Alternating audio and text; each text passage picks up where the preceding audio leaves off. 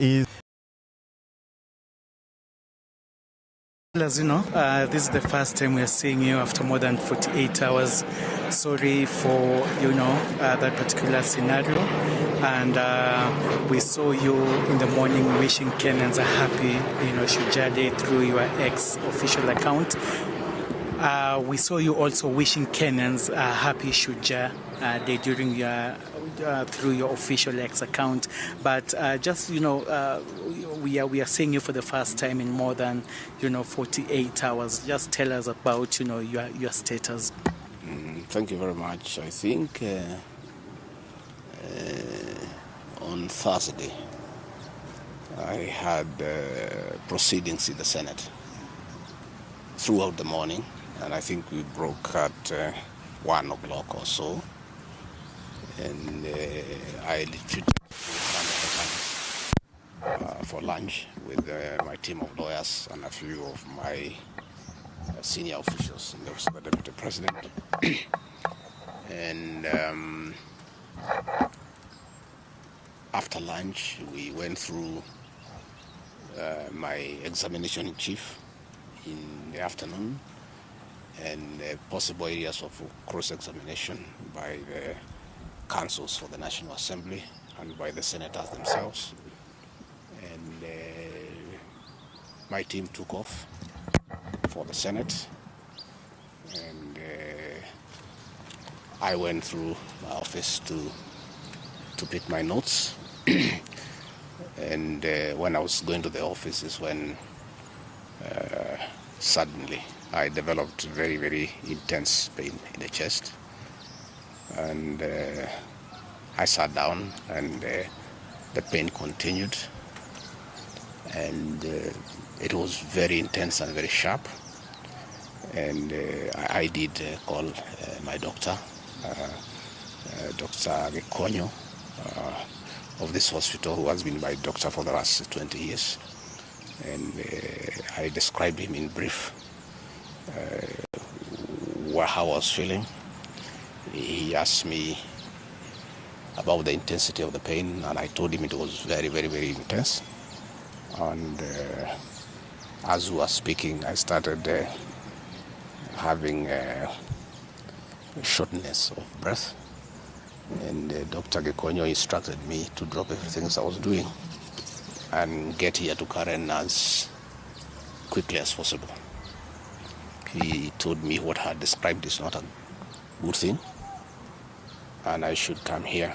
And I went down through the lift to my car, and he instructed my people to very speedily bring me here. And by the time I was getting here, I was under a lot of pain and shortness of breath. And I found Dr. Gachagua and his team of paramedics were waiting for me, and quickly examined me. And he quickly made a decision that I must be admitted immediately for observation and possible treatment. And in fact,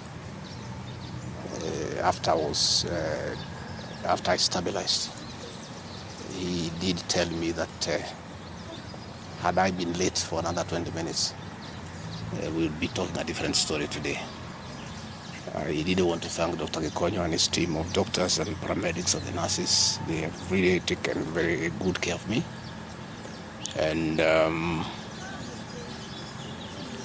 he would have wanted me to stay a bit longer for further observation. But I've requested that he allows me to go home.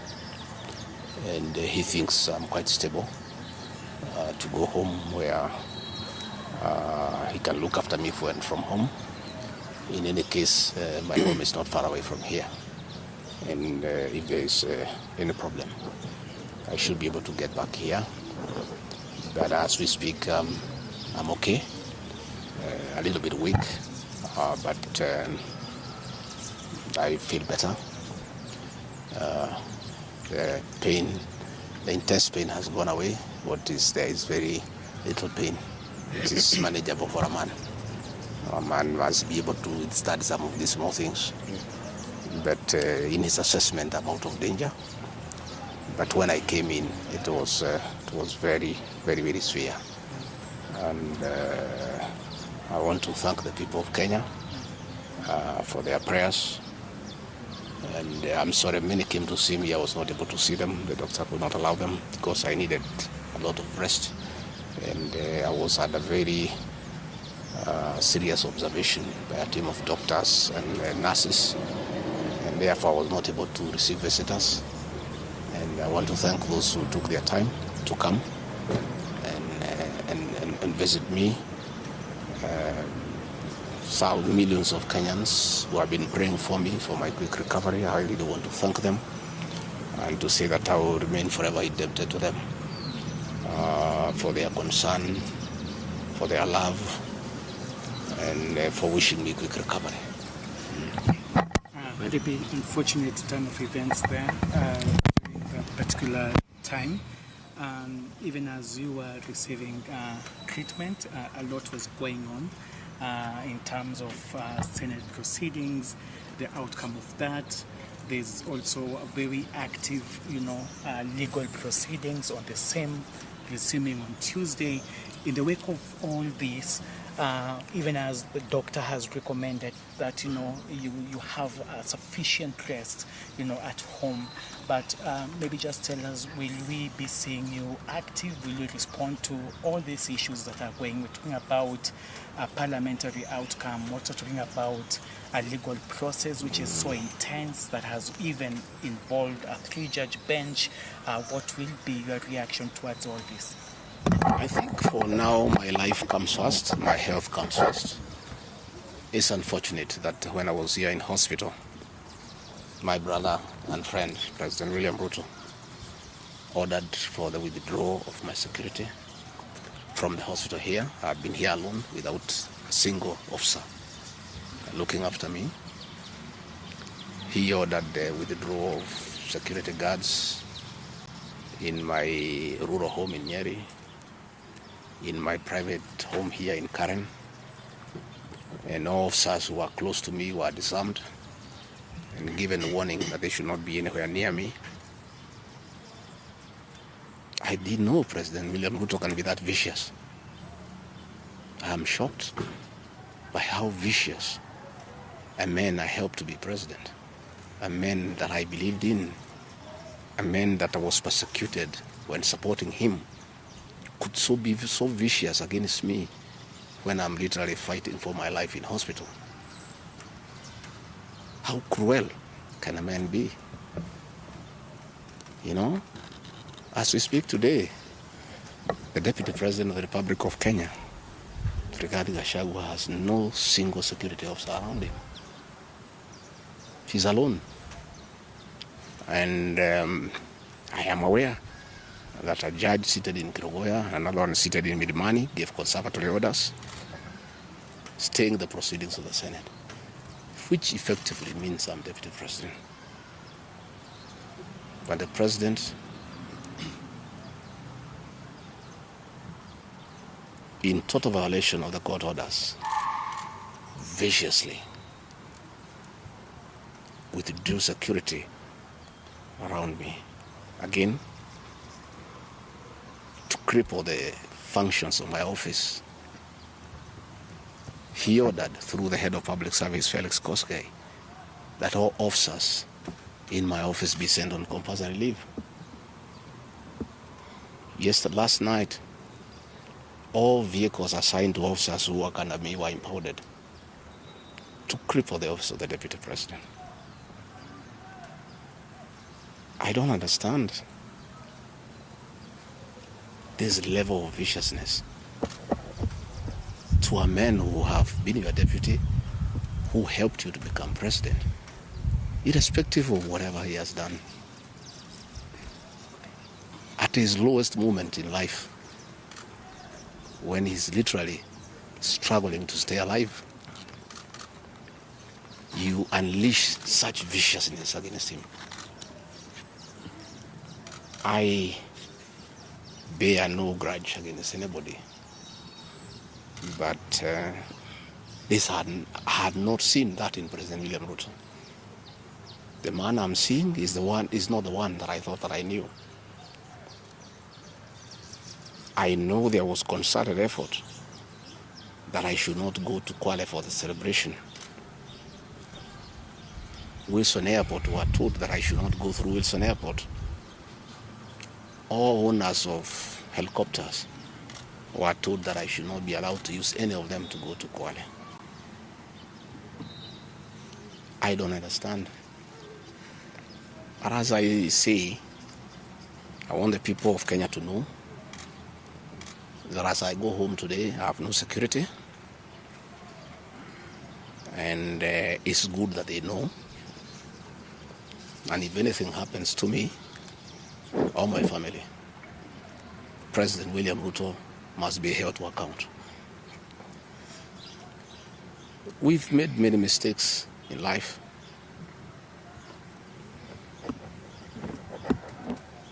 And we keep on learning. I trusted President William Ruto.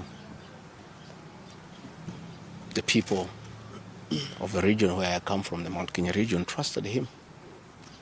In fact, as we were preparing to go to office, nobody else trusted him.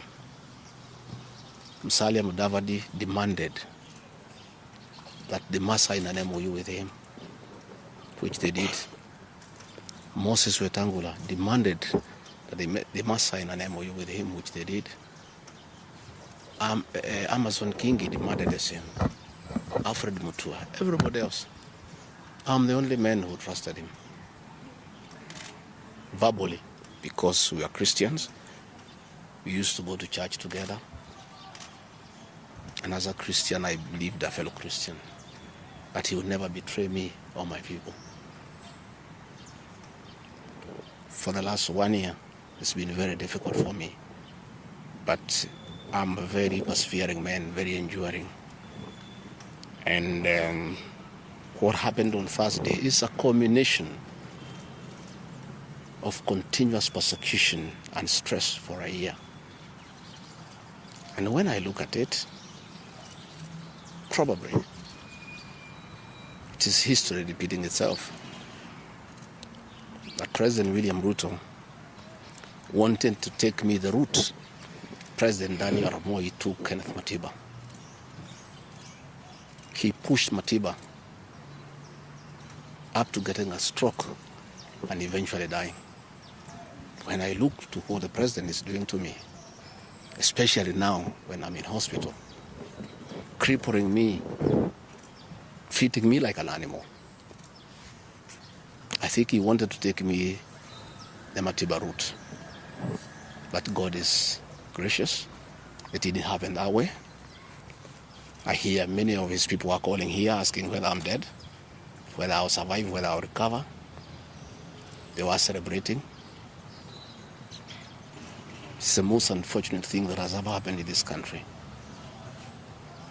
That you can be so vicious to a man who helped you to be president. And the crime of this man? Telling you the truth. Don't evict people without compensation, Mr. President. Mr. President, don't overtax people. You are killing them, you are killing their businesses.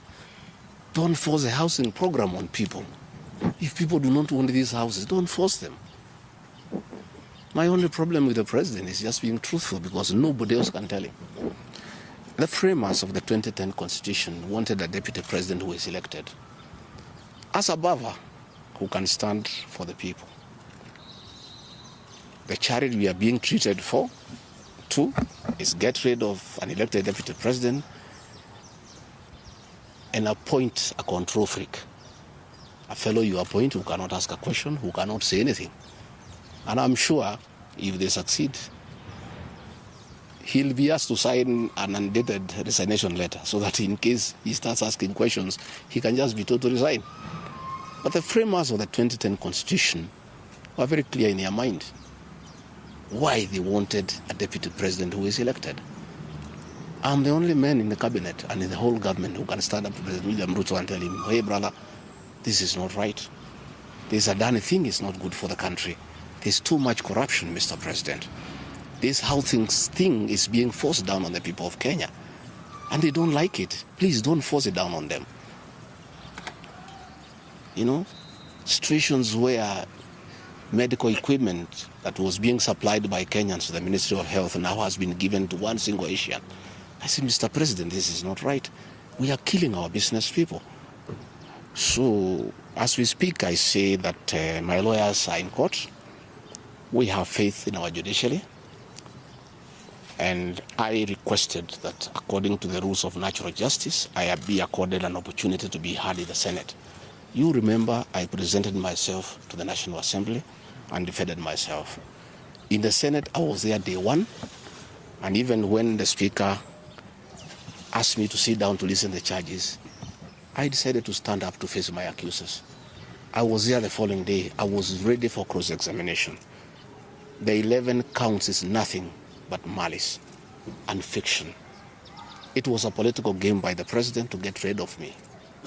And looking at it, I don't think the president had any intention of ever working with me. I think he just needed me to help him win the election because of my mobilization capacity and the faith the Mount Kenya region has in me. So I should have been given an opportunity. I have asked my lawyers and they have told me the motion was not time-bound. What is time-bound is a select committee that should work for 10 days and then report to plenary. That committee was never constituted. So this matter should have continued and waited for me. I was ready for cross-examination so that I answer those 11 counts one by one. And I'm sure, had I been given that opportunity, I would have persuaded the senators otherwise. I was not given that opportunity. When you look at the speed at which Rigathi Gachagua is being held at office, it's like the story of Simon Makonde. You remember that story? Yeah. One who died, who was born on Monday and by Sunday he was buried. The kind of efficiency that has been exhibited in holding Rigathi Gachagua out of office, if this efficiency was being exhibited in the management of the affairs of this country, Kenyans would be very happy. What is the hurry? The framers of the Constitution gave the president 14 days to look for somebody to replace the deputy president. It gave Parliament another 60 days. That's a total of 74 days. Why is a job that was prescribed by the framers of the Constitution to be done within 74 days is being done in half a day? You must ask yourself that question. I think it's being hurried to circumvent justice to avoid the courts of law from interrogating this matter and making a decision. The courts told us they don't want to interfere with the process, to let the parliamentary process get finished and then go to them. We have gone to them now. It's over. The courts will interrogate the process and make a determination. But I ask, let the president obey court orders. Through a court order, Rigathi Gachagua is deputy president. Why doesn't he have cars? Why doesn't he have security? Why has his office been made dysfunctional? I think it's very important. But finally, I want to tell the people of Kenya that I don't feel safe. And for the first time, let me say that on 30th of August, in Kisumu, undercover security agents entered my room in Kisumu and bagged it. And one of them tried to poison my food. But we detected it and we were able to escape the scheme. I was supposed to be killed through poisoning. On 3rd of September, in Nyeri, another team from the National Intelligence Service came to Nyeri and tried to poison food that was meant for me and Kikuyu Council of Elders. I did report this matter to the National Intelligence Service, and the officers who were assigned to my office, I asked them to leave because I felt I was not safe. After the 2 attempts to assassinate me through food poisoning failed, it is when this impeachment motion was hatched. When my security was withdrawn here, officers from the National Intelligence Service have been hovering in every room, in every compound here, to an extent that I had to call my wife and my children to come and stay in my room, just in case they get entry to my room or compromise the people who are treating me. So Rigathi Gachagua and his family feel very exposed because these people have tried to kill us before. They have now tried to get us out of office. So I asked President William Ruto, my brother, I helped you to be president. Leave me alone. Leave my children alone. Do whatever you want, but let me live. Let me look after my children. You can do whatever you want with the country, but allow me to live. Because I was there for you when you needed somebody to be there for you. When you were in trouble and you needed a man who could stand with you, I stood with you, with my family. You have paid us in kind by being so cruel and vicious against us. We are simple people. We are a very small family. Let us be. Do whatever you want, but please, Mr. President, I beg you, don't kill us. Don't kill my children. You have caused me enough pain for the last 1 year. Please, leave me alone. Let me be. God will take care of me. I don't have to have security. I don't have to have drivers. I don't have to have cars. Please allow me to have my peace, if nothing else. And remember, I was there for you when you needed a man to be there for you. Let the courts of law uphold and protect our Constitution. I ask the Chief Justice, Martha Koome, to live true to the fidelity of our Constitution, to make sure that this is a country of the rule of law, to allow the court process to take place and ensure that this process is not nugatory. There are orders asking that Rigathi Gachagua remain in office until this matter is heard and determined. Let it be. Thank you very much. Just a quick call, please. I don't want to say.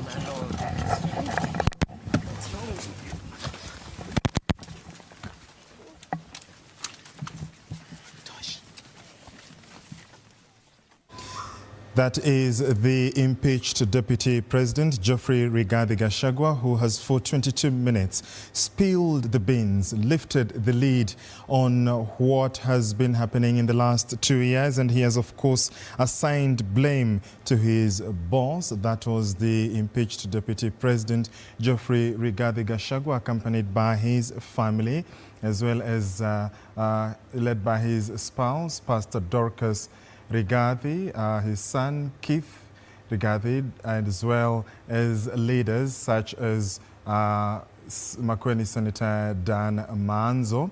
The Deputy President saying he has no security, and as you can see, his spouse, Pastor Dorcas Rigathi, opening the door for him, and he has alluded to several issues, saying that there has been an attempt on his life. He has also said that he is aware that of a judge is sitting in Kirigoya, and another one. Just to inform you, that is actually a Toyota RAV4, a sharp contrast from the fuel guzzlers that we are used to the Deputy President boarding and traveling in.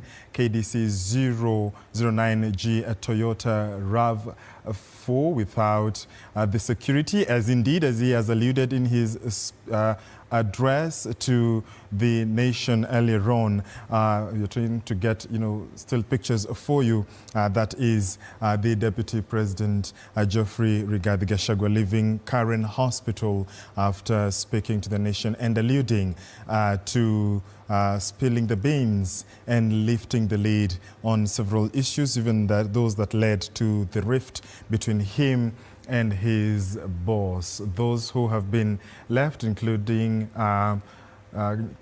Kirinyaga County Woman Representative Jerry Minor and a host of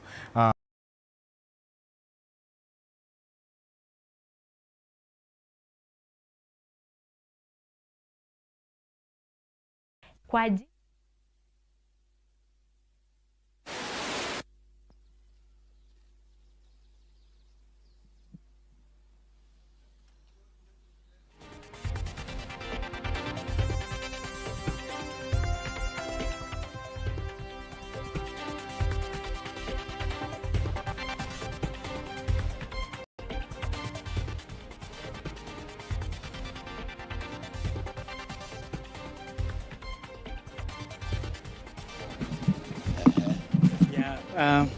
Deputy, just tell us, this is the first time we are seeing you after more than 48 hours. Sorry for, that particular scenario.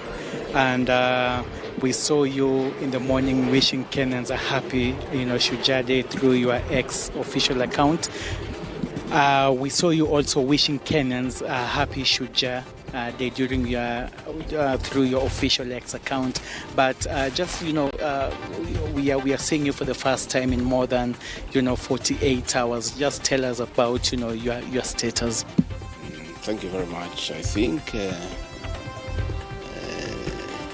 on Thursday I had proceedings in the Senate throughout the morning, and I think we broke at 1 o'clock or so, and I retreated to Harambee House Annex for lunch with my team of lawyers and a few of my senior officials in the Office of the Deputy President.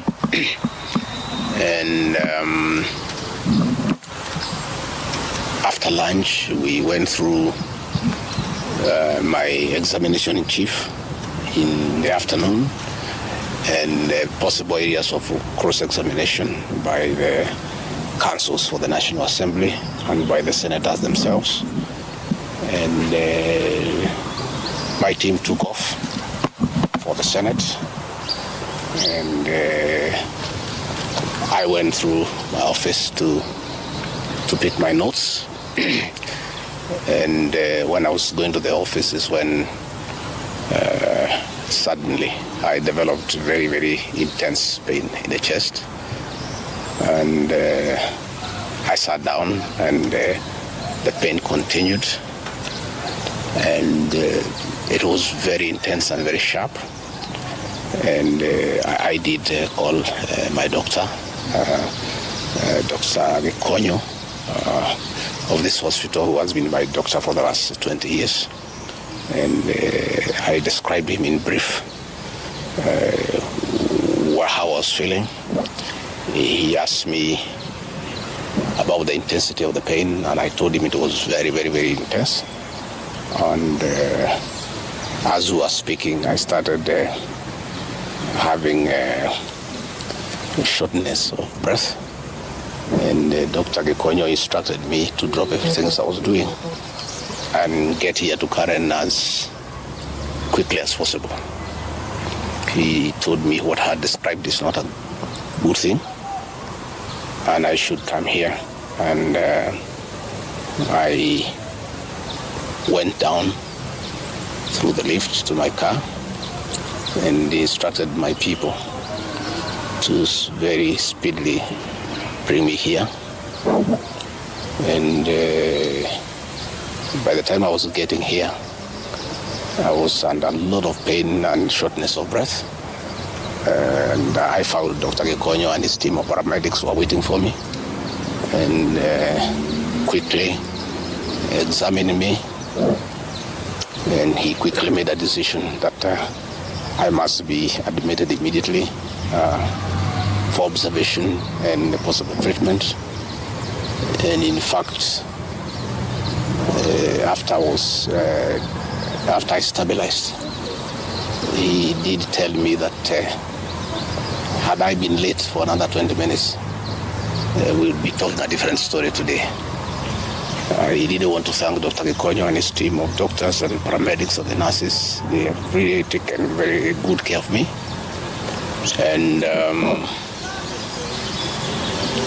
he would have wanted me to stay a bit longer for further observation, but I've requested that he allows me to go home, and he thinks I'm quite stable to go home where he can look after me when from home. In any case, my home is not far away from here. And if there is any problem, I should be able to get back here. But as we speak, I'm okay. A little bit weak, but I feel better. The pain, the intense pain has gone away. What is there is very little pain. It is manageable for a man. A man must be able to study some of these small things. But in his assessment, I'm out of danger. But when I came in, it was very, very, very severe. And I want to thank the people of Kenya for their prayers. And I'm sorry, many came to see me. I was not able to see them. The doctor could not allow them because I needed a lot of rest. And I was at a very serious observation by a team of doctors and nurses. And therefore, I was not able to receive visitors. And I want to thank those who took their time to come and visit me. Millions of Kenyans who have been praying for me for my quick recovery. I really want to thank them and to say that I will remain forever indebted to them for their concern, for their love, and for wishing me quick recovery. The unfortunate turn of events there during that particular time. Even as you were receiving treatment, a lot was going on in terms of Senate proceedings, the outcome of that. There's also a very active, legal proceedings on the same, resuming on Tuesday. In the wake of all this, even as the doctor has recommended that, you have a sufficient rest, at home, but maybe just tell us, will we be seeing you active? Will you respond to all these issues that are going? We're talking about a parliamentary outcome, also talking about a legal process which is so intense that has even involved a 3-judge bench. What will be your reaction towards all this?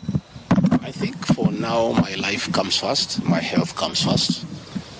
It's unfortunate that when I was here in hospital, my brother and friend, President William Ruto, ordered for the withdrawal of my security from the hospital here. I've been here alone without a single officer looking after me. He ordered the withdrawal of security guards in my rural home in Nyeri, in my private home here in Karen, and all officers who are close to me were disarmed and given warning that they should not be anywhere near me. I didn't know President William Ruto can be that vicious. I am shocked by how vicious a man I helped to be president, a man that I believed in, a man that I was persecuted when supporting him, could be so vicious against me when I'm literally fighting for my life in hospital. How cruel can a man be? As we speak today, the Deputy President of the Republic of Kenya, Rigathi Gachagua, has no single security officer around him. She's alone. And I am aware that a judge seated in Kirogoya, another one seated in Milimani, gave conservatory orders staying the proceedings of the Senate, which effectively means I'm Deputy President. And the President, in total violation of the court orders, viciously withdrew security around me. Again, to cripple the functions of my office. He ordered through the head of public service, Felix Koskei, that all officers in my office be sent on compulsory leave. Last night, all vehicles assigned to officers who work under me were impounded to cripple the office of the Deputy President. I don't understand this level of viciousness to a man who have been your deputy, who helped you to become president, irrespective of whatever he has done. At his lowest moment in life, when he's literally struggling to stay alive, you unleash such viciousness against him. I bear no grudge against anybody, but this had not seen that in President William Ruto. The man I'm seeing is not the one that I thought that I knew. I know there was concerted effort that I should not go to Kwale for the celebration. Wilson Airport were told that I should not go through Wilson Airport. All owners of helicopters were told that I should not be allowed to use any of them to go to Kwale. I don't understand. But as I say, I want the people of Kenya to know that as I go home today, I have no security. And it's good that they know. And if anything happens to me or my family, President William Ruto must be held to account. We've made many mistakes in life.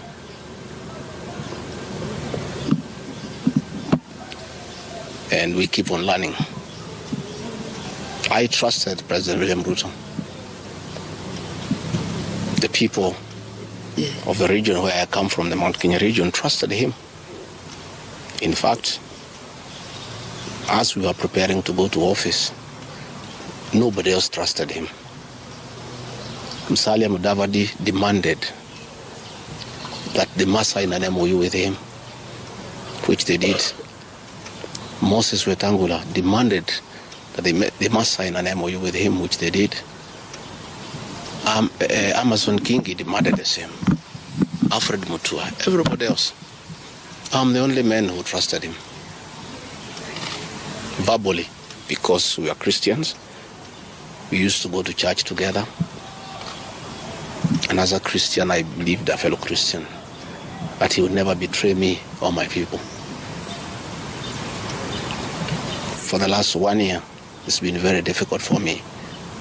But I'm a very persevering man, very enduring. And what happened on Thursday is a culmination of continuous persecution and stress for a year. And when I look at it, probably it is history repeating itself. That President William Ruto wanted to take me the route President Daniel Arap Moi took Kenneth Matiba. He pushed Matiba up to getting a stroke and eventually dying. When I look to what the president is doing to me, especially now when I'm in hospital, crippling me, treating me like an animal, I think he wanted to take me the Matiba route.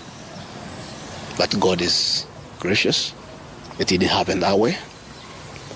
I hear many of his people are calling here asking whether I'm dead, whether I'll survive, whether I'll recover. They were celebrating. It's the most unfortunate thing that has ever happened in this country. That you can be so vicious to a man who helped you to be president. And the crime of this man, telling you the truth. Don't evict people without compensation, Mr. President. Mr. President, don't overtax people. You are killing them, you are killing their businesses. Don't force a housing program on people. If people do not want these houses, don't force them. My only problem with the president is just being truthful, because nobody else can tell him. The framers of the 2010 Constitution wanted a deputy president who is elected as a buffer who can stand for the people. The charity we are being treated for, too, is get rid of an elected deputy president and appoint a control freak. A fellow you appoint who cannot ask a question, who cannot say anything. And I'm sure if they succeed, he'll be asked to sign an undated resignation letter so that in case he starts asking questions, he can just be told to resign. But the framers of the 2010 Constitution were very clear in their mind why they wanted a deputy president who is elected. I'm the only man in the cabinet and in the whole government who can stand up to President William Ruto and tell him, hey brother, this is not right. This Adani thing is not good for the country. There's too much corruption, Mr. President. This how thing is being forced down on the people of Kenya. And they don't like it. Please don't force it down on them. You know, situations where medical equipment that was being supplied by Kenyans to the Ministry of Health now has been given to one single Asian. I say, Mr. President, this is not right. We are killing our business people. So, as we speak, I say that my lawyers are in court. We have faith in our judiciary. And I requested that, according to the rules of natural justice, I be accorded an opportunity to be heard in the Senate. You remember I presented myself to the National Assembly and defended myself. In the Senate, I was there day one. And even when the Speaker asked me to sit down to listen to the charges, I decided to stand up to face my accusers. I was there the following day. I was ready for cross-examination. The 11 counts is nothing but malice and fiction. It was a political game by the president to get rid of me. And looking at it, I don't think the president had any intention of ever working with me. I think he just needed me to help him win the election because of my mobilization capacity and the faith that the Mount Kenya region has in me. So I should have been given an opportunity. I have asked my lawyers and they have told me the motion was not time-bound. What is time-bound is a select committee that should work for 10 days and then report to plenary. That committee was never constituted, so this matter should have continued and waited for me. I was ready for cross-examination so that I answer those 11 counts one by one, and I'm sure had I been given that opportunity, I would have persuaded the senators otherwise. I was not given that opportunity. When you look at the speed at which Rigathi Gachagua is being hounded at office, it's like the story of Simon Makonde. You remember that story? One who died, who was born on Monday and by Sunday was buried.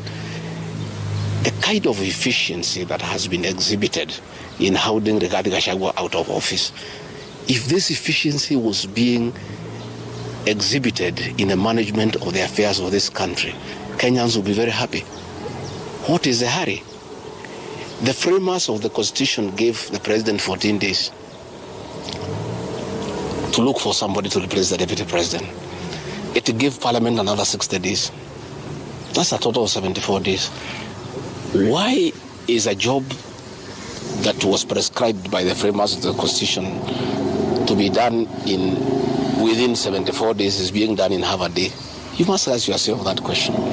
I think it's being hurried to circumvent justice to avoid the courts of law from interrogating this matter and making a decision. The courts told us they don't want to interfere with the process, to let the parliamentary process get finished and then go to them. We have gone to them now. It's over.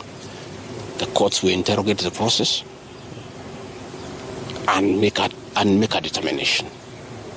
But I ask, let the president obey court orders. Through a court order, Rigathi Gachagua is deputy president. Why doesn't he have cars? Why doesn't he have security? Why has his office been made dysfunctional? I think it's very important. But finally, I want to tell the people of Kenya that I don't feel safe. And for the first time, let me say that on 30th of August, in Kisumu,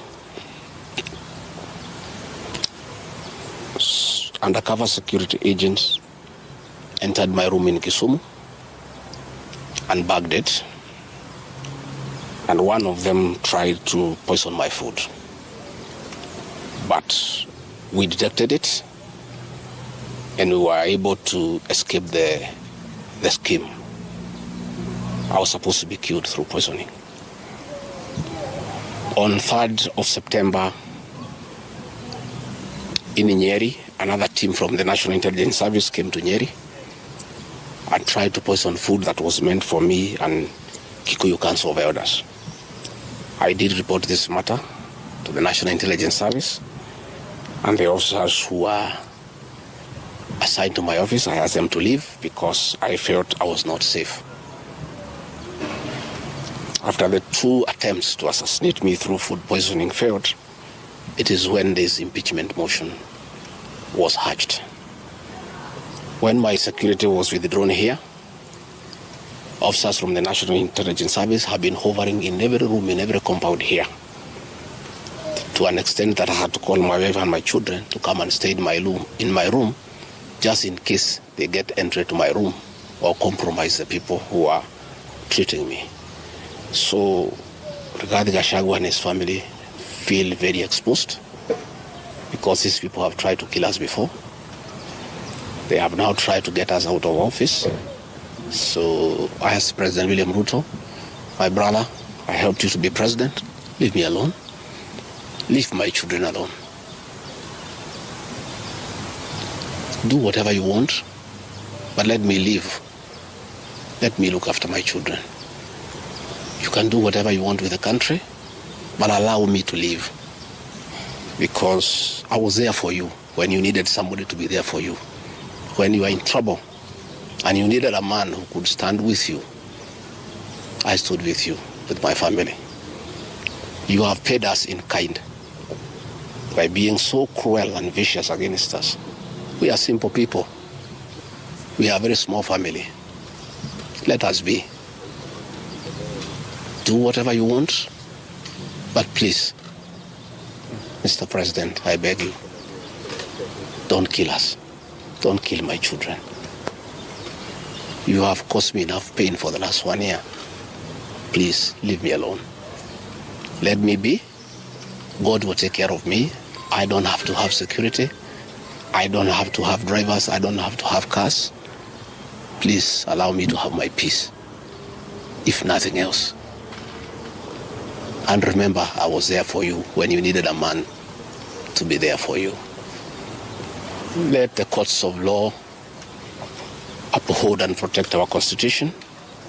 I ask the Chief Justice, Martha Koome, to live true to the fidelity of our Constitution, to make sure that this is a country of the rule of law, to allow the court process to take place and ensure that this process is not nugatory. There are orders asking that Rigathi Gachagua remain in office until this matter is heard and determined. Let it be. Thank you very much. Just a quick one, please. I don't want to say.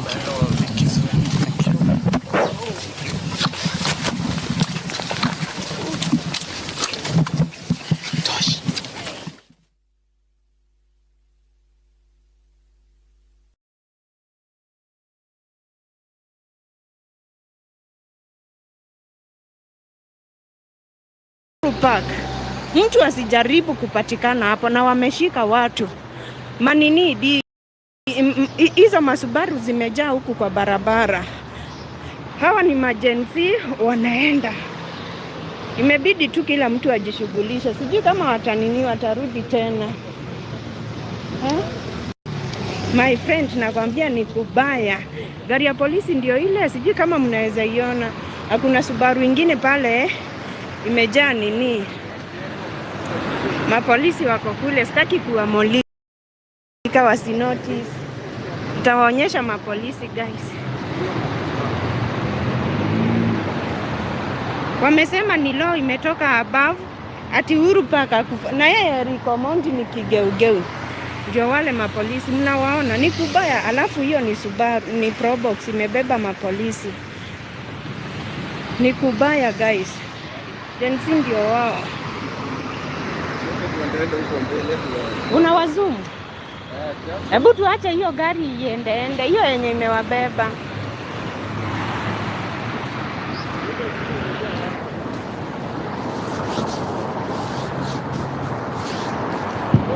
Kale vyo hizo, vyo hiyo.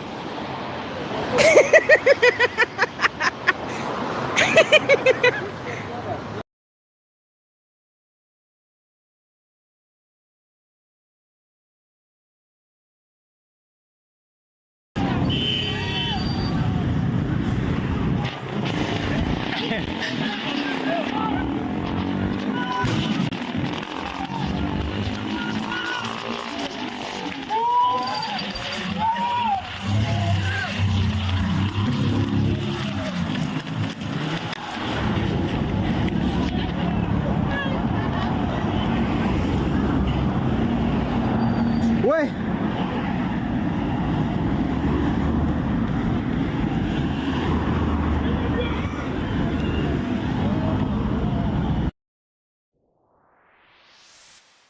Safara Kadhimiti TV.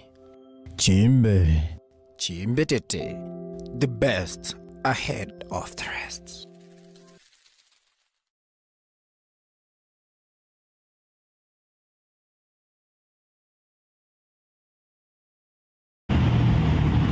Ndio ile inakamu. Ndio ile inakamu. Mazee. Guys, mnaona ile gari huko? Ni kunoma.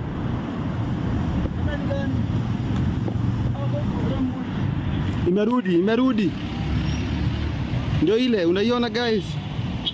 Inashika jenzi hiyo ndio inasafisha rada. Imejaza wengine. Wewe.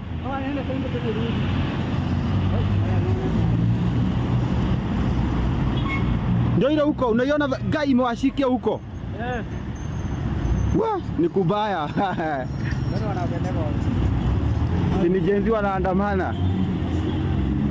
Ndio ile huko.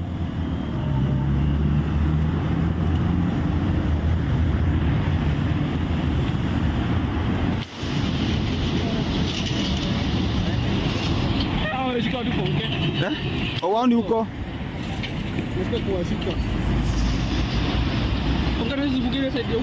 Siwezi. Wenda ushiko.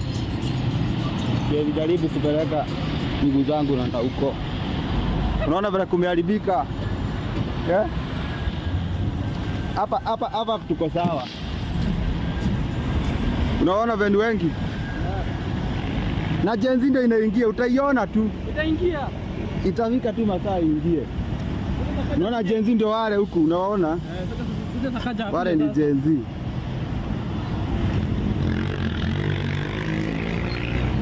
Ile gari ni mbaya. Ndio ni mbaya.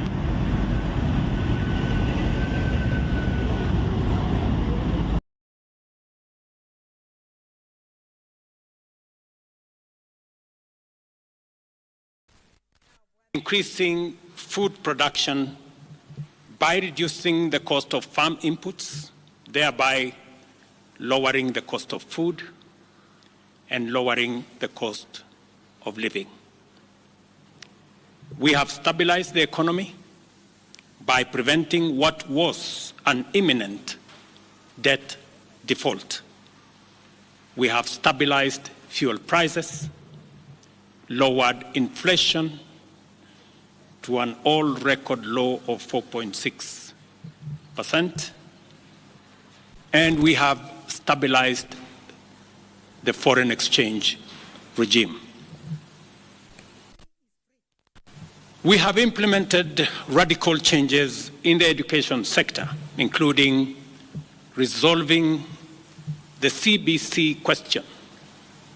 We have rolled out a new student-focused higher education funding model that has special emphasis on making sure that children from vulnerable families have the requisite support in their education.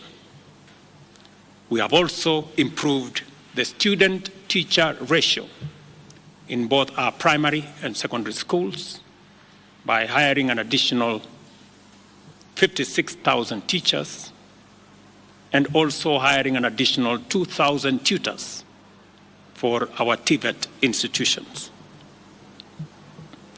We have equally resolved bottlenecks in cash transfer program to vulnerable Kenyans, including orphans, people living with disability, and the elderly. We have not only brought on board more beneficiaries, but in keeping with the promise that we made, it is now not the case, as it was in the past, that these vulnerable Kenyans have to wait for months. Now their stipends are paid as salaries of public servants are being paid. We did roll out the Hustler Fund that today it's 2 million Kenyans. And we have 7 million Kenyans who had been denied access to financial services by credit reference bureaus. They are now off the blacklisting roll.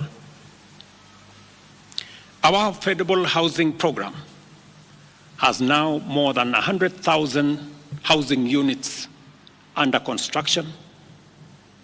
The first cohort I will be launching in a couple of months to new homeowners.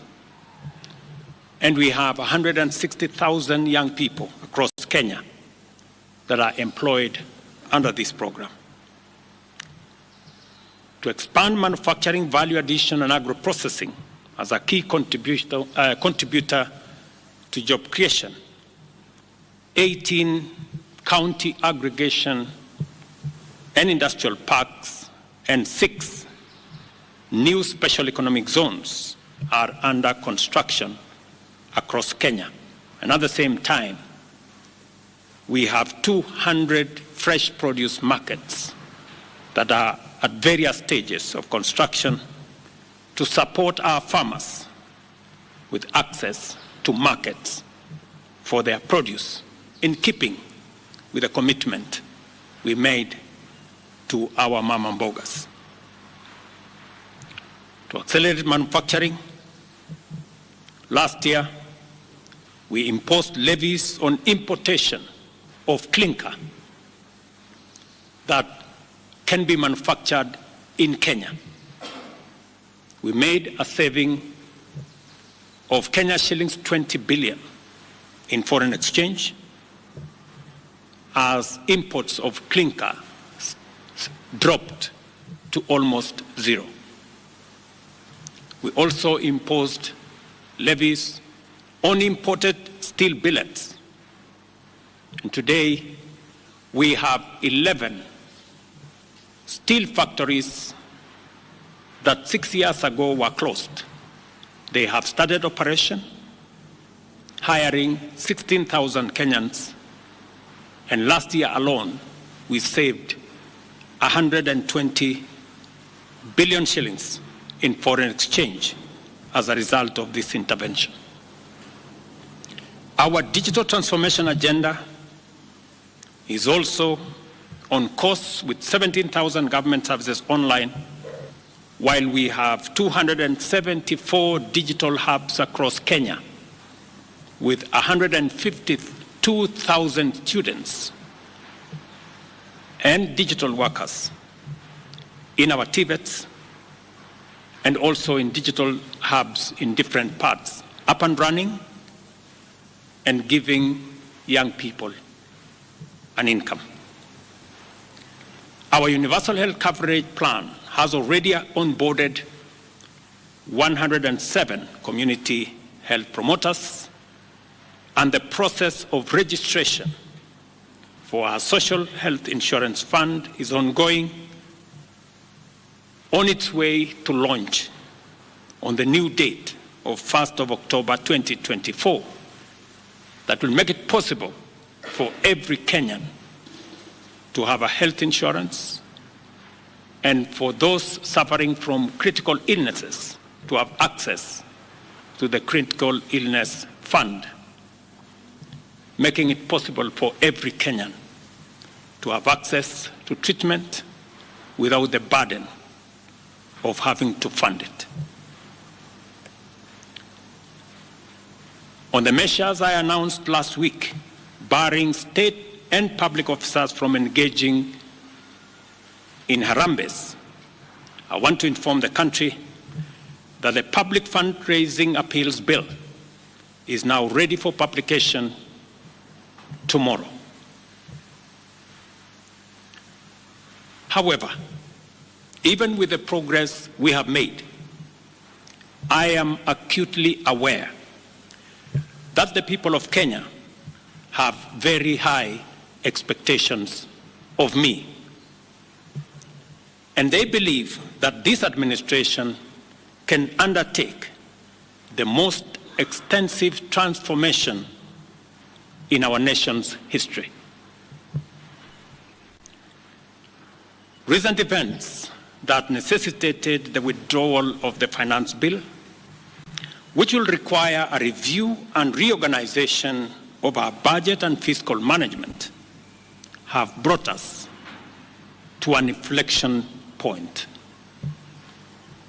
Upon reflection, listening keenly to what the people of Kenya have said, and after a holistic appraisal of the performance of my cabinet and its achievements and challenges, I have today, in line with the powers given to me by Article 1521 and 1525B of the Constitution and Sections 12 of the Office of the Attorney General's Act, decided to dismiss with immediate effect all the Cabinet Secretaries and Attorney General of the Republic of Kenya, of the Cabinet of Kenya, except the Prime Cabinet Secretary and Cabinet Secretary for and Cabinet Secretary for Foreign Affairs and Diaspora Affairs. And of course, the Office of the Deputy President is not affected in any way. I will immediately engage in extensive consultations across different sectors and political formations and other Kenyans, both in public and private, with the aim of setting up a broad-based government that will assist me in accelerating and expediting the necessary, urgent, and irreversible implementation of the program that we have, including other radical measures and programs to deal with the burden of debt, to explore raising domestic resources and revenues, expanding job opportunities,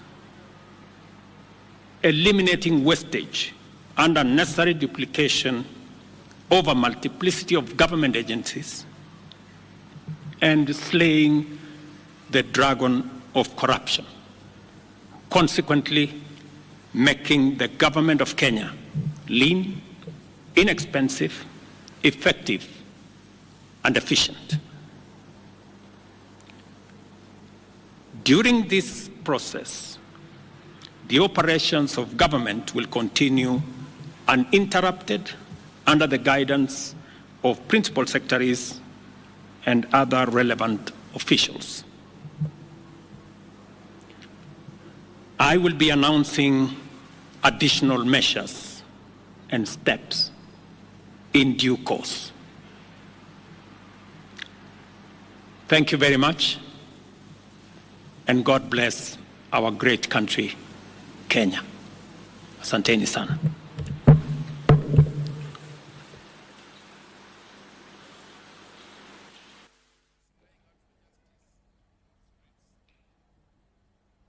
Well, if you're just joining us, that is breaking news all the way from State House Nairobi, where the president has just stated that he has dismissed all his cabinet secretaries and the office of the Attorney General until they can make a decisive decision in the coming days, except the office of the Prime Cabinet Secretary, who is led by Musalia Mudavadi, who also acts as the Diaspora Cabinet Secretary.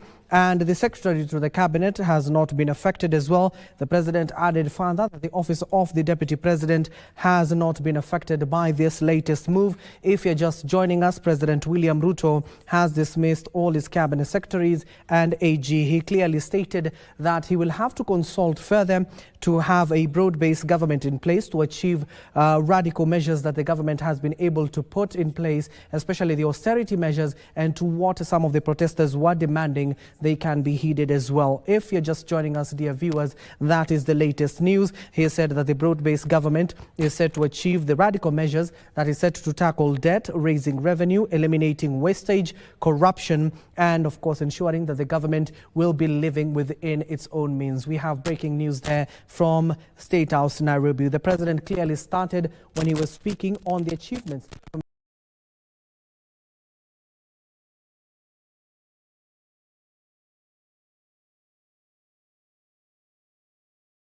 Dove is different. With 1/4 moisturizing cream, it deeply nourishes for radiant skin all over. Try Dove. Are you a large-scale developer seeking roofing solutions for your projects? Behind me is a project by one of our leading clientele, Wilston Homes. Hi there, my name is Elsie, your #1 sales consultant from Capital Mabati Limited.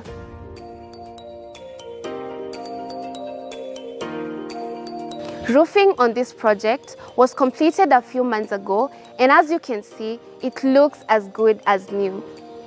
Remember, Mabati ni capital when it comes to all your housing developments and home constructions. Jenga na Capital Mabati.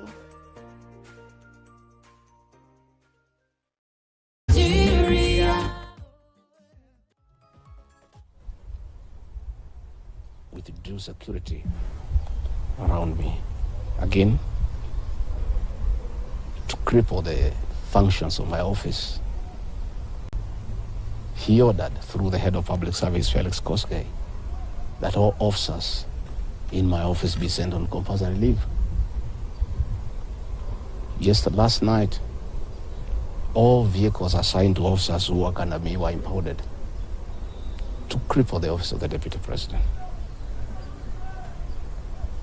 I don't understand.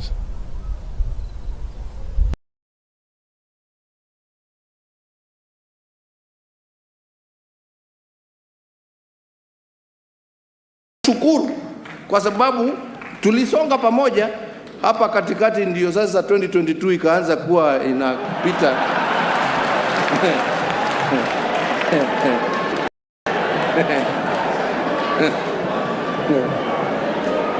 Akasahau yale mengine, na ndio wanasema watu tutulize ball, hiyo bado itakuja.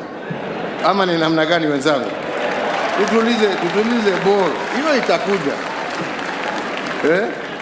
Miaka hairudi nyuma. Nilikuwa naambia viongozi hawa wa Kisii, siku nyingine walikuja kunitembelea. Race hii ni ile ya kuhandover, unajua? Si ndio? Inaitwa relay. Unakimbia ule mwingine anakugojea pale, anatakikana kukugojea ndio ashike aendelee, si ndio? Lakini sasa my brother William hapa amepinduka, anakimbia nyuma.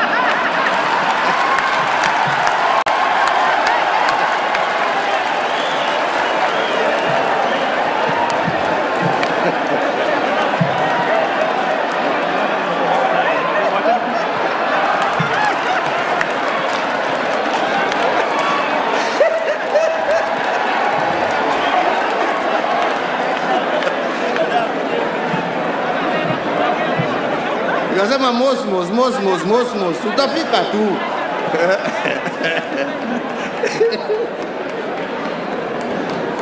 Jameni, tufanye shughuli hii muhimu kwa taifa, shughuli ambayo itatusaidia na itasaidia kulete umoja na amani katika taifa letu. Tusimame sote sasa kwa wimbo wa taifa.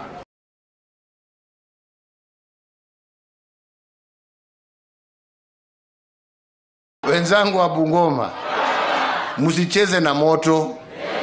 Si mumecheza na moto na mumeumia?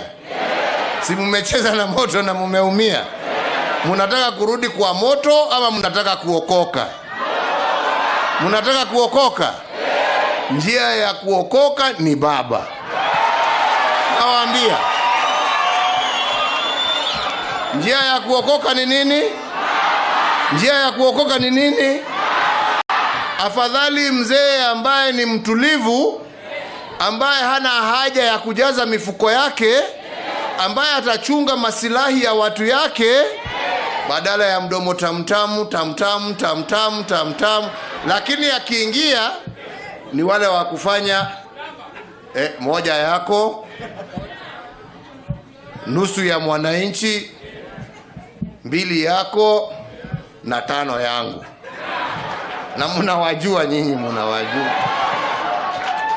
Kwa sababu kama sio hiyo shida, kama sio hiyo shida, hii factory leo ingekuwa mara 20 ya ile iko leo. Mtu ambaye hana, si mumeona vile mimi nimekimbizwa na mtu ambaye hana haja na kazi. Nimekimbizwa mpaka nimetoa jasho, mpaka baba amekuja kuniokoa upande mwingine.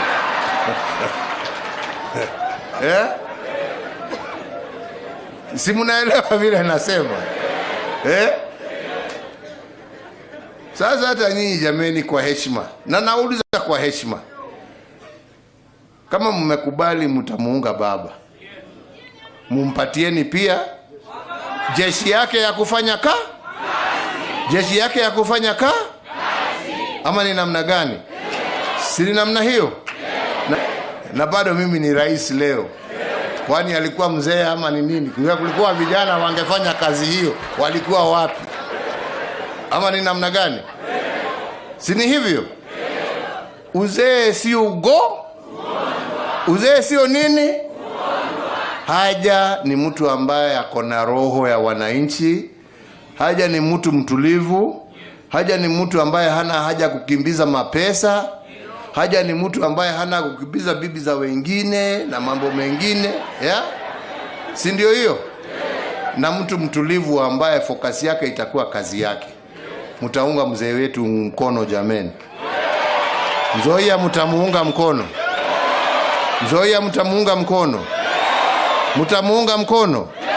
Hebu nione kwa mikono ni wangapi wanasema wataunga mzee mkono. Si ni hivyo? Na mtampatia wazee wa kumfanyia kazi? Mtampatia wazee wa kumfanyia kazi? Wakina Wangamati hapa? Ama ni namna gani? Si ni namna hiyo? Wa mnyinyi general yangu polisi, namuita polisi wangu.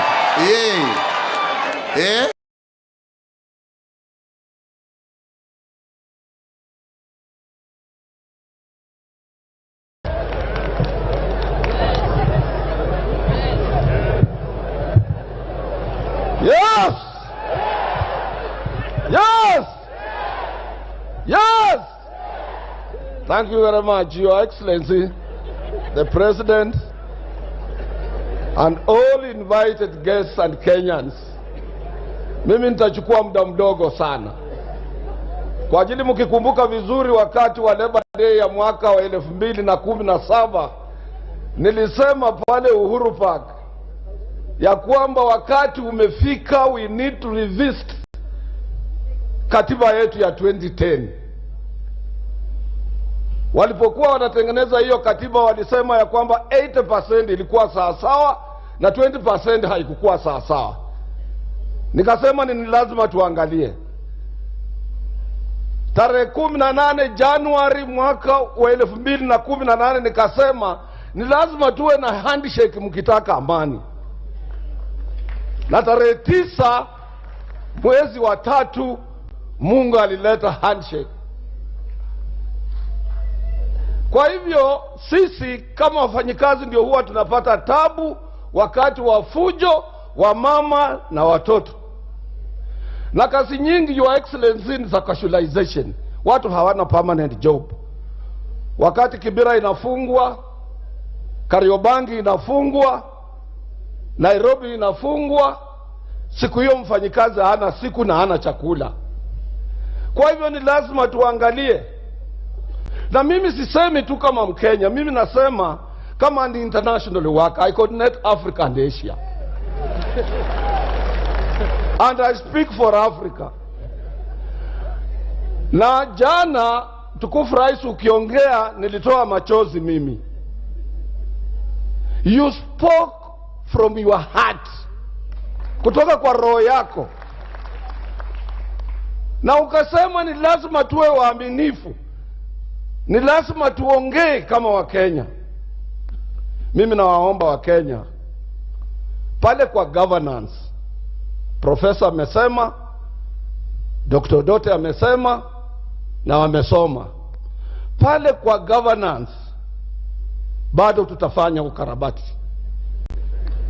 Ni lazima president akiwa president awe na 2 deputies, na awe na uwezo wa yeye kuchagua vile atakavyochagua prime minister. Tutaendelea hivyo pale kwa prime minister tuwe na ma-assistant to prime ministers. Hii mimi naambia hivyo kwa ajili nchi zote za ulimwengu zilizoendelea kwenda Asia wameangalia governance ya kwamba baada ya election uwezo uweko kwa wale ambao hawakupata nafasi wanapata nafasi, ili wananchi wa move towards one line. Asante sana kwa kunisikia.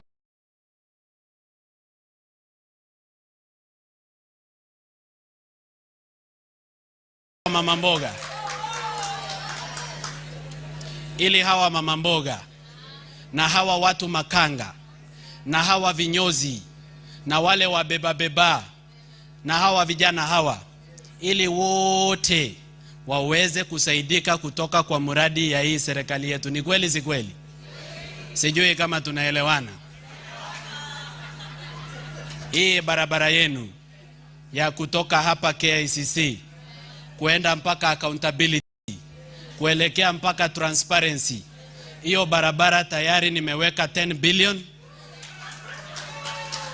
Contractor alikuwa ni mkora kidogo, sasa nimeondoa huyo contractor, nitaleta mwingine. Kwa hii finance bill inakuja sasa, nimetengeneza serikali ya watu wote, nimetengeneza broad based government ya makabila yote, ili kila mtu katika taifa letu awe na mtu wa kabila yake wa kumtafutia kazi na kuiba mali ya umma. Sijui kama tunaelewana. Nyinyi watu hapa KICC mnasemaje? Si tuendelee na hii mpango? Si tufanye hii kazi? Salale. Kweli nyinyi ni watu mmejipanga. Ladies and gentlemen, when I began my journey of seeking accountability and good governance, I never thought I'll be here or even to address you. I was a gentleman in my height of life. I'm 28 years old now, very busy. I had my company which employs over 75 Kenyans. I had work to do, and a lot of it. I was not idle, but there is a higher calling. In this life, you reach a particular point where you have to do something that is beyond you. When you have to do something where you don't benefit in person. When you do something which is about other people. And it has cost me a lot. As I stand here today, I've had threats to my life. I've had threats to the life of my family. I've had salutes from DCI hung around my home with unmarked vehicles. I've had people try to track my phones, to hack my phones. I've had people searching my IP address when I'm browsing. I've had to change cars. I've had to get out of my house in somebody's boot, the boot of a vehicle. I've had to sacrifice my personal comfort and my personal luxury in the pursuit of a dream of a better Kenya that provides opportunities for the young people of this country to live, work, marry, and grow. And I'm so sad that that future is being stolen by a criminal enterprise that has taken over our governance and our institutions, belittled the value of ethics, demoralized people of good integrity. They have made a mockery of public funds, pilferage, wastage, corruption. They don't do anything if it doesn't benefit them. They don't do anything if it is not associated with their stomach. So sad that to this extent, they still try to lord over us and call us our children. We have heard you. They listen, but they don't do. They listen, but they don't care. Sadly, you, the people of Kenya, have enabled them. You have participated in the fraud. During election, you sell to them your vote at 50 shillings, at 100 shillings, at 200 shillings. You have provided with them with the ammunition to kill us. We need to change.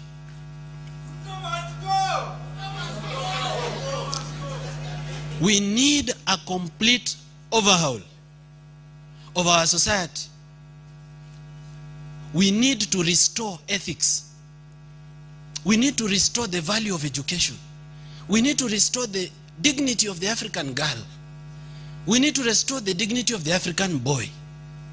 Right now, our girls are selling their nudes on strip chat and on OnlyFans for perverts to watch, just because they've lacked opportunities to grow in this country. Parents are selling land, animals. They are selling inherited property to take children to school. For what? For them to come out here and be useless? We have millions of youth, well educated, but without opportunities. Where do you want them to take their brains? If the Gen Z stop being a problem to the government, they'll be a problem to me and you. You will not walk around town with a phone. You will not have money in your account because they have the IT skills and they have no food. They'll rob you, and it will not be out of choice. It will be because the first instinct of a human being is to stay alive, and they must stay alive. We have a public debt that is odious, borrowed but not to the benefit of the people. We have a debt of 10.4 trillion that cannot be traced to a development project. And we have development projects that are tombstones, abandoned graves, long forgotten, and money that belongs to the public already stolen. I've tried to tour the country. I've gone to 19 counties. I began in Machakos, where I toured the Devki Kinani Road, allocated 1.78 billion Kenya shillings, already certified 456 million for payment. Nothing but dust and desperation. To make it worse, the governor of that county lives on that road. I toured the Olkejuado University, which was launched in 2018. To date, it's like a game park. Grass and nothing but nothing. A multiplication of 0 raised to power infinity.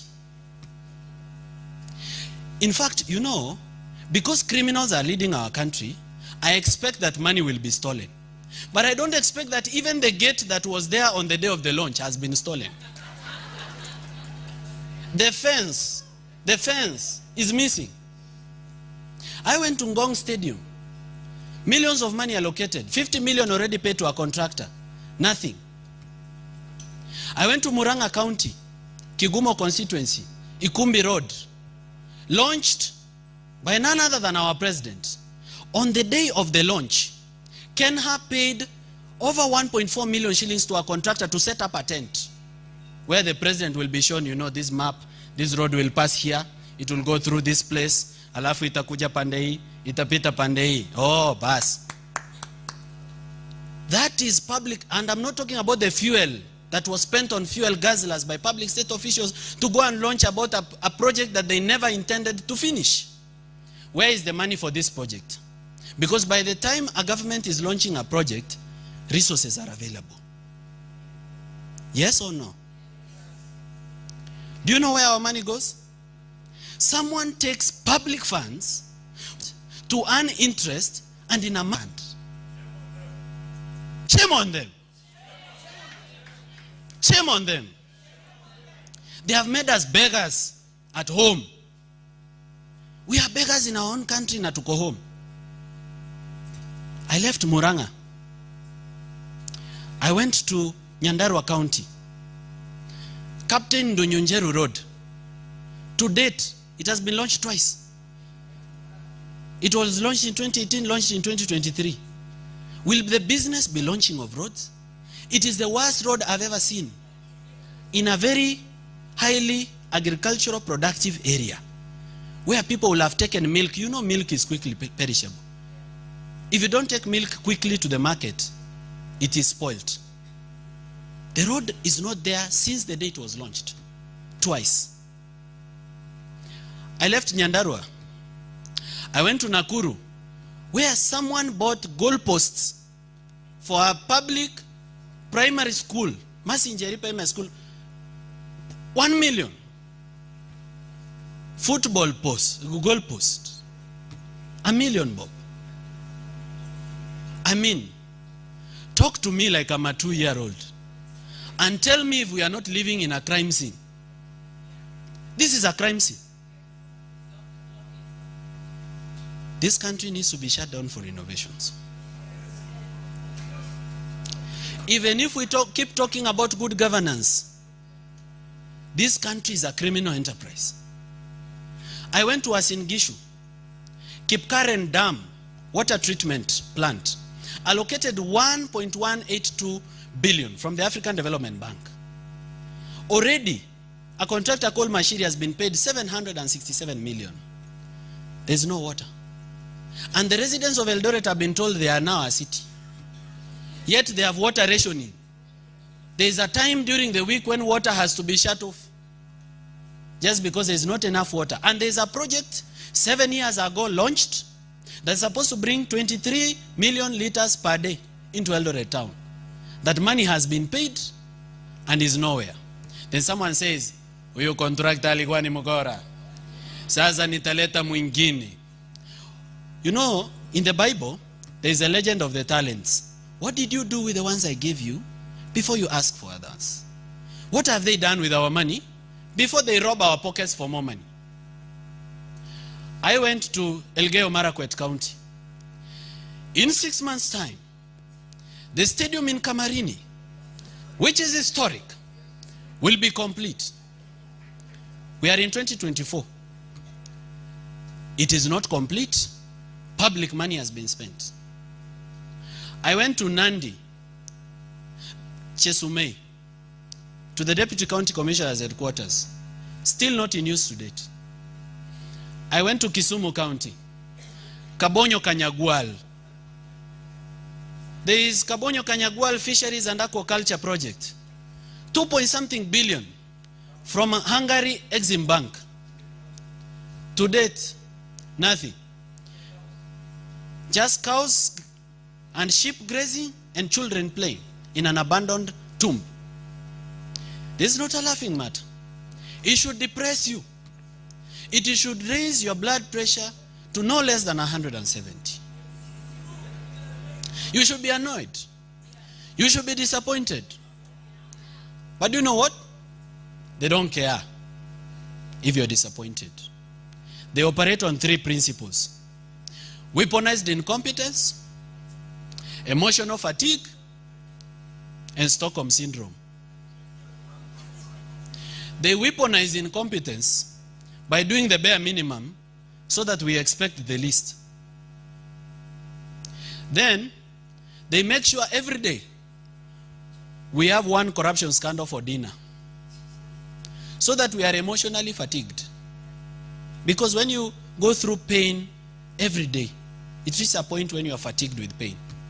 Then from there they kick in the 3rd strategy, Stockholm syndrome, where now we, the abused, are developing sympathetic feelings towards the abuser. Maybe they are not the problem. Oh, but ni mtu wetu. Siwezi, ni mtu wetu. Situko kwa serikali. Udhamaki ni wetu. The kingdom is ours. Hii serikali tuko ndani 100%. Tuko broad based, sindio? This is a broad based, a bread based government. This is a government of a collusion of politicians in government and opposition to completely annihilate and finish their population. Now I wonder, when we are all dead, are they going to govern over graves? Who will they show off their wealth to? Because you know, wealth is only sweet when you can show it off. So when we are dead, who is the audience? To whom will they show off their 14 million and 17 million watches? To whom? When we are all dead. We must take back our country. This is a call for everyone. This fight is not for the poor. In fact, the rich have more to benefit from this fight.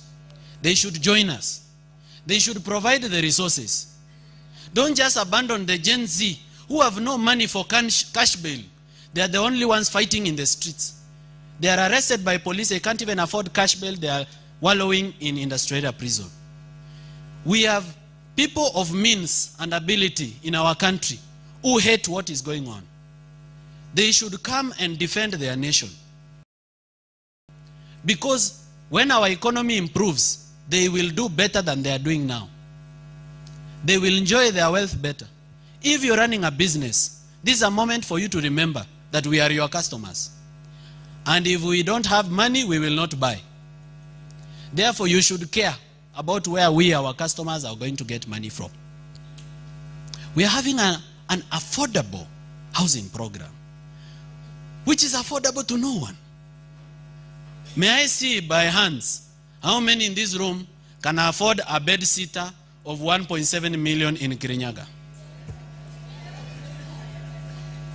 So how affordable is the affordable housing? To whom is it being built? I was in Makueni County to see the Water Stadium, which has been built with public funds. 100 and something million already paid to a contractor. Next to Water Stadium, before they even finish what they were already doing, they have cleared the bush, they have marked it, they have put the tombstone where the president will come to launch the project. They want to start affordable housing. Next to that affordable housing, there is another affordable housing that was built in the previous government. Incomplete, over 20 flats. 20 flats with units inside them. 1, 2, 3, 4, 5, 6, 7, 8, 9, 20 flats. The roof is caving in, the walls are cracking. We paid 1.6 billion for our embassy in London. And we are still paying 60 million shillings per year for rent at our embassy in London. I need to go to Pakistan, to Islamabad, where we've paid over 415 million for the High Commissioner's residence that is non-existent. Just cracked walls. Isn't it disappointing? This is a crime scene. This is economic terrorism. And we are just supposed to sit and watch. I'm 28 now. By the grace of God, if I'm supposed to get to 90, for how long do you expect me to watch this rubbish? It has reached a point when I must sacrifice my personal safety and not care about the consequences and say the truth as it is, unfiltered, without fear, with the hope that Kenyans are behind me, that they'll not abandon me, that they will stand with me at my hour of need, and if I go missing, they'll stand with my children. Please,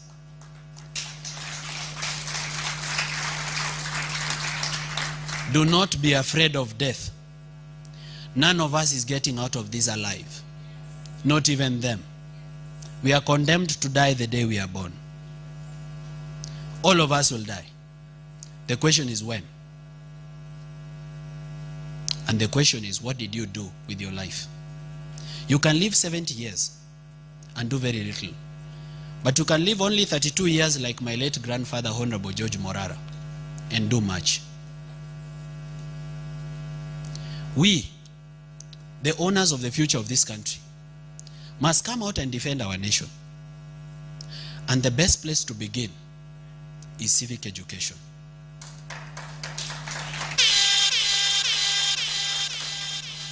Without everyone on board, Kenyans, we've lost it. We must find a way to bring everybody on board. Rich, middle class, or poor. Employed, unemployed. Entrepreneurial, non-entrepreneurial. Interested in politics, disinterested. Kikuyu, Kamba, Luo, Luya, Taita, Mijikenda. We need everyone on board. We need a resounding majority to say no. That is the only way we'll bring back our country. Right now, a majority of our country has political illiteracy. They can be hired for 50 bob to shout at rallies and say, tunakushukuru sana, sisi watu wa hapa, kweli bila wewe hatujui tungekuwa wapi. Umetusaidia na umetutetea. Umetuwekea mtu wetu katika serikali. Sasa tuko na imani kwamba mambo itafanyika. Can I ask you something, audience? You saw the net worth of cabinet appointees. Why would a person with a wealth of 2.2 billion want a job that pays 1.4 million per month? Yet, even if he earns a salary every day from now up to 2027, even if we add allowances and say we'll earn 2 million, it is 72 million. What is this incentive? What is this love they have for this country? Wow, exceptional. They love us so much. They cannot believe we are suffering. They would like to help. They would like to do everything in their possible power to assist us. But no, they don't. They are coming to enrich themselves, to enrich their families, to buy gifts for their girlfriends with our public money. I wish they would invest the money they steal in Kenya by building industries and building houses so that people can have jobs. But they take our money to foreign accounts. They take our money outside the country. We lose. We never gain. Kenyans, you might not be me. You might not have the platform that I have. You might not have the following that I do. You might not be as eloquent as myself. But the little that you do, in the space that you occupy, together, it counts for much. You may have only 100 followers. Okay, you may not even have a social media account. But if you speak to your family, speak to your children, speak to your in-laws, speak to your friends, speak to someone that you meet at the matatu, on a date with your girlfriend, talk about good governance. Spare 5 minutes out of the date to just talk about bad governance and how our country is headed in the wrong direction. Make sure this message reaches everyone, including those who are disenfranchised, in informal settlements, in villages. They've been taught to be obedient to a lie. They are subservient and submissive to a lie. Teach them that corruption affects them. Let them not think that corruption belongs to the TV and the people in Nairobi. Let them know that down in the village, right where they are, there could be a milk cooler 100 meters away that was provided under the small-scale farmers industrialization program that has been stolen right next to their doorstep. Let them know that this road where someone died because they could not reach hospital to deliver on time could be fixed. And as a matter of fact, 1.2 billion was allocated for that road. And someone is enjoying it. There will be no peace. There will be no peace for the wicked. Yeah. There will be no peace in Kenya for the wicked. The wicked shall suffer. They shall not have peace. In their big mansions that they've stolen with our public, but they will not sleep. In those beds that they've imported from abroad, instead of promoting local carpenters, there will be no sleep. They will chase ghosts. They will have insomnia. They will go abroad to be treated and there will be no cure. Nothing can cure incompetence. There is nothing that can cure corruption. There is nothing that can cure bad governance. There is nothing that can cure killers. We have dead comrades. We have dead comrades in morgues with bullets, shot by public officers in the name of police who are underpaid. Today I put a tweet on my Twitter account. The government said it has increased the salaries of police officers by 40%. A police officer who was confident enough shared with me his payslip, and is no more than 13%. And in that 13%, there are so many deductions you can even not talk about them. There is even the housing fund. How do you take money from us, build us a house, then again sell it to us? It's an elephant, a white elephant. Ladies and gentlemen, there is something you and I can do. Do not be cheated to think that you are hopeless. Do not leave this for the media. Do not leave this to be just a work of the civil society. Do not leave it for the lawyers to read the Constitution. It is shocking that our Bible has been translated to every local language, but our Constitution has not been translated. We need to translate the Constitution to every local language, because even the colonialists that colonized this country, they came lying to us in the name of religion. They have misused the name of our God, this King Saul and his prophets of Baal. They misused the names of our God by telling us that we are God sent. We cannot be questioned because we have been chosen by God. There is God in heaven, but that God is the same one that gave us resources. He's the same God that gave us minerals. We have gold, we have oil, we have chromium, we have uranium that is not to the benefit of the people of Kenya.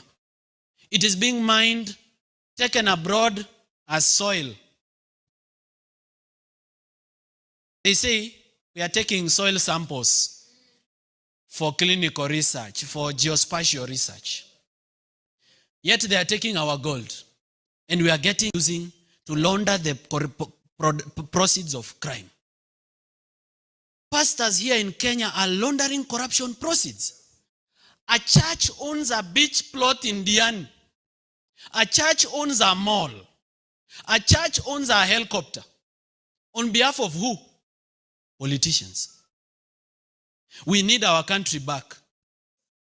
Ladies and gentlemen, I'm passionate about the subject of good governance. I could speak on and on, but limited am I with time. Let me leave you with this. Mimi nataka niwaeleze hivi, na nataka mnisikize vizuri. Kwa hii mpango yetu, sasa tumeweka pesa ingine. In another 6 months, nitazungumuza na huyu mjumbe wenu. We have over 160,000 jobs za mjengo, real people working, and 5,000 youths on our digital highway. I spoke to the ambassador. They are providing 20.5 billion ya hawa wakulima hawa, ili hawa wote waweze kusaidika kutoka mpango wetu huu katika serikali yetu hii ambayo tumeleta watu wote pamoja ili tuweze kuwa na maendeleo. Ni kweli si kweli?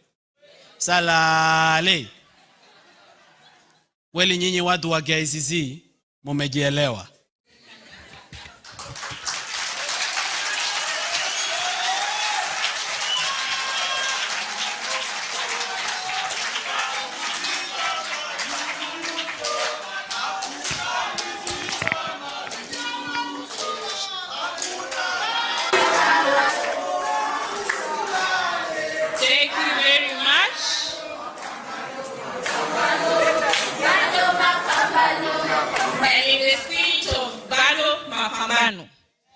We do not wait for our heroes to go down for us to praise them.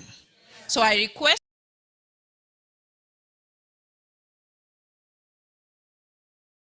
fellow Kenyans, brothers and sisters, we have all come to the profound realization that our country is on sale. Shockingly, the buyer is also the seller. Kenya yetu inauzwa, na cha kushangaza muuzaji ndiye mnunuzi. In the year 2013, a group of powerful individuals sat in a room and made a plan to be the wealthiest men in the world, to the disenfranchisement of many Kenyans. They hatched a grand scheme that would earn them an empire only similar to the Russian oligarchs. It was simple. Steal as much as you can, make Kenya poor as much as you can, then bring back the money that has been stolen and buy everything that is valuable in Kenya, then dominate the people as their landlords. However, they had to overcome one obstacle. Kenya had just received a new constitution, which required every shilling of revenue, including money borrowed, to be deposited in the consolidated fund. From there, it would be allocated by Parliament to the recurrent and development expenditure, withdrawals of which would be made with the approval of the Controller of Budget, and the Auditor General would audit it. These individuals decided to cheat the law. They tasked the Honorable Kimani Ichung'wah, then the Chairman of Budget, to table and pass an amendment to the Public Finance Management Act, which will allow them to open government accounts abroad and to even spend abroad. The unconstitutional law allowed them to open several accounts across the world without parliamentary approval, borrowing money on behalf of the people of Kenya, stealing it without getting to the consolidated fund. A very convenient escape from the Controller of Budget and the Auditor General's audit. Since that time, fellow Kenyans, our country has been robbed in a despicable manner. So much money has been stolen that the figures look absolutely unbelievable. It is even difficult for me as Morara Kebaso to make Kenyans understand the magnitude and billions of trillions when most of them have never touched a million shillings in their life.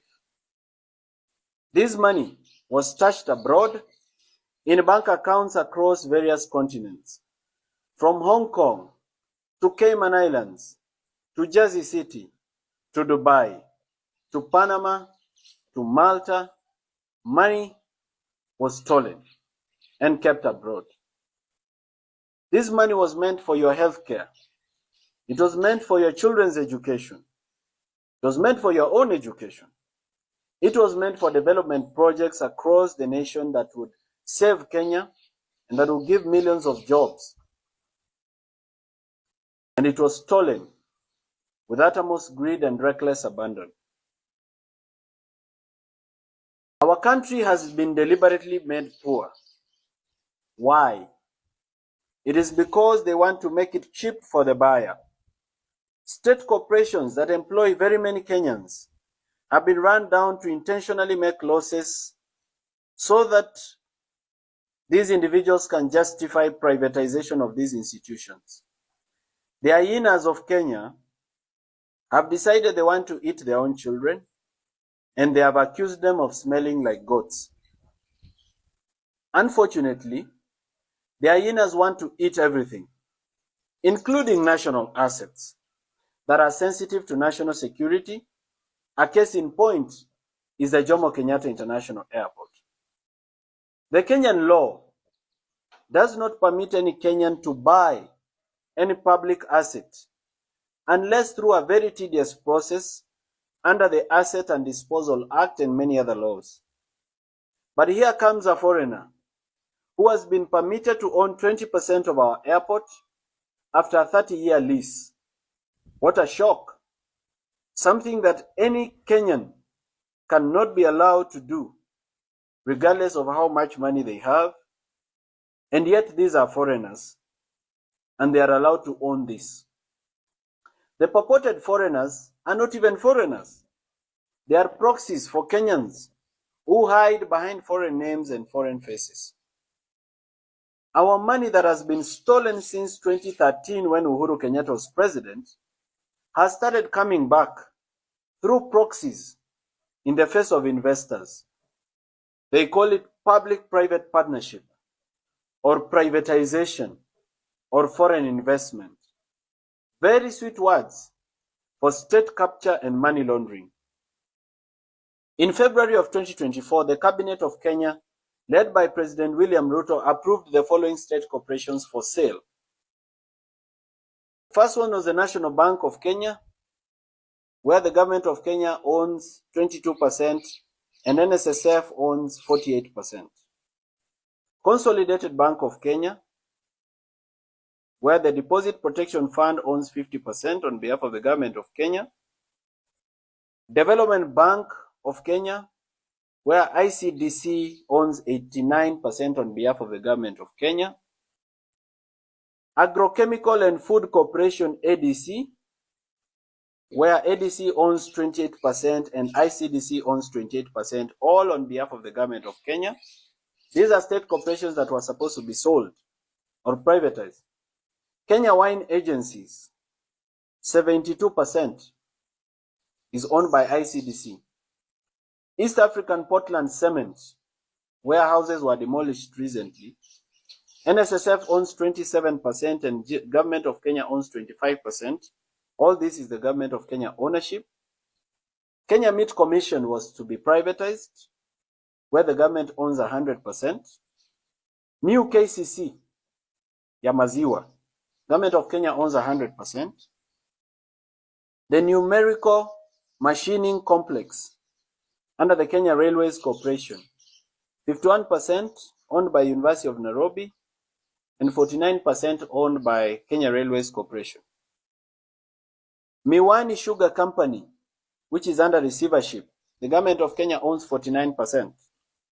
Muhoroni Sugar Company, where ADC owns 16%. Cabernet Hotel, where Kenya Trading Corporation owns 98.2%. Mount Elgon Lodge Limited, Kenya Trading Corporation owns 72%. Kitale Municipal Council owns 13%. And Trans Nzoia County Council owns 13%. These were to be sold, all of them. Golf Hotel Limited, Kakamega Municipal Council owns 20%. Sunset Hotel, Kenya Trading, KTDC owns 95.4% and Kisumu City owns 4.6%. Kenya Safari Lodges, KTDC owns 63%. KWS owns 0.02%. Kengen, government of Kenya owns 70%. This was to be privatized. Kenya Pipeline Corporation, 100% owned by the government of Kenya, where money was stolen recently. It was to be privatized. Kenya Ports Authority, 100% owned by the government of Kenya, was to be privatized. There is another agency called the South Nyanza Sugar Company. It was also to be privatized, where the government of Kenya owns 98%. Nzoia Sugar, where the government of Kenya owns 97%. All these are state assets of great value. They employ several Kenyans, but these assets were supposed to be privatized in the name of allowing them to make profit, when they've been intentionally run down and made to make losses, so that the people who've stolen our money can find something to buy. Ladies and gentlemen, you and I know the buyers, and the buyer is also the seller, and the seller is the buyer.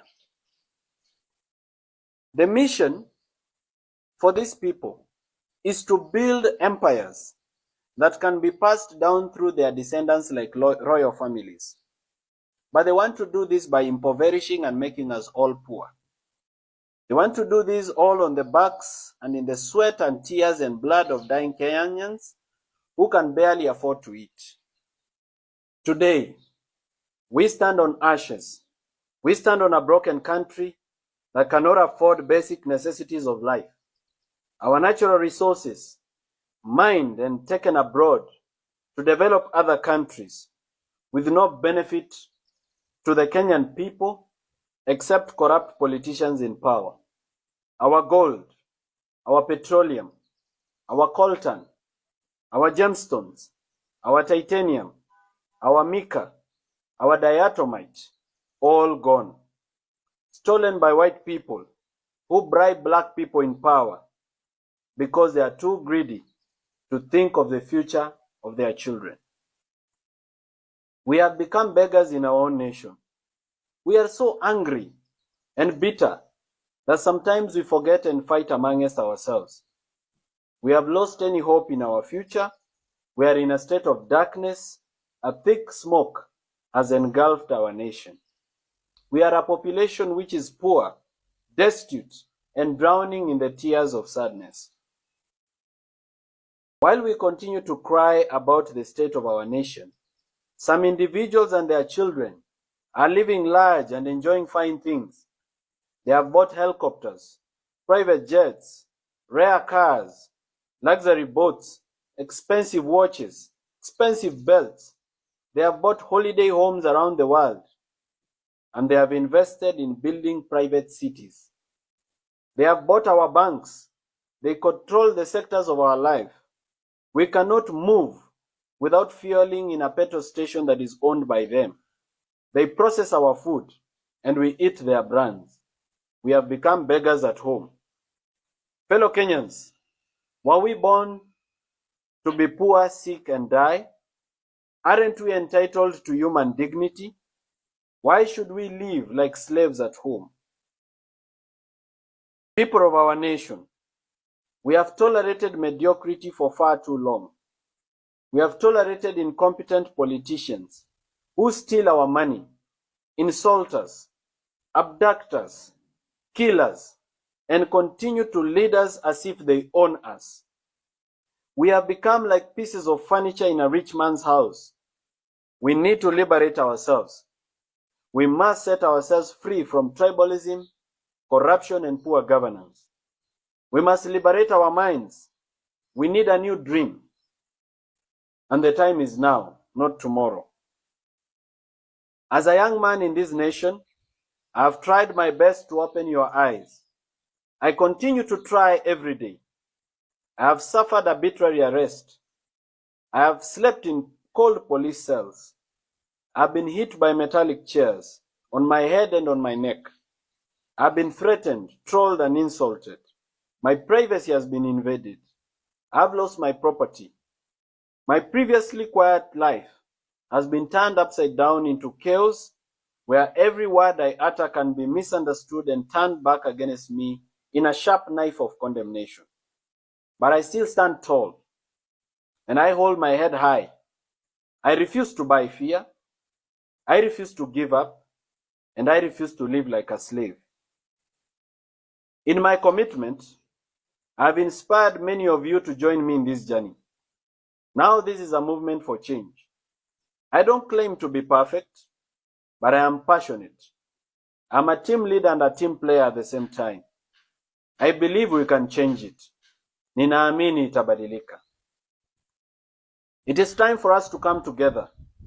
We need to put aside our ego, our personal pride, or self-importance of any kind. We need to reason together as a nation. We have different ideas. Some believe we should create systems and not individuals. I believe we should mentor individuals of integrity to take over systems and institutions. Well, we can disagree to agree. In that conversation, let everyone's voice be heard in silence. Let us not troll and deplatform those who have sacrificed to present themselves for the burden of leadership. Not everyone can lead. Some of us need to follow and support leadership by mentorship, correction, and prayer. Theirs is a journey of sacrifice, a yoke so heavy to bear, but in stride and grace they bear it.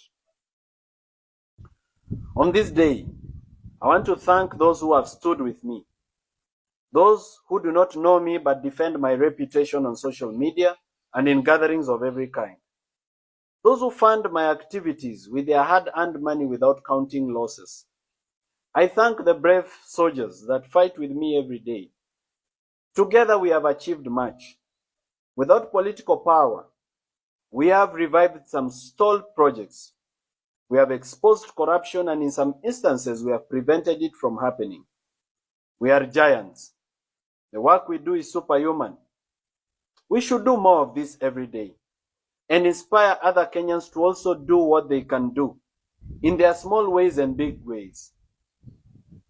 I also thank Kenyans of integrity who have stood with the nation.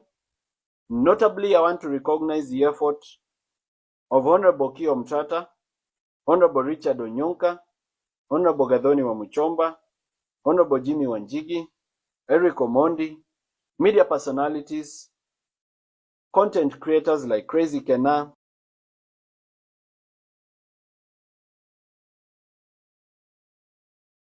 I am very happy as a leader in Kenya that we are having a conversation about taxes and about debts and about what we need to do about it.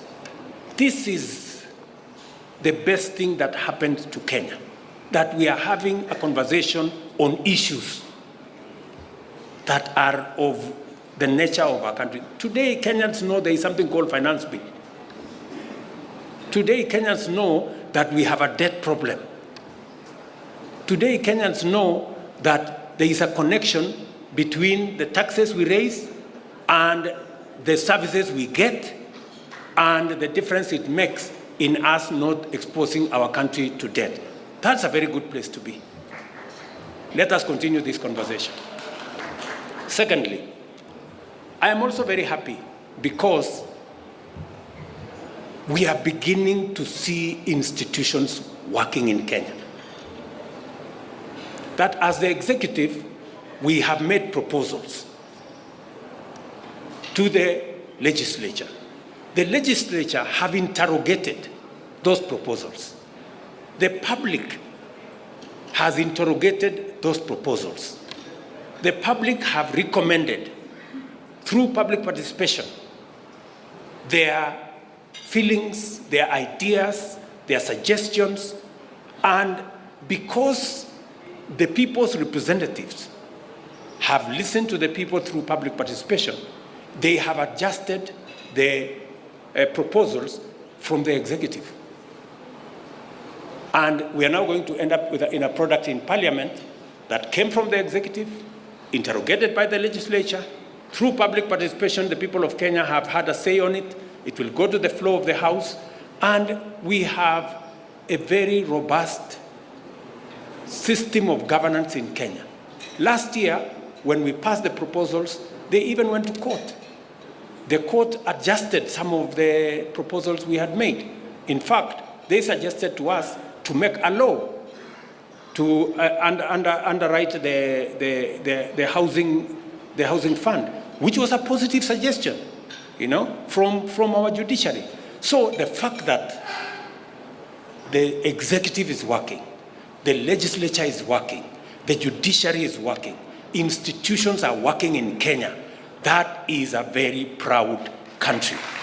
And I want to belong to Kenya. There is no tax on bread. There is no tax on all the other issues that were mentioned, diapers and all this, because we want to protect our own local manufacturers. However, let me ask this gathering, I want members to listen to me very carefully. I also want you to help me manage one thing: tax expenditure. Let me explain why. Tax expenditure is the money we pay out after we have collected taxes. We pay out as VAT returns, VAT reimbursements. Do you know how much money we are paying?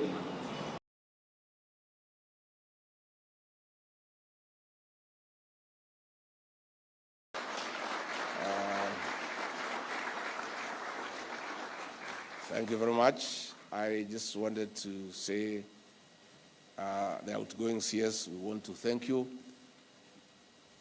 for your commitment in assisting to put this team in place. You have expressed patriotism that though you are outgoing, you did not just walk away and say, let other people come and take care of it. And you have been very committed, and you have really assisted in getting this team to get to work. Asante sana. And I want to assure you, we are not in a hurry to get rid of you. Take your time. This is your country, this is your government, And although there will be an incoming CS, I am sure you hold his hand, and you are a senior citizen who has served this country with distinction. And when need arises and we need your input and advice, I'm sure the President will be able to call upon you to come and help us. I agree we may be similar in many instances in talking our mind. The only difference is that the government you served, you could not talk openly without reprieve. The one I serve is an open government. You say what you must say, and you say the truth as it is.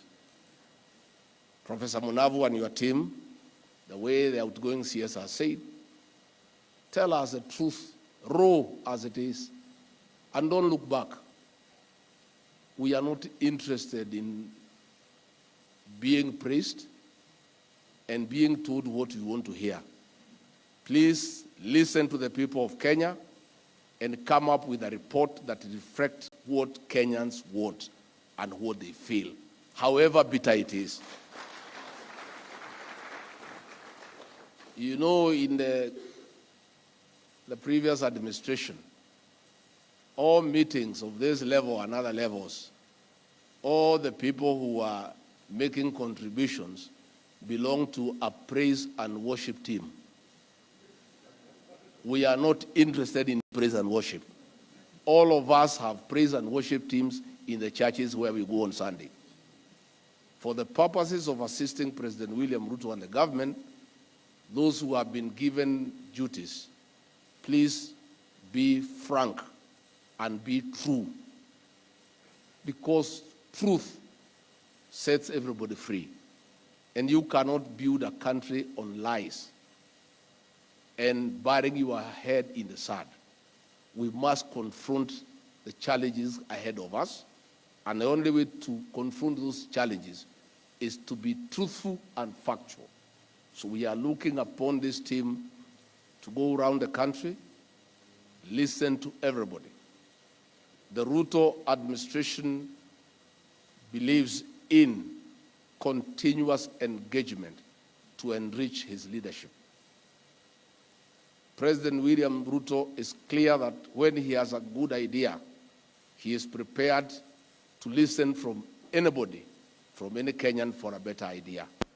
And his good idea and that better idea from other Kenyans combined will make the best idea for this country. None of us has monopoly of knowledge. Not President William Ruto, not I, not Ezekiel Machogu. Nobody in this country has monopoly of knowledge. It is therefore our management style to have continuous engagement with Kenyans, professionals, businessmen, Kenyans of all walks of life who know one or two things to enrich our thinking so that we can lead this country to prosperity. I want to assure the educational sector players who are here, the professors, the teachers, the education officials, the government of President William Ruto has no intention whatsoever to invite you to help us in our politics. We have no such intention. Just do your work. And your work is to look after our children, to educate them, take care of them, and prepare them for the future. What was happening in the previous administration will not happen for the time we will be in office. Let everybody do what you are good at. Let the teachers teach. Don't invite them to help you in politics. And I want to say, we are aware there are teachers in Kirinyaga and elsewhere who were punished when they refused to sell Project Azimio. That issue will be addressed. Those teachers must be given back their dignity because it is wrong. I want to assure you that you shall get your respect from the President and I and our team. Never will it happen in this country under our leadership when we go to an institution and dress down a teacher or a lecturer in front of students and pupils has happened to Professor Inaina in Kenyatta University. It will never happen. The teachers of this country, the lecturers, must be given their due respect and dignity. And where there are issues that we need to raise with them, we shall call them in the privacy of our offices and discuss the issues and the challenges, and in a dignified manner come up with a solution. I don't think it is right to lecture, to dress down a teacher in front of his students. It is not right, and that will not happen in our administration. I want to give you that assurance. And therefore, as I wind up, let me also confirm, for the avoidance of doubt, because the Star newspaper, you keep on twisting what we say, so that if you want to twist, you can go ahead and twist. The CBC is not being repealed. What this good team is doing is to look at it, get the views of stakeholders and the people of Kenya to keep and improve what is good and to address challenges of where there could be weaknesses for our children. That is the position. Number two, we had our plan, our manifesto, our educational charter. There are several things that we promised the teachers. The issue of delocalization that has destroyed families. The Ruto administration is for a strong family unit to keep families together, especially more so of those teachers and those Kenyans who are headed to retirement. We want to assist them to prepare for retirement. We'll be engaging with the TSC next week so that the issue of delocalization is dealt with once and for all, and teachers who are taken to places and their families put in an awkward situation, that matter is addressed so that we build strong family ties for a stronger nation. We also made a promise of employing 116,000 teachers in 2 years. We are having an engagement with the TSC and the Ministry of Education next week to roll out a program on how that will be achieved progressively. Of course, in very difficult circumstances. I said during Inauguration Day, and some Kenyans had an issue that I'm too truthful, and I should not be truthful when they are visitors. But truth is truth, whether they are visitors or whether we are locals. I want to reiterate once more, for the avoidance of doubt, we have inherited a dilapidated economy, and we have work to do to turn around the economy of this country. And we'll be calling upon all of you to bear with us because it is not easy. We are having a big challenge in terms of raising funds for government programs, because all the money we are collecting from Treasury, all of it is going to service public debts and to pay salaries. And therefore, there are many measures that will be taken to address that situation. But I want to give you hope. Last night, the President and I sat with the KRA for 7 hours. We parted at midnight to agree on how we collect more revenue so that we can collect about 3 trillion shillings by the end of the year to be able to fund our current and development budget. So don't give up. All is not lost. Despite the fact that we have a difficult situation, we are working on it, and everybody is coming along. And in the fullness of time, we will turn around the economy of this country. First and foremost, in the first 2 years, God willing, to return Kenya where President Mwai Kibaki left us, and progressively turn around the economy to improve the quality of lives and put money in the pocket of everybody, including teachers and educational stakeholders, so that people can improve their quality of life. So mimi nimeshukuru sana. I'm also a product of good education. So when I'm here, I'm very happy. If I did not go to school, I'm not sure I would be here. I would be in a village somewhere called Wamunyoro. The name doesn't sound very nice, Professor. But that is where I came from. And it is also possible for you to come from an unknown village and go somewhere. Dr. William Ruto was selling chicken. He went to a primary school called Kamagut. He had no shoes. Today he is the President of the Republic of Kenya. Yeah? By two things, God's will and good, sound education. So we have a duty as leaders to do everything within our power to give our peoples and our learners a similar environment that we were given by our parents and the government then, so that one day those little children in primary school in standard 2 and 3, one day they can be here as deputy president, they can be state house as president by getting good and quality education. So Professor Munavu, you have a job to do, and I have requested you kindly invite the members of the National Assembly to come and present. The reason why I recommend that you involve the members of the National Assembly is that collectively they have a budget every year of about 42 billion, and 90% of that money goes to education. So it is important that you bring them on board, seek their views, so that when we implement the reforms that you shall recommend to government, the members of the National Assembly and the National Government Constituency Development Fund is part of that intervention. It is good to bring them on board because they control huge amounts of money meant for the educational sector. And if we have synergy with the members of the National Assembly, that whatever recommendations you are making, they are also part of those recommendations. I have no doubt in my mind they will be very happy because they are very passionate about education to put that 40 billion or so to assist us in whatever recommendations you shall come up with. So I really want to wish you well.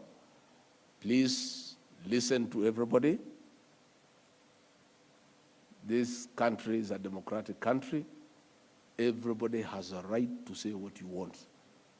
Talk to everyone. Talk to the unions. Talk to KEPSHA. Talk to Kesha. Talk to the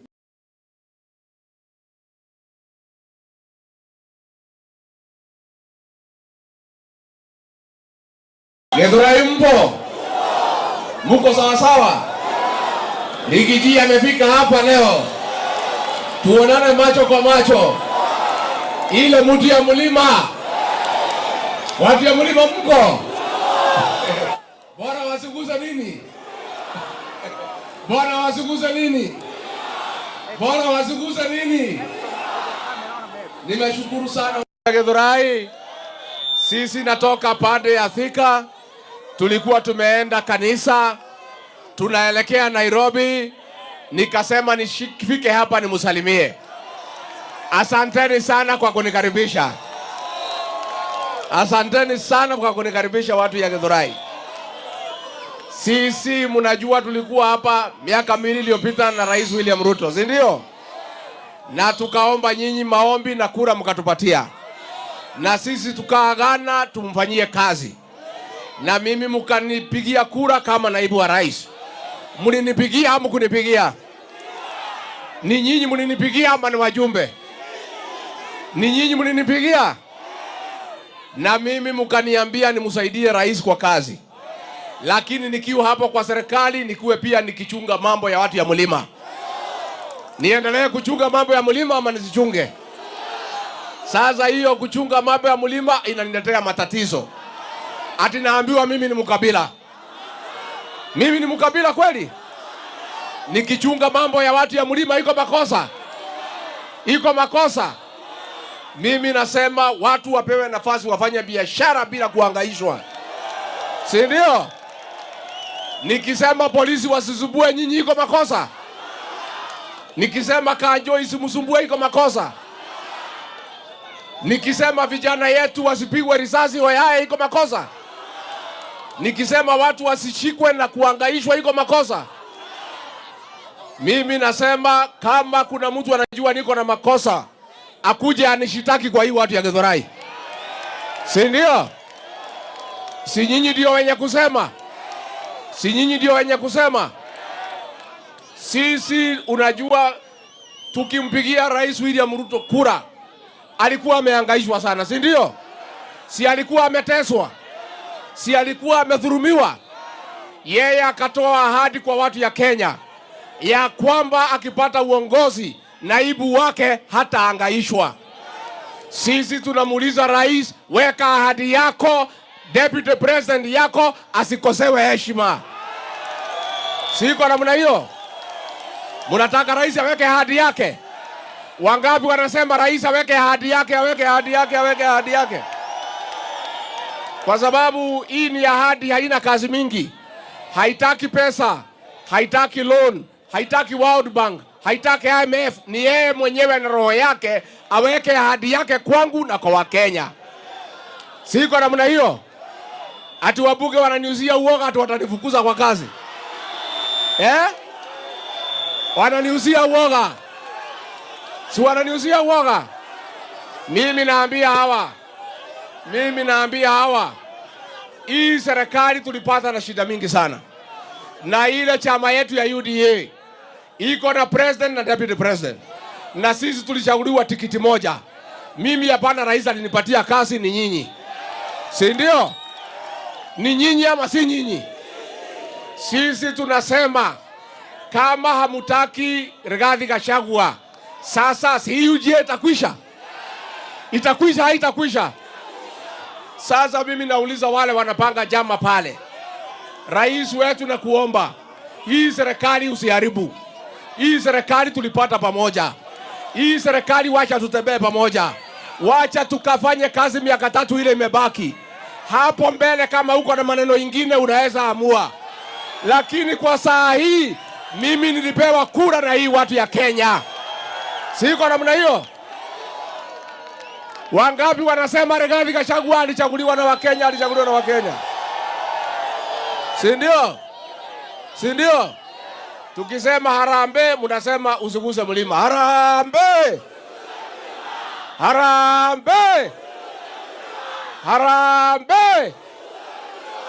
Wasiguse mlima, si ndio?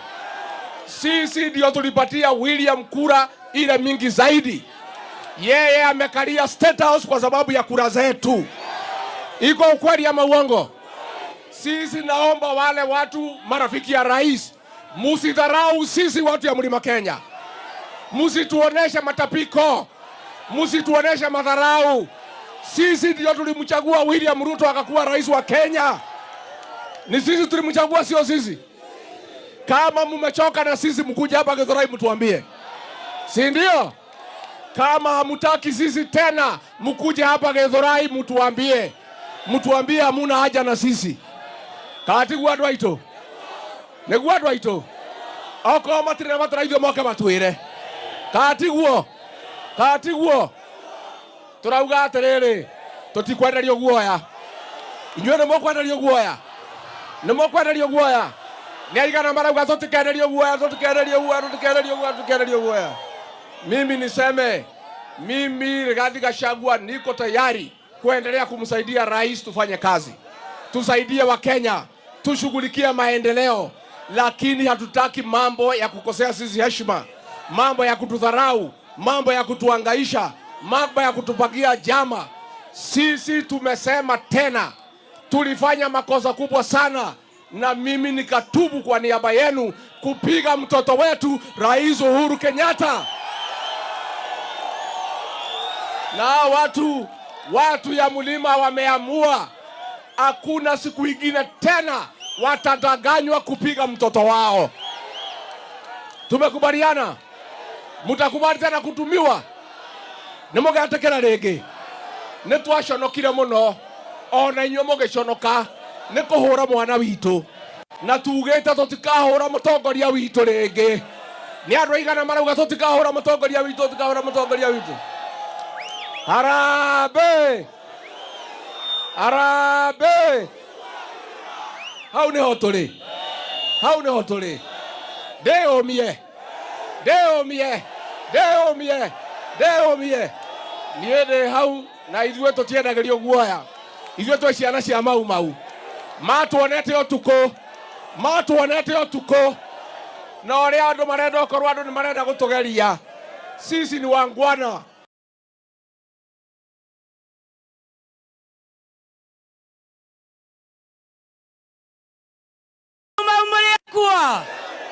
Wacha nisikie nduru ya Rigathi Gachagua.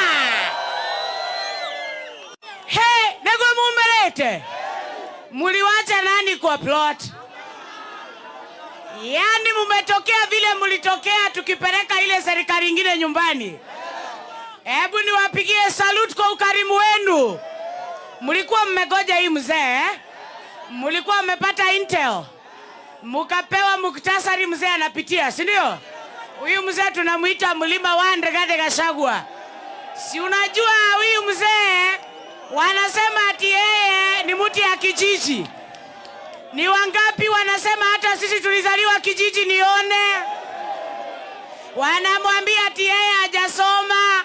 Ni wangapi walisomeshwa na CDF kama Ketu wa Rogoro? Anasema ati yeye ni mjinga. Wangapi wameitwa na Ladrod wajinga? Sasa hapa ndio tuko. Wacha nichukue nafasi hii Your Excellency, kwa sababu najua tumechanganyika watu wengi hapa. Niseme mambo matatu. Ni kwa nini watu wakiongozwa na Rais William Ruto wanataka kumtoa Rigathi Gachagua kwa power. Kitu ya kwanza, Rigathi Gachagua ni flower girl. Ni mtu wa kuambiwa asonga ana.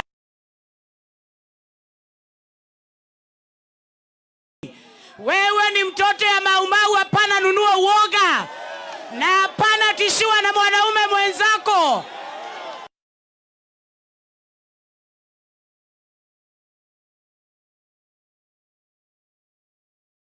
Ya pili, wako na shida na Rigathi Gachagua kwa sababu wao ni makatelos. Kazi yao ni kufanya biashara wakipora taifa la Kenya.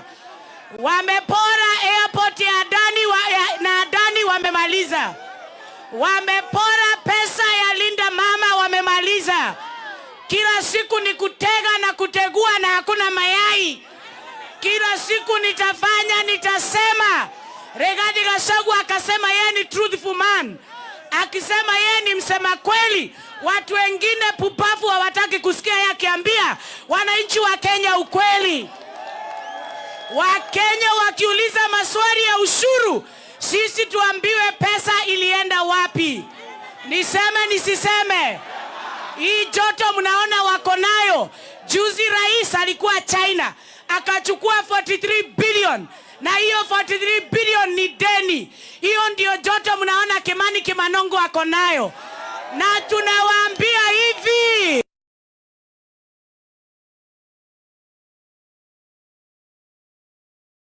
hiyo impeachment Tuesday. Na mutajua totiale kerea dodo akerea. Nemo kome ya ido. Huyu mzee mtalinda. Nikikuja na Wamoshomba na Gathoni hapa, tukiwa na Karongo wa Dhangwa, tusimame tuongee kama watoto ya maumau, mtasimama? Kwe modo etora gia gedora yare nyeje. Mwele mirwane darino magogo. Akoro William Ruto da kuherega degeteo. Arona idwe, we are not going to respect him. Wangapi wanasema hivyo? Wewe umetufinya kwa ushuru. Watu wanaishi na magonjwa. Hii mzee utatupelekea kwa ward kwa kupatia yeye kitu. Wangapi wanasema Rigathi endelee? Mwisho kabisa,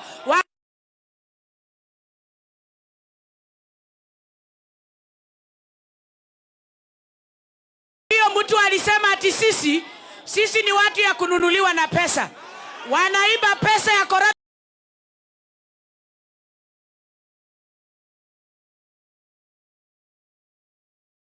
Twarerio twero atiriri, weingi wito niguo hinya wito. Sisi hii jamii ya Mlima Kenya, Manake ikitajwa kuna watu wanasikia kukasirika karibu wajinyonge. Hatuku apply kuzaliwa Mlima Kenya.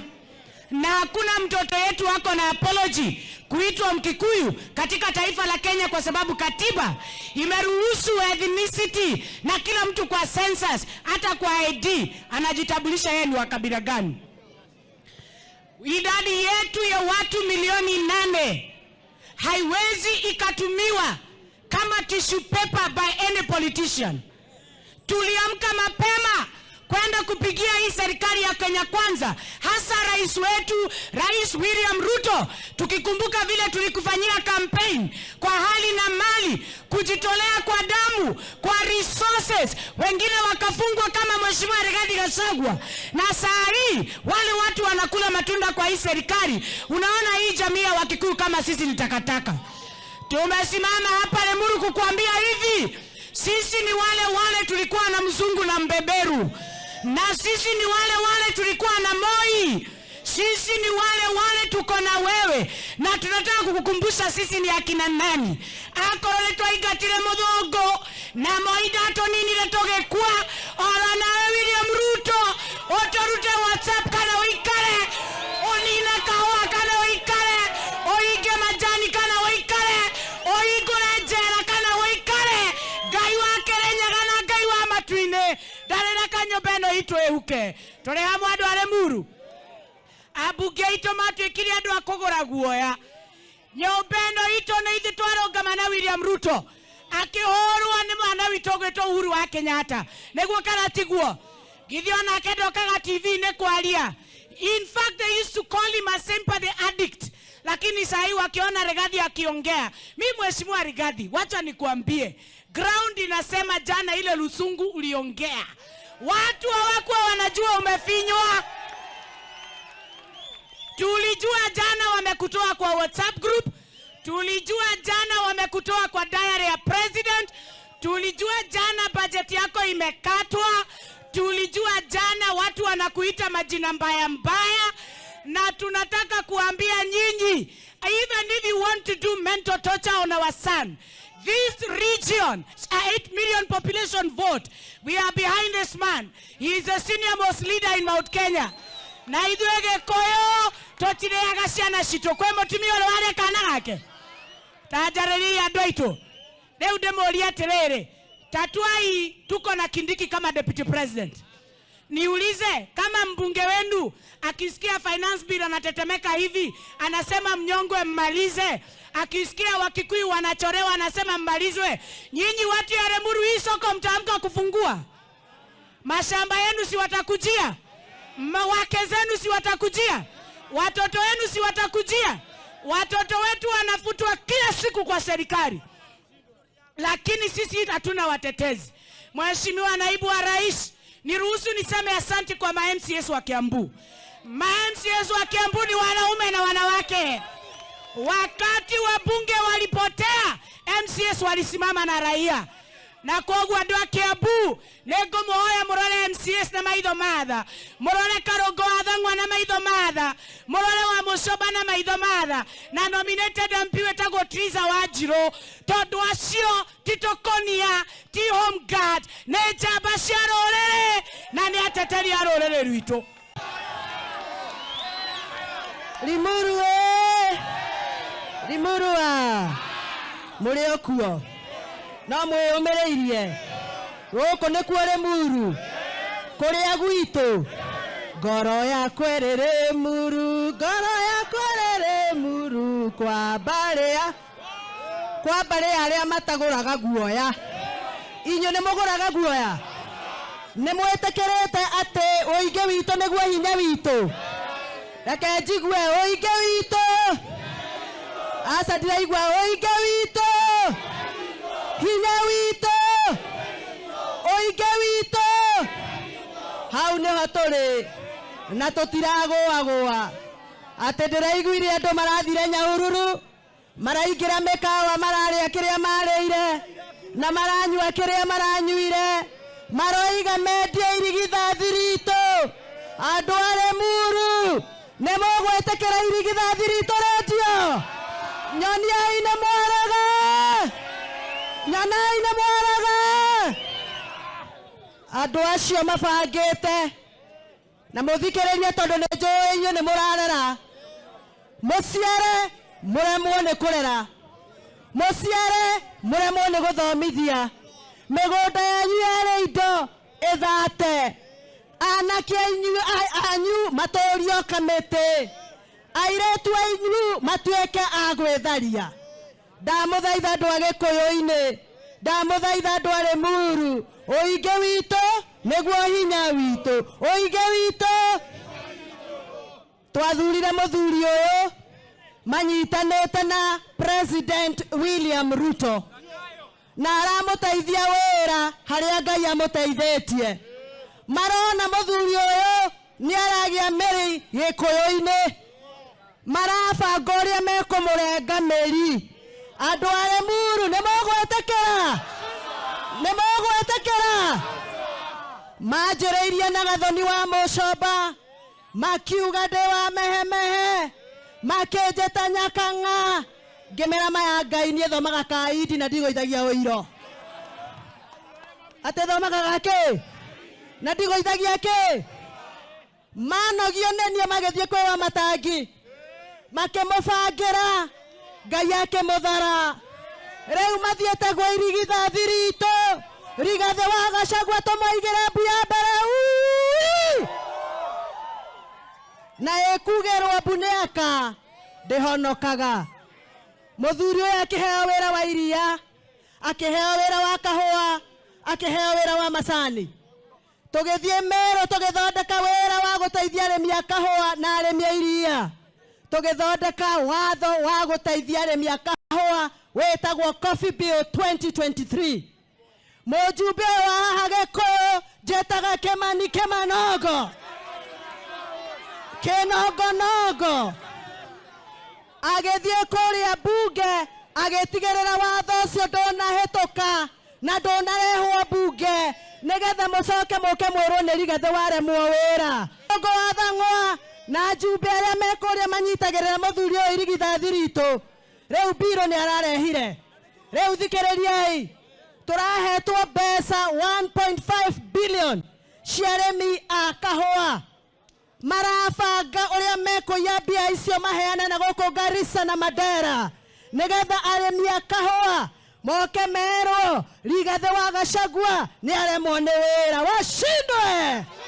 washindwe na nie tondu kairetu kogi na maya Ngai ndiaga thamaki ndiramanyiteire 18 mbeca ciratuika ni cia cokio wira uthie na mbere na Rigathi wa Gachagua wira uthie na mbere na Rigathi ni mogwetekera kwendia irigithathi rianyu ajuae uchungu wa mwana ni mama.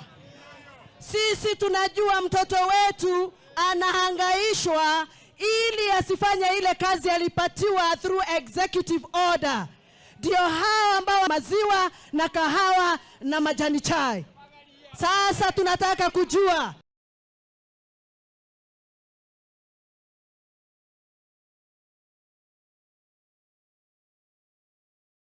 haya OTC hoye OTC amjambo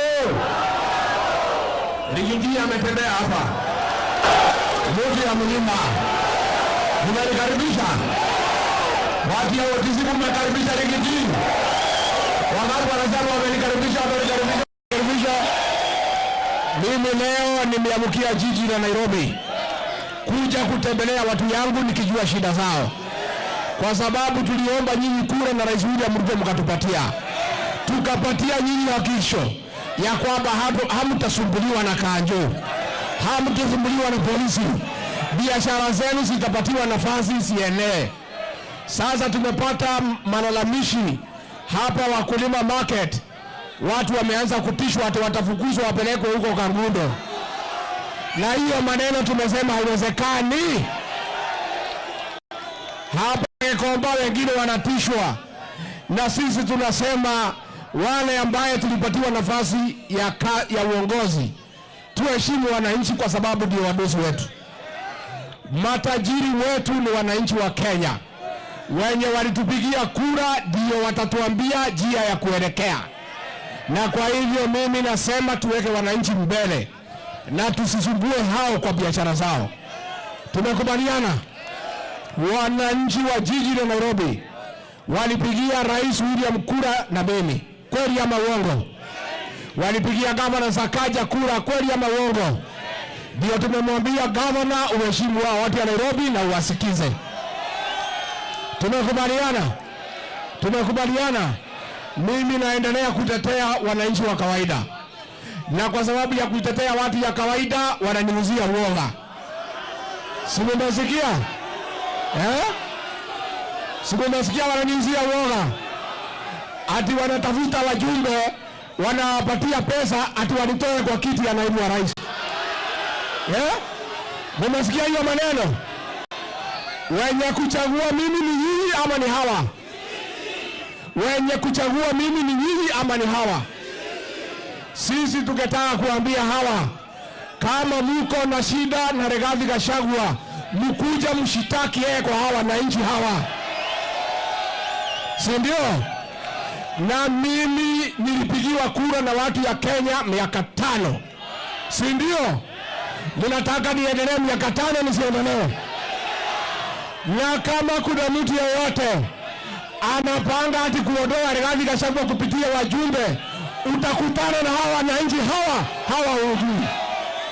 Na mimi niseme, wale ambao tulipatia kura watu heshimu, na wajue hawa wananchi ni wale. Na hawa wananchi hakuna kitu hawajui. Ile maneno naendelea hawa wanajua. Mnajua mjui? Mnajua mjui? Ati wanataka waondoe Rigathi Gachagua walete kibaraka yao. Si ndio? Ati waweke mtu ya kukatwa namna hii, ya kukatwa namna hii. Kwa sababu mimi nasimama kidete na haki ya raia. Na mimi sikwezi kubalia Wakenya wafinyiliwe. Niendelee nisiendelee? Ninunue uoga nisinunue? Mmesimama na mimi? Wangapi wamesema wamesimama na Rigathi, wamesimama na Rigathi, wamesimama na Rigathi? Mimi niseme, mimi nataka kuambia wale wanapanga hiyo upuzi wasiharibu hii Kenya. Hii Kenya imekuwa na matatizo mengi. Wakijaribu hiyo maneno, Wakenya hawezi kubali. Si ndio? Na mtu ajue patia hawa wananchi heshima.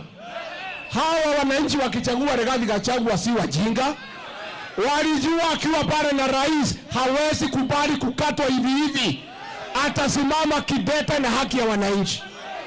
Na ile shida mimi napata, naambiwa ati mimi ni mkabila kwa sababu ya kutetea watu wetu. Niendelee nisiendelee? Niendelee nisiendelee?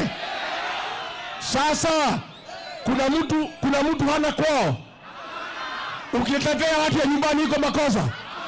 Si mimi natetea Wakenya wote. Hii makulima simejaa kila kabila. Sasa naambiwa ati kwa sababu watu ya jamii yangu ni wengi ati ninyamaze. Sasa mimi si ni Mungu alipanga bahari ningezaliwa? Kati huwa doito. Imetika hiyo magire. Magaje ndio guoya. Leo ndio tware kuo. Ndio twekwo. Na ndio tutakoro tweke. Na mimi nataka niseme, hii nchi yetu iko na shida mingi sana. Tuko na shida ya barabara, tuko na shida ya maji, tuko na shida ya stima, tuko na shida ya ushuru. Tutatue mashida ya Wakenya, tuwase siasa ya kupiganisha viongozi. Na hapa kwa Mlima Kenya ndio imepangwa vile tutagawanywa mara 2. Na hiyo jama tunaiona. Tunamuonera itini. Watu wanete tuko. Kati huo. Watu wote simu nasema tusimame imara. Tusimame imara. Wangapi wanasema Rigathi asimame imara, asimame imara, asimame imara, asimame imara. Na mimi nitazunguka kila pahali.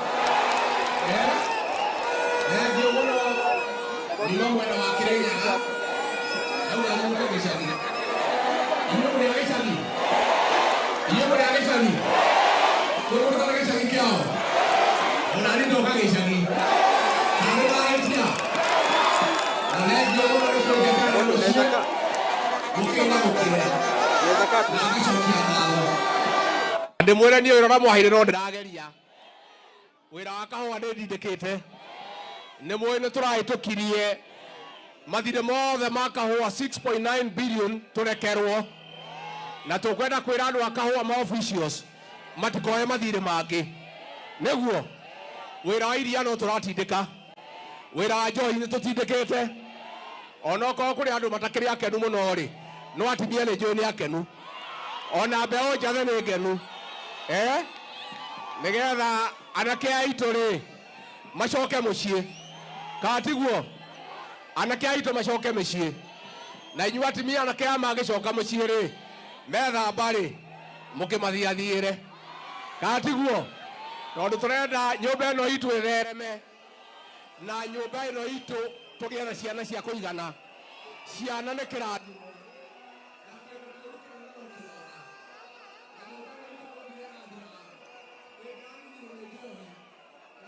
eno itu ndekenirwo ni njohi kana ndirahetithie yaro igana mara mturekire yagane kuhura na njohi turekire wega. Mimi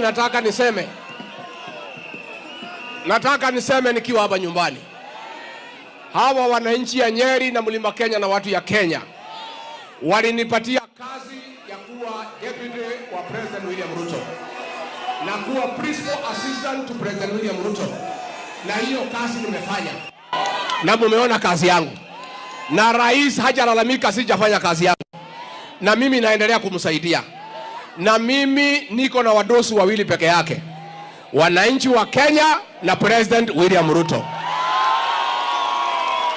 Sasa pale karibu na rais kuna mawaziri marafiki zake wanataka ati mimi waniamurisha vile nitafanya kazi. Itawezekana? Tuko na personal assistant hapo ya rais anataka ati mimi anipangie kazi yangu. Inawezekana? Iko watu wengine hapo mabloga ya rais wanataka ati mimi wanipangie kazi. Mimi ni naibu rais wa Kenya, nilipigiwa kura na watu wa Kenya. Rais aliniteua nikuwe running mate yake na ninashukuru. And I want to thank the president for nominating me to be watu ya Kenya wakanipigia muhuri ya kwamba mimi ni deputy president. And the president and I tulipigiwa kura moja, jina yangu ilikuwa hapo na picha yangu na yake. Mkipigia rais William Ruto mkanipigia kura. Kweli ama uongo? Kweli ama uongo? Mimi nitapangiwa kazi yangu na rais William Ruto. Lakini hakuna waziri, hakuna PA ya president, hakuna mabloga ya president watapangia mimi kazi yangu. Na mimi niwaambie hawa wasiniuzie uoga. Hawa watu waliniona mimi usiku. Manyo nete otuko. Neguo. Nimokwenda manjana dieguoya. Nimokwenda manjana dieguoya. Niye dagerio guoya ne mondo niende mwana wa mau. Mimi nilifanya kazi hapa ya kampeni ya Rais William. Mliniona hamkuniona?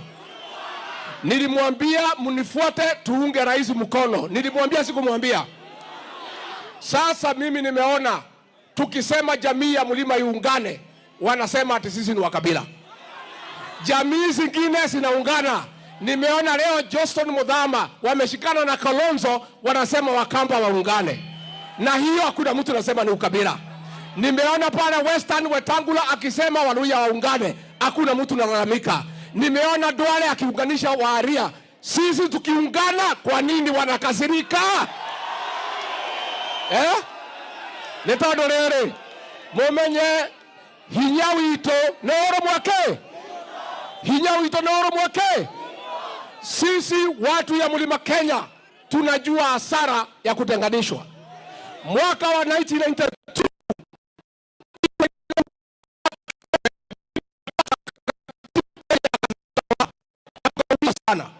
sisi tangu tujue umuhimu ya kuungana hatujatoka nje ya serikali. Kuna watu wengine wa hapa kwetu wanatutisha sisi ati tukiungana tutatoka nje ya serikali. Sisi tunaungana ndio tukae ndani ya serikali kesho kutwa na miaka ijao. Na wale wanataka tusiungane, wanataka kutenga sisi nje ya serikali. Na sisi lazima tuungane ndio tukue na nguvu ya kuongea na rais na kukata keti ya Kenya ifike hapa. Tumekubaliana? Tumekubaliana?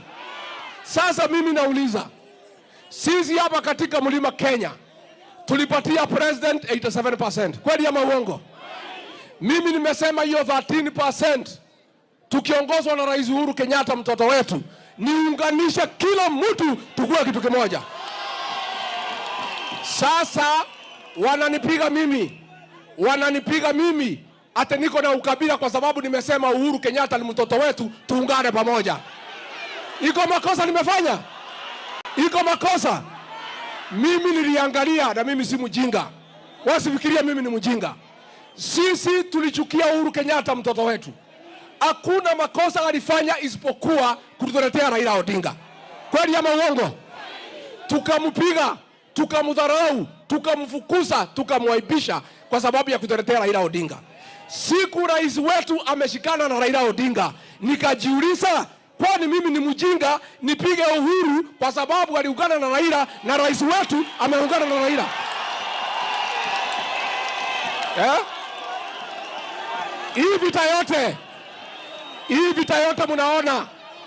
Hii vita yote munaona ati nikiambiwa ninaongoza ukabila ni kwa sababu ya kusema hata Uhuru Kenyatta ni mtoto wetu.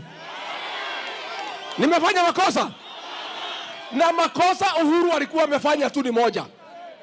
Barabara alijenga, maji alifanya, alileta stima, alikuwa amefanya tu makosa moja ya kutuletea Raila, si ndio? Lakini siku rais amesema, sisi tukakataa Raila tukaenda kwa William Ruto. Saa ile rais wetu William Ruto amesema Raila ni mtu mzuri. Kutakuwa na haja gani sisi kuchukia Uhuru Kenyatta? Iko haja? Iko haja? Watu wangapi wanasema niungane na Uhuru Kenyatta tuunganisha watu wetu?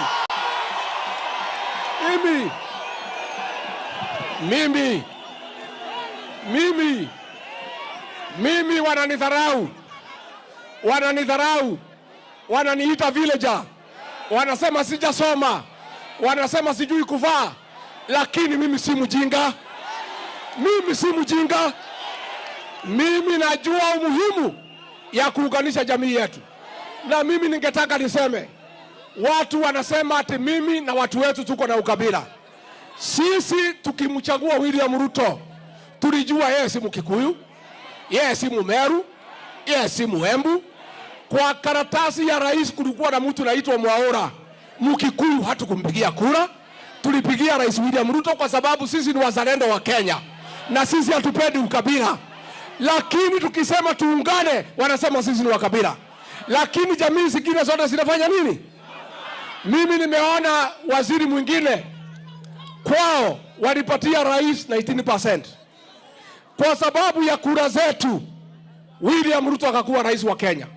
Wewe na hamkupigia kura na watu wenu akakupatia kiti ya waziri.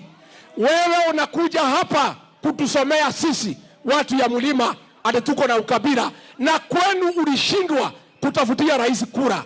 Wewe kuliko kuja hapa kutusomea, kwenda kwenu zile kura zilikataa rais, uunganishe ulete nyuma ya Rais William Ruto. Neguado ito moro nako ya gututhomera ithuĩ tũrĩ andũ agima na tũrĩ andũ megĩtĩo kĩao. Mũndũ ũcio kwao ndareheire president 20%, aroka gũkũ gũthomera ngĩmũthomagĩra tũthĩra gũkabira, na handũ ha gũthiĩ kwao niĩ ndĩracokanĩrĩria 13% iria ciarĩ nja. We acoke kwao acokanĩrĩrie kura arehere president William Ruto. Neguo na mimi niseme, sisi kama jamii tuheshimiwe. Sisi kama jamii tuheshimiwe. Sisi kama watu ya mlima Kenya tuheshimiwe. Hatutaki watu kuja hapa mlima kutusomea ati kutuambia sisi ni wakabila. Sisi tukimchagua William Ruto tulikuwa tunajua si mmoja wetu, na kwa sababu sisi hatuna ukabila, sisi ni wazalendo, sisi ni wa Kenya, tukampigia kura. Hata walikuwa hawaamini tutapigia rais William kura. Lakini vile sisi ni Wakenya, ni wazalendo halisi, sisi ni watu ya kitaifa, ile tunasema ni umoja ya Mlima Kenya, so that our relevance in the national political discourse is intact. Ndio niweze kunegotiate mambo ya mlima tukiendelea mbele. Niguo andu aitu, niguo andu aitu, nimokwana nyanelio guoya, nimokwana nyanelio guoya, na mimi nasema namna hii, sisi ni wangwana, sisi ni wangwana, na sisi ni watu ya heshima. Tunauliza heshima kwa watu ya mlima na viongozi wao, sio? Tumekubaliana? Semeni tunataka heshima. Jamii ya mlima inataka heshima. Sisi si wa kabila. And let nobody profile me and the Mount Kenya people as tribalist. We have a proven track record that we are not tribalist. Tumechagua William Ruto tukijua si Mkikuyu, si ndio? Si tumejua si Mkikuyu, si tumepigia kura. How can a few people around the president profile an entire region as tribalist? That thing must stop. Na mtu yeyote ataita sisi wa kabila tena, achunge uhusiano wetu na yeye itakuwa mbaya. Tumekubaliana? Tunakubaliana? Ithuĩ tũtikenerio guoya na tũtigatishwo. Neguo ithuĩ tũheo gĩtĩo. President nĩ tũmũhete gĩtĩo na tũgũthiĩ na mbere na kũmũhe gĩtĩo. Na ithuĩ andũ arĩa mamũthiũrũrũkĩirie matũheke na mũndũ aruta wĩra wake, mũndũ ahenjio nĩ make, mũjumbe aruta wĩra wa mũjumbe, mũtongoria wa mbunge aruta wĩra wa mbunge, minister aruta wĩra wa mbunge, minister aruta wĩra wake, Rigathi wa Gachagua aruta wĩra wake. Neguo andũ aitũ, na niĩ ngacokia ngatho Nyeri nĩ gũtũthurĩra njamba ya rũrĩrĩ Gavana Mũtahi wa Kahiga. Ĩno nĩ njamba, ũndũ nĩ njamba ĩrarũgama na andũ aitũ. Mũtahi wa Kahiga nĩakũnyitĩrĩrwo rĩrĩa itarĩ gũkũ Nyeri, ndamũtigĩra moko-inĩ ma Gavana Mũtahi wa Kahiga.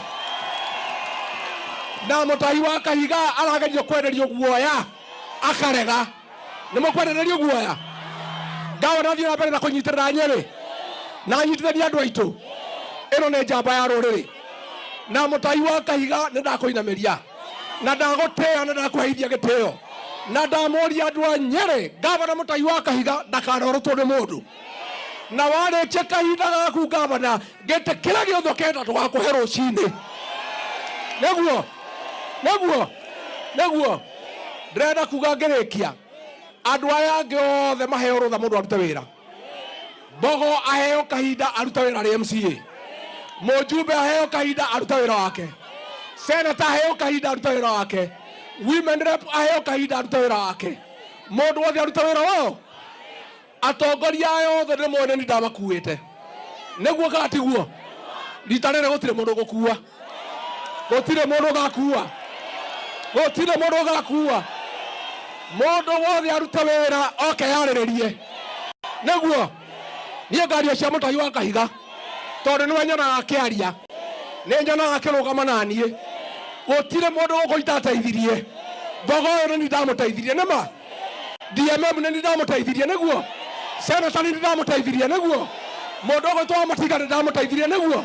Andũ othe nĩ ndokire gũkũ ngĩmekĩra campaign.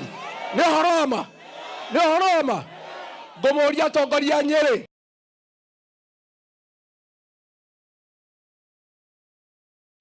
rũgamai na ũrũmwe wa Nyeri, rũgamai na ũrũmwe wa nyũmba itũ, mwĩmenyerere mũtikahũthĩrwo kũhũra atongoria anyu gũkũ mũciĩ, mwĩmenyerere mũtikahenio, mũtikaheo ciringi 10 mũhenererio na theremende mũthũkie ũrĩrĩ wa nyũmba itũ.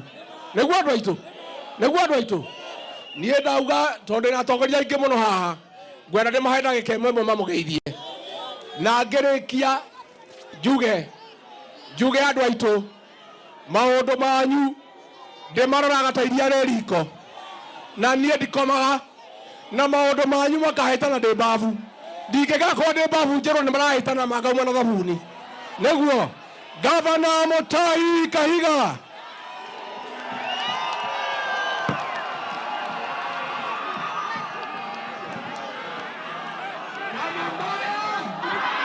Maji sauti inapotea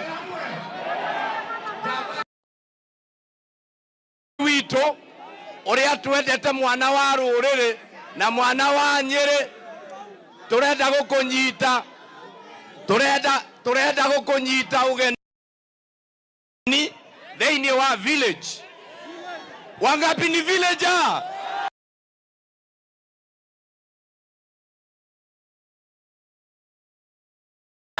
Sisi ni villagers na tugoikara village na jaba ito nereko na ndakainaini one mundu netugete na ithwe twamuheire kura mena President William Ruto. Neguo ohoro wa kwaganira iteo oguo nituregete neguo kana tiguo na nitukwenda tuge o turi Nyeri. Nĩ kũrĩ andũ ndĩronire makĩnjarĩrĩra mbunge. Ngwenda kũmera manyonete ũtukũ. Mũmere atĩrĩrĩ, manyonete rĩ, ũyũ tũtikũrekia. Ona ingĩgatigara ndĩ o nyiki ndakufa naye. Nĩtwaiguana. Kukosea Rigathi Gachagua heshima ni kukosea Mount Kenya yote. Ndio ama kweli? Na Rigathi Gachagua aachiliwe afanye kazi yake. Hakuna deputy president mwingine Kenya amefanya ile kazi inafanywa na huyu mzee. Halafu tunamkosea heshima. Na ningetaka niambie wale wanaendelea kumkosea heshima, wakifikiria hao ndio watapewa hicho kiti. Kiti unachokidharau hakitakuwa chako milele na milele. If you cannot respect Gachagua as the deputy president, usiombe Mungu ufikirie utapewa. Na huyu wasimuone ni villager. Huyu wako na kura milioni 3 nyuma yake. Neguo kana tiguo. Tunaterio guoya niki.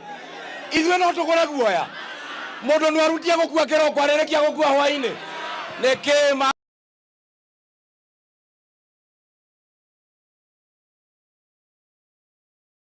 nani?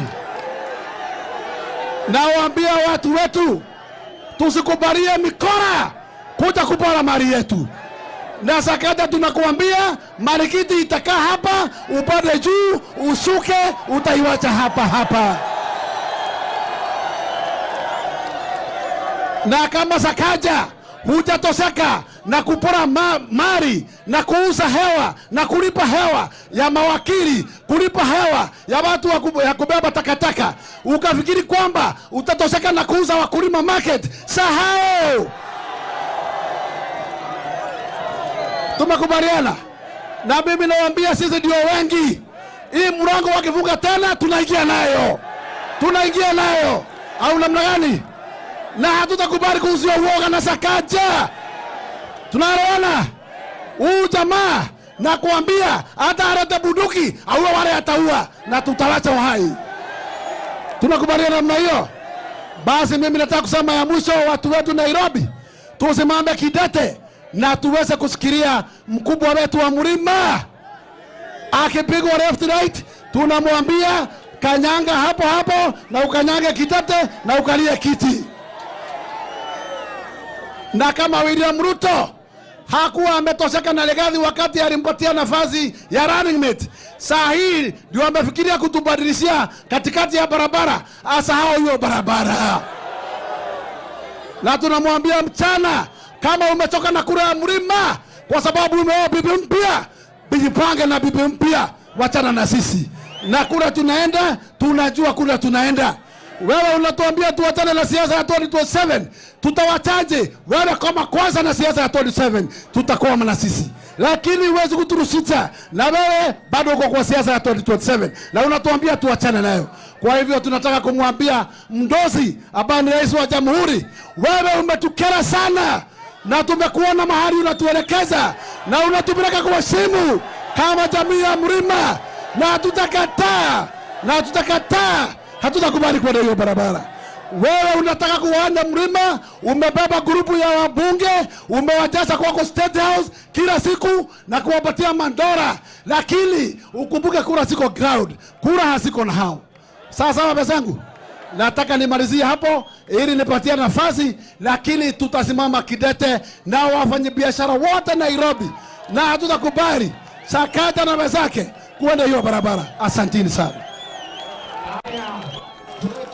Senata wa Kiambu Karungo Marigiti hoye! Marigiti tene! Marigiti tene! Marigiti tene! Alamu muda anasema anachukua hii kiwanja. Muda anachukua hii. Hajui hata ile kaunti hoa tunaenda huko tuweke soko. Sababu sisi ndio raia. Your Excellency, mimi ni Karungo wa Thang'wa, seneta wa Kiambu aliyechaguliwa na kura karibu 1700 na watu yangu wako hapa, na nilisikia unakuja hapa nikasema siwezi baki nyuma. Ukitetea watu ya mulima na kuja kutetea watu wa mulima na watu wa Kiambu pia na watu wa Nairobi, si ndio hiyo? Na ndio mimi nawaambia sisi vile tumeamua, sababu tumesikia vile wanaongea kuhusu hii uwanja katika Senate. Mimi ni mwenye kamati ama niko memba katika kamati ya biashara, na mimi nimekuomba chairman, na niombe wale wengine kamati yako hapa, nitawaita Senate na tuite huyo Sakaja akuje atoe mpango wa hii soko, akuje akae hapo mbele ndio tumuulize maswali. Si mambo ndio hayo? Sababu sisi tulikuja tukanyenyekea maginya tware ametuko garigo ate tumuni ole atoe hamwe na inywe no wana gwakinya na makinya haria matirenda kumuona mayao.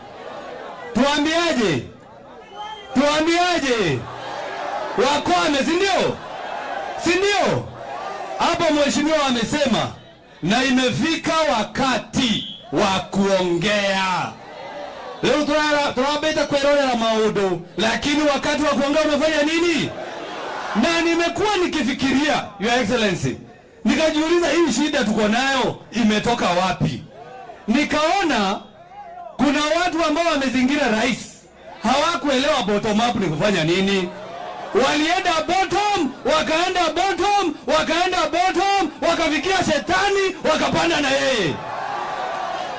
Sasa shetani ndio wako area, amekaribia hao, ndio unaona vita yenye iko. Sasa mimi nataka leo tubadilishe.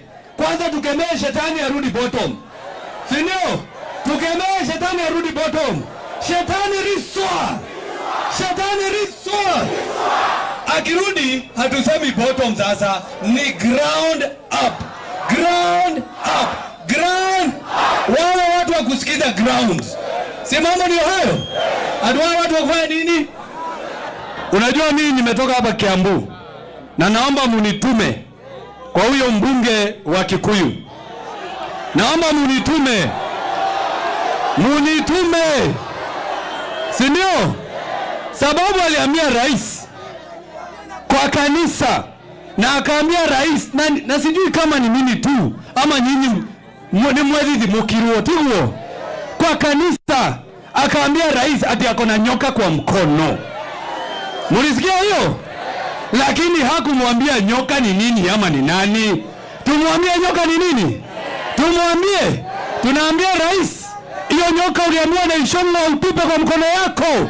Ile nyoka kubwa ni ile inahangaisha hawa watu. Hawa watu wa Nairobi, watu wa Mlima Kenya na watu wa Kenya. Si ndio hiyo? Ile nyoka kubwa sana ni corruption, ambao wanataka kuuza hii uwanja ndio wapate pesa. Sisi tunasema kuanzia sasa tumeachana na mbwa, tunaenda kwa mwenyewe. Tumeachana na mbwa, tunaenda kwa nani? Kwa mwenyewe. Na tutazunguka Mlima Kenya yote, tutaenda Western, tutaenda Nyanza, tutaenda mpaka Coast. Si mambo ndio hayo?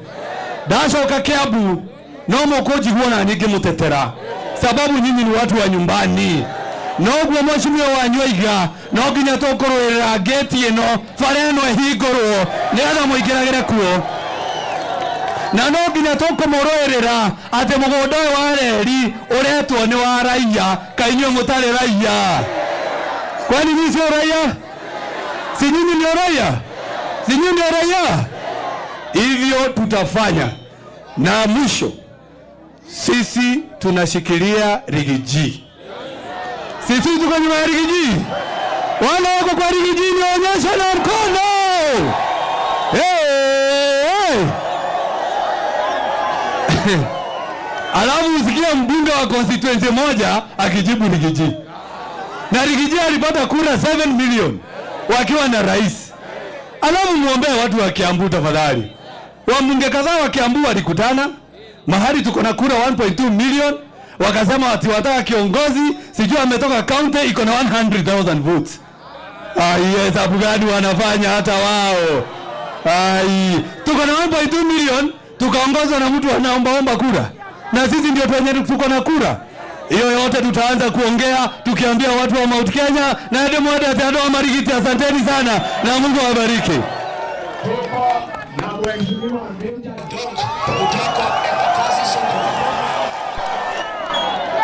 Watu wa Marigiti hamjambo? Hamjambo watu wa Marigiti hamjambo? Mmejitokeza aje? Mnakuanga wengi? Nyinyi mnakuanga wengi wakati mnafanya kazi hapa? Na nyinyi wote ndio Sakaja anataka kufukuza? Sakaja anataka kufukuza nyinyi wote? Na nyinyi ndio mliamka asubuhi mkaweka yeye kwa hiyo kiti? Mkaweka ndio awashughulikie? Alafu saa hii mmekosa maana. Anaona nyinyi ni takataka. Waambie bado nguvu iko kwa mfuko yako. Nguvu bado iko wapi? Mimi nataka niseme, nikikuja Nairobi, hii soko niliipata hapa. Nikikuja Nairobi, hii soko nilipata hapa. Na mimi nataka niwahakikishie, mimi nitasimama na nyinyi hapa kwa hapa, unyo kwa unyo. Hatutakubali watu wafukuzwe kwa soko. Tunaelewana ama hatuelewani? Tunaelewana hatuelewani? Mimi nafurahi sana naibu wa rais.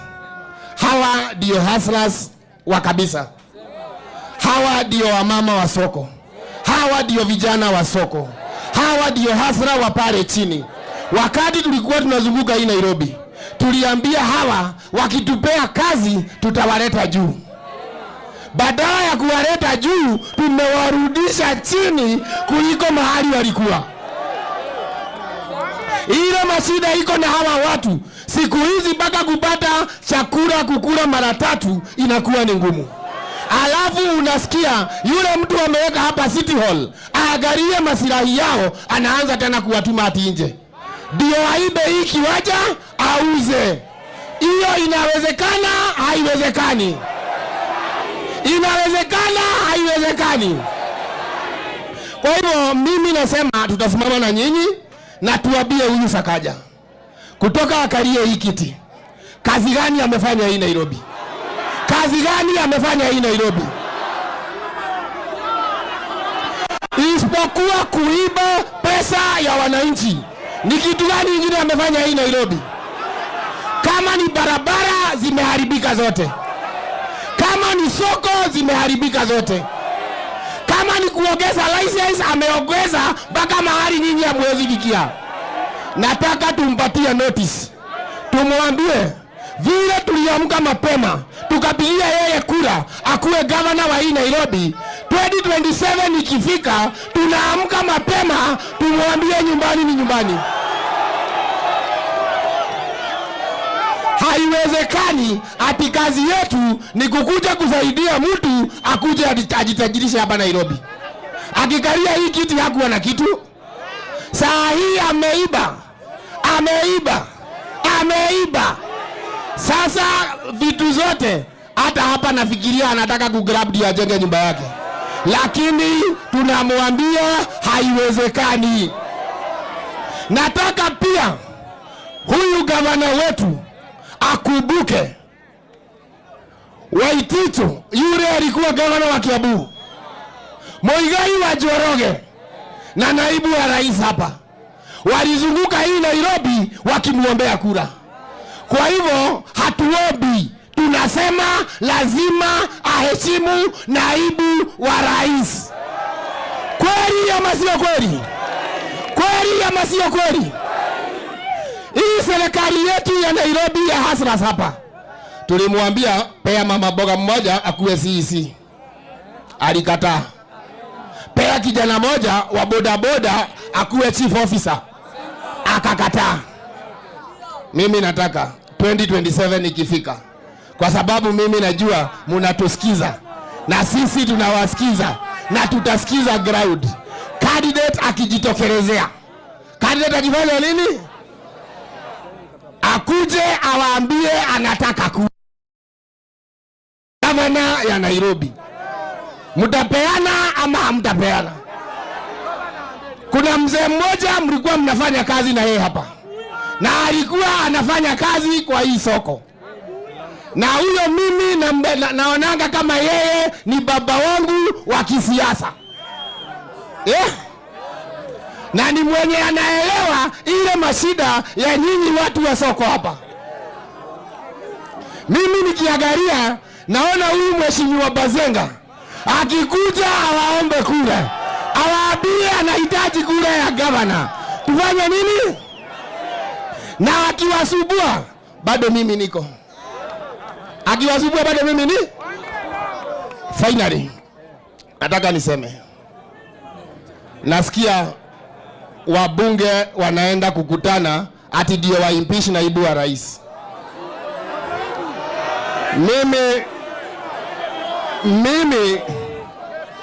Mimi nawaambia namna hii, wakati tulikuwa tunatafuta kura, tulitafuta kama timu.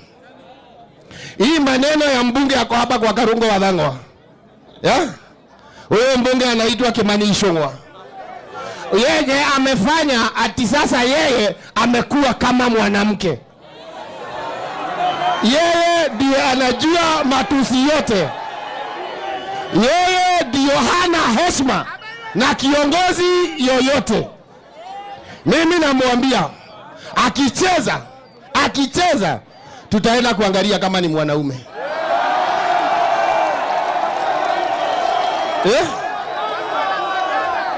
Unajua, mnaweza kuwa mkiona mtu ako na devu, ako na base, amevaa rongi, mnafikiria ni mwanaume na labda ni mwanamke.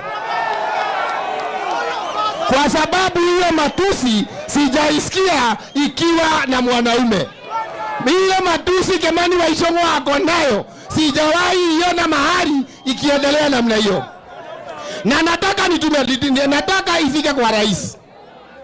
Mimi bwana rais, nakuomba, wakati tulitafuta kura, tulienda tukapiga kura ya William Ruto na naibu wake Rigathi Gachagua. Akakuja akapatia Kimani Ichung'wah kama majority leader wa bunge. Akimpea kuwe majority leader wa bunge, alimpatia akuwe leader of government business in that parliament. Lakini ile biashara Kimani anafanya ni ya kutusi naibu wa rais. Nataka mimi niulize rais, tafadhali, huyu Kimani Ichung'wah ile kazi ulimpea hafanyi hiyo, anafanya ingine. Na kwa sababu anatusi naibu wa rais, ukiwa umekaa hapo, tunataka pia wewe rais utokelezee, utuambie wewe ndio umepea Kimani Ichung'wah kazi ya kutusi naibu wa rais. Ama namna gani? Message yangu kwa Kidiki, mimi namwambia, tafadhali heshimu wananchi. Na nikikuomba uwaheshimu, nasema tafadhali. Matiang'i alikuwa kwa hiyo kiti. Matiang'i alikuwa amekalia hiyo kiti yenye wewe umekalia. Matiang'i alitumiwa vile wewe unatumiwa. Saa hii Matiang'i ako nyumbani. Wewe Profesa Kidiki, tafadhali tunakuomba hii heshima dogo na hawa watu wanakutuma, watakupaka mafuta, mwishowe watakuangusha. Walikuwa wameshika kijana yetu anaitwa Didi Nyoro, wakamuinua juu, wakamuonyesha disrespect na naibu wa rais. Lakini wakati ikafika, wakati wamemfikisha juu, wamemwashiria ameanguka, amegongwa kichwa, karibu ipasuke. Kwa hivyo pia wewe Kidiki, jishunge na hiyo maneno, sawa sawa. Kwa hivyo mimi naibu wa rais nitakuomba, simama na hawa hustlers. Ukisimama na hawa hustlers, hawa ndio wenye nchi, na hatufai kwenda kutengeneza sheria ama kufukuza hawa mahali wanafanyia kazi kwa sababu hawa ni wa pesa kidogo. Nairobi is one of the most populated areas. Kweli ama si kweli? Sisi kama kuna watu watasaidika, naibu wa rais, na hii maneno ya one vote, one shilling, ni wale watu wa Nairobi. Hawa watu wenye wako hii Nairobi, hawa ndio watasaidika sana na hii maneno ya one man, one vote, one shilling. Kwa sababu nyinyi watoto wenu wako hapa Nairobi. Kweli ama si kweli? Unahitaji hospitali wapi? Unahitaji shule wapi? Unahitaji barabara wapi? Unahitaji maneno yako yote, unahitaji wapi? Kwa hivyo mimi nasema na nawaomba, hii maneno ya one man, one vote, one shilling lazima tusukume, ndio sisi kama watu wengine wanasaidika, sisi ndio tutakuwa number one kwa wale watu wana benefit. Mimi naibu wa rais nimeshukuru na asanteni sana na nawapenda. Tumekubaliana hao, kamati yenu watakuja na MCA na mbunge tujadiliane, lakini nataka kumhakikishia tutasimama na nyinyi. Mwathani witu amurathime.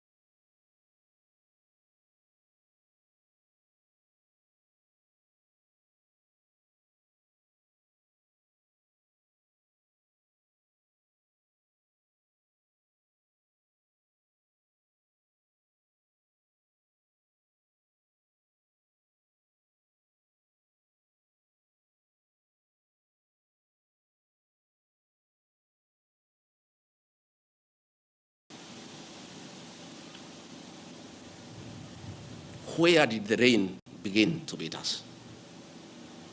Where did we stop listening to the people? President William Ruto and I were the darling of the Kenyan people by listening to them, by engaging them.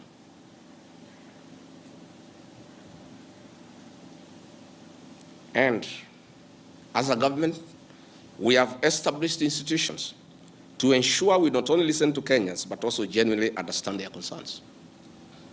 We invest significant resources in these institutions, particularly the National Intelligence Service, for this purpose. It is clear there has been a failure in the intelligence and advice we are receiving, particularly concerning crucial government policies. The President of the Republic of Kenya today has admitted that it has come to his attention that the people of Kenya did not want anything to do with the Finance Bill 2024.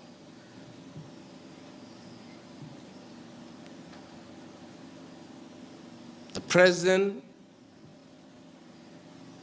has now agreed that we need to listen to the people. And I sympathize with my boss, President William Ruto, because this information was not available to him. I know President William Ruto. Had he known 2 months ago that the people of Kenya did not want anything to do with Finance Bill 2024, he would not have asked his parliamentary party to push it through.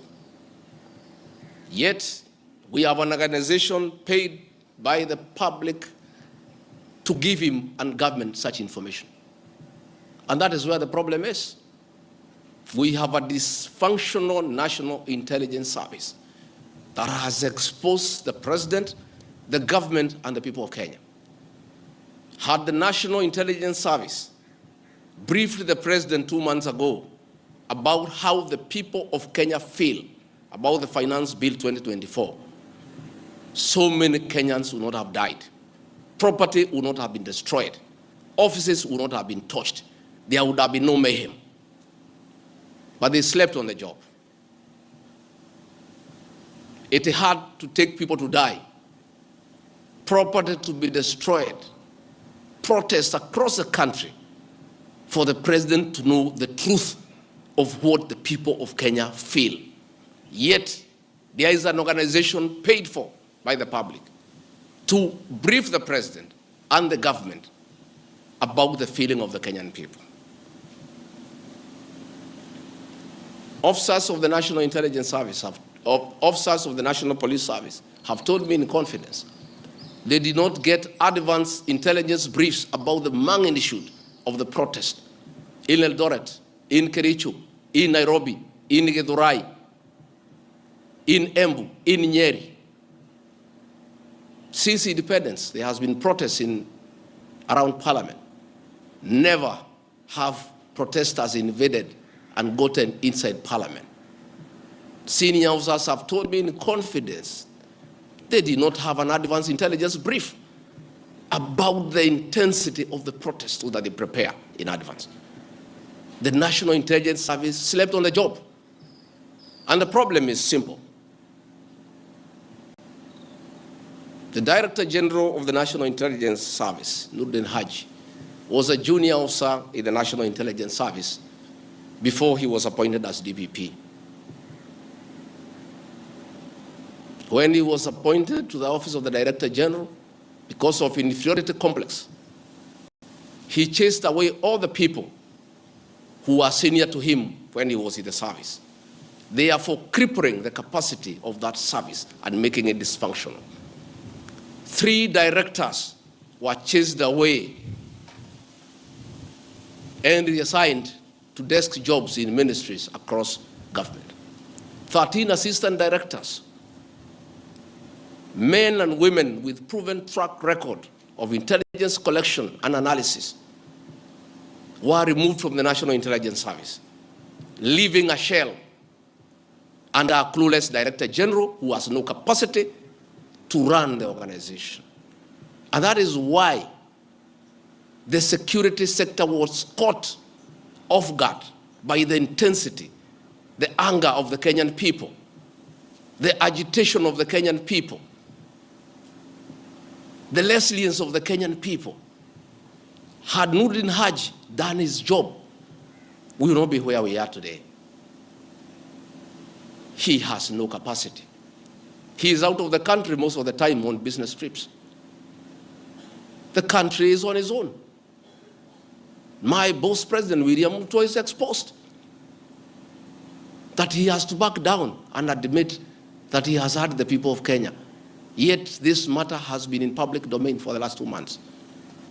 I want to say that Nuruddin Haji must take responsibility for the deaths that occurred. He must take responsibility for the mayhem. He must take responsibility for failing President William Ruto. He must take responsibility for failing the government of the Republic of Kenya. He must take responsibility for failing the Kenyan nation by not doing his job and advising correctly. And he must do the honorable thing, not just take responsibility, but resign from that office. and allow the president to pick a competent director general. I want to request President William Ruto to consider, as a matter of urgency, to recall the 3 directors who are removed from the service and the 13 assistant directors to come and help reconstruct the service and get sanity back to the National Intelligence Service to serve the president, the government, and the people of Kenya. President William Ruto deserves better. He deserves a director general who knows what he's doing. He deserves a National Intelligence Service that is effective and that can analyze situations and keep him and the government informed on what is going on. It is embarrassing to me as Deputy President that it has taken protests, deaths, mayhem, destruction for the president to know the truth, yet there is an organization charged with that responsibility. I have publicly stated that under this administration, Kenyans are free to criticize the government without fear of reprisal and state agencies. This was a promise made by both the president and I when we were sworn in. I want to call upon overzealous heads of security agencies not to be tempted to use the criminal justice system to manage politics. Let us manage politics the conventional way, through reaching out, consensus, and concurrence. I am informed that members of parliament who voted no have already been targeted by the National Intelligence Service for harassment for their political stand. This is a promise the president and I gave to the people of Kenya, that never again shall we use the criminal justice system to manage politics.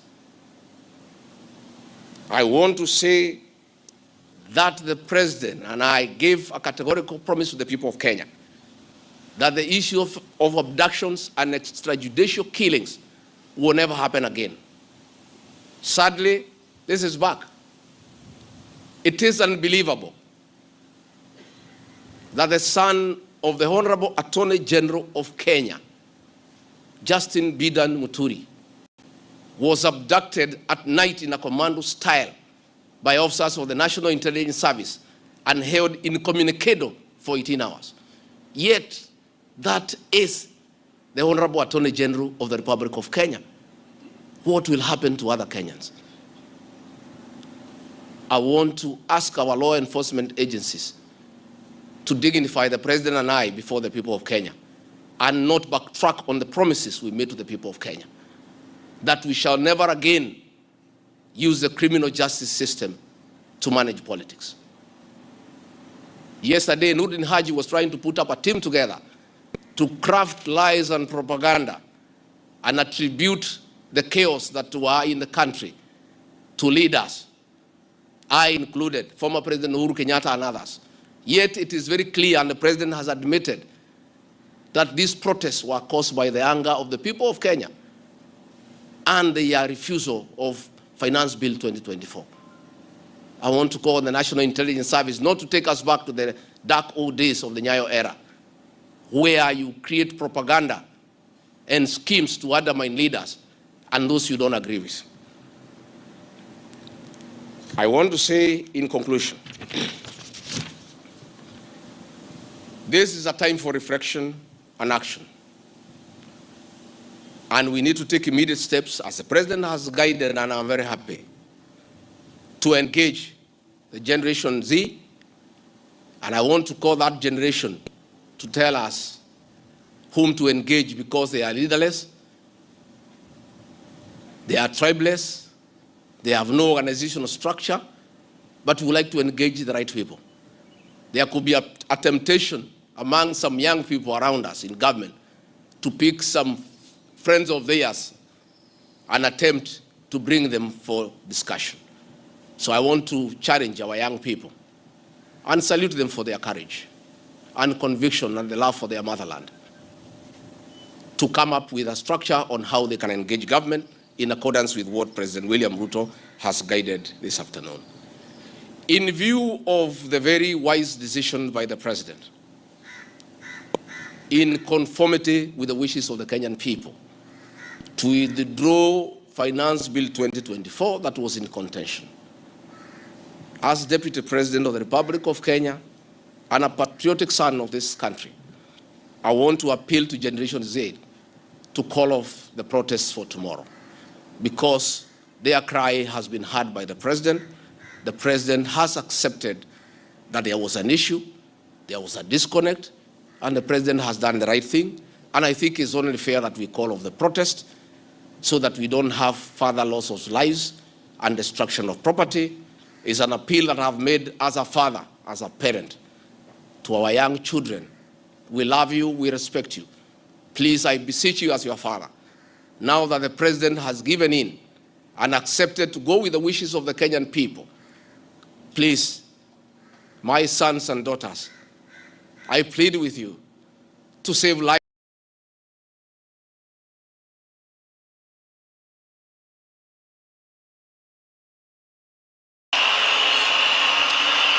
Your Excellency, the First Lady, Mama Rachel Ruto, Your Excellencies, visiting heads of states and government, Your Excellency, our retired President Uhuru Muigai Kenyatta, Your Excellency, the former First Lady, Mama Margaret Kenyatta, Honorable Chief Justice, Speakers of the National Assembly and the Senate, all protocols observed. God is good, and all the time. Nisalimieni kwa hewa. Bwana asifiwe. Bwana asifiwe tena. Wow, wow, what a moment. What a day. Your Excellency, President William Ruto, my friend and brother, I want to take this opportunity to be the first one to congratulate you on being sworn in as the 5th President of the Republic of Kenya. Congratulations, my brother. You fought a hard fight. The obstacles that have been placed before you on your path to leadership were insurmountable. But because there is a God in heaven, today, an ordinary child, born by ordinary parents, brought up in an ordinary village, brought up in an ordinary way, growing up in an ordinary manner, because there is God in heaven, he is the President of the Republic of Kenya and Commander-in-Chief of the Defense Forces. I want to tell the people of Kenya, President William Ruto and all of us who have worked with him, take no credit for this victory. It was not possible for us to win this election. It was through the hand of God that today an ordinary child has been sworn in as president. I want to thank the people of Kenya for their resilience and for their determination, for rejecting to be intimidated, for rejecting to be coerced, and for saying that the will of the people is supreme in this republic.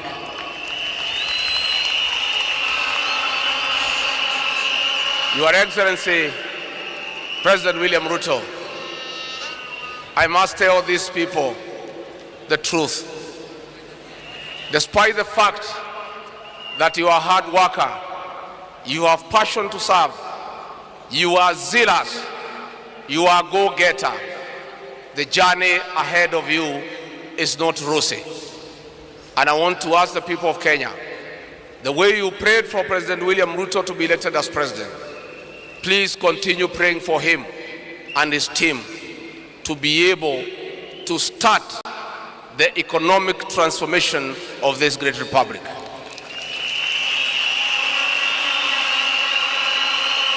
Our new president and his team have a difficult task ahead.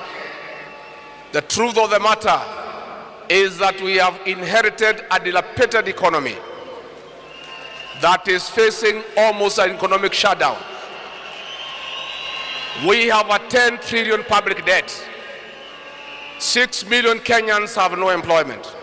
14 million Kenyans are in CRB. We have a demoralized public service. It is your prayers that will help our president to put up a team and start work from day one to liberate this country economically and put it back to where President Mwai Kibaki left us 10 years ago.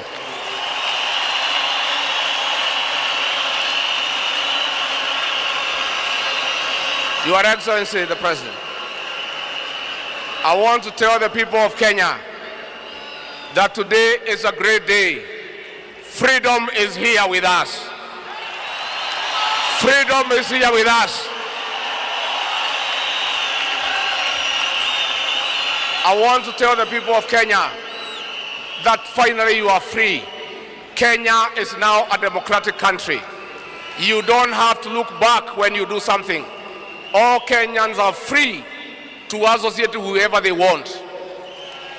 It became a crime in this country to be afraid of William Ruto. It is only that it was not put in the penal code. From today, I want to tell the people of Kenya that you are finally free. I want to tell public servants, I want to tell all the people of Kenya, from now, you don't have to talk with each other through the WhatsApp for fear of being recorded and persecuted by state agencies.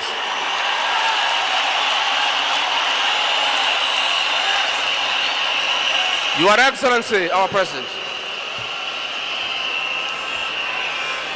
Your Excellency, our President, you have told us, and we believe you, that you shall never in your presidency use the criminal justice system to manage politics.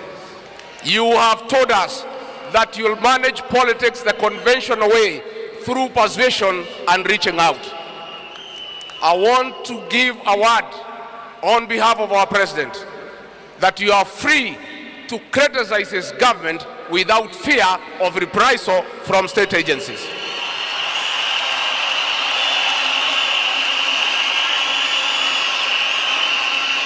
Your Excellency, Mr. President, as I wind up, I want to assure you of my resolve and commitment from the bottom of my heart to be available to assist you to manage the affairs of our great nation. I'll serve you with loyalty and dedication. And the job ahead of us is not a joke. I and the team behind you, we shall be available and will try to keep up with your pace. I know I am getting in shoes that are almost impossible to fill. The performance of William Ruto in his first term, when he was allowed to serve the people of Kenya, was on another level. Please, I beg the people of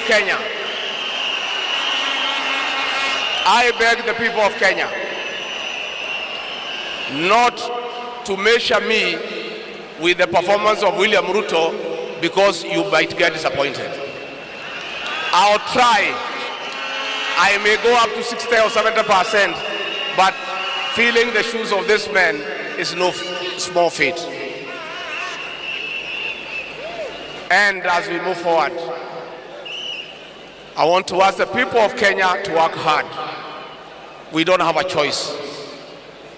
Once we try to fix this economy and create a good working environment where we don't criminalize enterprise, where ordinary Kenyans are allowed to work, where businessmen are not harassed by KRA,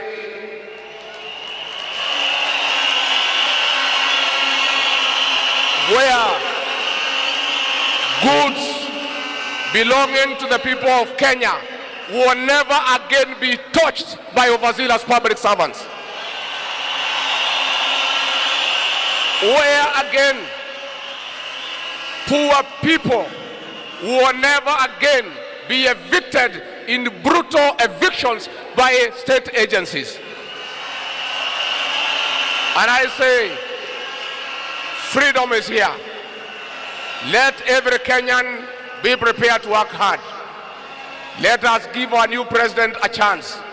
And I beg you to be patient with him.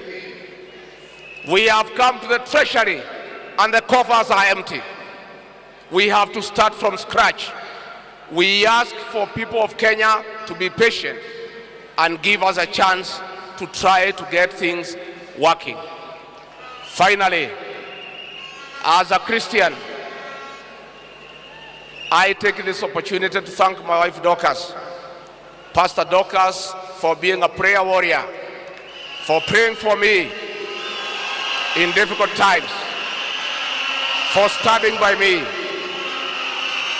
I want to thank my children, Kevin Gachagua and Dr. Keith, that even when state agencies came for me with brutal efficiency, you never abandoned me.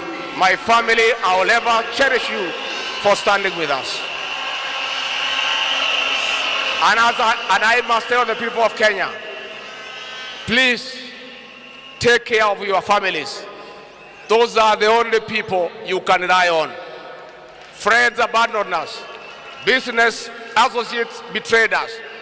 But family will always be there for you. The story of William Ruto is one of inspiration. Today, millions of Kenyans are looking forward that if an ordinary child could be president, even them working hard and praying to God, one day there will be some people in this country. It is now my privilege to introduce the people of Kenya a man of great resolute, a true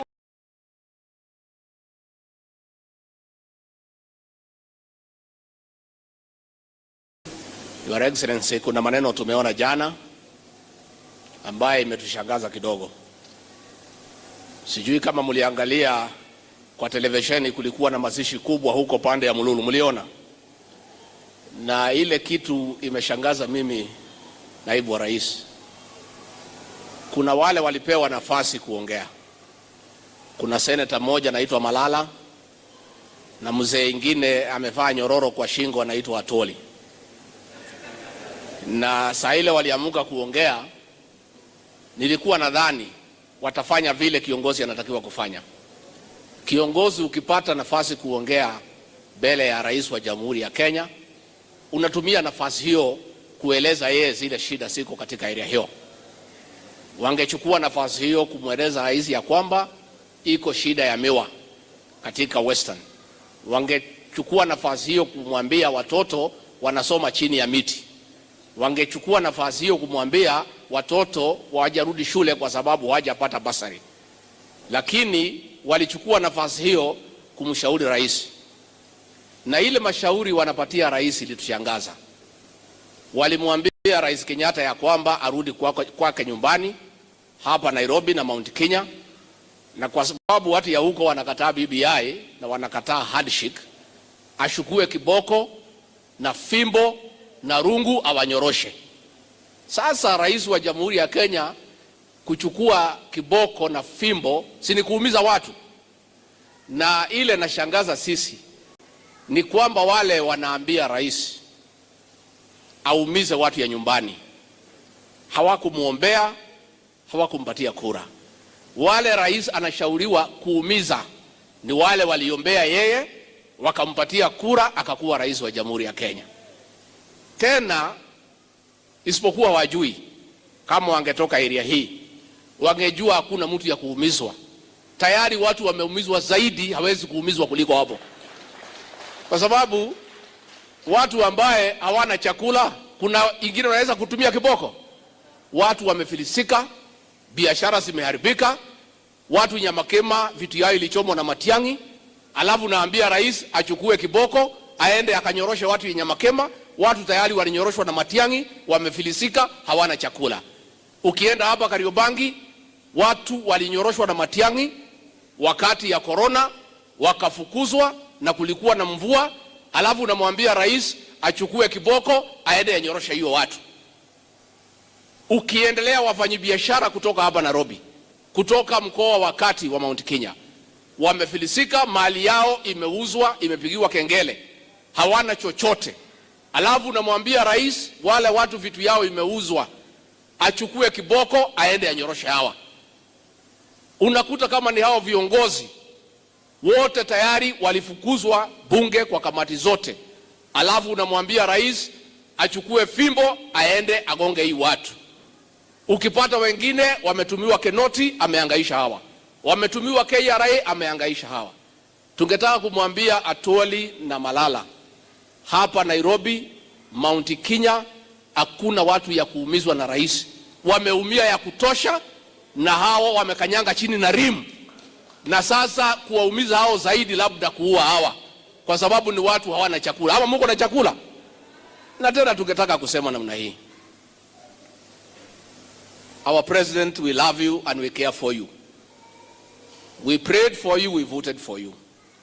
For people who never prayed for you, who never voted for you, to purport to advise you to come and persecute those who prayed for you and those who voted for you, you should not have such people in your meetings. You should not have such people near you. Ile wangekushauri kama ni washauri wazuri, wangekuambia ukuje uongee na hii watu ya Nairobi na watu ya Mlima Kenya, ujue ni kwa nini wanapiga BBI, ujue ni kwa nini wanakataa handshake. Na wangekuambia wanakataa kwa sababu kulingana na hao it is not a priority. Lakini kukushauri utoe kiboko, utumie ile mamlaka wamekupea kuwaumiza, hiyo ni mashauri ambayo imepotea. Your Excellency, Mr. President, you must keep away from such advisors. The commanders, the Murades, the Atwolis, the Malalas of this world cannot be your advisors. All you need to do is follow the Jubilee Manifesto, follow the Constitution, and do the right thing. And if, Mr. President, you must get advice, in case you must get advice, when we look at the state of the economy, which is in ICU, this country is in ICU, it's totally destroyed. If you must get some advice for whatever reason, then the person we think you can sit with is retired President Mwai Kibaki, akushauri vile ya kurudisha uchumi wa nchi hii vile ilikuwa. Because Mwai Kibaki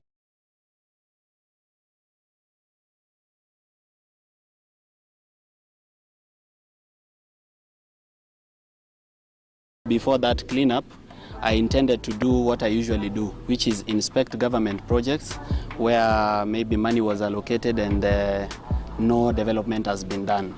I began with the Narok County Referral Hospital, which was allocated about 500 million.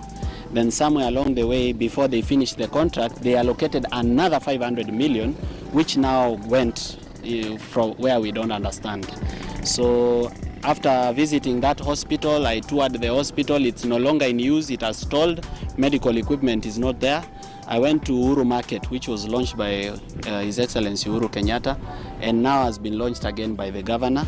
The area around there has a foul smell and it has a lot of garbage. So I was thinking to convince the locals to join me tomorrow so that we do some cleanup. When I left there, I intended to go to the road Masai Mara University.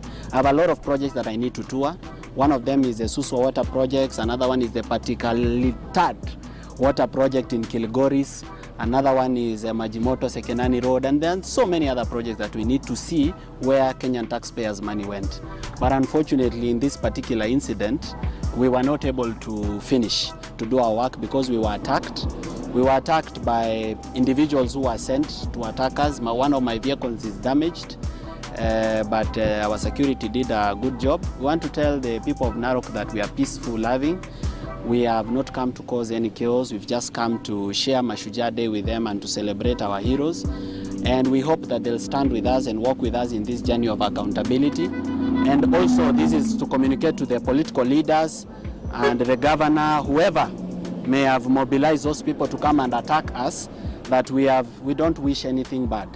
We are not here to decampaign them or make them look bad or make them look like they are not working. We are just here to do our normal work, and that is what we will do. Sawa sawa. How comes you come to inspect the miradi ambaye governor alikuwa amefanya? Na wewe si senator hapa. You are not a local from this county. You are coming to incite locals from here, and we are totally against your madness. So we are telling you, leo tumekusalimia tu kidogo, kesho jaribu fanya hiyo mkutano. We are warning you. Tukiwa vijana wa Narok County, tukikashifu mikutano enye ndugu wetu Morara Kebaso anafanya hapa.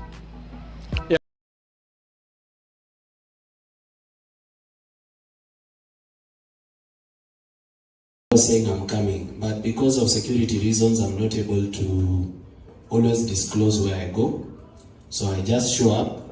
I'm welcomed as I just as I am, all right, just as I come. In the book of John, the Bible says, in the beginning there was the Word, and the Word was with God. He was with God in the beginning, and through him all things were made. And without him nothing was made that has been made.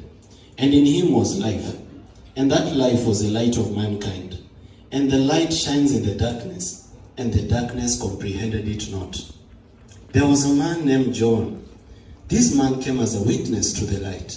He himself was not the light, but he came to be witness to the light. Jesus came into the world, and though the world was made through him, the world did not receive him.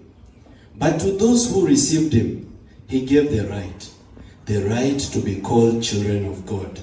Children not born of human decision or a husband's will, but born of the Spirit of God. Amen? I have seen the goodness of the Lord in the land of the living. As a young leader who is coming up in our country, I have put my trust in God. Because those that wait upon the Lord, they shall renew their strength. They shall walk and they shall not faint. They shall mount up with wings like eagles. You have seen what is going on in our country. It is sad to say the least. Many people have died, and they have died painful, gruesome deaths. Some of them are university students, found floating in quarries with water, others abducted, tortured, and killed by people who the only thing they think about when they occupy leadership or positions is greed and primitive acquisition of wealth.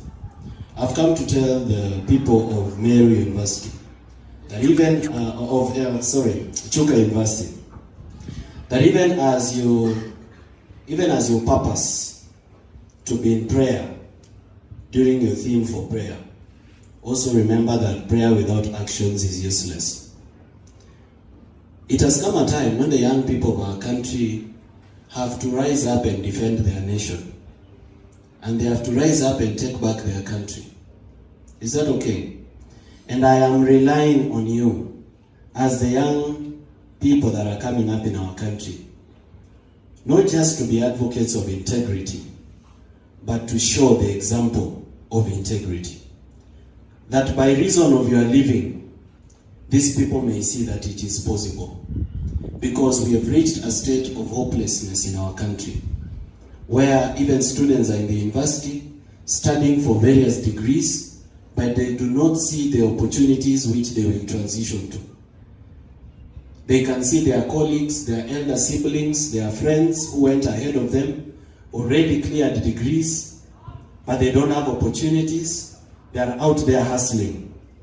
We have a bulging youth population in our country, millions of them who have resorted to crime because they need a way to earn a living. We have our girls who have had to lose their dignity and start doing things like taking nude pictures and selling them online on websites like OnlyFans and StripChat for them to be able to feed themselves. We have young men who are betting, not because they have the money to bet, but because they are hanging on hope that with this 100 shilling, a bet might go through and they might get 100,000 to start something. I have come to give you hope that it is possible, but something must be done about it. Our country is rich, endowed with resources. We have gold, we have uranium, we have petroleum, we have everything that you can think about that makes the things in this world. But most of those resources, they are shipped out of our country and taken abroad. We have governance which is only based on greed and nothing else. 90% of the time, people are thinking about how much they can steal. Just recently, we lost 12.5 billion Kenya shillings from our treasury, which was withdrawn in the pretext that it was to purchase shares for the Africa Trade Development Bank, the Africa Export-Import Bank, and also Jamhuri Holdings. That is 12.5 billion. Do you know that 12.5 billion can build 2 universities? Do you believe it? That's a lot of money. It is a colossal amount of money. Just the other day, we lost 40 billion Kenya shillings. If you follow me on Facebook, Twitter, or TikTok, I think you've seen my videos. 40 billion from Kenya Pipeline Corporation, Ministry of Energy, to build Line 5 petroleum pipeline from Mombasa to Nairobi. 40 billion can build level 6 hospitals in this country. We can build even 4 of them.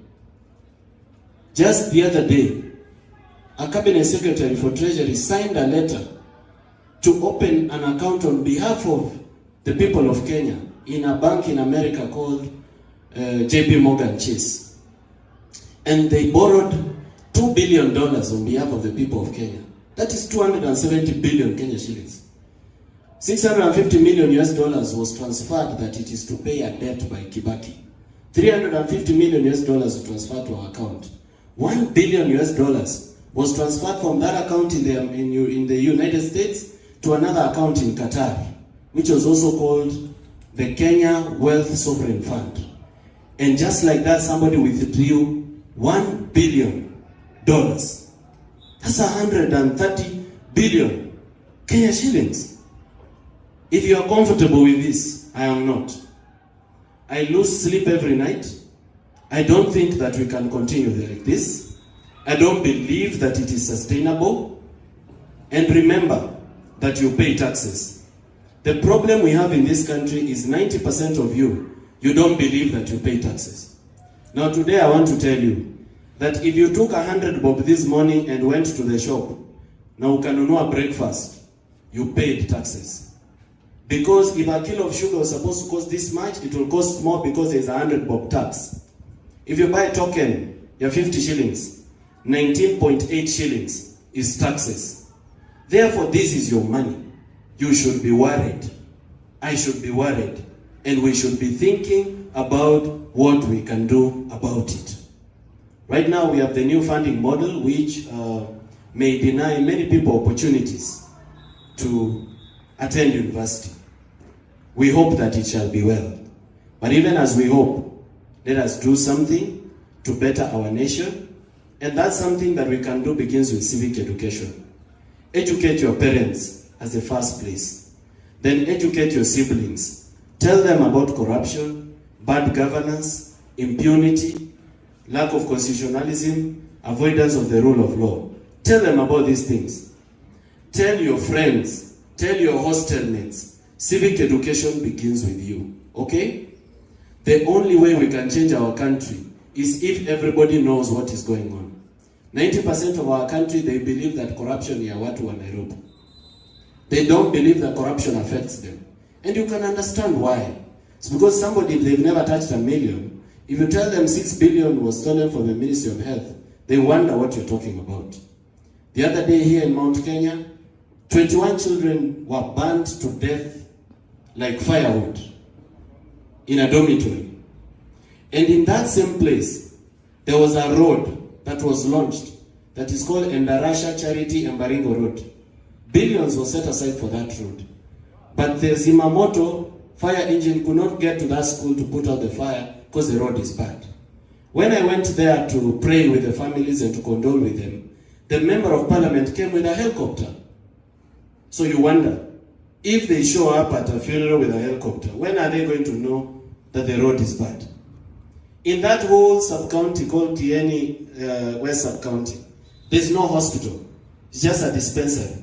The children who would have survived who died in hospital, they had to be taken all the way to Naromoro for treatment. This cannot be the case. Yesterday I was in Chuka. If you follow me online or if you saw it on TV, you must have seen. The county government spent 49 million Kenya shillings to build the governor house. As though the governor was living outside when the governor became the governor. In that same county, I showed you a video of a dispensary, which is closed. You come there by appointment. It's the only health facility in that region. It does not have maternity services. Therefore, women are giving birth on the road, and some are dying. And most worse, it does not have a toilet. Just a basic amenity. A toilet, it doesn't have a toilet. It is sad, and we should be worried. Therefore, fellow Christians, you know that the church in many places has been defiled. If you go to churches right now, young people are missing in church. They are not coming to church to worship God because they feel that there is a loss of trust for church.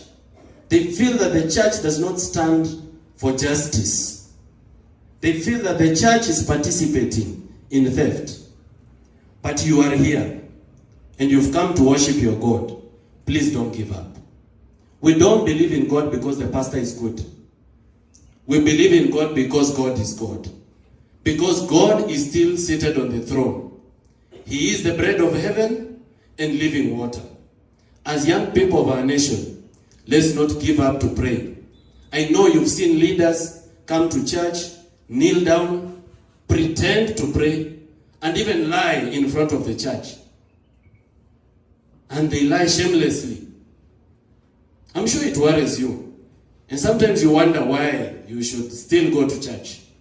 But I want to tell you that we don't believe in God because of human beings.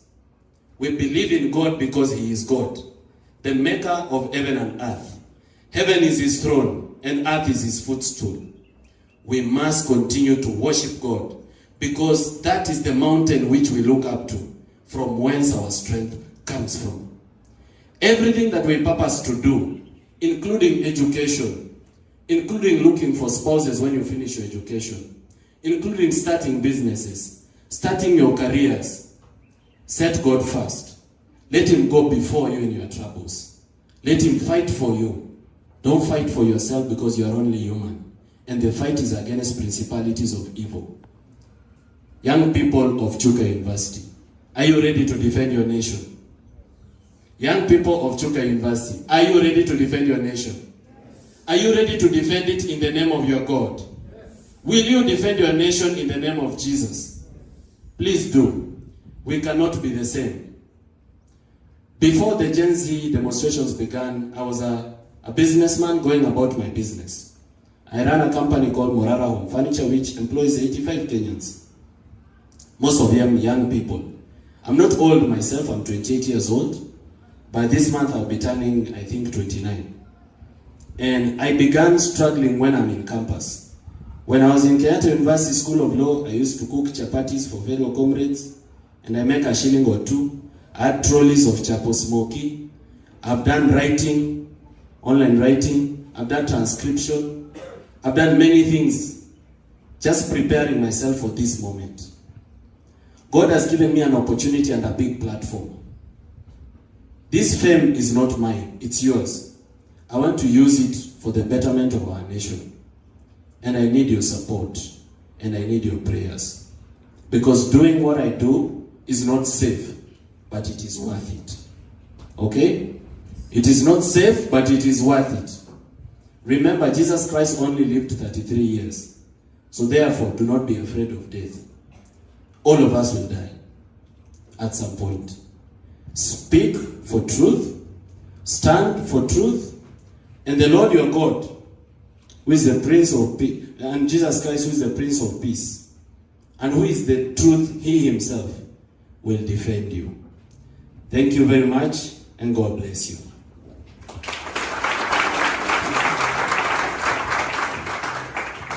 Thank you. Let's celebrate this gentleman.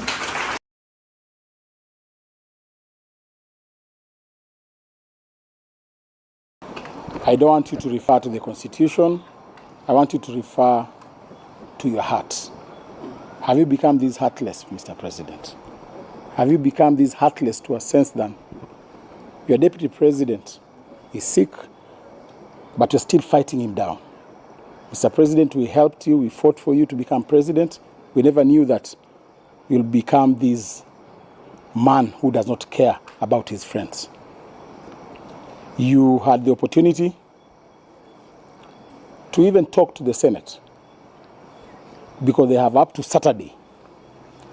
But you decided to fight a sick person.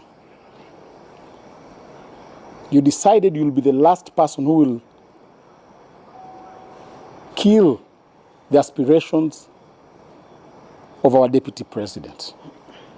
We want to tell you, we leave you to God. We are here. The family is here crying. As friends, we are here empathizing with the deputy president. But you are not being moved. The person who was stripped off his clothes before his family to make you president is now here at Karen Hospital, sick, but you're still fighting him down. What kind of a human being are you, Mr. President? What heart are you made of, Mr. President? We are very disheartened. We are very disappointed in you. But we want to tell you, we will leave you to God. You have all the powers right now. You have everything that is within your powers to ensure that you bring down a truthful man. But you cannot control God. We have a lot of confidence in our judiciary. We will have our day in court, and we believe that we are going to emerge victorious. We want to ask our supporters to remain hopeful that this is not a fight for the faint-hearted. We are here to ensure that we win this fight. We will win against this impunity, and we want to ensure our supporters that the deputy president will be back on his feet and he will be back in high spirit. And I want to assure Kenyans that Rigathi Gachagua will be deputy president up to 2027. Watch this space.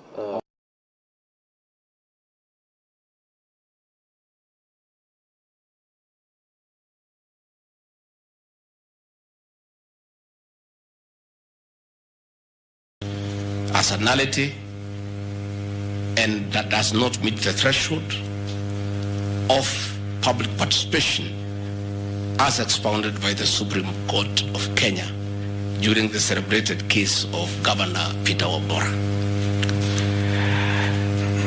The motion alleges that 2 years since assuming office, Rigathi Gachagua has acquired property and wealth whose estimated value is 5.2 billion.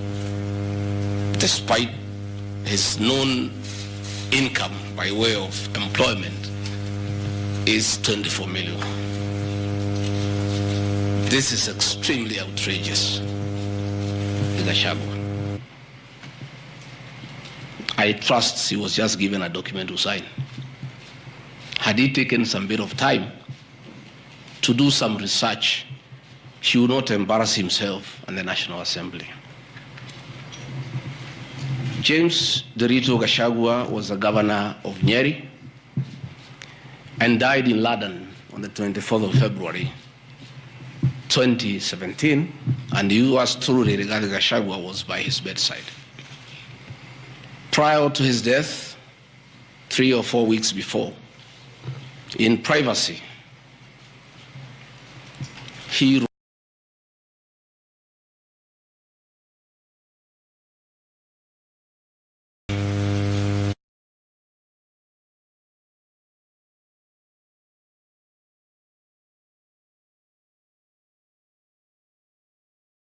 wrote his will and appointed Rigathi Gachagua as an executor of that will, jointly with Mwai Madenge, his close-time buddy, who is a quantity surveyor, and celebrated lawyer Njoroge Regeru. The three of us were tasked to manage his estate. In the will, you'll be given a copy. He did put his properties and assets and cash and anything that he owned in his world. And among the things that he did put was the Olive Garden Hotel, the Fingo Beach Resort, the Queen's Gate apartment, and Langata high-rise flats. It is these four properties that the Honorable Mutuse alleges in the National Assembly that Rigathi Gachagua has acquired them after becoming Deputy President in 2022 when Rigathi Gachagua died in 2017. It is the most embarrassing allegation a member of parliament can table before the National Assembly. Those properties were constructed and were in operation when the late Gachagua was alive. I take this opportunity to ask for forgiveness to my late brother, James Rigathi Gachagua, that today, as your younger brother defends himself, he'll defile your privacy by distributing your will that you wrote in privacy. That your properties that you worked so hard for many years to benefit your wives and children are now a subject of discussion and are alleged to be proceeds of corruption. How unfair, how cruel can you be to a dead man? A man who worked so hard, a man who gave his life for his family, to buy plots, to construct property, and leave them in his death for his children and his brothers and sisters. And then you go to the floor of the House and allege that those properties are production of corruption. My dear brother, rest in peace and forgive me for having joined politics. Because were it not for politics, you would not suffer this shame. Your children are crestfallen as they see their properties being splashed in newspapers as proceeds of crime. The Olive Garden Hotel that is alleged to have been bought by Rigathi Gachagua belongs to the estate of the late James Rigathi Gachagua. And in his will, he directed that we sell all his properties and divide the proceeds among his brothers, sisters, wives, and children. We, as the executors of his estate, and I want to pay tribute to lawyer Njoroge Regeru and Mwai Madenge for their commitment and sacrifice to the Gachagua family. Many executors who have been given properties to run by deceased people end up misusing them and depriving the beneficiaries. These two great men and myself, because my brother knew I'm an honest man and a fair person, and he knew his family would never suffer in my hands. We were able to sell Olive Garden Hotel at 412 million and distributed the proceeds to the beneficiaries as directed in his will. We registered his will in the High Court of Kenya and were given the probate. And my late brother, in his wisdom, left Rigathi Gachagua 5% of his wealth. I was therefore able to get 20 million shillings from this sale. That is money that is in my account, that again I'm told they are proceeds of crime. He left my mother 5% of his wealth, another 20 million shillings. And since my mother is dead, my late brother, because he trusted me, had put in his will that I hold my mother's shares in trust. So that is another 20 million shillings in my account. Again, my late brother left me another 4% to hold in trust of the children of another brother of ours who is in my account. My late brother gave 2% to my wife, Pastor Dorcas, because of her kindness of looking after him when he was ill. All this money that has come to me from a dead brother, I'm being told are proceeds of crime.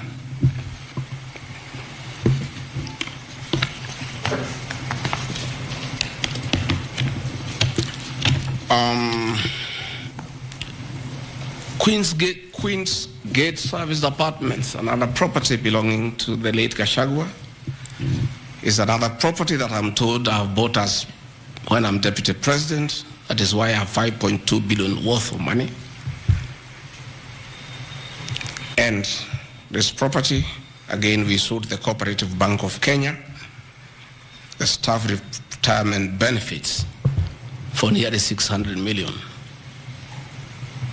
And this money we utilized to pay his debts. And today, as the late Gachagua rests in heaven, he has no debt. Again, I want to thank my fellow executors, Njoroge Regeru and Maimatenge, for what you have done for my brother. Vipingo Beach Resort in Kilifi was Gachagua's holiday home, a beautiful palatial resort on 3.5 acres on the beach. I remember with nostalgia that he used to host us there every Christmas to enjoy ourselves. This property still belongs to the estate of the deceased because ourselves have a family. We want to retain it for sentimental value so that when we visit there, we remember him and his kindness. The Honorable Mutuse again goes to the National Assembly in a very emotional manner, quoting the Bible, says that this property has been bought corruptly by the Deputy President without knowing where the money has come from. I have seen some land, Rogoro Kiamariga, 1223 in Mathera East constituency. To start with, Rogoro Kiamariga is not in Mathera East constituency. It is in Mathera West constituency. In haste to dispose of the Deputy President because of political deceit and conmanship and betrayal, they could not even get it right where the land is situated. They were in such a haste to get rid of the Deputy President. The land is Ruguru/Kiamariga, 1223 in Mathera West constituency. It's a 2-acre piece of land. It's alleged it has a helipad. It's a lie. The land is 2 kilometers from my rural home. And I have planted napier grass for my dairy unit. I bought it at 3.5 million shillings. Again, proceeds from my dairy farm. I have a dairy farm with almost 150 cows. And I do make an income of almost 1.5 million shillings every month. I can surely afford to buy 2 acres of land. And I take this opportunity to thank my brothers from the Kalenjin community for that dairy farm. Anytime I've gone to the Rift Valley, in appreciation of the support I give President William Ruto, the Kalenjin community always gives me a cow or 2. And within 2 years, I have the largest dairy farm in Madeira constituency, courtesy of the Kalenjin people. I want to thank them for their kindness. I have seen an accusation that I've bought 40 acres of land in Kakuret, Kabraine, in Kieni, Nyeri constituency as Deputy President of the Republic of Kenya. I saw the Honorable Njoroge Wainaina, the MP for Kieni, signed the notice of motion to impeach me on the allegations, this one being among them. Had there been no malice, Njoroge Wainaina, the Honorable MP for Kieni, would have advised the Honorable Mutuse that he sold me this land in the year 2015. I have a sale agreement I'll give you with this picture. I bought this land from the Honorable Njoroge Wainaina in 2015. I was not even a member of parliament. Yet he has appended his signature that I should be impeached and go home for having corruptly bought 40 acres of land in Kakuret. In fact, the land is not 40 acres, actually 35. The allegation is that it's 40 acres. But that land is 35 acres. The people of Kakuret know it. I bought it from the Honorable MP for Kieni. And had he read this motion, I'm sure you would not have signed it. But as you all know, there was a lot of coercion. There was a lot of intimidation. And I'm sorry that I'm told the Honorable Wainaina is admitted in hospital because of threats, coercion. He's being forced to hang a brother against his will and his conscience. These are the lies that Mutuse brought to the National Assembly, and asking the people of Kenya to get rid of the Deputy President of the Republic of Kenya based on lies. I have seen another ridiculous allegation that the Honorable Rigathi Gachagua, Deputy President of the Republic of Kenya, has since becoming Deputy President, acquired 80 acres of land in Meru. That is false. What is true is that the Deputy President is a member of Solution Circle Limited in Meru. And for those who do not know, the Deputy President is half Meru, half Kikuyu. His mother, the late mother, Rigathi Gachagua, was born in Meru in a place called Katheri, and thereafter settled in Kiberesha. Deputy President Rigathi Gachagua sometimes is a lonely man. His father is dead, his mother is dead. His brother, Rigathi Gachagua, the governor, died of pancreatic cancer. His brother, Dr. Fred Wachira Gachagua, died because of alcohol. His other brother, Jackson Riani, died because of alcohol. His sisters are married. So when he goes home, many times he's lonely. And he decided to look for some land in Meru where he can go and build a house and be among his relatives, his mother's relatives. And in the process, I identified a 29-acre land and borrowed money from Solution Circle, which I'm paying every month. We'll give you documents to show you that this is 29 acres, not 80 acres, that I have bought from a loan that I have taken as a member of Solution Circle in Meru, the land of my mother, and which I call home. I have seen an allegation that I have a dairy farm in Nyandarua. I don't have a single animal in Nyandarua. I have some little land in a place called Shamata, but I'm yet to do anything about it. I think I just mentioned it to one of the member of parliament for that area called Gachagua that I would like to start a dairy farm.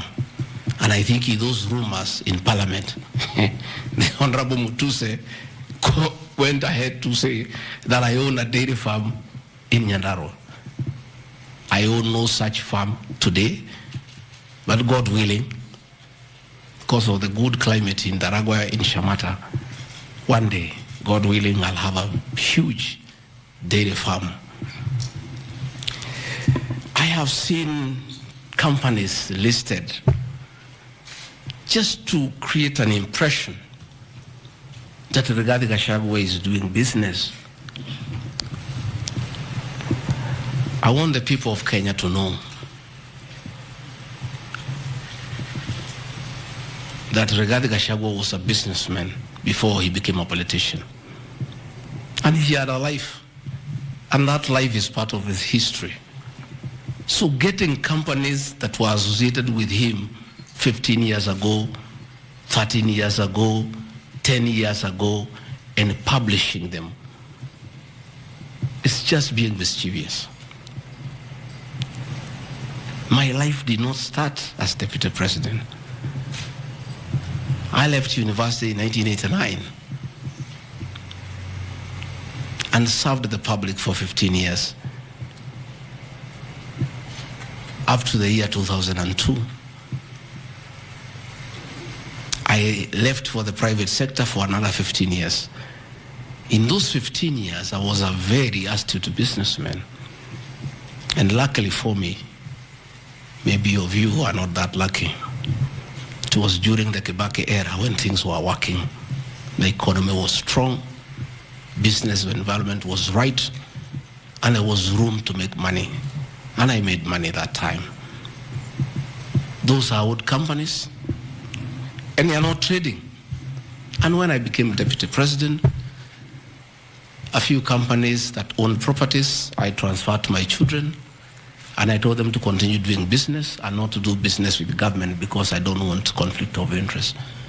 I want to confirm to the people of Kenya tonight that no company owned by my children has ever done business with the government, and I'm demanding for proof from the Honorable Mutuse or anybody else linking the Rigathi Gachagua family with business deals with the Kenya government. I agreed with my children that they do business with the private sector, do farming, and run the family business that I bequeathed them. These companies are all listed. And just for clarity, because I don't think they are worth a reply, because there's nothing about them. Rigathi Gachagua Foundation. As a member of parliament, I was educating orphans, I was educating children of single mothers, I was educating children of PWDs. And the education needed to continue, and I don't have the benefit of CDF money. So I started a foundation, the Rigathi Gachagua Foundation, to continue doing the work of charity. I have seen my foundation here. The Honorable Mutuse has not said what crime the Deputy President has done by having a foundation that is non-profit making. For the purposes of clarity, I'll give you the bank statement for this foundation. I have only received a total of 12 million shillings from well-wishers, which have educated children, have educated students at Pwani University, and other vulnerable people. Docas Rigathi Gachagua Foundation, this is just an attempt to bring my family into mud. Every Kenyan knows the work Dorcas Rigathi has done in this country for the boy child. She has opened clinics for addicted children, and she gets a lot of money in her foundation. Since the decision was made that the government will not fund the office of the spouse of the deputy president, Kenyans of goodwill flock to her every day with cash donations, with material donations, for her to continue with a very good program she's doing of rehabilitating children in Kilifi, in Mombasa, in Nyandarua, in Laikipia, in Nairobi, and her work is well documented. I am here to see from the mover of this motion what crime the Dorcas Rigathi Gachagua Foundation has done. There is no allegation, there is no evidence, there is nothing. Against Rigathi Gachagua Foundation, there is nothing. Spiritway Limited is a company registered by Dorcas Rigathi that does work with church ministries. This ministry has not traded, does not even have a bank account. It's some strong women of God who have come together to create a company around their issues to preach the gospel. The mover of this motion has not indicated at all what crime this company has committed, other than dragging the name of my wife into mud in the National Assembly. Calvary Creed International Limited, as the name suggests, is a company founded by my wife in 2015, long before I became a deputy president. Again, on evangelism and activities to do with the Church of Christ. I have not seen a single allegation against this company. Mothers of the Lord Limited. Again, this is a company incorporated my wife, Pastor Dorcas, in 2021 with our friends. It has never traded. It does not even have a bank account. The Anani Collective. This is a business name registered by my son, Dr. Keith Rigathi, in 2021 before I came into office. And I've asked him, and he has told me the ideas he had, they have not yet come to fruition. So the company is dormant. I am here to see a single allegation against this company by this young man. Gradpass Apartments Limited is a company that the executors of the late Gachagua put together to manage Langata View Apartments.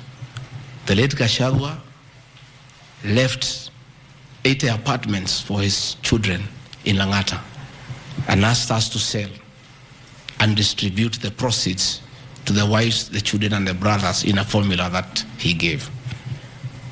In a family meeting that I chaired, we agreed as a family that we should not sell the flats. We should share them so that everybody can be getting a rental income. In that formula, because of the shares he gave to me, I have 10 flats. His daughter has 10, his wife has 5, another one has 2, another has 1. So we did put this company together called Grand Bypass Apartments Limited. This is a company that will be managing those flats on behalf of the beneficiaries of the estate of the late Gachagua. Again, this company has been put here by the Honorable Mutuse as a company that is involved in corruption. A company set to manage flats belonging to a dead good man who had foresight to think about the future of his children.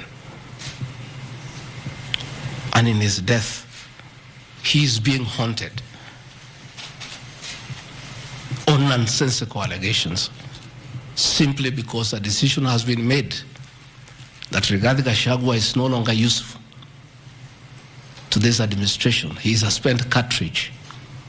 His work was to help fight Uhuru Kenyatta who use, so he should be dispensed with and somebody else can be appointed against the will of the Kenyan people. That is the viciousness that we are even fighting the dead. How cruel can we be? How insensitive can we be?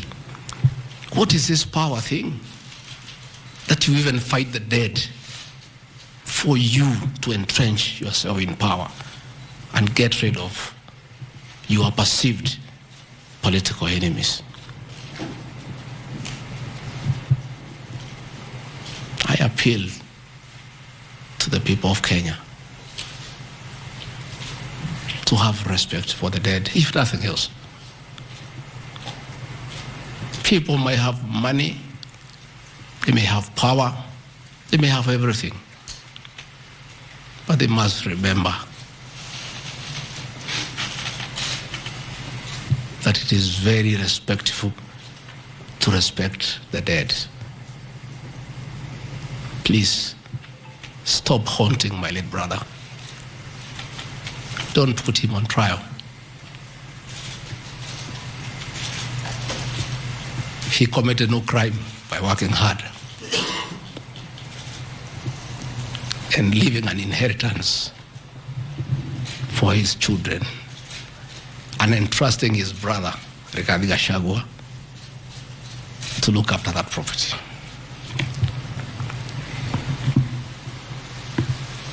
Fortis Viz Group Limited is a company incorporated in 2023 by my son Kevin and Dr. Keith. Again, some two very enterprising young men. This company has not even taken off. They are still figuring out what business they can do. And before they can even settle down, their father is under siege. So they have to come here every day to keep me company and find out what is not happening. This company has not even started.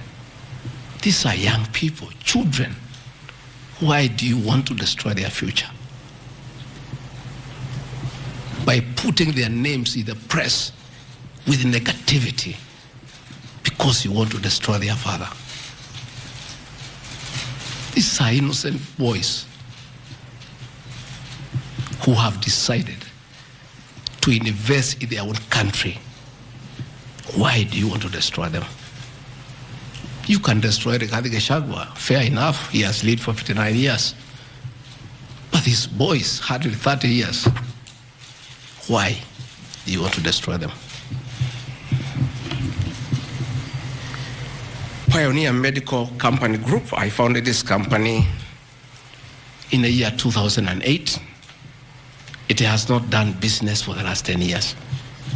Why are you bringing it to Parliament?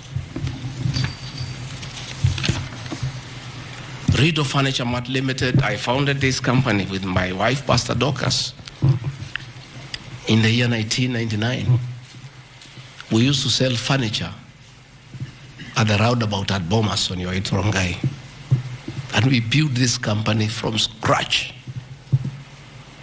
And it's been in existence for years. And when we stopped trading with it, we put up apartments in Koroi, in Rongai, called Rido Plaza, that are managed by this company. We collect rent. We have, I think, 40, 50 flats there, and pay tax every month. What wrong has Rido Furniture Mart done? Rido Plaza was constructed in 2012, 10 years before Rigathi Gachagua became deputy president. Even if you want to kill this man and make sure he's totally destroyed, why don't you pursue him for the 2 years he has been in office? Why do you want to go back 20 years before he became deputy president, and criminalize his enterprise and his hard work? Biovet Kenya Limited is a company, again, I founded in 2009. Many years before I even went to Parliament. It has not done business for the last 15 years. Not a single shred of evidence that this company has done wrong. It's not there. Murani Manufacturers Limited. It's a company that is founded by a character from our village and sold some shares to my wife and my children and interested them in manufacturing feeds for pigs and for chicken. It never even took off. This company has never traded in government. It has not done any business. It is actually dormant. I'm told the account has only 132,000 shillings. And you want to set the Deputy President of the Republic of Kenya, a man elected by 7.2 million Kenya shillings, because his wife and children have some shares in a company that has 132,000 shillings. Surely. Delta Merchants Limited is a company I founded in 2009 during the Kibaki era. It has not done business for 15 years. We demand that you say what this company has done. Wamunyoro Investments Limited is a company named after my village in Wamunyoro, which I founded in the year 2001 as a construction company. This company owns a lot of property that I bought in those years when the economy of this country was on sound footing. Since I became Deputy President, we ceased all activities of this company. It has not done a single transaction with anybody. The company is dormant, but it owns property. Those properties were bought and acquired long before I became Deputy President.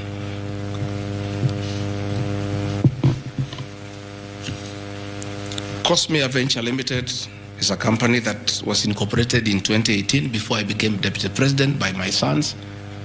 They do what you call bulk SMS.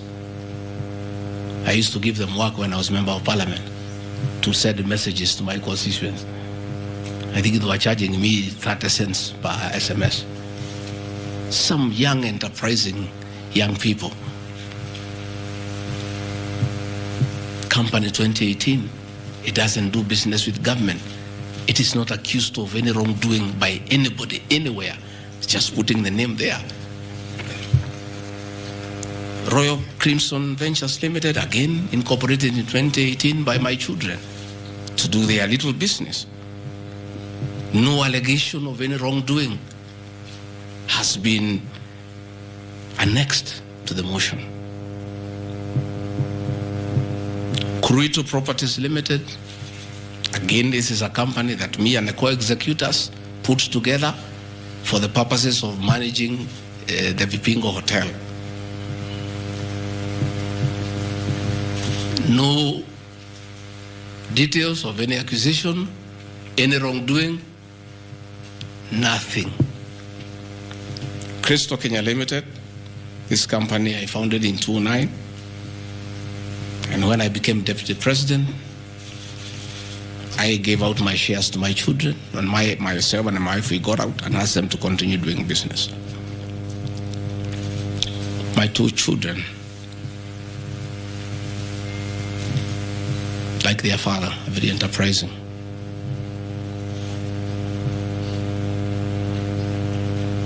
Nyeri County, where I come from, we were hit badly by COVID, and all our hotels shut down.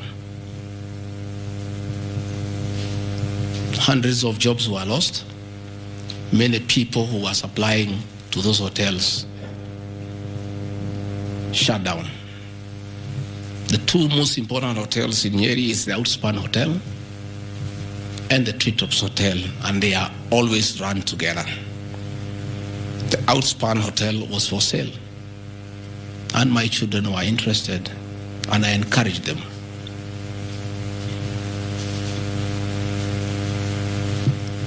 Treetops Hotel cannot be sold. It belongs to KWS. It's a government hotel. You can only lease. And the person who owned Outspan Hotel had also leased the Treetops Hotel. So my son acquired Outspan Hotel and got an assignment of the lease. So they don't own Treetops Hotel.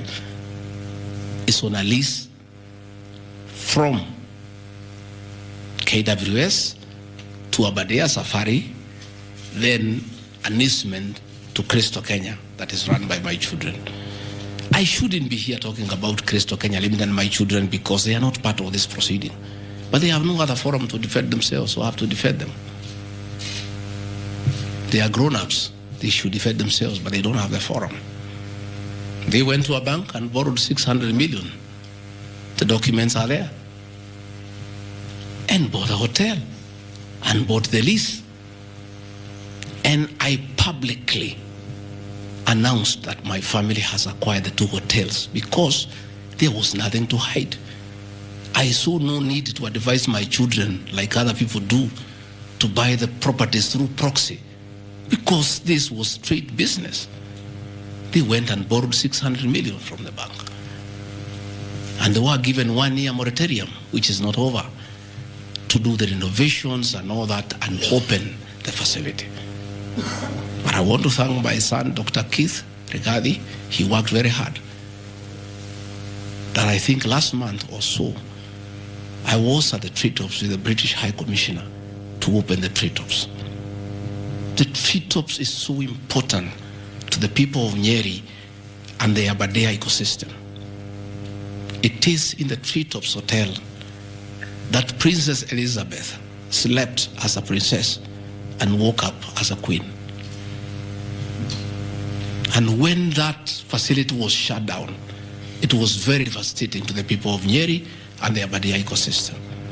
So when the people of Nyeri heard that the son of the deputy president is interested in leasing that facility from KWS and reopen it, there was joy and ululation in the Aberdares.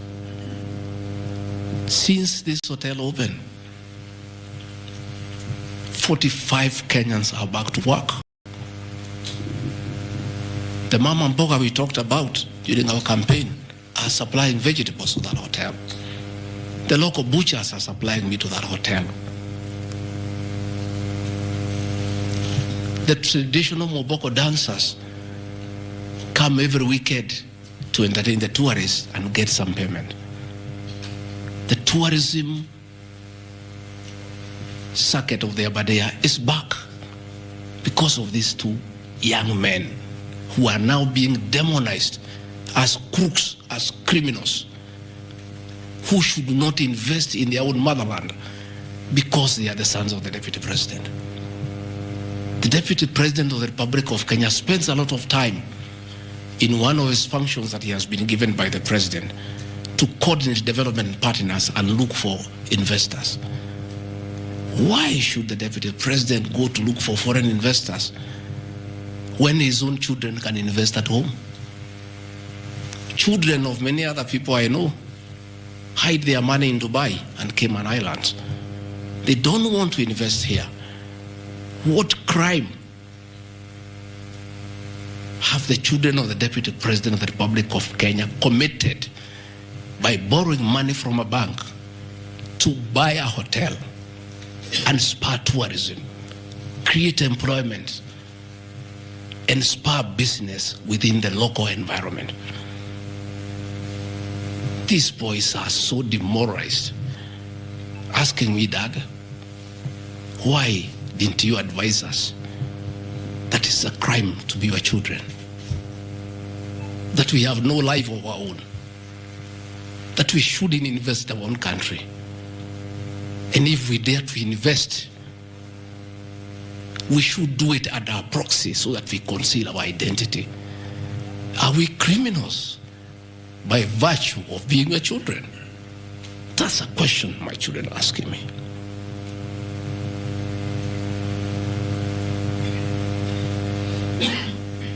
What crime can children of Kenya commit to borrow money from a bank and start an enterprise and employ people and spur tourism?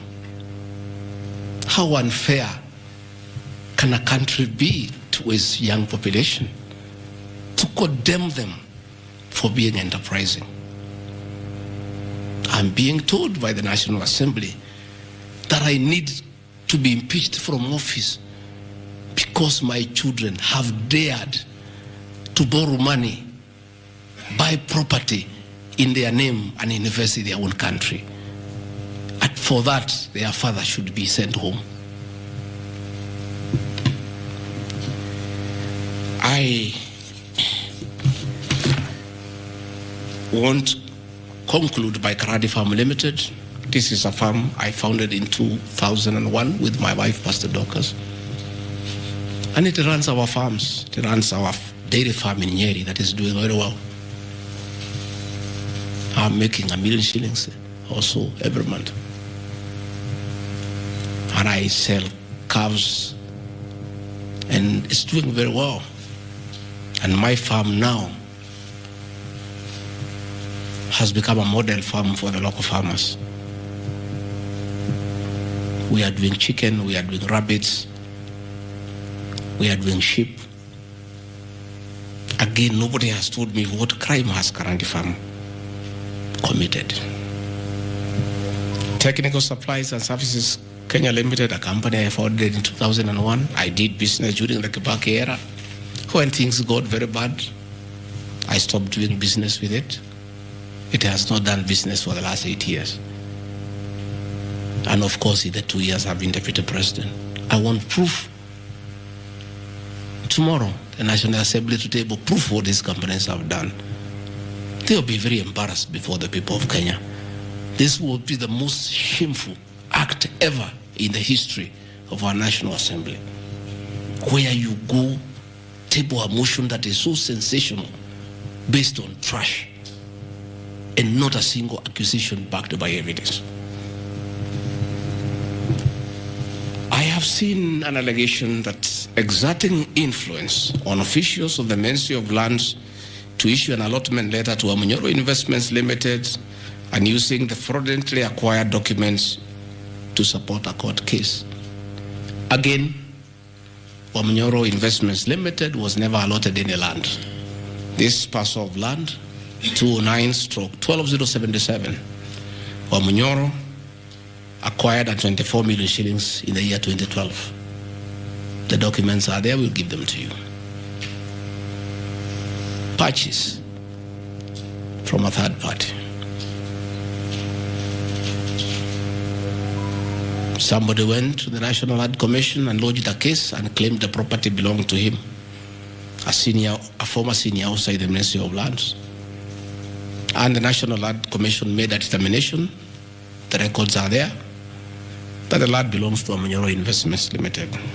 Again, he went to the High Court in the year 2022. I was not Deputy President. I made my witness statement before I became Deputy President. I supplied all documents and the matter was concluded. And the High Court issued a judgment. We'll give you the judgment that the land belongs to Wamunyoro Investments Limited. I am told that they have appealed the judgment. I invite the Honorable Mutuse to apply to be co-joined in the appeal, and then he can argue his case. This is a matter that has been adjudicated by the High Court of Kenya and made a determination. And you want to bring it to the National Assembly. The matter is alive with the Court of Appeal. It is sub judice to even discuss it in Parliament because a determination has been made. Irregular procurement of mosquito nets at a cost of 3.7 billion. I saw a huge headline from the Star newspaper, planted headline. This is the most ridiculous headline I've ever seen. And this is the most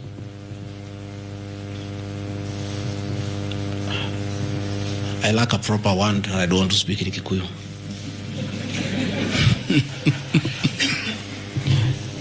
I think somebody needs to give you some water. What I want, I'm looking for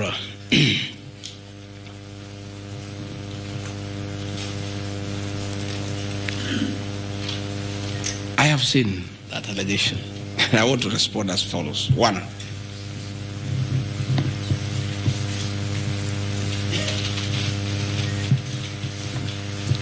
there is Andrew Murwa, he has sworn an affidavit with the false allegations.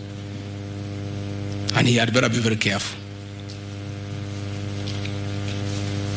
because he has made a statement on oath. In the affidavit, he says that Deputy President was involved in KEMSA 3.7 billion irregular procurement of malaria nets, either directly or through proxies. Further,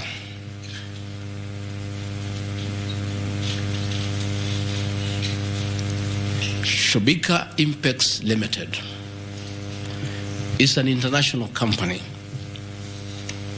the fourth largest manufacturer of mosquito nets in the world.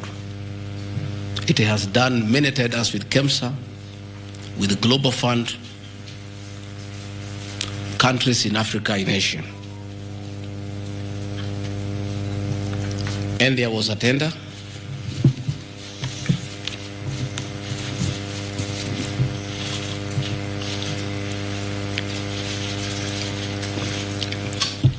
There was a tender funded by Global Fund through KEMSA, and it was an international tender for manufacturers. The company owned by my son Kristo Kenya Limited are not manufacturers, and they did not participate in any way in the tender. In any way. What happened is that in the year 2014, 8 years before I became Deputy President, Shobika Impex Limited appointed Kristo Kenya as their local agent, whose work is to do their errands and follow their supplies at the ports of entry. Kristo Kenya did not participate in this tender. It was done by Shobika. KEMSA wrote to Shobika and said, your tender was not successful because you had a problem with pagination of your security document. Pagination. Those of you who have done tenders, you number the pages. And if they are not right, you can be disqualified. And therefore, they were told, can you come and collect your bid board, your original bid board? That's what happens. If you participate in a tender and you don't win, you are asked to collect your bid board. And they kept on coming to collect the bid board. It was not available for almost 3 months. And they asked the local agent, that is Kristo Kenya Limited, can you follow up on our behalf? We participated in this tender. We did not win. We have a letter asking us to collect the bid board. We are waiting for it because this is money that is tied as our agent in Kenya. Can you follow up? And that is why when my son on behalf of Kristo Kenya Limited went to KEMSA trying to follow up. And when it was not working, he brought it to my attention and I made a call to Mr. Andrew Mulwa, asking, my son has been here. There's a little issue about a bid board of an unsuccessful tender. Why is it that this is money that is tied? And these are foreigners, these are foreign investors. We don't want to make life difficult for them. Please, why don't you release it to it unless there's a problem? Oh, you say, no, the matter is under investigation. That is why we cannot release it. The bid board is with the SEC. I said, fine. If the matter is under investigation, so be it. Right along, the investigations were over. EACC wrote to KEMSA and returned the bid board.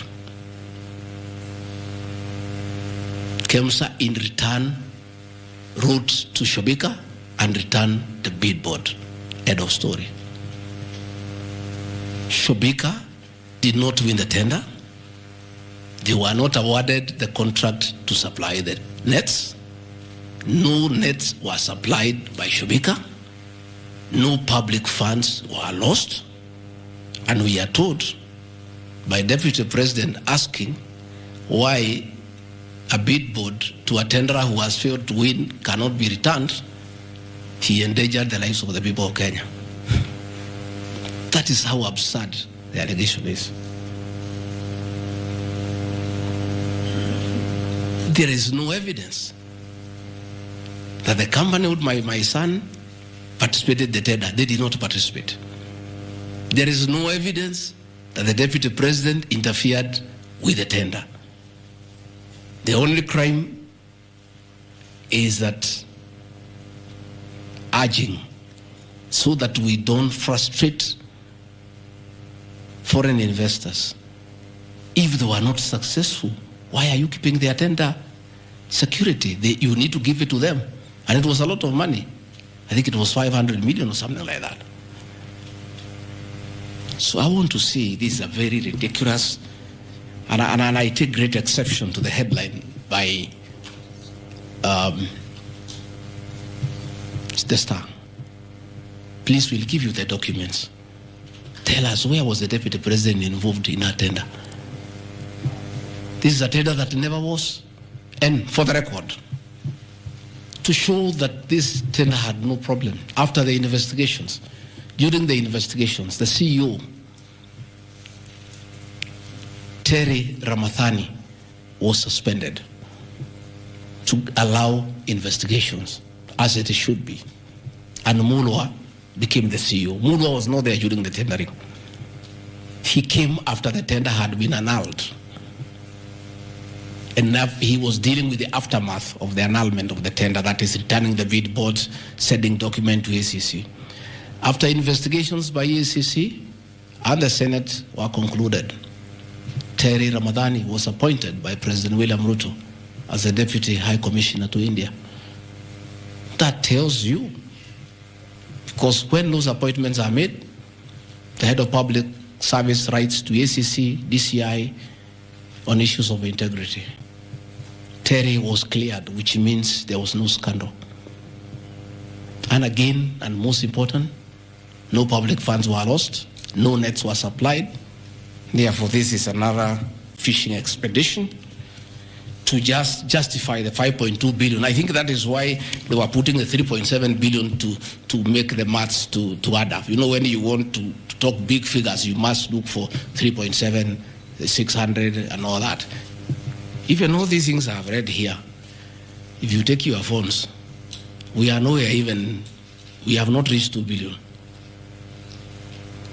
Because Olive Garden 400 million, Queensgate Apartment 600 million, Outspan and Treetop 600.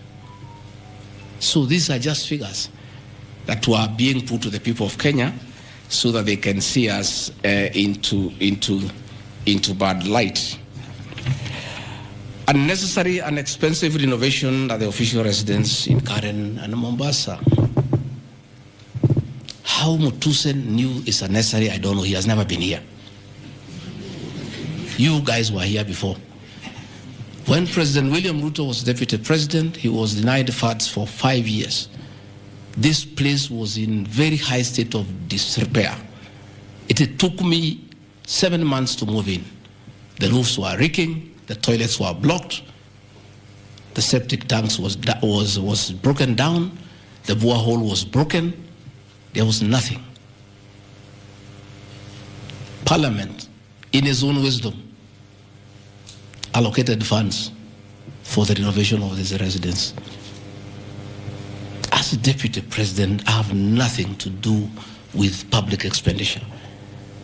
In fact, at that time, the accounting officer, between 2022 and 2023 financial year, was the State House Controller. Procurement was done, tender was awarded, and the renovations were done. As and you can see, the place looks good. There was need to dignify the office of the deputy president because he has a function of coordinating development partners. Ambassadors and high commissioners and all sorts of international visitors are always here. So to dignify the office of the deputy president, the residents needed to be in the right standard, and that is not my decision, and I have nothing to do with it.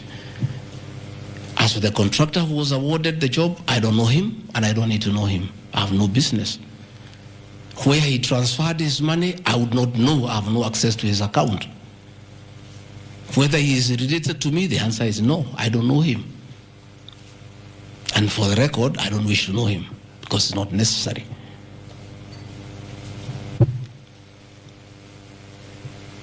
Government expenditure is audited every year by the Auditor General. Since this office was under the executive office of the Deputy President for that financial year, the Auditor General did her inspection and gave us a clean bill of health. The renovations that were done were not highlighted with having any audit query.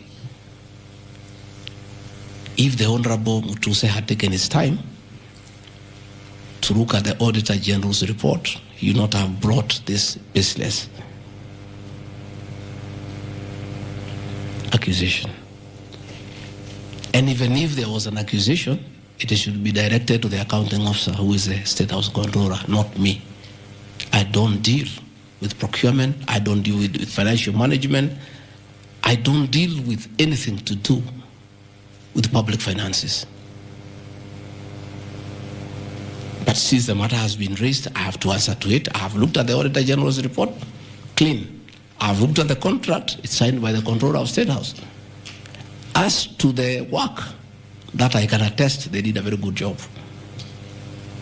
And this residence has been dignified. The same with the residence in Mombasa. You know, the residence in Mombasa is where President William Ruto and his wife, Mama Rachel, were chased away, and the house allocated to the regional commissioner. And on assuming office, I took up the residence. It was in state of disrepair. Again, it was renovated. It's a good place. And I normally go there when I go to Mombasa. And it makes a lot of sense, because before the renovation of that residence, anytime I went to Mombasa, I normally have a huge delegation of security people, hospitality, and all that goes with the office, not really me. The bills were very expensive. It makes a lot of sense to have an official residence for the Deputy President in Mombasa, so that when he is there, you cut down on public expenditure.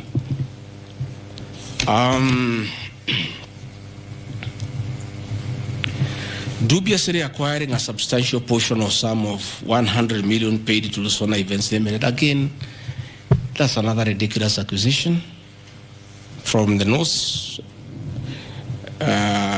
This is people who give services here for events. We have many meetings. You have come here for IBEC. There are tents put up here to the required standard. We have meetings here for development partners. This is a very busy residence. Most of you have been here. Again, I don't get involved in procurement. That is the work of the accounting officer and his team in public finance management. As to the person who does that work, I don't know he or she, and I have no business knowing who does the work. Those are things that are not in my purview. Again, the ridiculous accusations that that money came to me, one would have to demonstrate how it came to me. Was it brought to me through my account, through cash? Who was there? What is the evidence? Again, it is just trying to throw mud at me.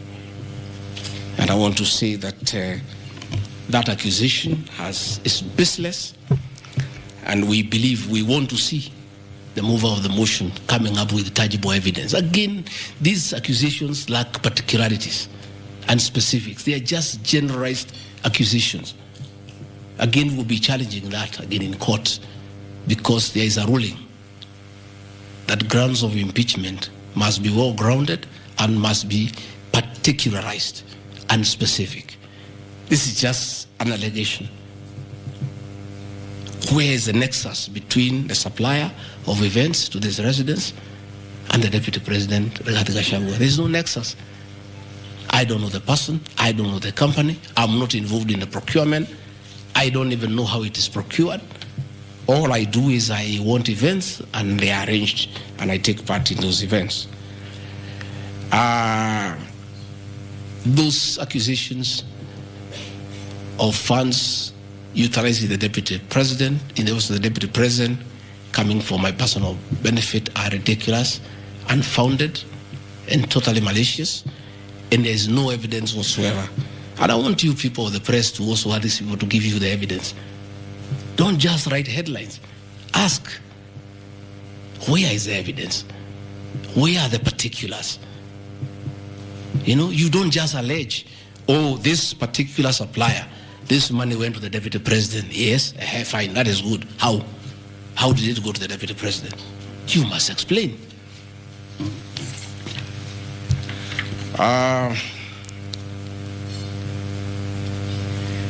Alleged sensational but false allegations against Lady Justice Esther Minor. It is alleged that a special notice of motion at ground 4 had a gross violation of the Constitution, that I publicly attacked the Lady Justice Esther Minor and forcibly threatened to bring action against her. I did not threaten to bring any action against Justice Minor.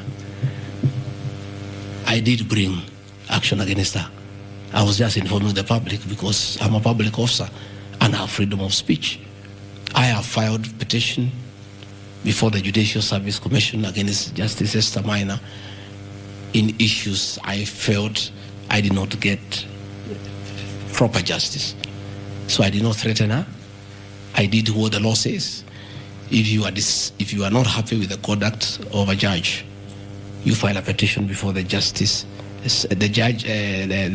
Service Commission, which I have done. Again, I don't want to delve before the matters because it is against sub judice, but that I have done. So I cannot be threatened. I cannot be said to threaten her. And again, I have a right as a leader, as a Kenyan, to say what I'm doing. And I did say publicly that I will bring a petition against her, and I have done it. And the evidence is there. You see it. We have filed a petition, and we are waiting for it to be concluded.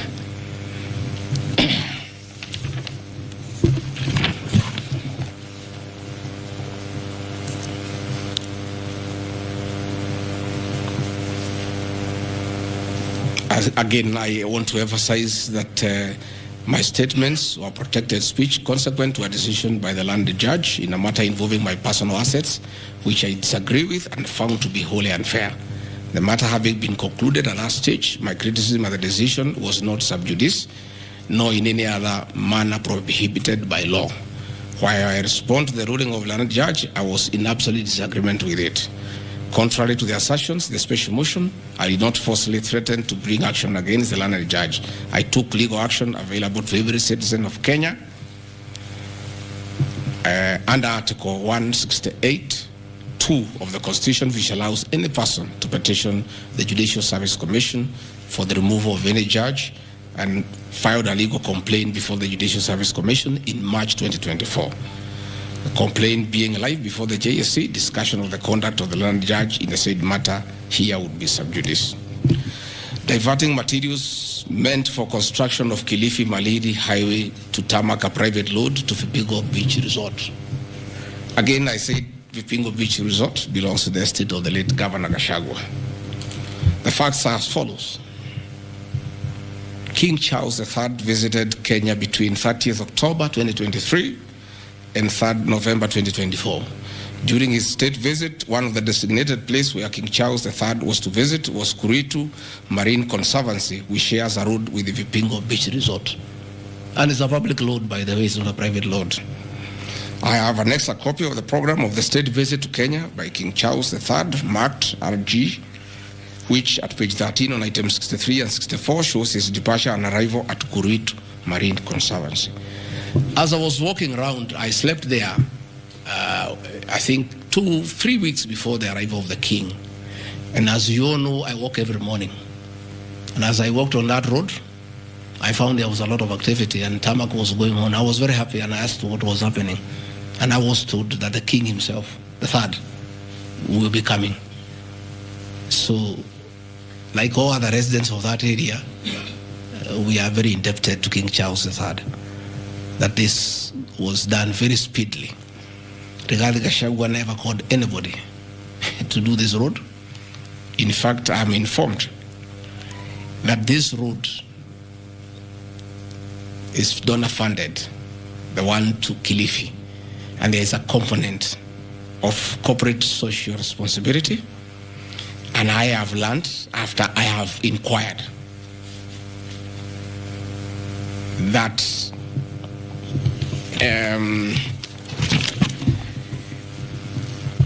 these people of that road is called Takaungu Shariani Vipingo. It's off the main road, and I am made to understand that Kuritu Marine Conservancy, Vipingo Secondary School, Shariani Primary School, among other stakeholders, including a public market, applied to that request, that road. In any case, I would like to know the member of parliament for that area, how he will vote in this motion. He should vote for me. But I didn't. And when I went there, that Shariani market, people are very happy with that road because I walk there in the morning when I sleep there. People, the family of the estate of the late Governor Rigathi Gachagua, we are just beneficiaries of good deeds by our government that were hastened by the arrival of His Majesty the King III. Undermining the President and the Cabinet by allegedly making contradictory public statements from the position taken by Cabinet regarding the evacuation of the people residing along Nairobi River. To start with, for the record, President William Ruto has never complained to me that I have undermined him. If he has told that to Honorable Mutuse, I would like to know that he has complained to Honorable Mutuse that his deputy has undermined him. Article 147 of the Constitution provides the Deputy President shall be the principal assistant to the President and shall deputize for the President in the execution of the President's functions. Article 28, which states that every person has inherent dignity and the right to have that dignity respected and protected.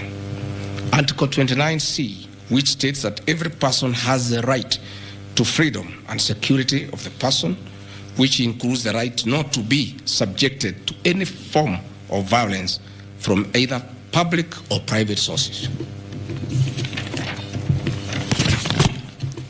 Section 152G1 of the Land Act, which states that notwithstanding any provisions to the contrary in this act or in any other written law, all eviction shall be carried out in strict accordance with the following procedures. A, be preceded by proper identification of those taking part in the eviction or demolitions. B, be preceded by the presentation of the formal authorizations for the action. C, where groups of people are involved, government officials or their representatives to be present during an eviction. D, to be carried out in a manner which respects the dignity, right to life and security of those affected.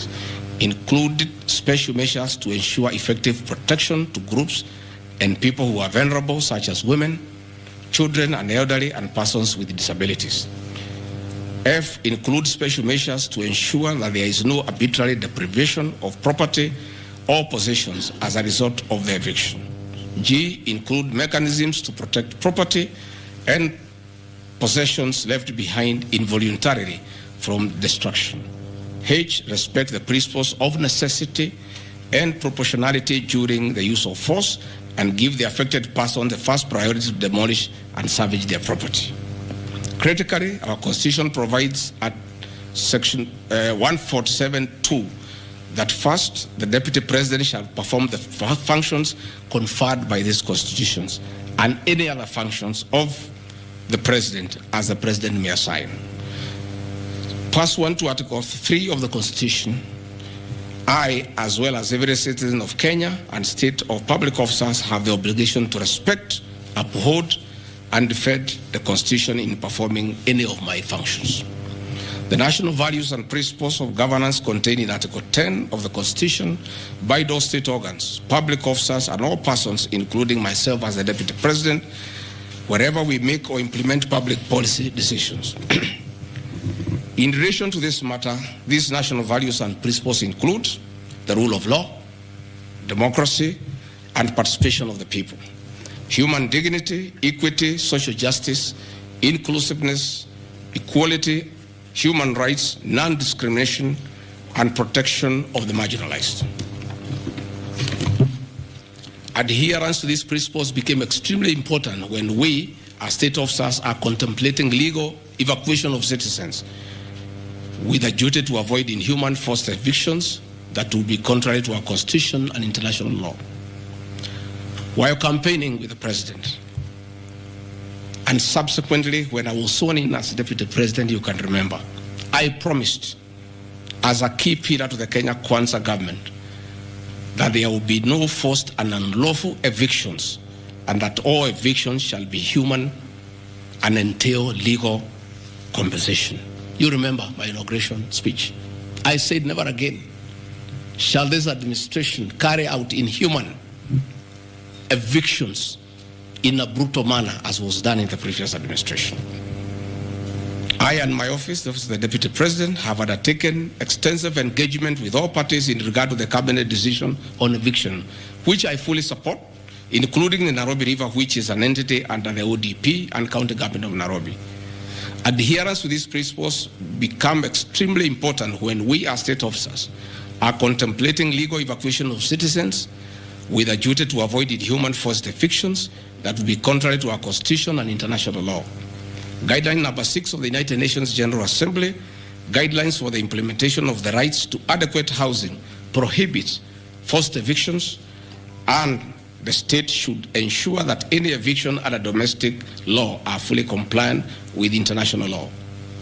The guidelines further require meaningful engagement with communities to ensure that the rights of residents are implemented cooperatively without the need for eviction procedures or police enforcement.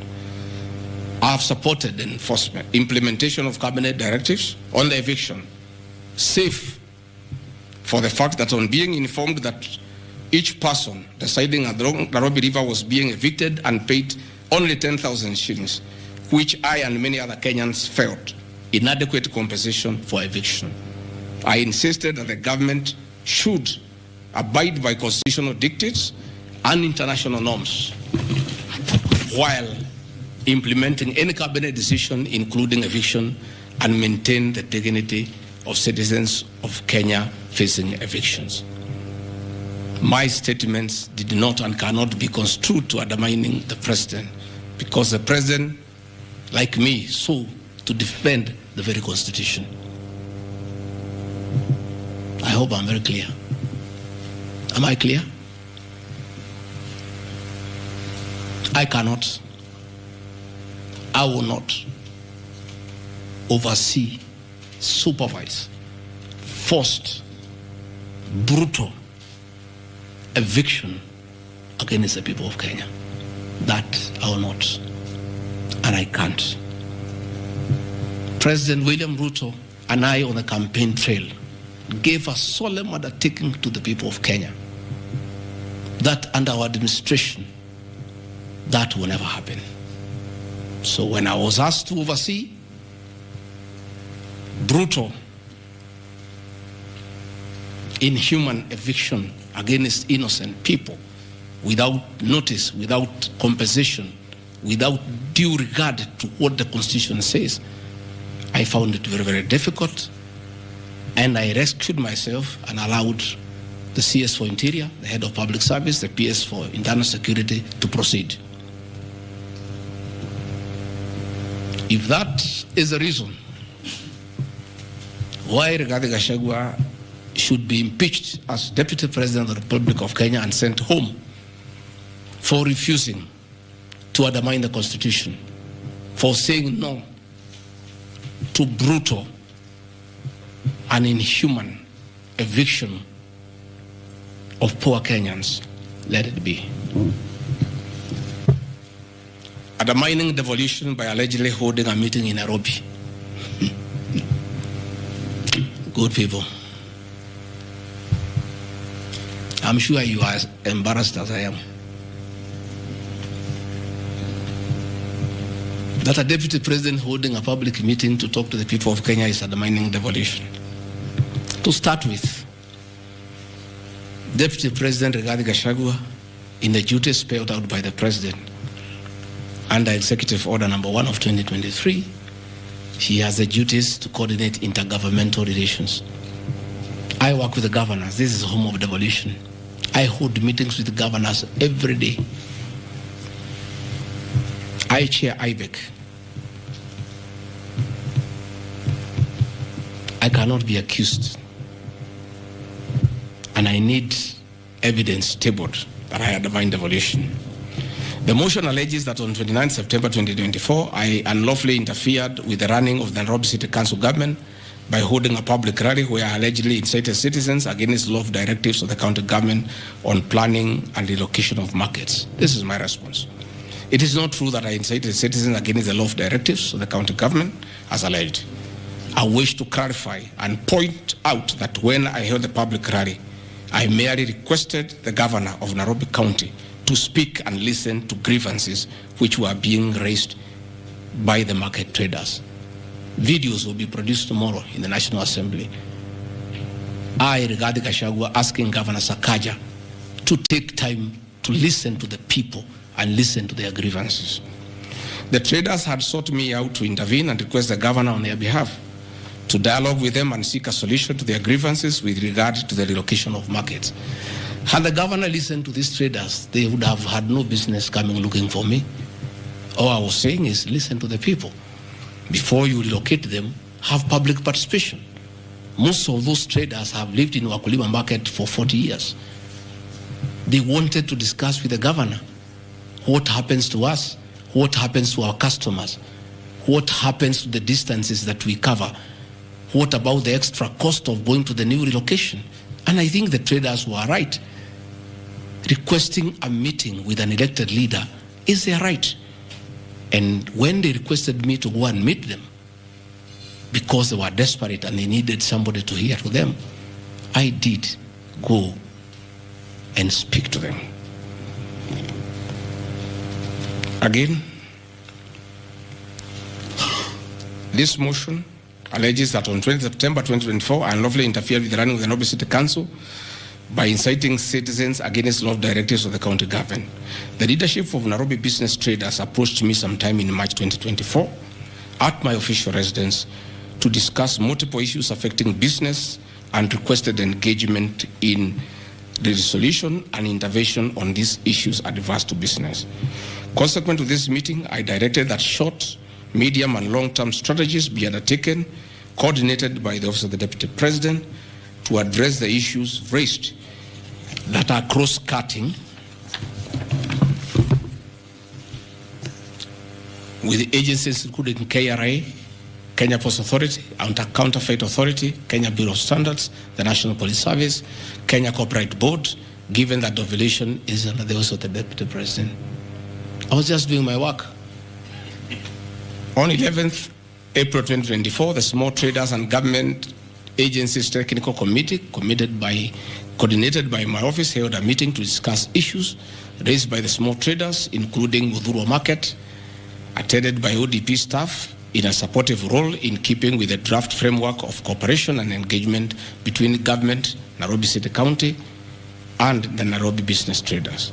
Subsequent to that meeting, a meeting on 24th April 2024 between Nairobi City Council and the Nairobi small traders and numerous others, the ODP on 22nd July 2024 invited His Excellency Johnson Sakaja, amongst other state officers, to a meeting at ODP.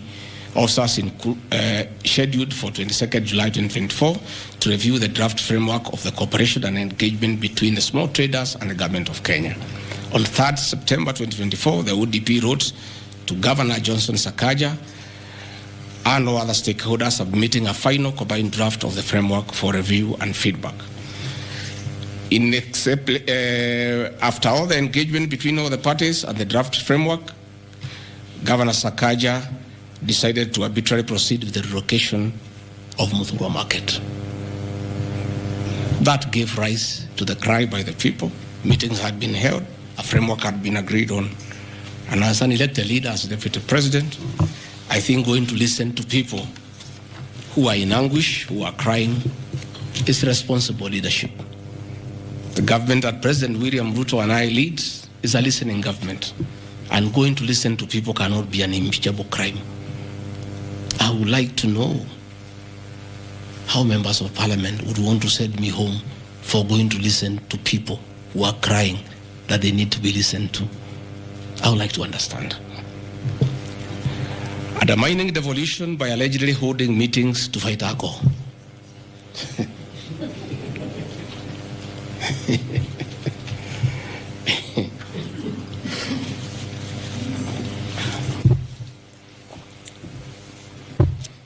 I think tomorrow will be the greatest circus. Or do I call it the theater of the absurd? That Deputy President Rigathi Gachagua,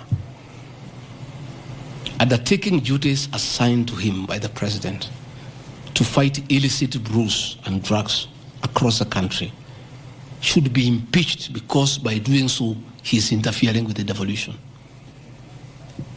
I held meetings in Nyeri, attended by Governor Kahiga, Governor Waiguru, Governor Irogo Kangata, Governor Wamatangi, Governor Kiari Badilisha.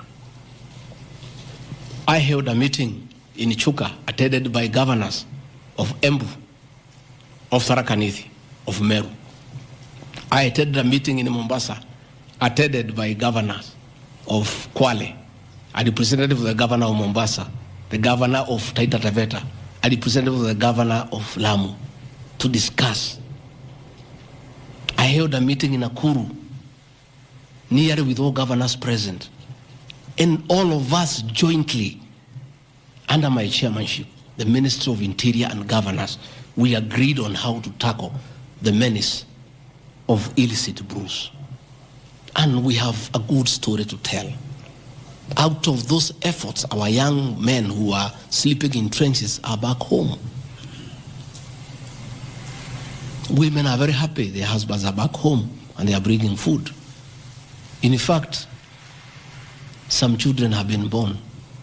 Some have even been named Rigiji because of the effort that I have put in fighting illicit brews.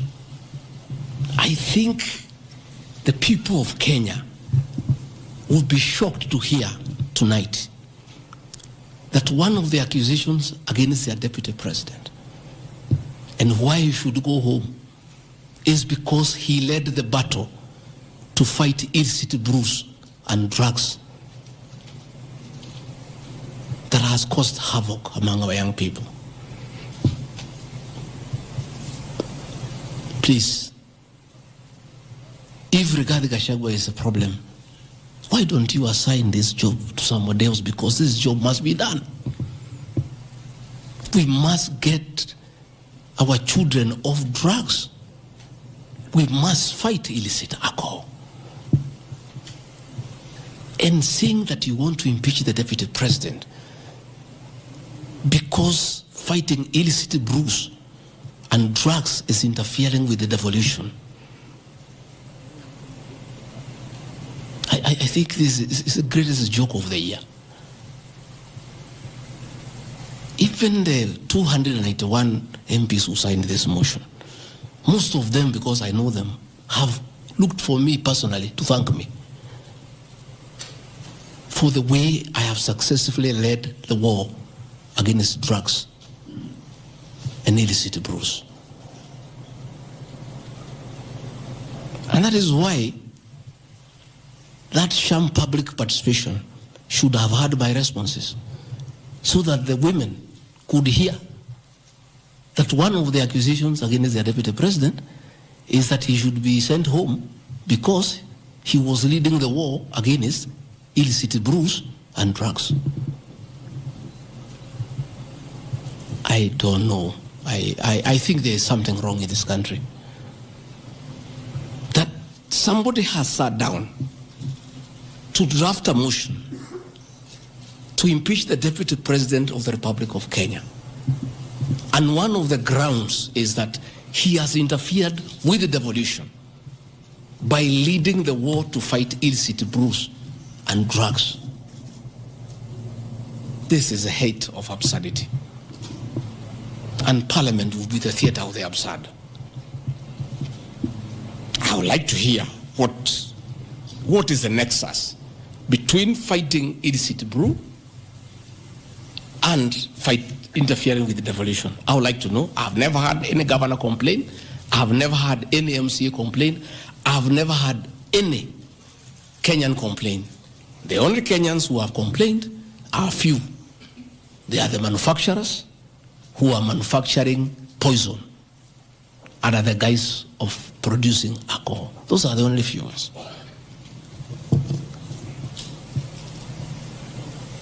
I beg the National Assembly and the Senate, most of the National Assembly, to save face, to consider striking this ground before the motion tomorrow, because it sounds ridiculous to the people of Kenya. Again, if Deputy President Rigathi Gachagua has to be sent home for fighting drugs and illicit alcohol, so be it. Sensational statements against the National Intelligence Service and its Director General and other officers. My response. In relation to this allegation, I wish to state that the National Intelligence Service holds a very critical role in ensuring the safety and security of our country. They are responsible for gathering intelligence and share it with all our law enforcement agencies to ensure that the country is safe at all times. Consequently, when the country was caught flat-footed with regard to the scope and extent of the public's dissatisfaction with the Finance Bill 2024, which degenerated in the Gen Z protests, it pointed to the failure of the National Intelligence Service in carrying out its mandate.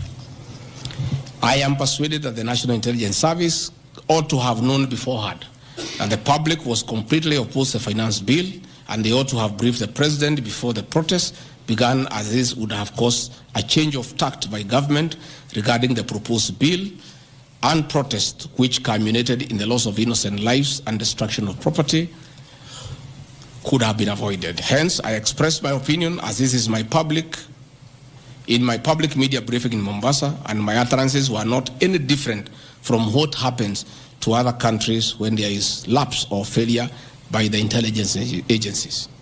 Many of you will recall that after September 11th terrorist attack in the US, the US intelligence agencies were massively criticized, and inquiry was even opened to investigate why the intelligence agency was not able to detect and thwart the terror attack. Under the Constitution of Kenya, the government agencies are supposed to be accountable to the Kenyan people, including the National Intelligence Service, and calling them out when there is a dereliction of duty does not amount to undermining them. In any case, the Director General of NIS is not above the law. He is a public officer. Just like the President, the Deputy President, Cabinet Ministers, he too is subject to criticism like any other public officer. In fact, I'll have videos. President William Ruto, as Deputy President, at one time criticized the then Director General of the National Intelligence Service. In another video, he heavily criticized the then Inspector General of Police for their performance. I have learned from my boss how this job is done. It's clear. It's done. I mean, nobody, the President is criticized daily. The Deputy President is criticized daily. And we take no offense. The Director General of the National Intelligence Service is not above the law. He is a public officer. He is accountable to the people of Kenya. And when one feels he has underperformed, he'll be called out. Because that is the nature of the Kenyan state. And this I learned from my boss when he was Deputy President. Again, there was an issue that the President and I committed ourselves publicly that never again in our administration shall ever we allow abductions and extrajudicial killings. Despite the police keeping on misleading the President to say that there are no abductions, you all know, you have evidence on video that they have happened. And that is what I commented, and I said it is wrong. And because I'm a truthful person, I'll say what is wrong when it happens. Despite the fact that I am compelled by the principle of collective responsibility to be part and parcel of every decision made by government. That I'll continue to do so, but only those decisions that are constitutional and within the rule of law. Abductions and judicial killings are unconstitutional. I will never support them.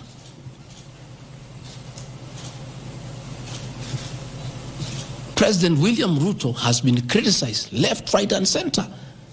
I have not seen him take anybody to court for criticizing him. Why is Rigathi Gachagua being impeached for calling out the Director General of the National Intelligence Service? The Deputy President is criticized daily. The judiciary is criticized daily. The media is criticized daily, including the Star, whom I've criticized today. But that is as far as it goes. And again, despite being just the Deputy President, I enjoy a constitutional right in the Bill of Rights, freedom of speech. And if the Director General of the National Intelligence Service was aggrieved, there are mechanisms of how he can take me to court and sue me for defamation. And I'll be able to argue why I said what I said. So that is not a ground for impeachment. I mean, that is curtailing liberties, the freedom of expression, the freedom to hold public officers accountable for their actions.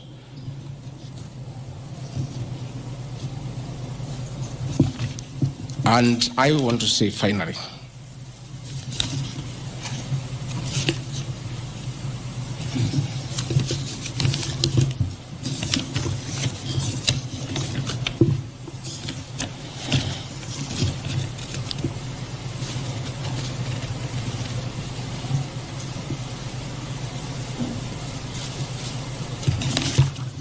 I think I've literally addressed all the grounds because I felt it's important for the people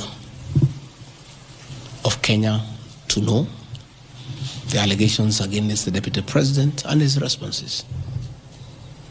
And as you have heard, though you are not judges and you are not advocates, there is nothing here that violates the Constitution. There is no gross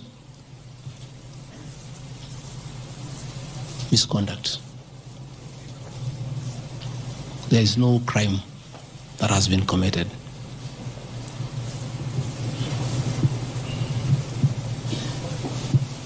I'm innocent on all these charges, and I want to clarify my apology yesterday to the President did not in any way imply that I'm guilty of these charges. I'm not. This I'm not. My statement was that if there is something I've done to the President that I don't know, that probably has upset him, I ask for his forgiveness. But that was in no way an admission of this ridiculous allegations meant to overturn the will of the people. Finally, in conclusion, I want to say that overturning the will of the people is not a joke. It calls for very serious violation of the Constitution. None of these issues here meet the threshold. We'll go to Bunge tomorrow. I'll be there at 5 for 2 hours, and I'll put my case. In the unfortunate event it proceeds to the Senate, I'll be there again to prove my innocence by way of evidence.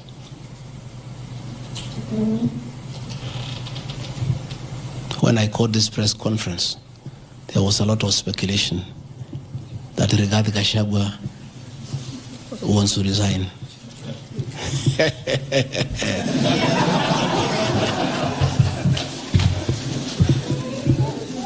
This is a man elected by 7.2 million Kenyans.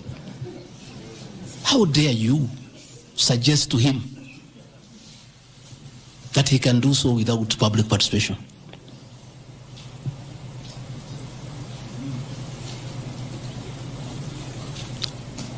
I have no intention whatsoever to resign from this job. I'll fight to the end. I have tremendous respect for our judiciary and the professional judges of the High Court, the Court of Appeal, and the Supreme Court. And in the professional manner, they have handled serious issues affecting Kenya. The impeachment of a deputy president elected by 7.2 million Kenyans is not a small matter that can hastily be decided by a few members of parliament and senators and wish it away.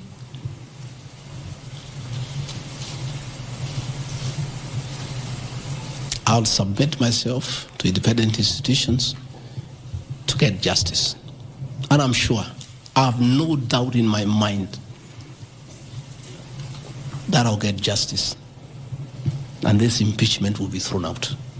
And I'll carry out my duties as deputy president. That is why anybody sending feelers to me to resign is a joker. And I've found a few of people using my friends to come and sweet talk to me. Please, my friends, I don't want to become enemies with you. When you are given such silly messages, don't bring them to me. I have no intention. I cannot resign. I did not give myself this job. I was given by the people of Kenya. I've done nothing wrong against the people of Kenya whatsoever. I've worked hard. I've been very loyal to my boss, President William Ruto. I have worked hard every day.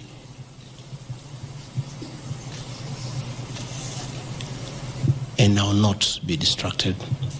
I think there's one issue I've forgotten, one ground.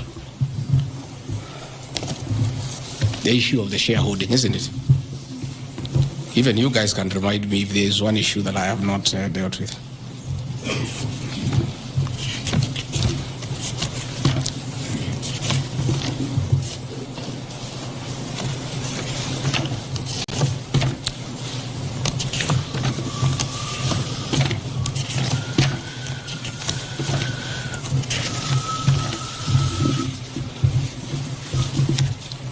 Can somebody there give me my notes on shareholding?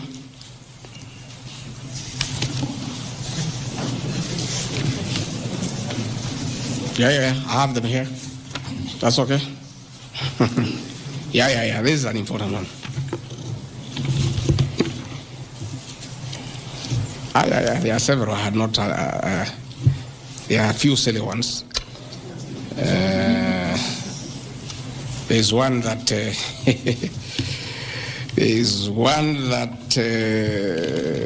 I'm conniving with cartels in the tea sector to block KTDA from implementing guaranteed minimum returns that would benefit small traders.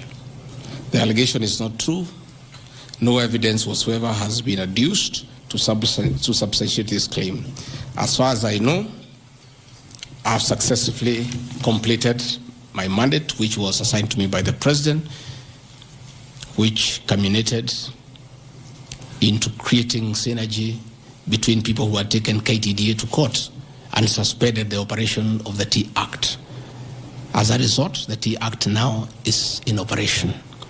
The president never mandated me to take over the affairs of the Ministry of Agriculture. He asked me to spearhead tea reforms. I did the tea conference in Kericho, brought all the stakeholders together, and as a result, I created a synergy among all the stakeholders, and we agreed that those people who had gone to court withdraw the cases, and now the Tea Act is operational, and that will see meaningful reforms. As to claims that I have stopped the selling of tea in Mombasa, there is no evidence to that effect, and I want to call upon the Honorable Mutuse to provide that evidence. Again, in matters coffee, I was given a job by the president to initiate the coffee reforms, which I have done successfully. I held the coffee conference in Meru for 3 days in 2023. For the last 2 years, I've been working with stakeholders, including members of parliament and the Senate, which has culminated into 2 bills. The Coffee Bill 2023 and the Cooperative Bill 2023. These 2 bills, the Coffee Bill 2023 will see the reintroduction of the Coffee Board of Kenya that will market coffee for farmers without putting profit. We have also recommended the reintroduction of the Coffee Research Foundation or the Coffee Research Institute in Roiro to work on better varieties and drought-resistant crops. Through my efforts, again, I've completed my work. The 2 bills are before the National Assembly. I call upon members of the National Assembly immediately after the impeachment process to embark on these 2 bills and see them to fruition so that farmers can enjoy the work we have done in coffee reforms. I have seen another absurd that I have taken control of a local cooperative society in Madira constituency where I was a member of parliament. This is false. I should be told which society by name because I know all the societies. I know all the farmers by name. It's really ridiculous. Again, there is no evidence. There is nothing. It's just trying to spoil my name before the people of Madeira who elected me as their member of parliament. On the issues of shareholding, I think this matter has been discussed for a long time, and I think it's good tonight I put it in proper perspective. I wish to state that the allegation is equally false. None of my family members, allies, or associates are in control of any cooperative society in Madeira. That one I had done. In shareholding by virtue of the provisions of the 3rd schedule of the Political Parties Act, the constituent parties of Kenya Kwanza Coalition entered into various agreements which were deposited with the Speaker of the National Assembly and the Speaker of the Senate for purposes of Article 108 of the Constitution of Kenya. 16.2, the following were members parties of Kenya Kwanza: UDA, ANC, Ford Kenya, PAR, Farmers Party, Chama cha Kazi, Communist Party, Economic Freedom Party, the Service Party, Tujibebe wa Kenya Party, Umoja na Maendeleo Party of Kenya, and the Democratic Party of Kenya.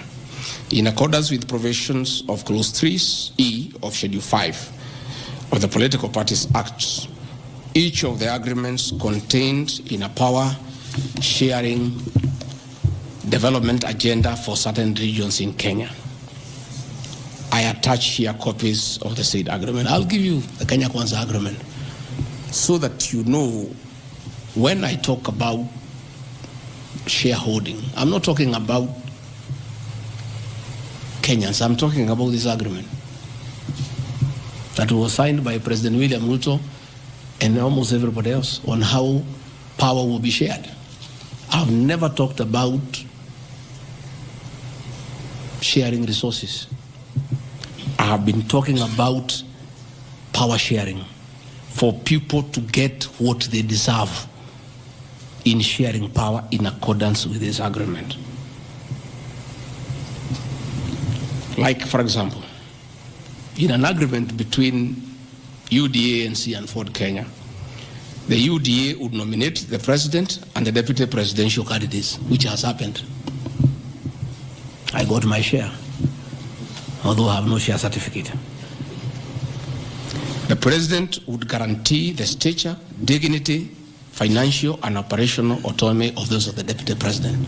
It's in the agreement.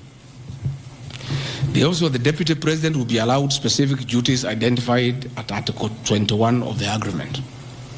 ANC will be allocated a position of prime cabinet secretary to be established within 14 days. It was given to Musalia. The office of the deputy president, Ford Kenya will be allocated the position of the Speaker of the National Assembly, which was given to Moses Wetangula. In accord with Article 2.1 of the Power Sharing Agreement, ANC and Ford Kenya would have a 30% share of national government positions. So, the Honorable Musalia Mudavadi, the Honorable Wetangula, and the people of Western, please don't condemn Rigathi Gachagua. The agreement is here. defining your share in the government. It is not me. I did not sign this document. It was signed by Musalia, Wetangula, and President William Ruto. So when I say about this share thing in terms of positions, I've never talked about resources, about development. Although it is also here, is that regions bargained with the president for shares. Musalia Mudavadi and Moses Wetangula bargained for 30% of shares within the Kenya Kwanza government. Although they were also supposed to give us 70% of the vote, which they did not. Nevertheless, since they gave a certain vote, they are still entitled to some share one way or another. So it is not Rigathi Gachagua who said that a government is like a company. It is the agreement of the Kenya Kwanza, which I'll be tabling in the National Assembly. It is not me. It went ahead to say it. He said, ANC and Ford Kenya would have 30% share of national government positions.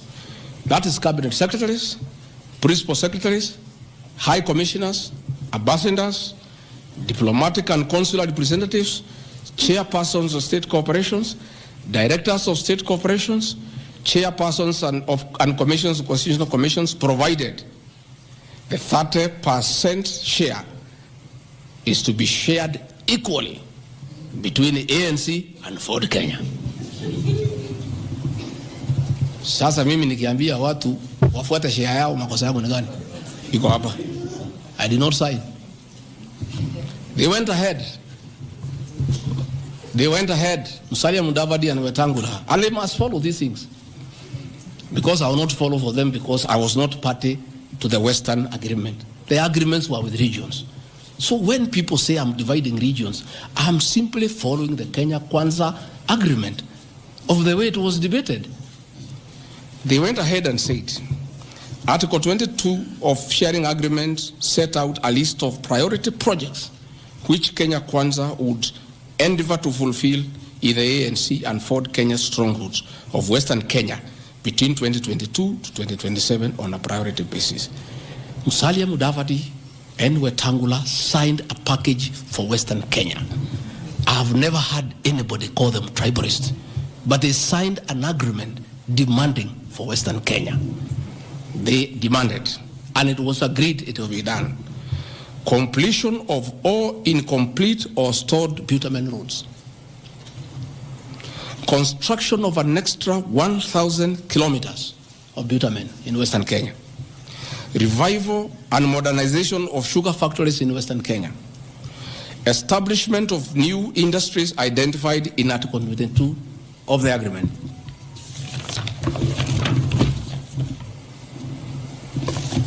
Ladies and gentlemen, this is the Kenya Kwanza agreement on shareholding. What crime has Rigathi Gachagua committed to be impeached by saying what President William Ruto appended his signature to, with Musalia Mudavadi and Wetangula who will preside over my impeachment? What crime has this man committed? The crime of this man is just being truthful, because people do not want these things to be known. That is the problem. People have a problem that I'm a truthful man. The people of Western Kenya has now known today what their leaders signed with President William Ruto. It is upon them to demand their share as per this agreement. I did not sign this agreement. I will read the people who signed. But because I was present and I'm a truthful man, I fight for the people of Western Kenya. Power sharing agreement between Kenya Kwanza and PAR of Amason Kingi. I want to give two examples. Yeah? In accord with Article 8 of the agreement, PAR would be allocated the position of the Speaker of the Senate. He negotiated for himself. Let's be truthful. You brought this motion. We'll discuss. The people of Kenya must know the truth so that if Rigathi Gachagua is being crucified for being truthful, let the people of Kenya know why he is being crucified. How can Moses Wetangula say I should be impeached because of saying people to get their shares, when he is a signatory to a share agreement with the president on what will go to Western Kenya, and then they accuse me of tribalism. They did not say anything should go to Central or Mount Kenya. They talked about Western. When I say something for Mountain, I'm a tribalist. Kingi said, position of speaker, you are mepewa. Article 9A of the power sharing agreement, power would nominate the candidate for appointment of one principal secretary when Kenya Kwanza came to power. Amepewa. For Article 9B, the power sharing agreement, Kenya Kwanza and PAR would agree on what share of national government positions, cabinet secretaries, principal secretaries, high commissioners, ambassadors, diplomatic and consular representatives, chairpersons, state corporations, etc., etc. Power sharing agreement, that is a word, so that nobody should ever again in this country ever accuse me of talking of shares. It is not me. It is my boss, President William Ruto, who appended his signature with other leaders that Kenya is like a company of shares. It is not me. And he signed the agreements. Sharing Kenya is here, it's being shared. True or false? True or false?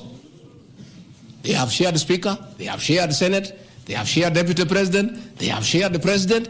That's what I've been saying. And then I'm being told that I'm dividing the country along ethnic lines. I did not append this signature. I'm just being truthful. That is my crime. People want these things to be hidden so that they pretend to be nationalistic and say Rigathi Gachagua is tribal. But the people who append these signatures are the ones who should explain why they were signing things for their regions only. Yet they say they are national leaders. Power sharing agreement between the Kenya Kwanza coalition on one part and the Communist Party nini. So, Service Party, at least I saw Chama cha Kazi. They say the party leader should get something. Moses Kuria was given something. The Service Party of Mwangi Kiujuri got nothing. You know?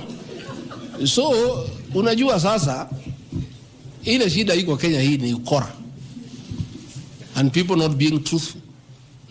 The agreements are here. Like in a Communist Party, they have been making noise. They signed an agreement, they have not seen anybody. Yeah? So,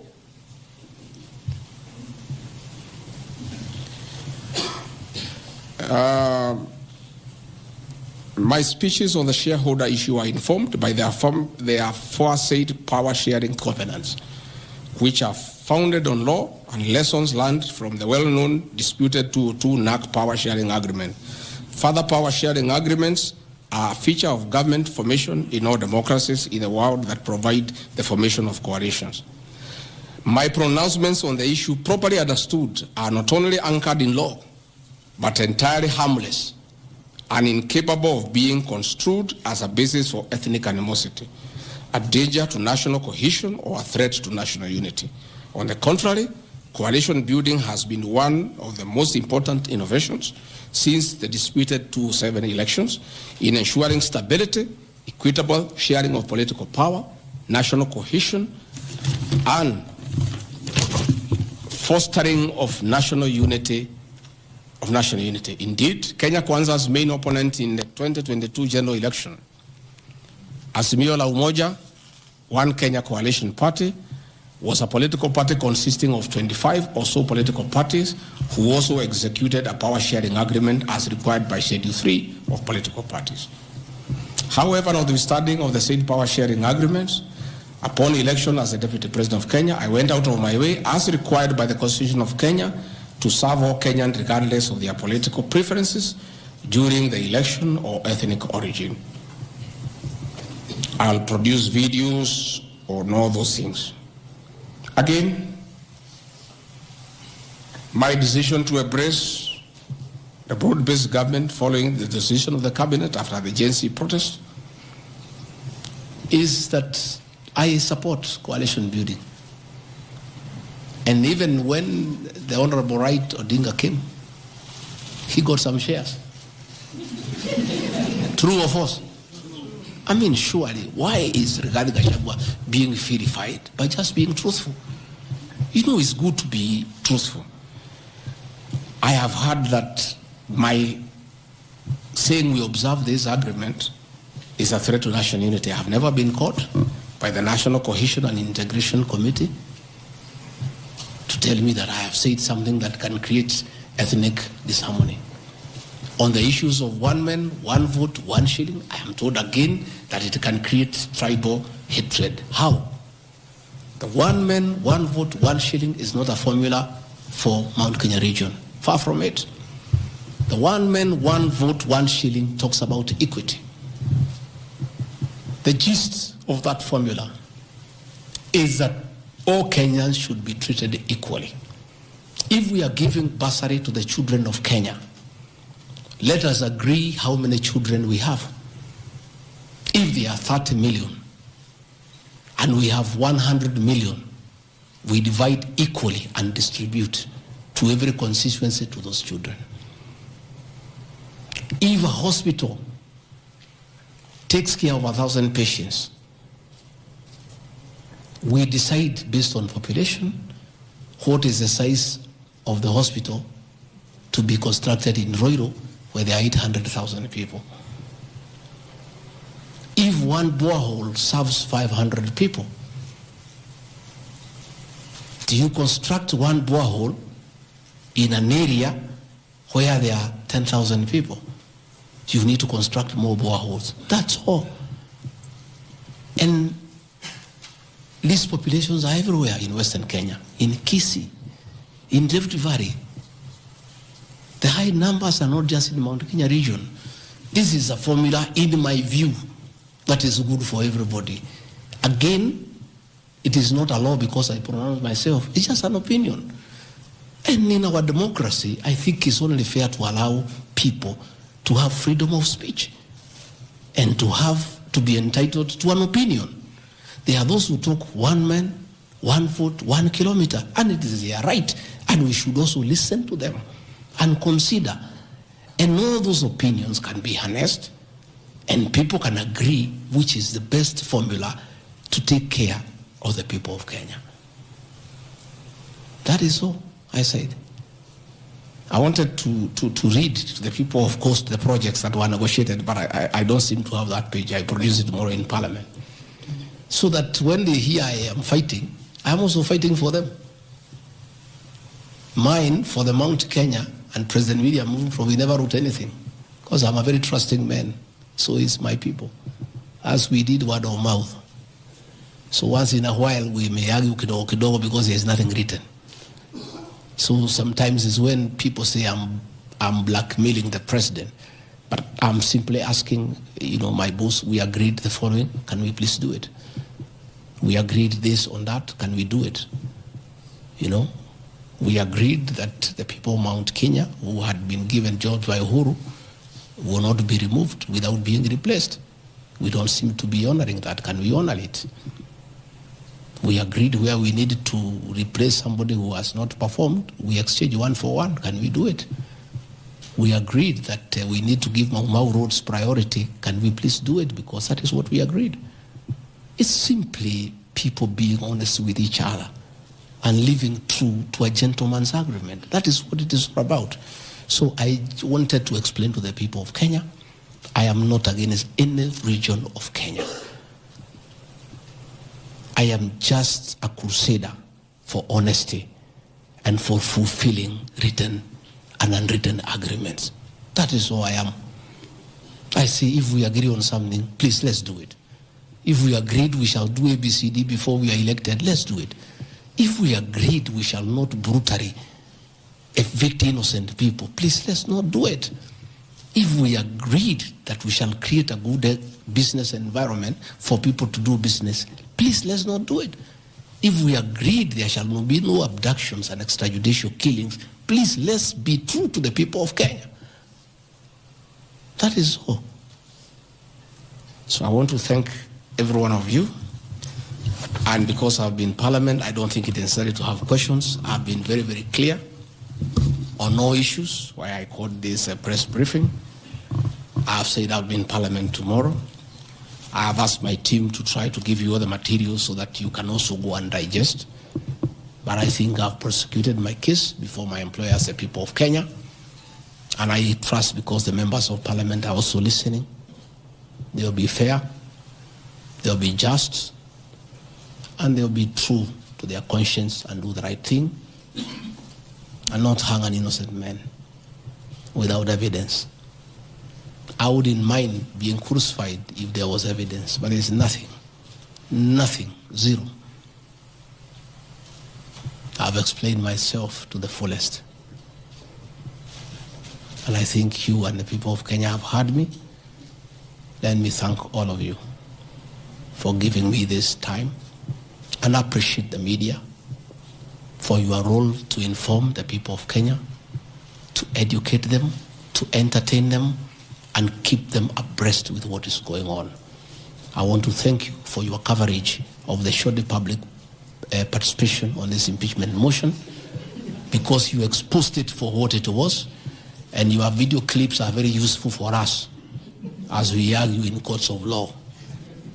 You guys are wonderful. You are good people. No wonder you are called the fourth estate. I don't know where we would go in this country without you. We would have so much impunity. We would go back to dictatorship without the media. I want to encourage you to continue to be the watchdog on behalf of the people of Kenya, to protect the Constitution with zeal, to uphold the rule of law, and to call out impunity and corruption. And I want to say, after this impeachment, I want the members of Parliament now to focus on the corruption scandals around our country. The Adani scandal, the issues in public health sector, the glaring theft of public resources. That is what Parliament should consider and take time. And that is what the people of Kenya want. And I really want to thank the media for being a very responsible watchdog on behalf of the people of Kenya. Please continue writing. Where Rigathi Gachagua has gone wrong, please write. But always accord me the right of reply. Don't condemn me unheard. And I want to thank you tonight, because you have really written accusations against me. But I am also to blame because I never called you, isn't it? Now that I have called you, I want you to request you. Every accusation, put my answer. Is that not fair? Let the people of Kenya judge. You want to ask questions? Yes. But not outside this. Okay. Your Excellency, thank you. We appreciate you hosting us here. You have said a lot in the last more than nearly 2 hours, so I'll be very brief in relation to what you said. My colleague Sam Gituk hosted you here on the 20th of September, and you said a motion of such magnitude cannot head to Parliament without the sanctioning of the party at the parliamentary group level and without the go-ahead or the green lighting by the President. Has President William Ruto in effect sanctioned that motion now that it's in Parliament? Second, this is in relation to your statement on the 4th of January this year regarding High Court Judge Honorable Esther Maina you have mentioned. You said you accused her of corruption, and you said you'll file a petition, but we never saw you there. You nonetheless said that you have filed a petition. Can you tell the Kenyan people when you have filed that petition? Maybe you can note. This one the same because, Your Excellency, you and President William Ruto hold the ultimate office that must provide answers for the Kenyan people. You therefore are open to accountability, scrutiny, and questions. When you took your oath of office, you told the Kenyan people that the country has empty coffers, that you inherited empty coffers. However, your statement is contrary to what the Kenya National Bureau of Statistics says, that at the time when you assumed office, the country had at its disposal 3.02 trillion Kenya shillings, includes revenue plus appropriations in aid. Why, Mr. Deputy President?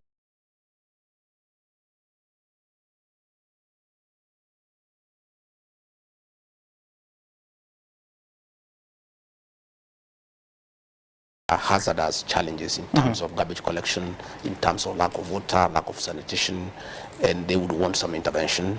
Again, at the Kekoba market, there has been challenges about threats to evict them from where they have had their livelihoods for many years. And they wanted me to listen to them and try to see what intervention we can make. Basically, it was a day for me to go and listen to these people because they have been looking for me for a while. But what will you do? The city has a governor who has explained that they're not necessarily evicting the people from that market. It's only that those that are excess need to move to a different location. What solution will you offer? Well, the fact that they are looking for me means they are not satisfied. Because if they were satisfied with what they have discussed with the governor, they do not have to look for me. People do not agitate where there is no cause. So the fact that they wanted me to listen to them means that they have not, their issues have not been addressed to their satisfaction. That's what I'm asking, because the city is under the leadership of the county government. What will you do as Deputy President? Well, mine is to profile the matter and bring it to their attention. Because it's important. You see what is happening. Why those people look for me is that when the governor of the city of Nairobi was seeking for votes, I held his hand and I went and talked to those people. And I asked them, because they know me and they trust me, that he'll take care of them. And once they feel that they have not been taken care of, they have come to me because I was guarantor to Governor Sakaja that he would take care of them. What does that mean, guarantor? Guarantor is like when you go to a bank and you want to take a loan and you don't have security. Somebody else can come and offer his title deed for you. I went because those are people who speak my language and talk to them in my local language, and they wanted an assurance. They say, this Johnson Sakaja, Bwana Gachagua, we don't know him well. Do you know him well? I said, yes. Are you telling us that if we give him our vote, he'll take care of our business interests? I said, yes. Are you giving us that assurance? I said, yes. So I gave that assurance, like all you do when you are campaigning for somebody. And therefore, when probably they have felt that the governor has not treated them well, as the guarantor of Governor Sakaja, they have sought me out and asked me questions, hard questions. That's what I'm asking. What are you going to do? Because there's separation of powers. The fact that we are discussing the matter with you here. Just hold on, Deputy President. The separation of roles between the national executive and the county executive is quite clear. You cannot supervise the county government, can you? I am not pretending to supervise the county government. Advocacy is part of governance. The fact that the matter is being discussed here is good enough. It means the matter has gotten the right attention. I've seen the governor has written a big reply. That is good enough, because if I had not gone there to listen to them, he would not be replying to that matter. The fact that the matter has been brought to light is good enough. And that is what leadership is all about. Because at my level, I've given it high profile. Everybody knows there's a challenge. The governor knows there's a challenge. It's incumbent upon him now to deal with that challenge. But I have undertaken, my rightful role as guarantor to Governor Sakaja to those people by going there and give them an ear and listening to them. And because of the publicity that has gone with the tour, the matter now is under discussion, which is a good beginning point. Interesting. And of course, we'll get back to that later on. But first, that was not the only issue that you were talking about while in the city. You also said a few things that I want to reference just a little bit. Mimi siwezi kubali mambo ya uongo, ndio kwa maana wananipiga vita. Kama mko na shida na mimi, kujeni munishtaki kwa wananchi. Who are you talking about? Some you know what is happening. And I had hoped probably before we get into that discussion, we'll discuss matters to do with what I do. And no, we'll get there. We're just coming from the matters arising from the events that you had in the city. What I am saying is that it is everybody's knowledge that I'm a truthful person. And many people are uncomfortable with that truth.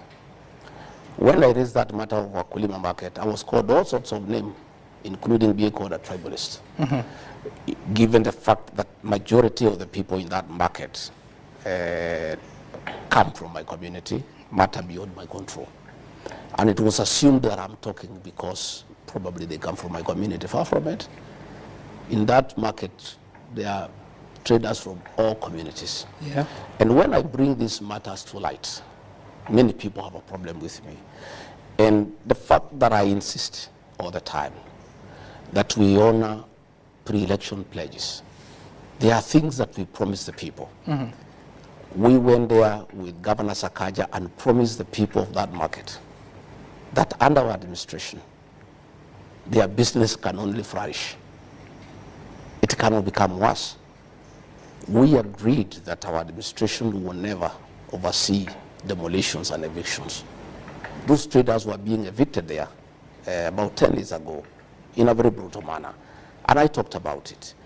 And many people are uncomfortable with that. And what I'm saying is that anybody who has a problem with my conduct, you go and report me to my employer. My employer are the people of Kenya. These are the people who employed me.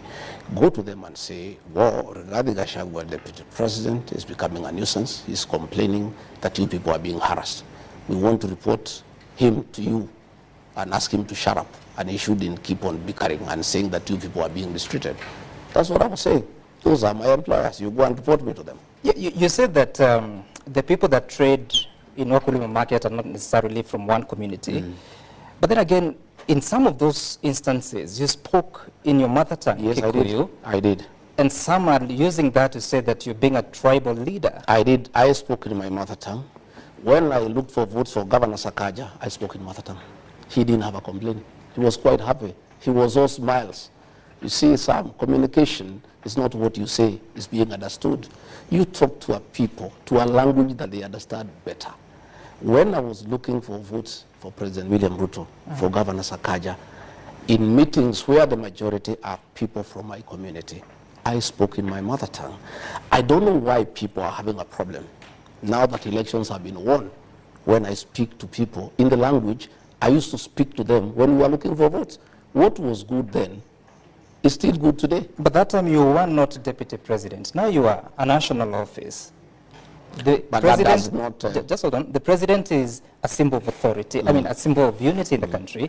You are the deputy president, principal assistant. Maybe would be held to the same standard. Does it not bother your conscience? Not at all, because the fact that I'm deputy president does not diminish my heritage and where I come from and my language. My language still remains intact. And Sam, let me tell you, communication is about being understood. It doesn't matter what language you speak. You speak the language that people understand. Even if more than 40 communities of the Republic do not understand what you say. But they were not in that meeting.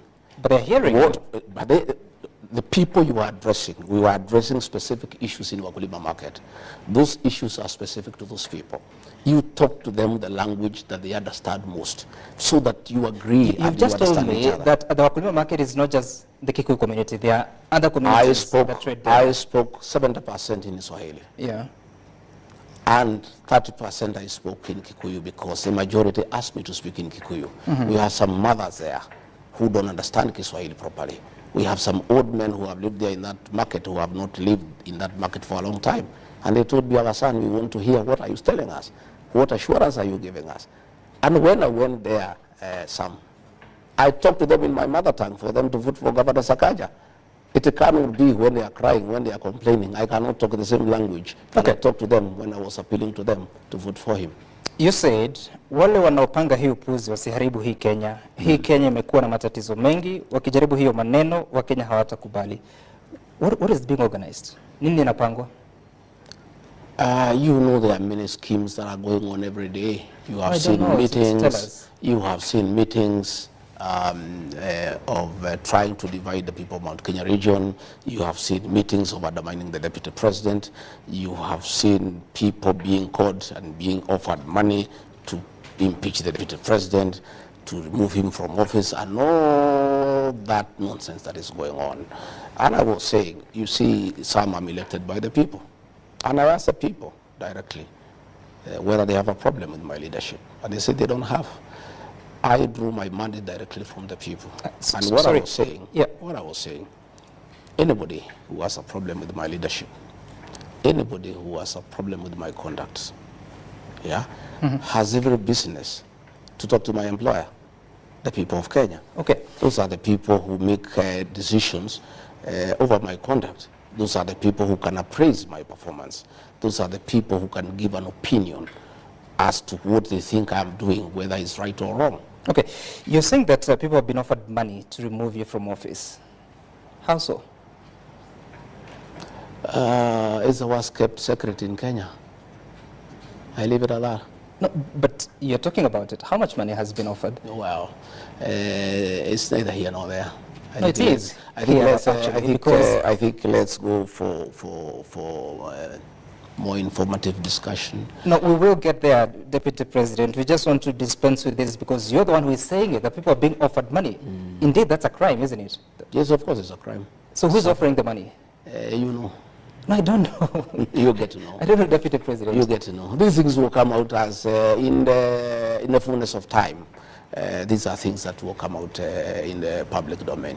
Why would they want you out? I don't know. I don't know. What are they telling you? They'll tell us. When they want to get us out, they'll tell us. They say that I'm high-headed. Yeah, that I am too people-centered. You know, that I'm listening to people too much. You know, that I am asking people to listen to what Kenyans are saying. I don't think it's a crime. I think leadership is about the people. And for you to be a good leader, you need to listen to the people. And I keep on listening to the people myself. And I keep on asking leaders, my fellow leaders, to listen to the people. And I'll continue listening to the people. And that's what I was doing today. And I'm wiser this evening than I was in the morning when I left here. I've known many things. I am well informed. Because you must listen to your employer, because it's important that you listen to your employer. You're saying that people who have a problem with you should consult the people. In what forum? I mean, where is that in the Constitution? Consulting the people about leadership. So that they can take action against you. I mean, where do you place that in the Constitution? I'm talking about leadership. I'm saying before you take any decision on any issue, on matters governance, on matters leadership, it's important that you listen to what the people are saying all the time. And that's what I do myself. I don't, even the Constitution, 2010 Constitution, you know, gives public participation as an integral part of our governance structure. That anything that affects the people drastically, you need to listen to them. You need to go to them. You have seen many things going to court and being thrown out for lack of adequate public participation. Public participation is part and parcel of our life in this country, and more so in matters leadership, in matters governance. Deputy President, who told you there was a plan to impeach you?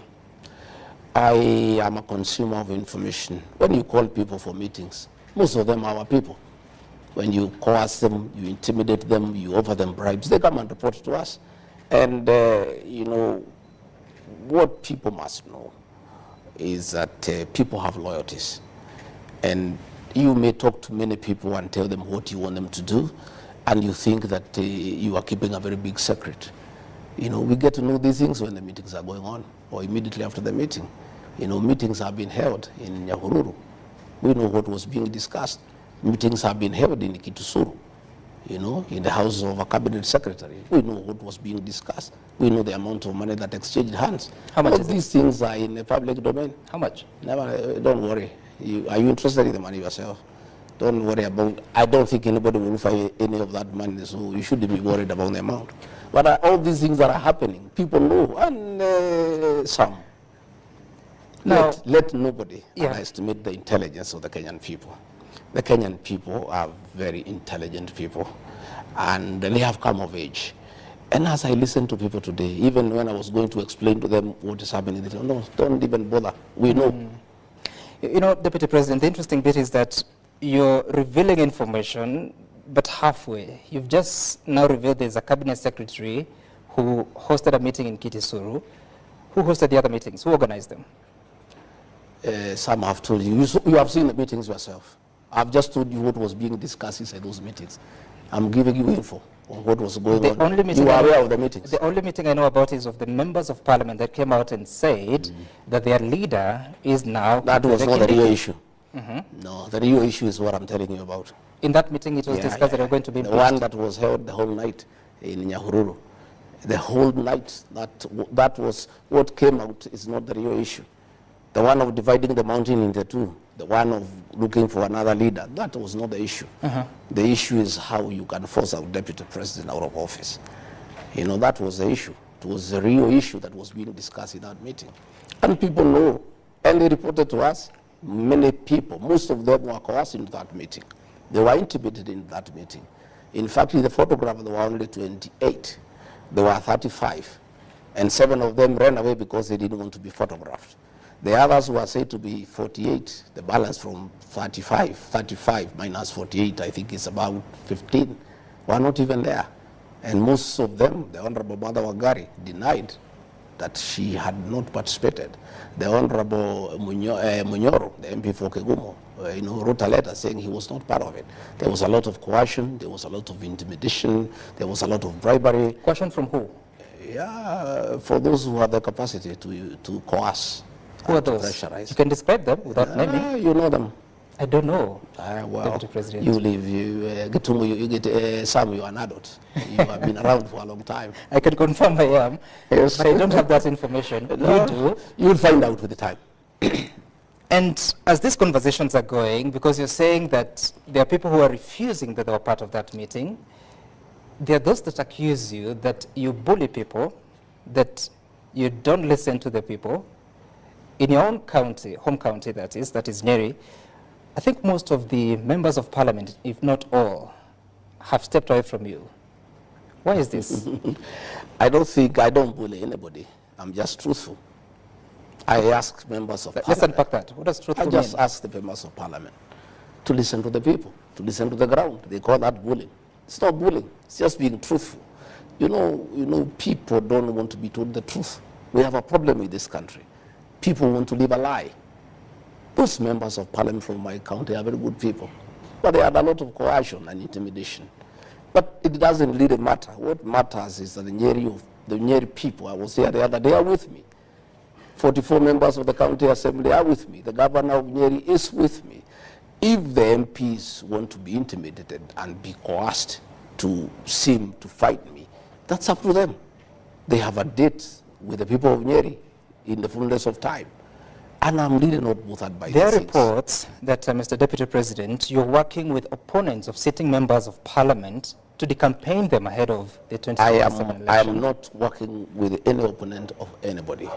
What happens, Sam, is that nature abhors vacuum.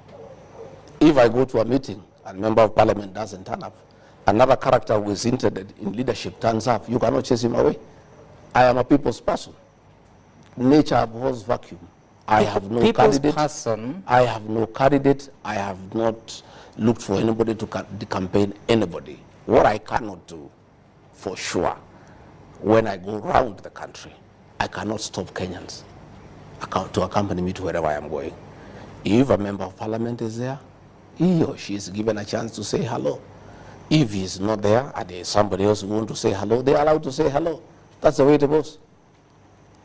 Yet, some of them claim that you're forcing them to attend meetings. I don't force Case anybody. in point, the member of parliament for Nyeri Town once told me in studio that you had invited him to join you in a meeting, and he excused himself saying he was committed elsewhere, only for you to go and speak ill of him. I have no capacity to force anybody to attend my meeting. Meetings are voluntary. My meetings are very well attended because I have a huge following. Any clever politician would attend my meeting. If he or she chooses not to attend, I have nothing to do with it, and I don't complain about it. You know, all I say is that if you want to come, my office, as a matter of courtesy, informs every elected leader of my tours around the country. The decision whether to attend or not, or whether to attend or not to attend, is your decision as a leader, and I would not take offense for you not coming, because I have nothing to do with you.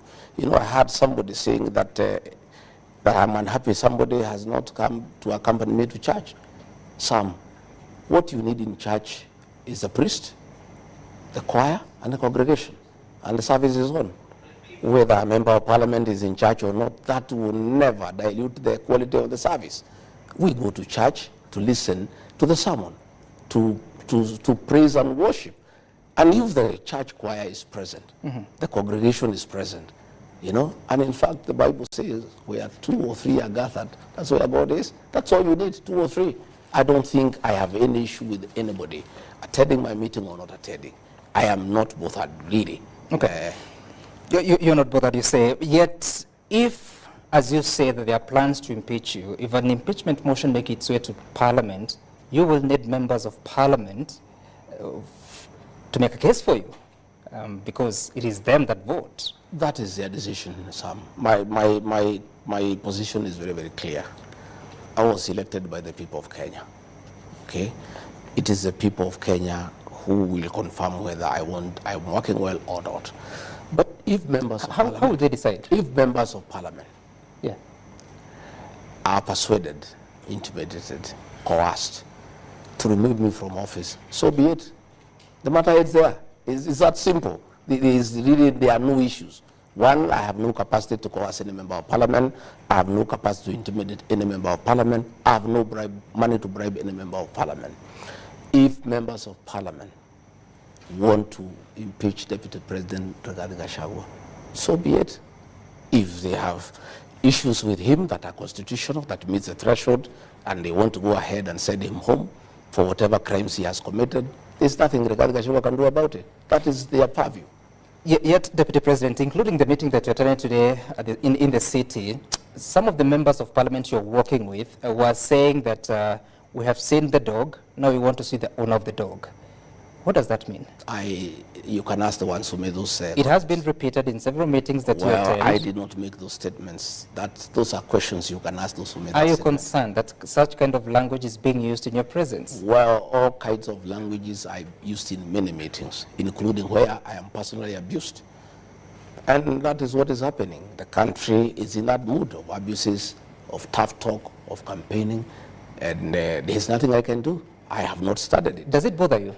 It bothers me a lot. So what are you going to do about it? Well, it's up to our boss to decide what should be done, because he is our party leader.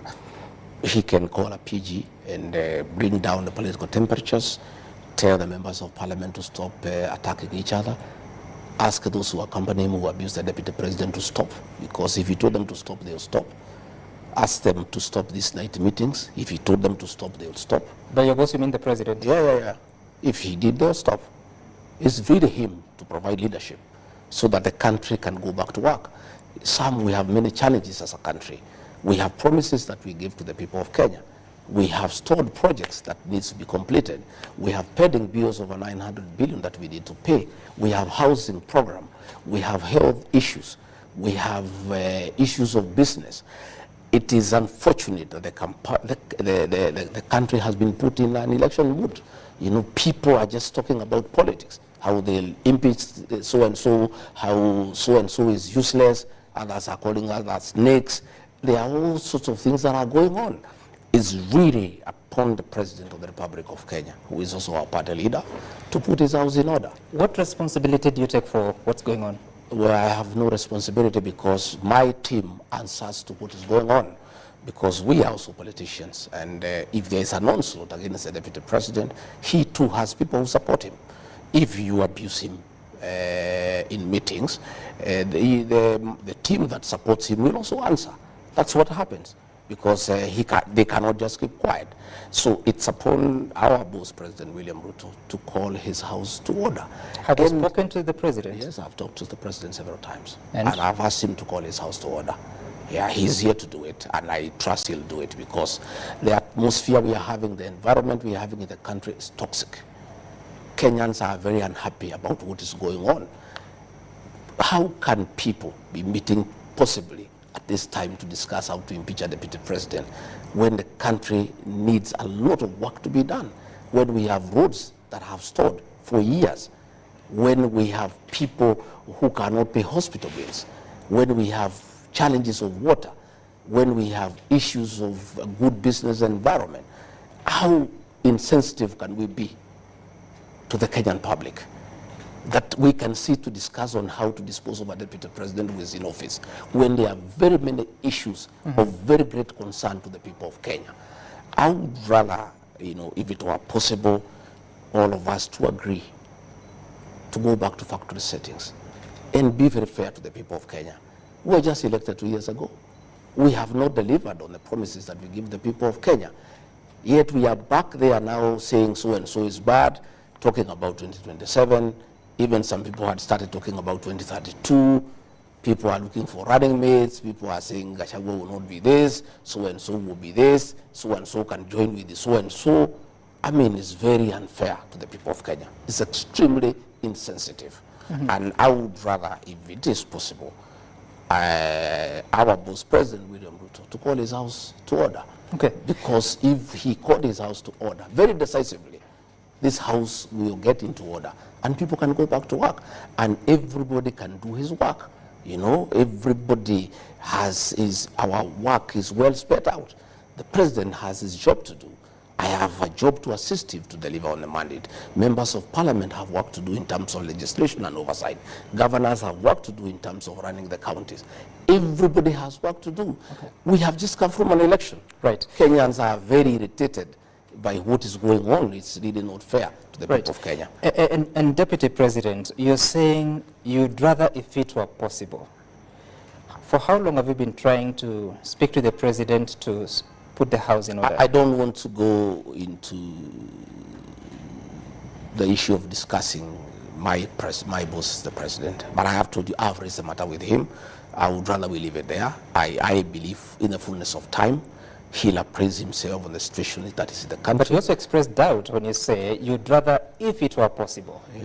I have asked him to put his house in order. So I believe he'll put his house in order because what is going on is not sustainable. It is not right.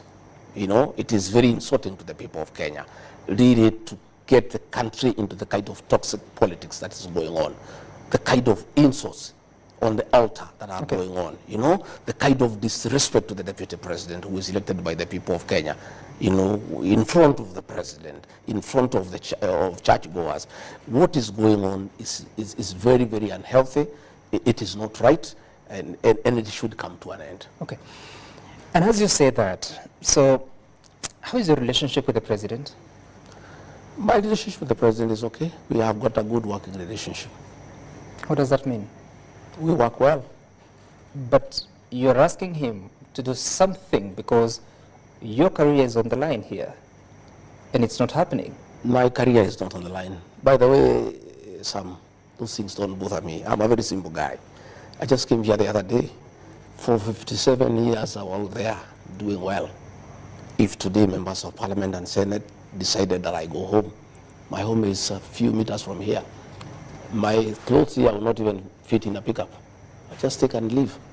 It's not that. It's about the people of Kenya. It's not about impeaching Rigathi Gachagua. If your relationship, it's what it will do to the country in terms of political stability. He's a deputy president who is elected by 7.2 billion Kenyans, who has a following of one kind or another, and who have some people who believe in him. And we are having a country that is having challenges economically. We're having people feeling low, feeling down. And then you want to come and poison the political atmosphere. I don't think anybody wants to go into that direction. But if that's the direction whoever is arranging wants to go, so be it. There's nothing I can do. The matter is beyond my purview. You know, let whoever wants to go ahead with it, go ahead with it. All we are doing ourselves is we'll inform the people of what is going on. And that I will do, by the way, because I have a responsibility also. You know, I'm elected. And going forward in the next few weeks, I'll be talking to my supporters and telling them what's going on, what is being planned, what is likely to happen, so that they are aware. You see, we are elected by the people. We have a responsibility to always inform your employer what is going on, so that they know, so that they are aware of what is going on, because people wonder what is going on. We have a responsibility as leaders to inform the people, because they are the ones who have given us this job. I was not given these jobs by the president. I was not given by members of parliament. The president nominated me and proposed me for confirmation by the people of Kenya. The people of Kenya, by a popular vote, confirmed President William Ruto's nominee, Rigathi Gachagua, as the right person for the job. Right. But the people who gave me this job are the people of Kenya.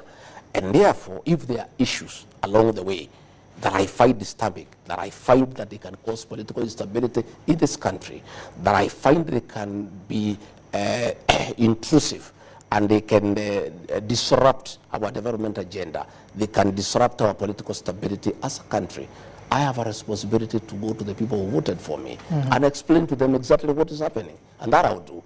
And I have started today. And I'll be doing that along the way because I am answerable to some people. I cannot just sit here in Karen. Meetings are going on at night. You know, people are being intimidated. People are being coerced, you know, to disrupt, you know, my term, to stop me from doing my work. And I just sit here. I cannot. You know, to disrupt, you know, my term, to stop me from doing my work. And I just sit here. I cannot. I'll go to the people and say, good people, you gave me the job. Are you happy with what I've done so far? Yes or no? Okay. If you have a problem you want me to correct, but my people, this is what is being planned. And it is so and so who is planning it. So when you see it happen, please know this is what is going on. Deputy President, I take note that you keep going back to that conversation about the meetings and the plans that are being made. Do you think the President knows about those meetings? Well, I don't know whether he knows, but many people in those meetings quote him, but he's not there. So I have no confirmation. How do you know they quote him? No, it is reported to me. They say they invoke his name, that he is the one who has authorized those meetings. But since he's not in those meetings, I cannot accuse him. But the truth of the matter is, the way we work as UDA, as Kenya Kwanza, any motion of impeachment in the National Assembly to remove the Deputy President of the Republic of Kenya will never find its way to the House unless the President approves. That's the way we work. Any contentious issue that comes to the National Assembly, the finance bill, this and that, the President will call a PG and say, this is our agenda, can you go and prosecute it? So, even as people are planning, if that motion will ever find itself to the House, it will have to get the approval of President William Ruto. So it will be his motion, because he'll have to approve it. So since we have not reached there, I don't want us to say anything about it. Okay. But that is the truth, because we have a way we work. That is a very heavy matter. It is not a matter that can be taken to the floor of the House unless the President has given a nod. And on that specific matter of alleged impeachment, have you spoken to the President about it? I spoke to him once, and he said he has not heard about it, and he doesn't know about it, and according to him, he said it's foolish. And nobody can try something like that because it can destabilize the country. That's what he told me in his own words. And thereafter, there was a meeting. He called members of parliament, and the matter stepped down. The matter has come up again. I have not asked him again. When I get an opportunity, when he comes back, I'll raise the matter again with him.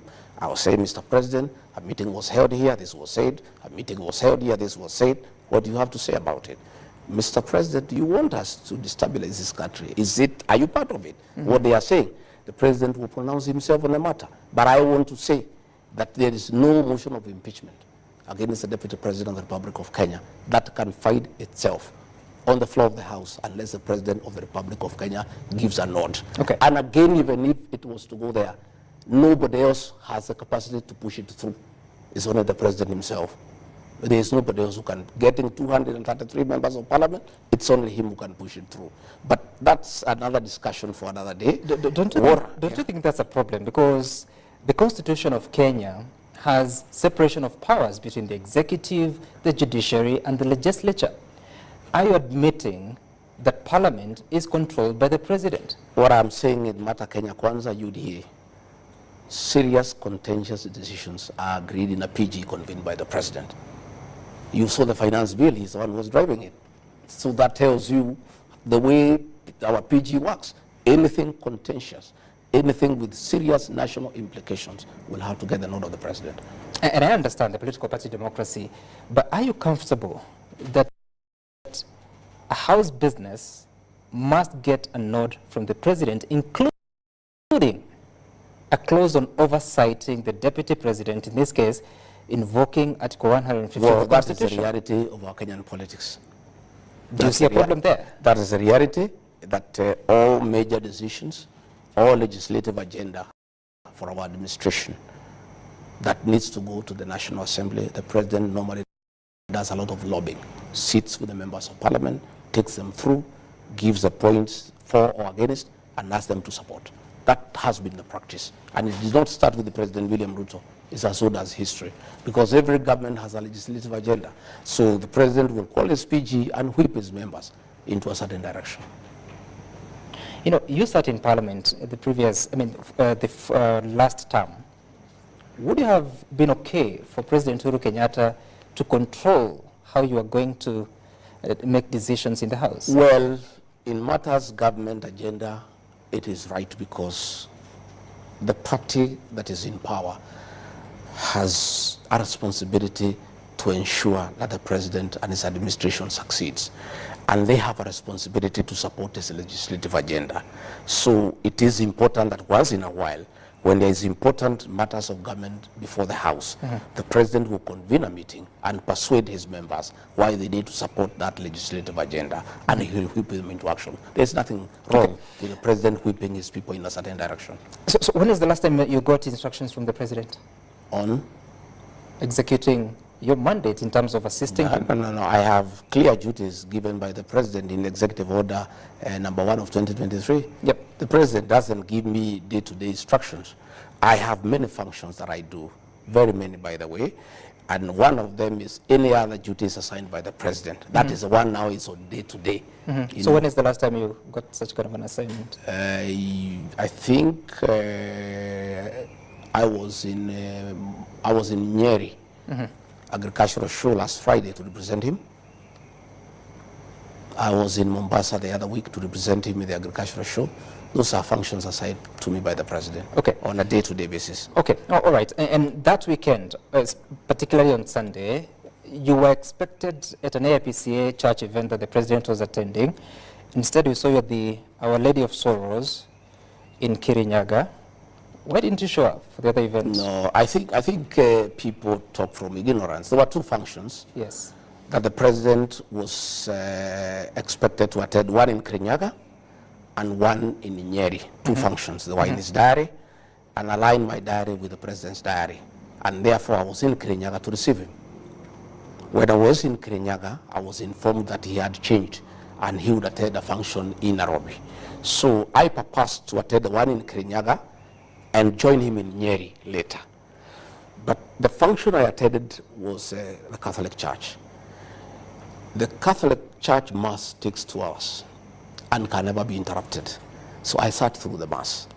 By the time the Mass was over, the president was already in Nyeri. Okay?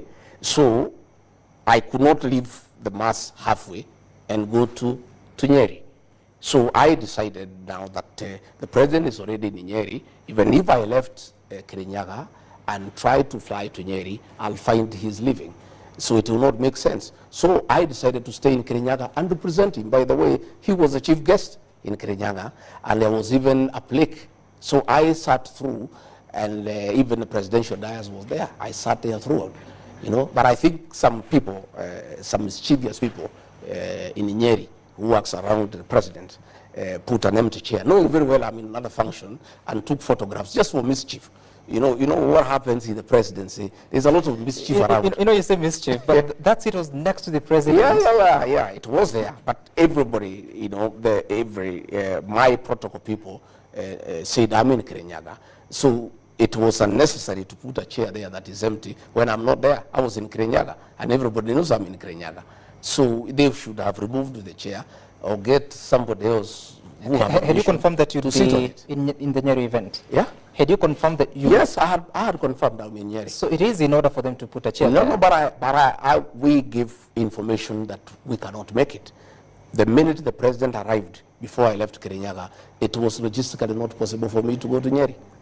We have information that part of the reason why I didn't go to Nyeri is because you got intel that there are people who had been organized to heckle you. No, your intel is wrong. Nyeri is my home.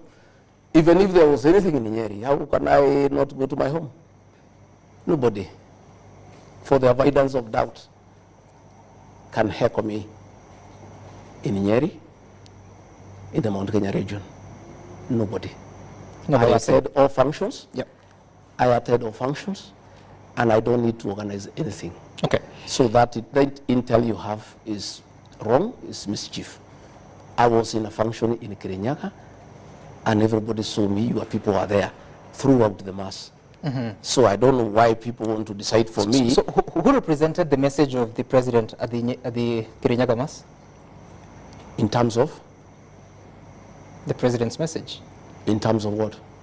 His contribution. There was no Harambe. We did not go for Harambee. What did the governor of Kirinyaga say? He said the president has given us some money, which is okay. There's no problem. Don't you think you should be the person to deliver such a message? Well, that's the decision of the president. I cannot decide for the president what he wants to do with his money. That is his money. I have no right to ask the president to give me his money to take where he wants to take it. If the president was to send Anwar Igboho to a meeting where I am with his money and not send me, that is his decision, and we must respect it. Does that show a good working relationship between the president and the I don't know. I don't read much out of it. You don't because I was not going for Harambee. I had not talked to the president, so he did not send me. I just went for mass and I was there to receive him. But if he has decided to send somebody else with his money for a function in my presence, that's a decision the president makes. Okay. It used to happen all the time during the time of Uhuru Kenyatta. All the time that was happening, William Ruto as deputy president would be there. Somebody else would turn up with condolences and read when he's there. You know, I think these things. And there was a problem that time. If I don't know whether President William Ruto had a problem with it, I don't have a problem. He made it clear that there was a problem. If he had a problem with it, you actually spoke about it yourself. I don't have a problem with it myself. You don't have a problem with it. Okay, but you have also been missing in several functions, including even receiving the president as he came back from Germany. You have always gone to the airport to receive him. This time around, we didn't see you. We saw the Interior Cabinet Secretary. What has happened, Sam, is that I always align my diary with that of the president all the time. And as long as I am aware of his functions, I align accordingly. So sometimes, if I'm not aware, I'm not able to align because I also have my own program. What does that mean? You were not aware he's coming back? I was not aware of the time. Okay, so what has happened is that I think 2 days, I think about a week ago. Okay. I think about a week ago, we have a diary for the president where I am there, my private secretary is there, my chief of staff is there, and all his issues are there. So we align. I think about a week ago, we were removed from that diary, you know. So we are not able to follow exactly what is going on. So we are not able to align. But when we are informed of what is happening, like yesterday when I was I went to Lamu. Yeah. For the funeral of the deputy governor of Lamu. Yep. Who is a good friend of mine, and I am also in charge of intergovernmental coordination, so matters devolution are my purview. When I was there, a letter came that I am needed at State House for the swearing in of the Inspector General of Police, but I was already in Lamu. Yeah. So it was not logistically possible for me to leave Lamu and attend. So when I'm aware of where the president is, at what time, I'm always there. If I am not aware, then there's nothing I can do about it. All right, Mr. Deputy President, we'll be taking a short break, but you come back to that particular part that you're talking about. You no longer have the visibility of the diary, but of course you're watching the conversation with the Deputy President of the Republic of Kenya, that is Honorable Rigathi Gachagua. We'll be back shortly with this conversation on so many other issues, including the new look government and what the mandate of the Office of the Deputy President is and what he has been doing about it. Stay tuned. Because they know me and they trust me that you'll take care of them. And once they feel that they have not been taken care of, they have come to me because I was guarantor to Governor Sakaja that he would take care of them. What does that mean, guarantor? Guarantor is like when you go to a bank and you want to take a loan. Yep. And you don't have security. Somebody else can come and offer his title deed for you. I went because those are people who speak my language and talk to them in my local language. Yep. And they wanted an assurance. They say, this Johnson Sakaja, Bwana Gachagua, we don't know him well. Do you know him well? I said, yes. Are you telling us that if we give him our vote, he'll take care of our business interests? I said, yes. Are you giving us that assurance? I said, yes. So I gave that assurance, like all you do when you are campaigning for somebody. And therefore, when probably they have felt that the governor has not treated them well, as the guarantor of Governor Sakaja, they have sought me out and asked me questions, hard questions. That's what I'm asking. What are you going to do? Because there's separation of powers. The fact that we are discussing the matter with you here. Just hold on, Deputy President. The separation of roles between the national executive and the county executive is quite clear. you cannot supervise a county government, can you? I am not pretending to supervise the county government. Advocacy is part of governance. The fact that the matter is being discussed here is good enough. It means the matter has gotten the right attention. I've seen the governor has written a big reply. That is good enough, because if I had not gone there to listen to them, he would not be replying to that matter. The fact that the matter has been brought to light is good enough, and that is what leadership is all about. Because at my level, I've given it high profile. Everybody knows there's a challenge. The governor knows there's a challenge. It's incumbent upon him now to deal with that challenge. But I have undertaken, my rightful role as guarantor to Governor Sakaja to those people by going there and give them an ear and listening to them. And because of the publicity that has gone with the tour, the matter now is under discussion, which is a good beginning point. Interesting. And of course, we'll get back to that later on. But first, that was not the only issue that you were talking about while in the city. You also said a few things that I want to reference just a little bit. Mimi siwezi kubali mambo ya uongo, ndio kwa maana wananipiga vita. Kama mko na shida na mimi, kujeni munishtaki kwa wananchi. Who are you talking about? Some of you know what is happening, and I had hoped probably before we get into that discussion, we'll discuss matters to do with what I do. And no, we'll get there. We're just coming from the matters arising from the events that you had in the city today. What I am saying is that it is everybody's knowledge that I'm a truthful person. And many people are uncomfortable with that truth. When I raised that matter of Wakulima market, I was called all sorts of names, including being called a tribalist. Given the fact that majority of the people in that market come from my community, matter beyond my control. And it was assumed that I'm talking because probably they come from my community. Far from it. In that market, there are traders from all communities. And when I bring these matters to light, many people have a problem with me. And the fact that I insist all the time that we honor pre-election pledges. There are things that we promise the people. We went there with Governor Sakaja and promised the people of that market that under our administration, their business can only flourish. It cannot become worse. We agreed that our administration will never oversee demolitions and evictions. Those traders were being evicted there about 10 years ago in a very brutal manner. And I talked about it. And many people are uncomfortable with that. And what I'm saying is that anybody who has a problem with my conduct, you go and report me to my employer. My employer are the people of Kenya. These are the people who employed me. Go to them and say, well, Rigathi Gachagua, Deputy President, is becoming a nuisance. He's complaining that you people are being harassed.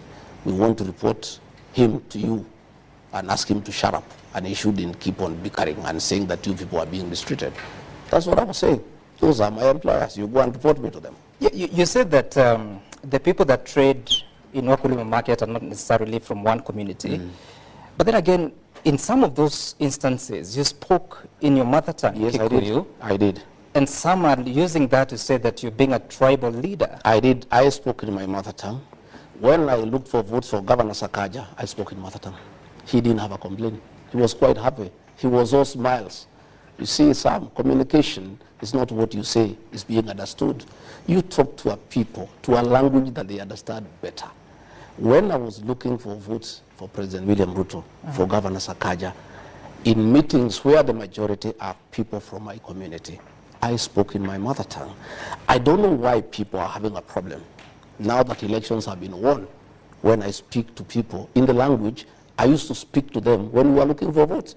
What was good then is still good today. But that time you were not deputy president. Now you are a national office.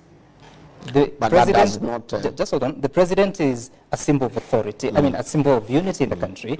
You are the deputy president, principal assistant. Maybe would be held to the same standard. Does it not bother your conscience? Not at all, because the fact that I'm deputy president does not diminish my heritage and where I come from and my language. My language still remains intact. And Sam, let me tell you, communication is about being understood. It doesn't matter what language you speak. You speak the language that people understand. Even if more than 40 communities of the Republic do not understand what you say. But they were not in that meeting. But they're hearing you. But the people you are addressing, we were addressing specific issues in Wakulima market. Those issues are specific to those people. You talk to them the language that they understand most, so that you agree. You've just told me that the Wakulima market is not just the Kikuyu community. There are other communities that trade there. I spoke 70% in Swahili. Yeah. And 30% I spoke in Kikuyu because the majority asked me to speak in Kikuyu. We have some mothers there who don't understand Kiswahili properly. We have some old men who have lived there in that market who have not lived in that market for a long time. And they told me, our son, we want to hear what are you telling us? What assurance are you giving us? And when I went there, I talked to them in my mother tongue for them to vote for Governor Sakaja. It cannot be when they are crying, when they are complaining. I cannot talk the same language. Okay. I talked to them when I was appealing to them to vote for him. You said, wale wanaopanga hii upuzi wasiharibu hii Kenya. Hii Kenya imekuwa na matatizo mengi, wakijaribu hiyo maneno, Wakenya hawatakubali. What is being organized? Nini inapangwa? You know there are many schemes that are going on every day. You have seen meetings. You have seen meetings of trying to divide the people of Mount Kenya region. You have seen meetings of undermining the deputy president. You have seen people being caught and being offered money to impeach the deputy president, to remove him from office, and all that nonsense that is going on. And I was saying, you see, some are elected by the people. And I asked the people directly whether they have a problem with my leadership. And they said they don't have. I drew my mandate directly from the people. And what I was saying, anybody who has a problem with my leadership, anybody who has a problem with my conduct, has every business to talk to my employer, the people of Kenya. Okay. Those are the people who make decisions over my conduct. Those are the people who can appraise my performance. Those are the people who can give an opinion as to what they think I'm doing, whether it's right or wrong. Okay, you're saying that people have been offered money to remove you from office. How so? It's the worst kept secret in Kenya. I leave it at that.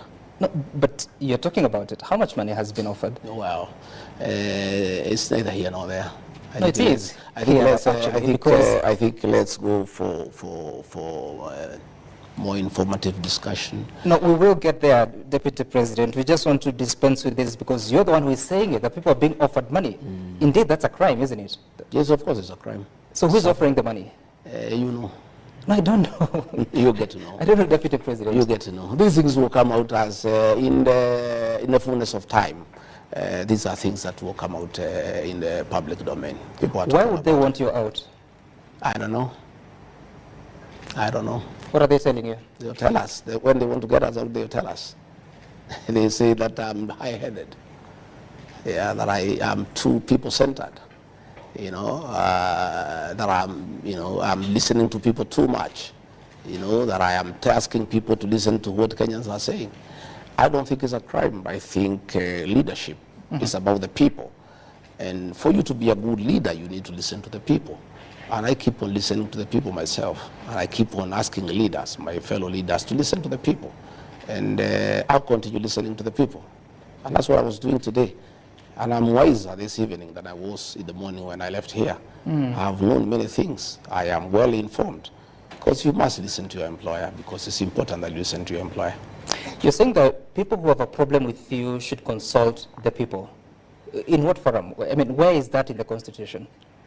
Consulting the people about leadership. So that they can take action against you. I mean, where do you place that in the Constitution? I'm talking about leadership. I'm saying before you take any decision on any issue, on matters governance, on matters leadership, it's important that you listen to what the people are saying all the time. And that's what I do myself. I don't, even the Constitution, 2010 Constitution, you know, gives public participation as an integral part of our governance structure. That anything that affects the people drastically, you need to listen to them. You need to go to them. You have seen many things going to court and being thrown out for lack of adequate public participation. Public participation is part and parcel of our life in this country, and more so in matters leadership, in matters governance. Deputy President, who told you there was a plan to impeach you? I am a consumer of information. When you call people for meetings, most of them are our people. when you coerced by the president, the way I read it, there is some mischief to remove me from the diary, from the page where the diary is, so that once I don't attend presidential events, it can be purported that I am absconding duty. You know, and I hear that is one of the grounds they wanted to look for impeachment, you know, so that they say Rigathi Gachagua does not attend presidential functions. Or again, sometimes they want me to get late so that it appears like I'm disrespectful. I want to ask the people who work around the presidency not to create conflict between the president and myself. I'm the Deputy President of the Republic of Kenya, elected by the people. And I am the principal assistant of the president. It is only right and fair that I have access to the presidential diary so that I align my diary with his diary because he's the boss. But if I'm in the dark and I don't know what is happening, I am not an angel to know exactly where the president will be at what time, then it's not right. So if Kenyans don't see me in a presidential function, I want to tell them today it's because I am not aware of the function.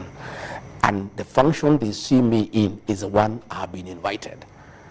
But previously, I had access to the diary, and without even talking to the president or even to the controller, I would align my diary with his, because his takes precedence over mine because he's the boss. You know, now it becomes very difficult for me even now to work on my diary because I don't know what the president has. So it has really even made my work very complicated because I am just there not knowing what the president has. So I am not able to arrange my events, you know, going forward. But what I'll do, I'll talk to the president at the right time and I'll see what is the problem. Okay. I don't think the president, in my view, would be petty to ask anybody to remove from the diary. I think it's just some handlers around the presidency who want just to create mischief, to portray me as somebody who is disrespectful, and to portray me as somebody who is absconding duty. I am an alcoholic, and everybody knows, including the president. I'm available for duty. I'm available to assist the president 24/7. Right. But work needs to be made, you know, straight so that we are able to work properly, so that I align my diary with his, and I'm able to assist him as it is supposed to be. All right. Who is the custodian of that diary? There is a page with everybody there. There's head of public service. There's the president himself. There is a controller of state house. There's a deputy chief of staff. There was me. There was my chief of staff. There was my private secretary. There are our security people. The people really who handle the president and myself were in that page. And you know, we even share. What do you mean with the page? No, they are the ones who handle the president's issues, his movement. You know, hospitality people, security people who are on that page. Yeah. So that once his activities are known, everybody aligns automatically, and there has been a lot of efficiency because you have the information so that you are able to plan, you are able to coordinate. If you are flying, you know, you are going by chopper, you prepare. If you are going by road, you know. But when you don't have that information, then it becomes extremely difficult for my office to align with the president's office. Help Kenyans understand. So this diary, is it a physical book? It's a WhatsApp group. It's a WhatsApp group. WhatsApp group. It's every day, you know, things now are good with this digital space. It's a WhatsApp group, and it's updated as you go on. And the president updates it sometimes himself, the controller does, and we all keep on aligning. So, you know, sometimes he'll have a program, he'll move it from this day to that day. I get into my diary and change mine and align with his. You understand? So your team is no longer in that WhatsApp? No, I myself, I was removed. My private secretary was removed. My chief of staff was removed. So we have no access to the president's diary. Who removed you? The private secretary to the president. Who's that? Yeah, he's called Mayo. I will show you. I was looking for my phone. I wanted to show you. He removed me. So once we are not there, then we don't know what's going on. So let nobody, let no Kenyan, and let those people in State House who are trying to say that I don't attend meetings, let them return me in the page so that I know what the president is doing, where he's going, what time, so that I'm able to align and give him support, as I've always been doing. But I cannot do it when I don't have access to that information. Does the president know you're no longer in the WhatsApp group? I don't know. I've not asked him. You haven't? No. And it's been how long? You said a week? I think it's about a week. About a week? About a week. And you haven't spoken to him about it? No, I've not spoken to him about it. So to be truthful, initially I thought it's a little bit petty. Okay. But now that the matter has been raised, and I have seen Kenyans have been asking, yeah, and I have seen some mischievous bloggers in State House trying to insinuate that I'm absconding duty, I have decided to give this information to the people of Kenya in the spirit of the truthful man, a man who speaks the truth, so that the people of Kenya know exactly why I'm not in those functions. I think I owe Kenyans the truth. Because again, as I told you, Sam, I'm employed by the people of Kenya. They need to know why is the deputy president whom they elected not alongside the president in the functions. I think we owe that information to the people of Kenya. And do you know why you would be removed? I don't know. But I have told you, there are mischievous people around the president. Why are they mischievous against you, deputy president? Well, I don't know. How do you explain mischief? People have many motives. People have many motives. They are mischievous people trying to create a wedge between me and the president. And it's been going on for a while. And I take it in stride myself, because I'm also an elder, and I'm also an officer, you know, who is well trained. I was trained in paramilitary. I have tremendous capacity for perseverance and endurance. I'm able to take a lot of flack, just quiet, and taking it in good tiding, because I am quite mature in my leadership, in my approach to life. And many, many petty things, I have ignored them, because I sometimes I don't want to become petty. So there are many characters around there. You know, you remember, Sam, when the king was here in State House, the king, King Charles the third. Yeah. I think I was the president had sent me, I think, to Berlin or to Brussels, I'm not sure. I can't remember exactly to which country. And so when the king was in State House, I was missing. Okay? A blogger who works for the president created a Photoshop. And I know you can remember. Just for mischief and to demean me. Created a Photoshop that, you know, the king is here working with the president. Then there was a window there. And Rigathi Gachagua had been locked in that window, and he actually circulated on his blog until Kenyans complained, and he brought it down, just to demean the deputy president. And these are people who work for the president. And you wonder why. Why? How come you work for the president? You want to demean his deputy. And I told them, I raised it with them, the head of communication. I said, you think you are demeaning the deputy president? You are not. You are demeaning the president. If there is a perception that the president has locked his deputy in a room somewhere so that the king does not see him, who looks bad in this situation? It's the president who looks bad. So there are many people around the president who are very petty, who are full of mischief, and who are hell-bent on creating conflict within the presidency. I would like to ask the people who work for the president to be honorable and decent people. Let the deputy president have access to the president's diary, unless the president himself has expressly given instructions that he doesn't want his deputy to have access to his diary. If that is the case, I'll accept it. Is it a possibility? I don't think it's a possibility. I don't think President William Ruto would go that down. But if then I am not reinstated, now that I have brought it in the public and the president will know about it, if I'm not reinstated, then it follows. It is clear. And then the instructions that says a lot about your relationship with the president. You just said that because you've raised it in the public, now the president will know about it. What happened to the two of you? I don't know. You were very happy on the day of inauguration. In the weeks before the election, you were very happy moving around the country. Know. Looking at it, I am not a mystical person. I'm a Christian and a very true believer. But I think it looks like there is a jinx around this office of the deputy president. And President William Ruto had a very rough time with the President Uhuru Kenyatta. Right. But luckily for him, he had 5 years to work, and work very well without any disturbance. President William Ruto gave a promise, a commitment to the people of Kenya. When he was complaining the way he was persecuted, he was mistreated, he was demeaned, he was harassed. he gave a commitment to the people of Kenya that under his watch, if they elect him as president, his deputy will never be demeaned, his deputy will never be harassed, his deputy will never be persecuted, his deputy will never be disrespected, and his deputy will be facilitated to work and work well. For the first year, that happened, and I'm grateful to him because he did not allow anybody to disrespect me. He did not allow anybody to interfere with my work. But the second year, I must tell you, that is happening. You know, cabinet ministers have been abusing the deputy president, just the way it was happening during the time of Uhuru Kenyatta. You remember Tobiko called President William Ruto a clerk.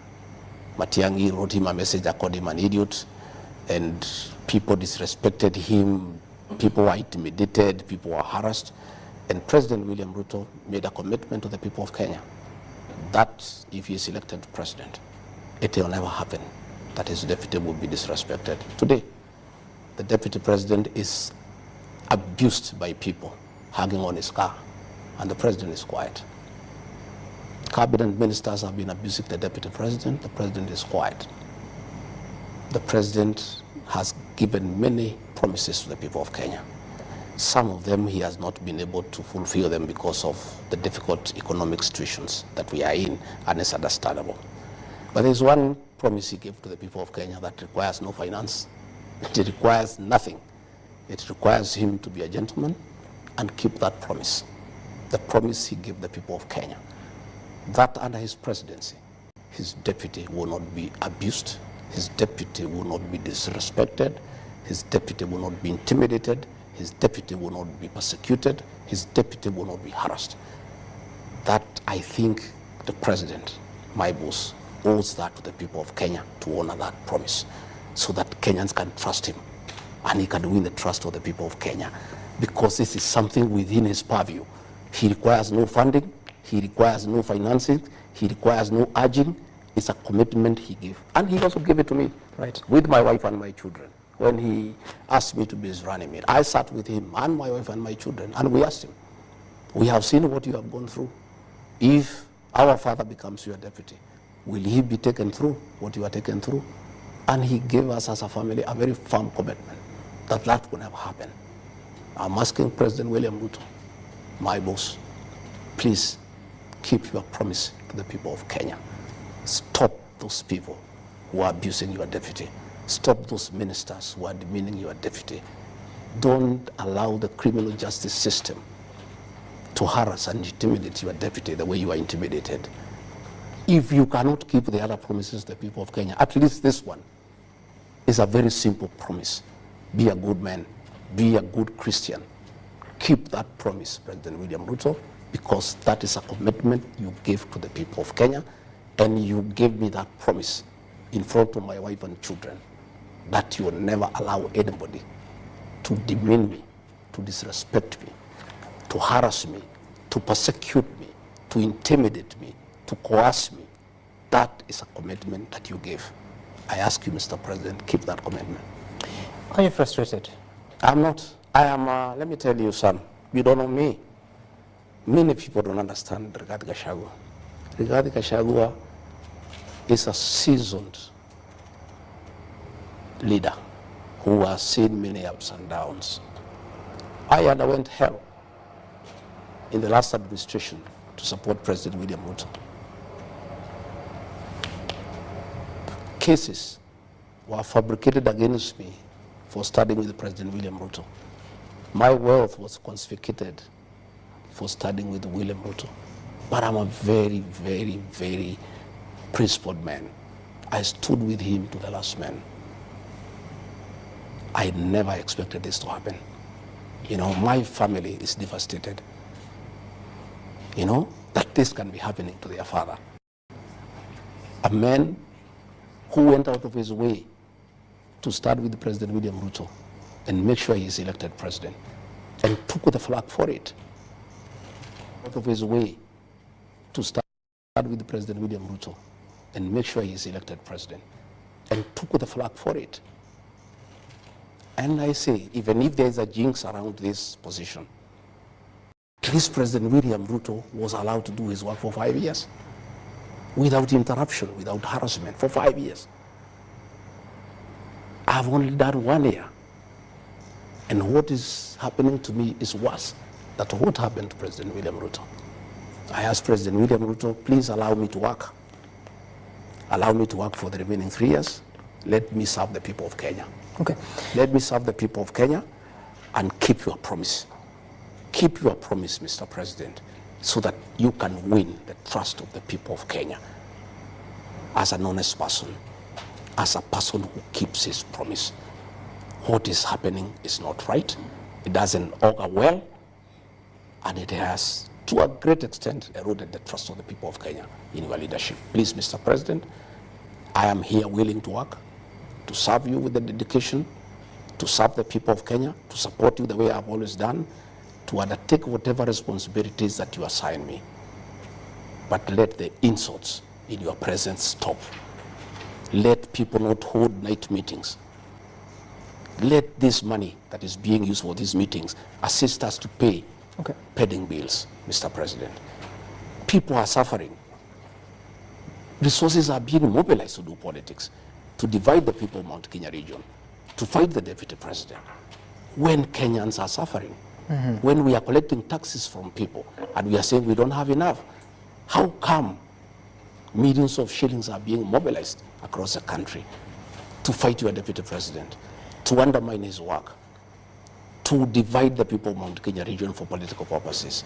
I think this is the lowest moment of our administration, but I am hopeful that this can be corrected and all of us can go back to work, and the people of Kenya can be given an opportunity to enjoy the fruits of their vote to the president and I. Right, and I'm sure the president will get your message. Now, what was your role in the formation of the broad-based government? My role was very simple: agreeing to the proposal by the president. President William Ruto sat me down and told me that he had made a decision that he needed to bring in other people so that we stabilize government and we bring everybody and we make everybody feel part of Kenya. And I was agreeable. And I told the president, if that is the intention, and to make our country move forward, improve the lives of our people, I'm agreeable. And I accepted 100%. And I support the broad-based government. I support the decision by the president. I embrace the people who joined us, and I am working well with them, and will continue working with them. What causes confusion is many people asking me, how is it that the president called for broad-based government to bring in everybody so that we have one cohesive country, so that everybody is part of it, yet people are planning to remove others? How does it work that we have brought in ODM people to come and join us, yeah? And then we are saying, now that we have brought these ones, now we have the numbers to chase this one. Then the whole thing would not have been very genuine. If that is the case, it doesn't look then genuine, because I am told they are saying they didn't have the numbers to remove Rigathi Gachagua. Now that Raila Odinga has come on board, they can use his members of parliament to join and kick Rigathi Gachagua out. Then that would defeat the purpose of the broad-based government.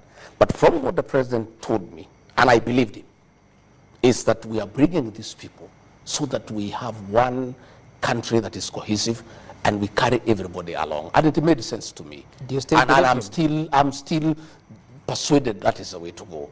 But from what I am hearing from these characters, for the meetings that they hold, and there are people very close to the president, is that the purpose of the broad-based government was to get numbers so that they can get the numbers from ODM, join the ones from Kenya Kwanza to chase Rigathi Gachagua away.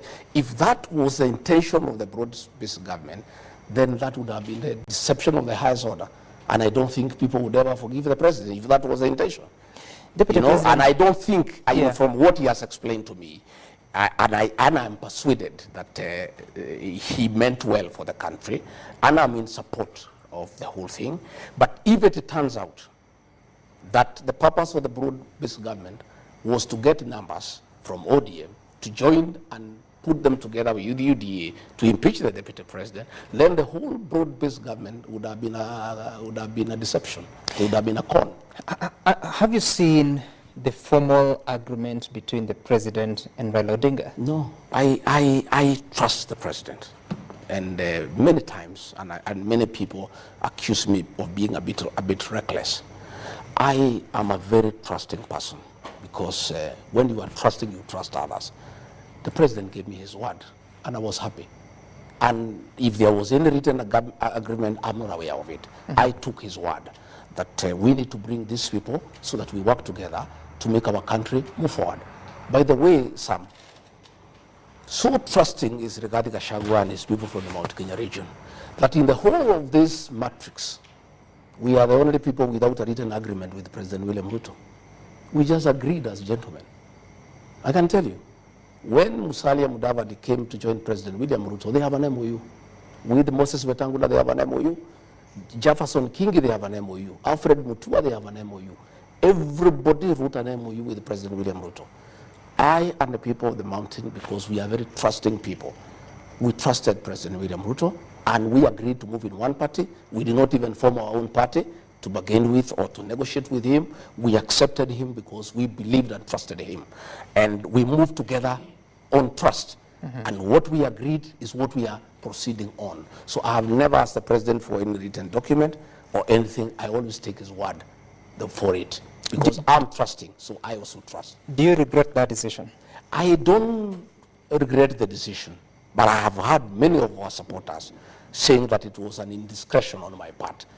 I have not yet interrogated whether it was an indiscretion on my part or not.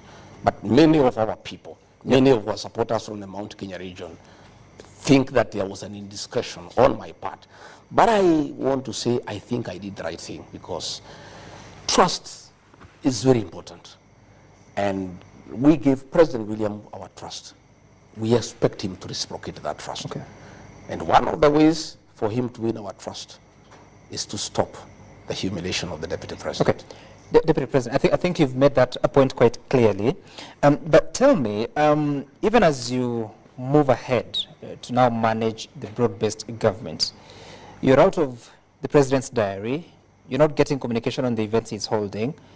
How then do you even coordinate the cabinet committees yourself? Have you chaired the committees since the reconstitution of the cabinet? No, I have not.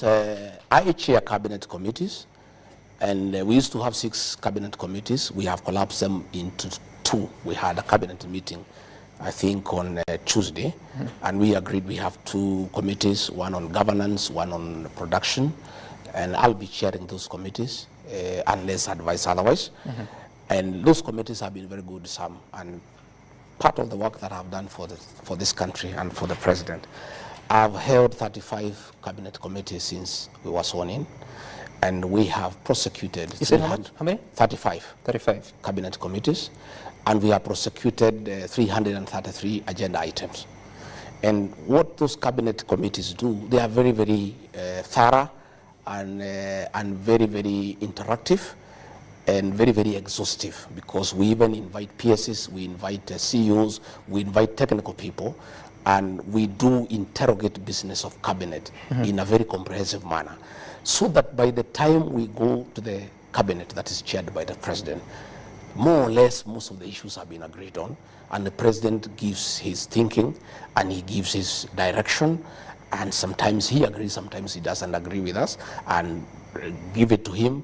Where he doesn't agree with us, he convinces us and we get convinced. And the president, in my view, did very well to set up the cabinet committees, because the president should be a consumer of finance, because he's a very, very busy person. And the kind of work we do here in cabinet committees, sometimes 6 to 7 hours, will be a bit heavy for the president because of his duties. So what is the reason of so we collapsing? continue, Yeah. and those cabinet committees have worked very well. Okay. And I am very, very, very clear that we'll continue to have the cabinet committees. Right. And we'll be able to look at the CAB memos that have come, and we'll be able to proceed to the cabinet for the final approval. If they were that effective, were they being reduced from 6 to 2? No, what happened is that there were 6 and then we were having issues of quorum. And sometimes one member would appear in 3, 4 committees. So it was becoming logistically a nightmare, you know, that this committee is meeting, then you have to go, you have to come back. And I think we agreed in cabinet, and it's a good decision.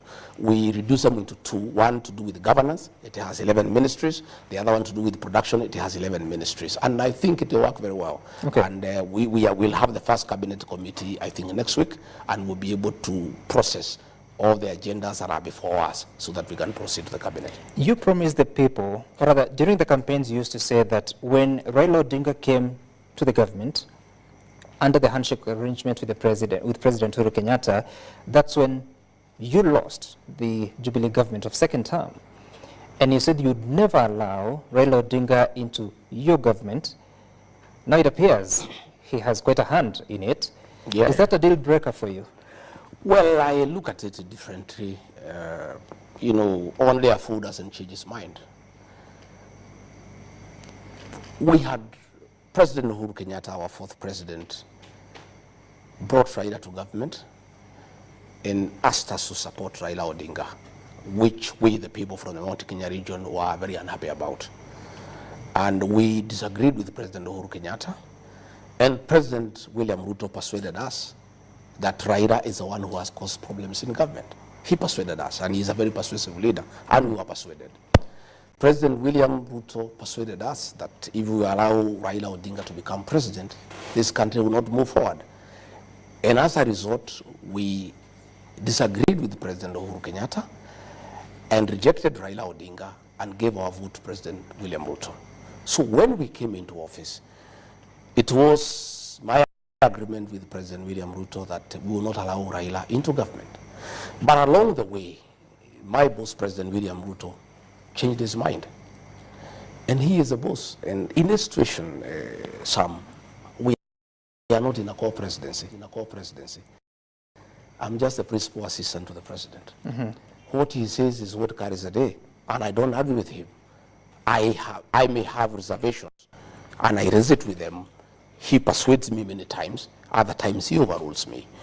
And when I realized that he started having a relationship with Raila Odinga, I slowly gave way, because the boss is always right, you know. And that is why many people say, oh, Rigathi Gachagua, he had said he has put traps in State House so that Raila Odinga has not come. Yeah, that was my agreement with President William Ruto. But that is not my house. The minute I realize they are meeting, they are interacting, I'm also not a stupid person. And I don't have to be told, you know, in black and white. I relaxed and I stopped even attacking Raila Odinga, and I let the president have his way. So by the time he decided to bring him into government, I had already formed an opinion that the president wants to work with Raila Odinga, and I was quite happy with it. In any case, my brother and long-time confidant, President Uhuru Kenyatta, had told us that Raila is a good man. President William Ruto convinced us otherwise. And we abandoned our son Uhuru Kenyatta, and we decided to go with President William Ruto. Now President William Ruto has told us exactly what President Uhuru Kenyatta had said, that Raila is a good man, we can work with him. If two presidents says a man is good, who are you to argue with him? So we have said Raila Odinga is a good man, and let's work with him.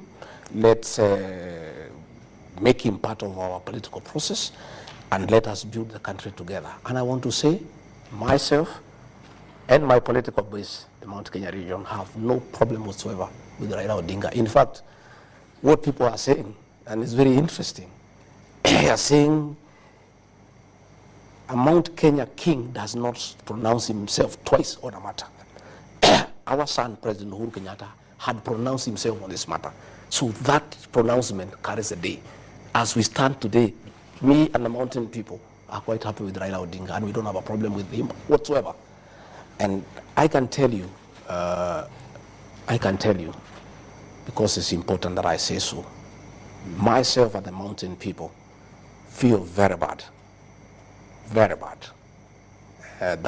we punished Uhuru Kenyatta We demeaned him, we told him off, we embarrassed him for telling us that Raila Odinga is a good man, and we were very, very brutal with him, and we really hammered him. It has come to our knowledge that it was very unfair, because his crime was to tell us that Raila Odinga is a good man, and we decided that Raila Odinga is a bad man, William Ruto is a good man. Now that President William Ruto has said Raila is a good man, that is why I apologize to Uhuru Kenyatta and his family, and I owed him an apology on behalf of the community, because what he had told us is what the president has told us. We had no business fighting him. We had no business disrespecting him. We had no business humiliating him. Right. So myself and the community, owe Uhuru Kenyatta an apology, and I give that apology on behalf of the community. Okay. And we said, we know, because that's what he had told us, and we were very unfair to him, because, knowing what you know today, would you have made a different decision if you knew that in 2022? Well, you cannot talk backwards. I can't say what we would have done or not done, but things keeps on changing.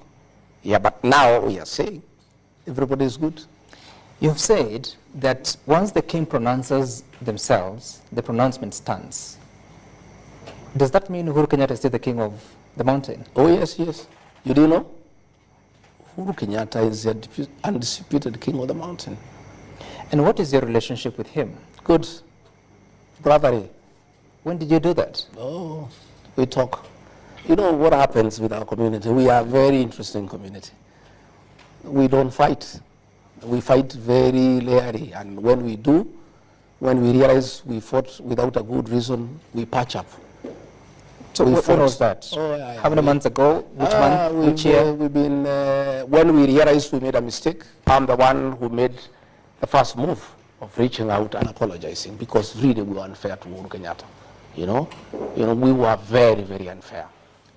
Sometime I really feel very bad that I was so brutal on a man who was my great friend, my confidant, my brother, my kinsman. I was so brutal on him. And his crime was only one, saying Raila is a good man. And then the man I said, we don't want Raila Odinga, we want William Ruto. Then he comes and says the same thing. I felt very stupid, In fact, another day, a very senior person abused me at the airport and called me stupid 5 times. And I looked at it, I was very bitter, but I looked at it later at night, and I thought probably he was right. I think I was stupid to fight my own brother, my kinsman, my confidant, for no good reason, for saying another person is a good man. I really regret what I did, and my community does regret, and we are very apologetic to the Kenyatta family. And what happens in my community is a saying that making a mistake is not bad, but repeating is unforgivable. And by the way, let me tell you some. From the experience of my community, myself and the leaders and the whole community fighting Uhuru Kenyatta, our son, a decision has been made by the community. In fact, it's a covenant. Never again shall the people of the mountain ever fight their own. When was that decision made? The people, the Meru, the Embu, they just talk slowly. That has been agreed on. And that's why you find when a few leaders are being told to fight Rigathi Gachagua, they are finding it very difficult, because a decision has already been made. When? That, like almost a year ago. By who? By the community. In what forum? Don't worry. There are millions. You don't know our people. There are millions of people. Our people don't talk in meetings. They have a way of communicating. That is how they drove the British out of this land, by communicating silently. There is a covenant among the Mount Kenya people that they will never again, ever be confused by anybody, be used by anybody to fight their own leader. They will never do it. And I also want to tell you, for the avoidance of doubt, for those who are trying to divide the Kikuyu, the Meru, and Embu, it's an exercise in futility. Those 3 are one, and finally they will be one. And we have seen these things happen during the Azimio campaign. You use a lot of money, you call meetings, you call MCAs, you call people in tents, you give them money, you persuade them, they take your money. Finally, they make a decision. And you see what they did in 2022. I can tell you, this attempt to divide the Kikuyu, the Embu, and the Meru is an exercise in futility. You can spend billions, you can spend money, you can have meetings, night meetings in hotels, in what forums. Okay. But finally, the people of the mountain are one, and they'll never be divided, and they will not agree. They have made mistakes before, they will not repeat them. Deputy President, on the 26th of June, 2024, you are in Mombasa, addressing a press conference shortly after the President had spoken, and you are questioning when the rain started beating the government of Kenya Kwanza, the administration of Kenya Kwanza. And you went out to attack Nuruddin Haji, the Director General of the National Intelligence Service, accusing him that he should take responsibility of the Gen Z protest that led to what we saw at Parliament on June 25th. What was your role in those protests? None. My statement in Mombasa is on record. I don't want to delve into it. I pronounced myself. I said what I thought of the situation. And that remains my truth. And anybody can challenge me otherwise. I don't want to delve into that statement because it was a public statement for consumption. Do you stand with it? I said what I said. Do you stand with it? Have I ever issued another statement countering that one? You believe the National Intelligence Service is responsible for the protests? I've said some, please allow me, I don't want to go into the merits and the demerits of that statement.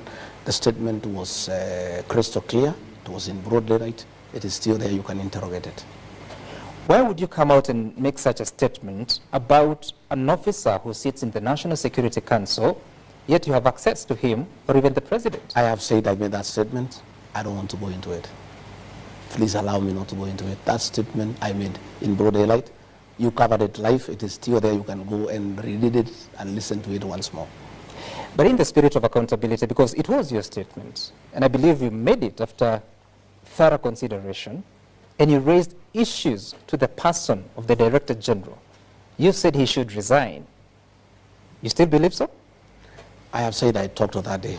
Sam, allow me to leave it there. I don't want to go into that matter. Do you think that your tribulations have something to do with how you conducted yourself during that period? I don't think so. They did not start then.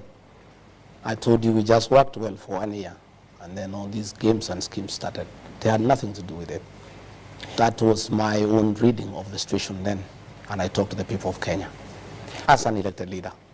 When is the last time you attended a meeting of the National Security Council? Well, National Security Council meetings are top secret. I don't want us to... I don't want the details. I don't want us to go into the details. When is the last time you attended a meeting? I think earlier this month, I think so. Earlier this month. Was the NIS Director General in attendance? Of course he was. Have you patched up your differences? No, I don't want to go into the details of the National Security Council. That's a top security organ for this country. It is not about the National Security Council. I'm asking if you have patched up your relationship with him. Did I say we have personal differences? I was giving an opinion. An opinion? Yeah, on that day. But you said as a matter of fact. Yeah, that's what I'm saying. I won't record what I said. I made a public statement as an elected leader of what I thought of the situation. What responsibility should the administration of Kenya Kwanza take in regard to the lives that have been lost in those protests? Some I have said that matter, I addressed it comprehensively. Let it rest there. I'm actually not talking about the statement. I'm talking about the killing of 60 people, at least 60, as reported by the Kenya National Human Rights Commission, KNCHR, which the government is yet to admit about the total number. The last, I think we have from the president, about 40. By the way, how many people died in those protests? You asked that question to the president. He's the chairman of the National Security Council. I don't want to talk about security matters and operational issues because I am not competent enough to address operational issues in the National Police Service. You're the deputy president. I am, but I don't comment on operational issues. I'm a very disciplined deputy president. I know my space. You don't have information about how many people died? I am not going to comment on operational issues to do with the National That's Police not an Service. operational issue. It's a fact. It's a statement of fact. It's an operational issue. The cabinet, in different dispatches, indicated that compensation was going to be given or granted to families that lost their loved ones. What is the progress about that? You would have to check with the minister who is responsible for the implementation of the cabinet decision. You see, once we have met in cabinet, every line minister takes the responsibility of implementing the cabinet decision. So I don't have the facts because I have not asked for that answer as to how far we have gone with the implementation. I would advise that you seek out the minister. How important is that matter to you? Very important. But you have no information. Yes, because I have not asked about it. Why? I have many things that I need to ask about every day. And when the time comes, we'll get a report. In any case, you are aware we have not had cabinet for a long time. The first cabinet committee, the inaugural committee, met this week. We have not had cabinet meetings for almost 2 months, I think so. So the last one was, I think, July, early July. I think so. Then cabinet was dismissed on July 11th. I think so. For almost 2 months, we have not had cabinet meetings. So what should we do? What should the country do? Because they're waiting for answers. There was a promise by the president. You follow up with the minister responsible for that particular docket. Because you see, once cabinet has met and made resolutions of cabinet, it is in cabinet upon the respective cabinet secretary to follow up and implement what the cabinet has decided. What are your thoughts? Because the Gen Z-led protests were because of the Finance Act of Finance Bill 2024. Why didn't your administration listen to the people, and what responsibility would you take? You had my statement. The answer is there. We are here. We are speaking to I'm saying, Sam Gituko, I gave a very comprehensive statement in Mombasa. And it doesn't have to what I felt. I still feel the same way. That? Yeah. That we must listen to the people. That was my position. So why didn't the government listen to the people? Sam, I've pronounced myself on that matter. Please give me an answer, Deputy President. Why didn't the government listen to the people? But we listened to the people. We shared the finance bill. But already too much damage had already occasioned, and that was the gist of my statement. So why did it have to take that? That is the question I was asking. Do we have to wait for things to get to this magnitude for us to act? That's what I was asking then. Before that time, did you try to propose the voice of reason to those that... I always do. And quite a number of people are uncomfortable with me for always speaking the truth and saying that we need to listen to the people. And what happened if you raised those issues? Well, I cannot give you details of what happens in cabinet. Cabinet meetings are top secret, and I am bound by... I'm not talking about cabinet meetings. No, those forums, my opinions, are given in cabinet. I cannot divulge to you what my opinions were, because I will be in breach of the oath of secrecy. You know, you told me that you're accountable to the people of Kenya, and if anyone has a problem with you, they should actually consult the people of Kenya if they're disappointed with you. But you're here, I'm asking you a question about your role in making sure that what happened on June 25th didn't happen, but you won't explain. But I have explained to you, I was very clear, I pronounced myself on the matter, that we need to listen to the people more. What more do you want me to tell you? That is my stand. I'm asking what happened that, who was not listening? That's what I'm asking. I've told you, Sam, I have said we need to listen to people all the time. And if you made that counsel to whoever, who is that didn't listen to you? Well, I don't want to apportion blame. I made my pronouncement that it is good as people's employees who we are, we must continuously listen to the employer, the people of Kenya. For the first time, people died at the entrance of Parliament. When that happened, you were the Deputy President of the Republic of Kenya. What responsibility do you take? I pronounced myself on the matter. Please give me an answer. No, but what answer do you want me to give you? I said what I thought about the matter. The answer is in my statement. And you're here. That was June 26th. No, but I'm saying the statement is there. Okay to repeat it. No. Why do you want me to repeat it? Because I'm asking the question. You have it in your archives. My answer to what happened is in my statement. Why don't you want to talk about this? But I said where the blame lies. The statement is there. Why do you want me to go into it? I have not recanted that statement. I still stand by it. So go and look at the statement. Why don't you want to talk about this? I don't want to go into it. Because? Because I don't think it is necessary. Because my statement was very explicit. Over 60 families are still waiting. But my statement was very explicit. For answers. I made myself No very action clear. has been taken against any police officer. Are you bothered by that? You know whom you need to ask that question. I'm asking who the is supposed to take the action? Sorry? Who is supposed to take the action? You tell me. You know. Who? What are you saying? What do you want me to tell you?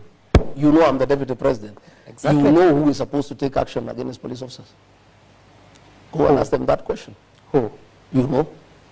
I wish you could tell me the answer. No, I'm not. Why do you want me to help you to do your research? I don't want you to help me, just respond. Kenyans, it's not about I you am here. not going to Kenyans are watching. Kenya, you know, you tell the Kenyans, you know. Go and look for that person and ask that question. That is not my question. I am not in charge of that docket.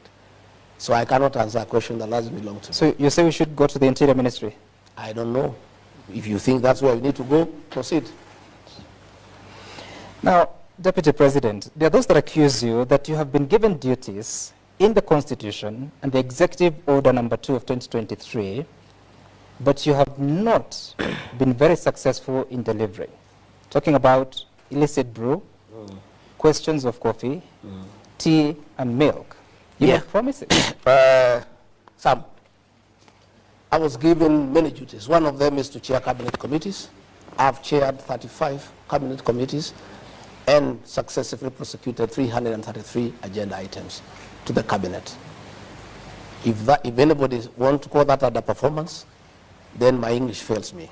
Number two, I'm in charge of intergovernmental relations.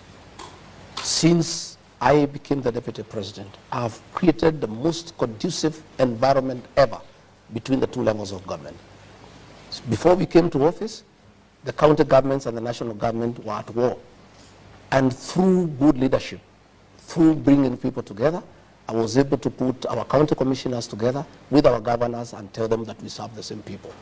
I have successfully held IBEC meetings. We have discussed the division of revenue bill, and the devolution agenda is ongoing. That is Rigathi Gachagua who has done that. Rigathi Gachagua is in charge of international development partnerships. I have chaired the Development Partners Forum. I've held meetings with our development partners.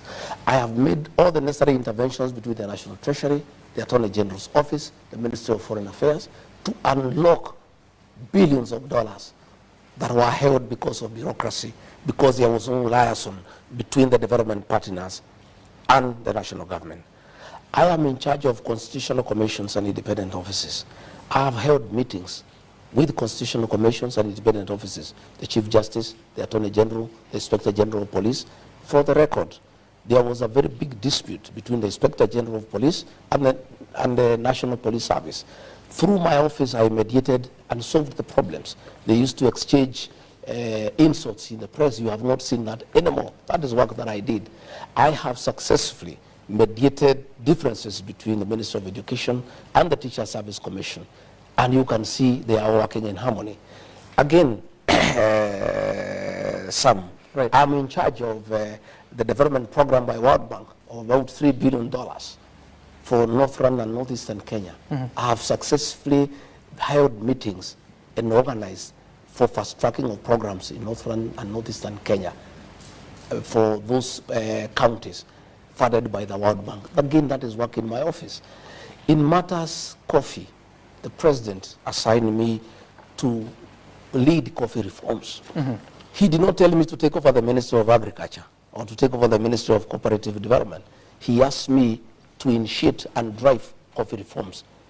I held a very successful coffee conference in Meru and brought all the partners, all the stakeholders together. And out of that conference, we have worked with those stakeholders and come up with the Coffee Bill 2023 that is now before the National Assembly.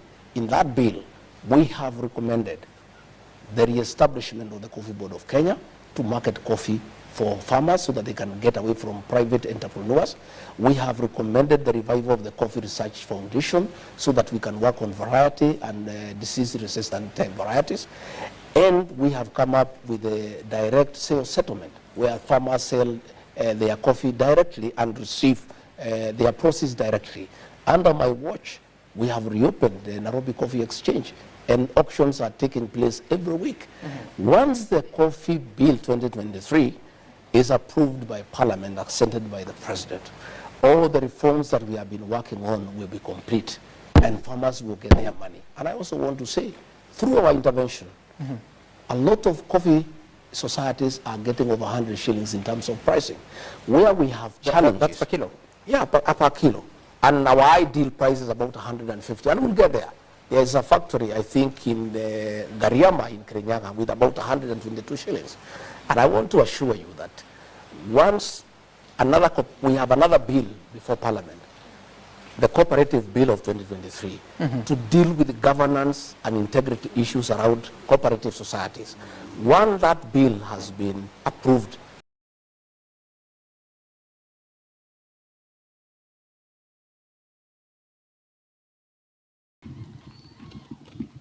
Your Excellency, the President of the Republic of Kenya, Dr. William Samoei Ruto, Your Grace, the Archbishop of the ACK Church, the Most Reverend Dr. Jackson Olesapit, the House of Bishops, all the bishops of this great church, the brand new bishop of this diocese, the Right Reverend Major Samson Boru Gashadi, the Cabinet Secretary present, governors present, senators present, members of Parliament, Wakristo wote wa hii diocese, Gaine mwega, na hindi ciothe, Ngai aiciarĩra Mwathani agocwo, Mwathani agocwo rĩngĩ, Akristiano aitũ mũrĩ o kuo, Ngai nĩ amũmenyereire, no mwĩyũmĩrĩirie, mwĩna thayũ, na ithuĩ nĩ twakena. Your Excellency, I want to thank you for creating time to come and grace this occasion. We appreciate how busy you are, and all the time when our Christians have asked you to join them, you have always had the grace to come and join them. We want to say welcome. And again, I want to say the last time I was here to assist this diocese in the construction of their cathedral, you sent me with a very generous contribution. I want to say thank you. That work, Your Excellency, is still going on, and I will be asking you once more to give a hand in completing the cathedral for the new bishop. Yesterday, I came in the evening. I was here because I wanted to be on time. The last time I had a function in Nakuru with the president, I was late. And a few of people who don't like me wanted to say that I'm disrespectful. So I became a bit wise. I decided whenever I am going somewhere far with the president, I come the night before so that by the time he arrives, he finds me here. Your Excellency, the leaders here, a decision was made last night that they will not speak today. Even myself, I was not to speak.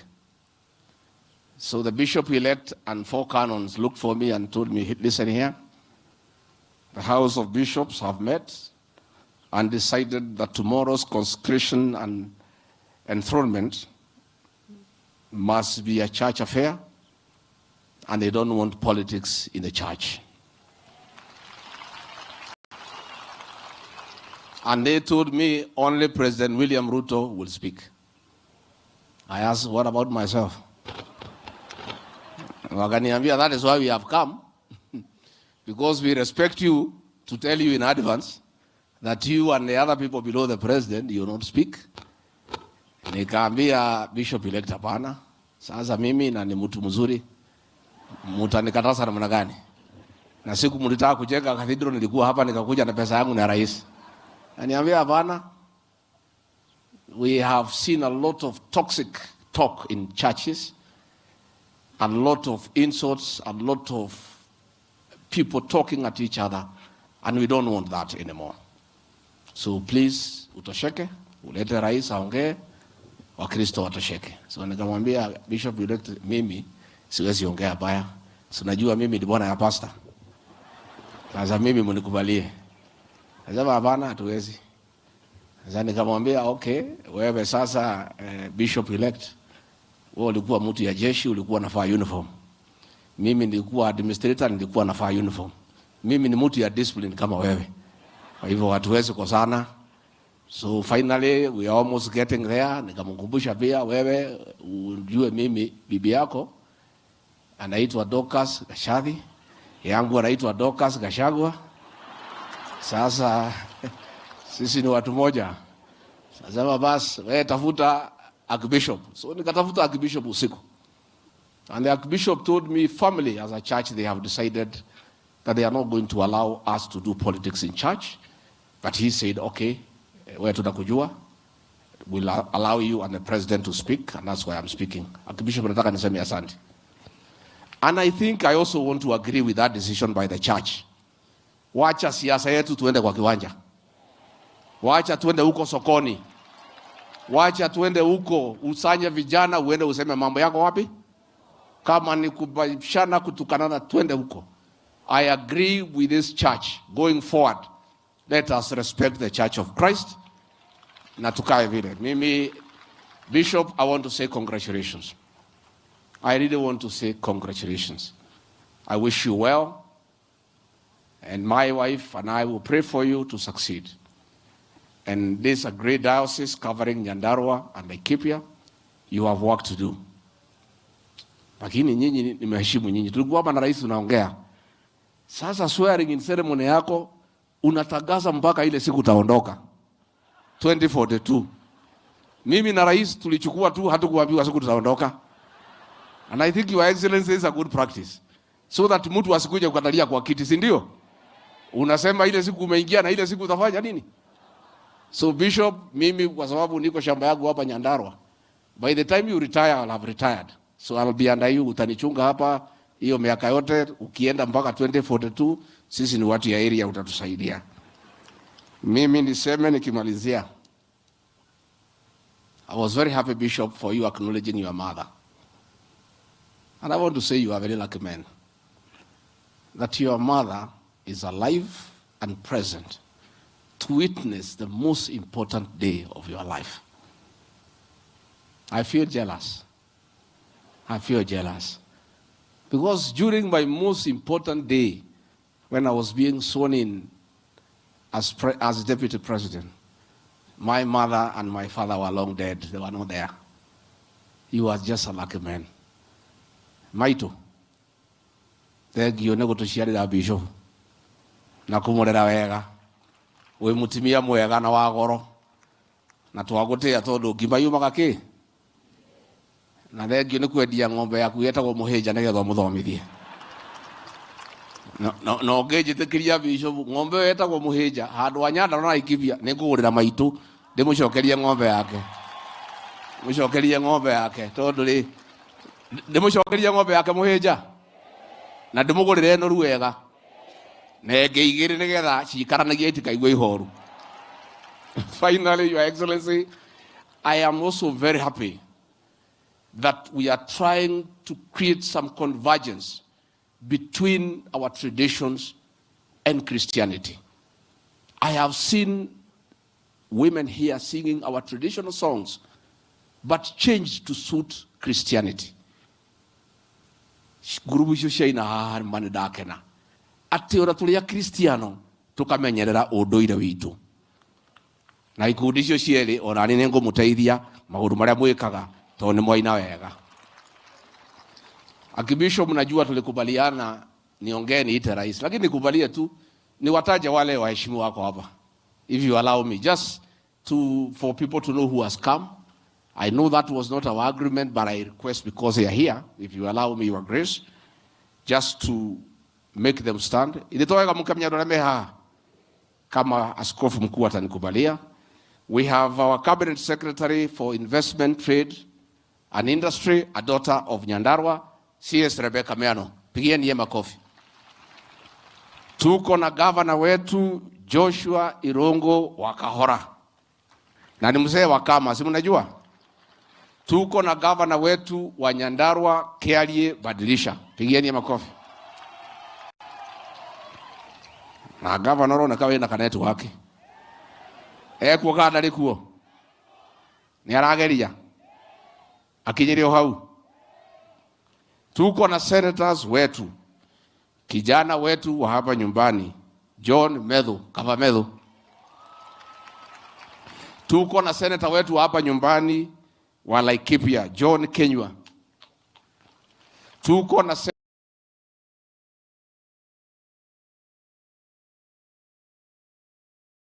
Semeni dynasty baya.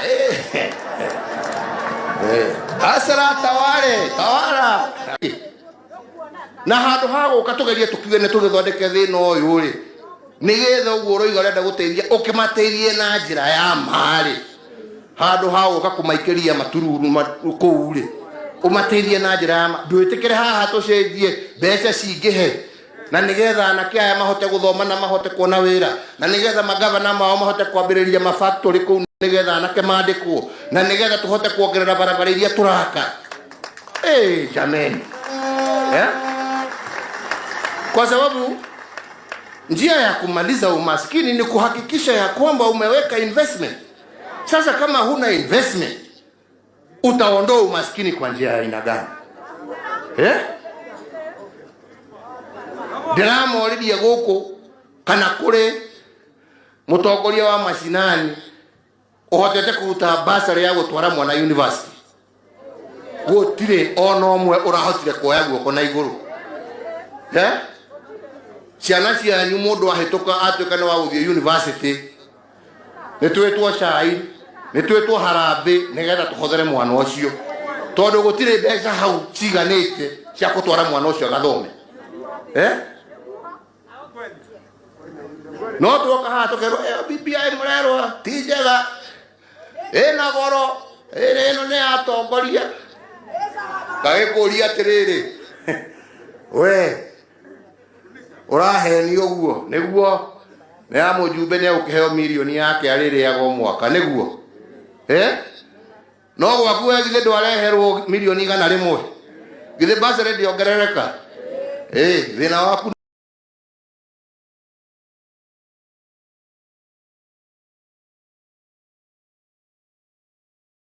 Nataka nimuombe rais wetu wa Kenya, tafadhali bwana rais, you shouldn't be the source of threats in Kenya. Wacha kutisha wa Kenya. Kazi yako ni kuhakikisha kwamba Wakenya wote wako salama. Wacha kutuambia ya kwamba tutakujua wewe ni rais. Sisi ndio tulikuchagua na tulikuchagua uwe rais wa Kenya. Wacha kututisha. Sisi hapana watu wa kutishwa. Kweli ama si kweli? Kweli ama si kweli? Tunaelewana? Na mimi nataka nimwambie rais, wacha kuniletea maneno my friend. Wewe sukuma candidate yako bwana kitendawili. Unaniongelea nini? Sijui kama tunaelewana. Mr. President, please stop talking about me. Talk about your candidate. Tunaelewana? Mtu waambie wewe rais, utuambie huyu mtu wa kitendawili atawacha kungoa reli lini?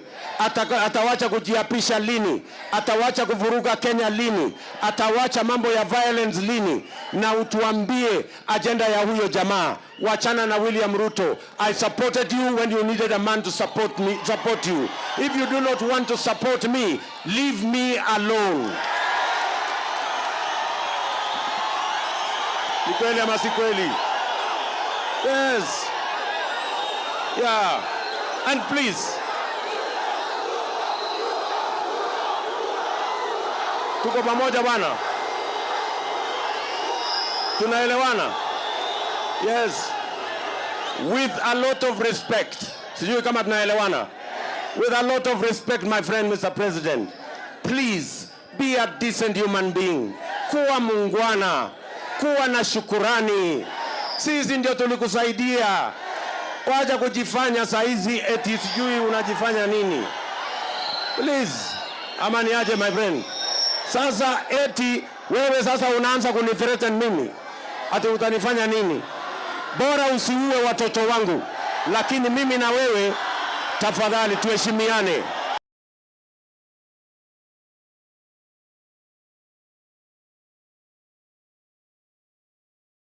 Ambaye Wakenya watakuwa wanagawanyika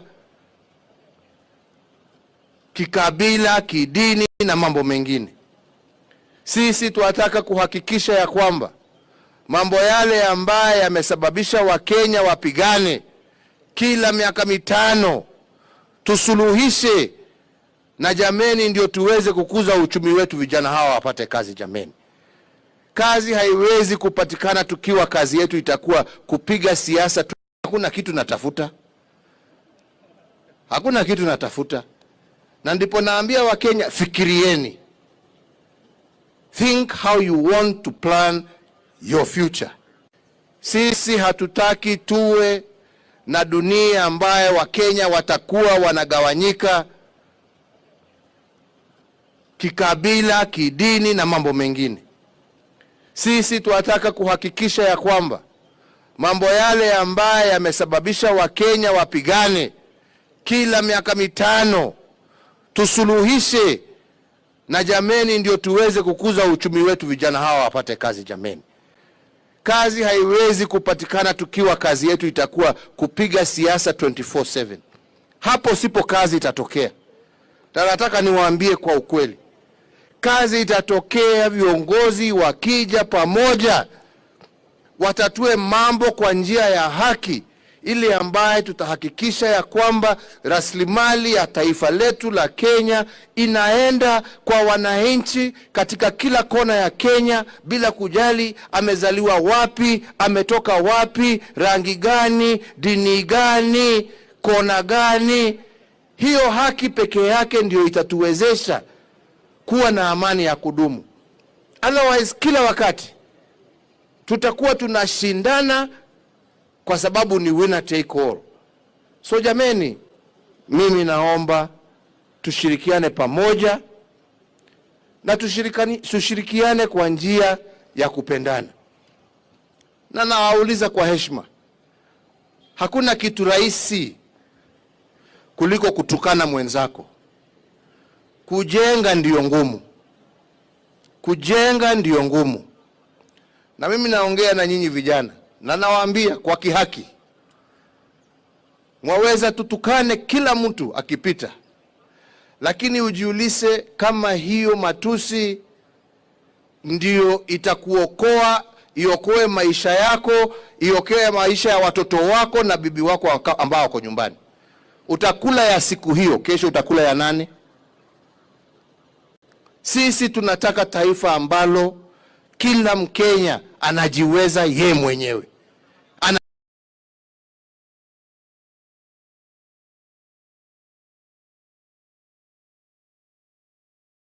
Mheshimiwa Deputy Rais, nikienda kumalizia.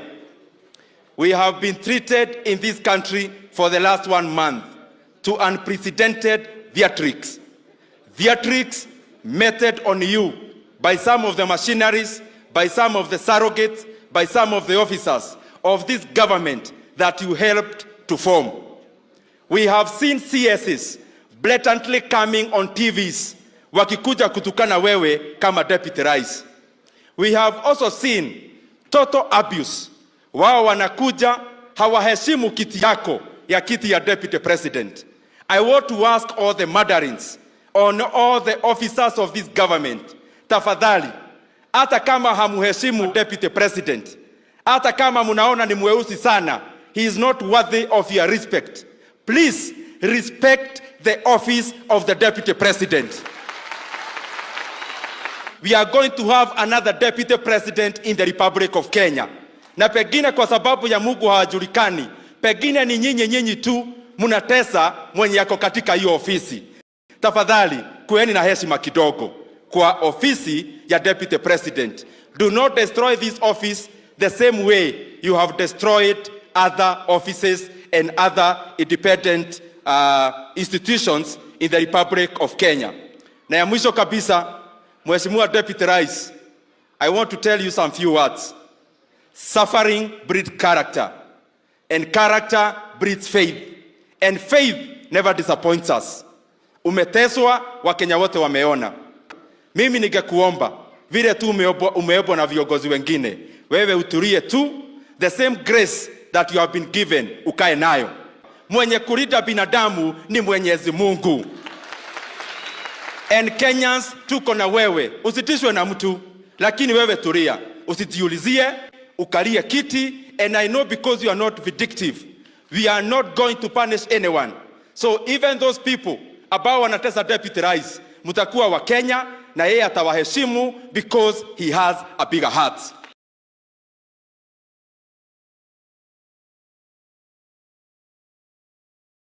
Mr. President, perhaps what brings you here this evening and what has happened here exactly? Well, I got a report from my son that he had come to home, and as he was leaving, the watchman at the gate told him that there were people claiming, because that's all we can state for now, to be DCI officers in a vehicle with Sudanese registration, and claiming that they want to speak and to see him. And I told them immediately, I mean, from my knowledge, when the police want to do something, they don't come in foreign number plates. Number two, they have a warrant. Number three, they state their case and they show and produce the warrant that is supposed to allow them to do whatever it is that they want to do. And I told them, don't open the gate. And unfortunately, I was in the office doing other work, so I just told them, just keep the gate closed. And I am now here. And I understand now they have left. Because I wanted to ask them, what are you doing in my son's home? Do you believe this has anything to do with the ongoing protests and, of course, having the opposition? Unfortunately, I have no other explanation to give, because all of these things are flowing in a row. I have a whole minister of government staying there that is going to do I don't know what in front of my mother's house. I have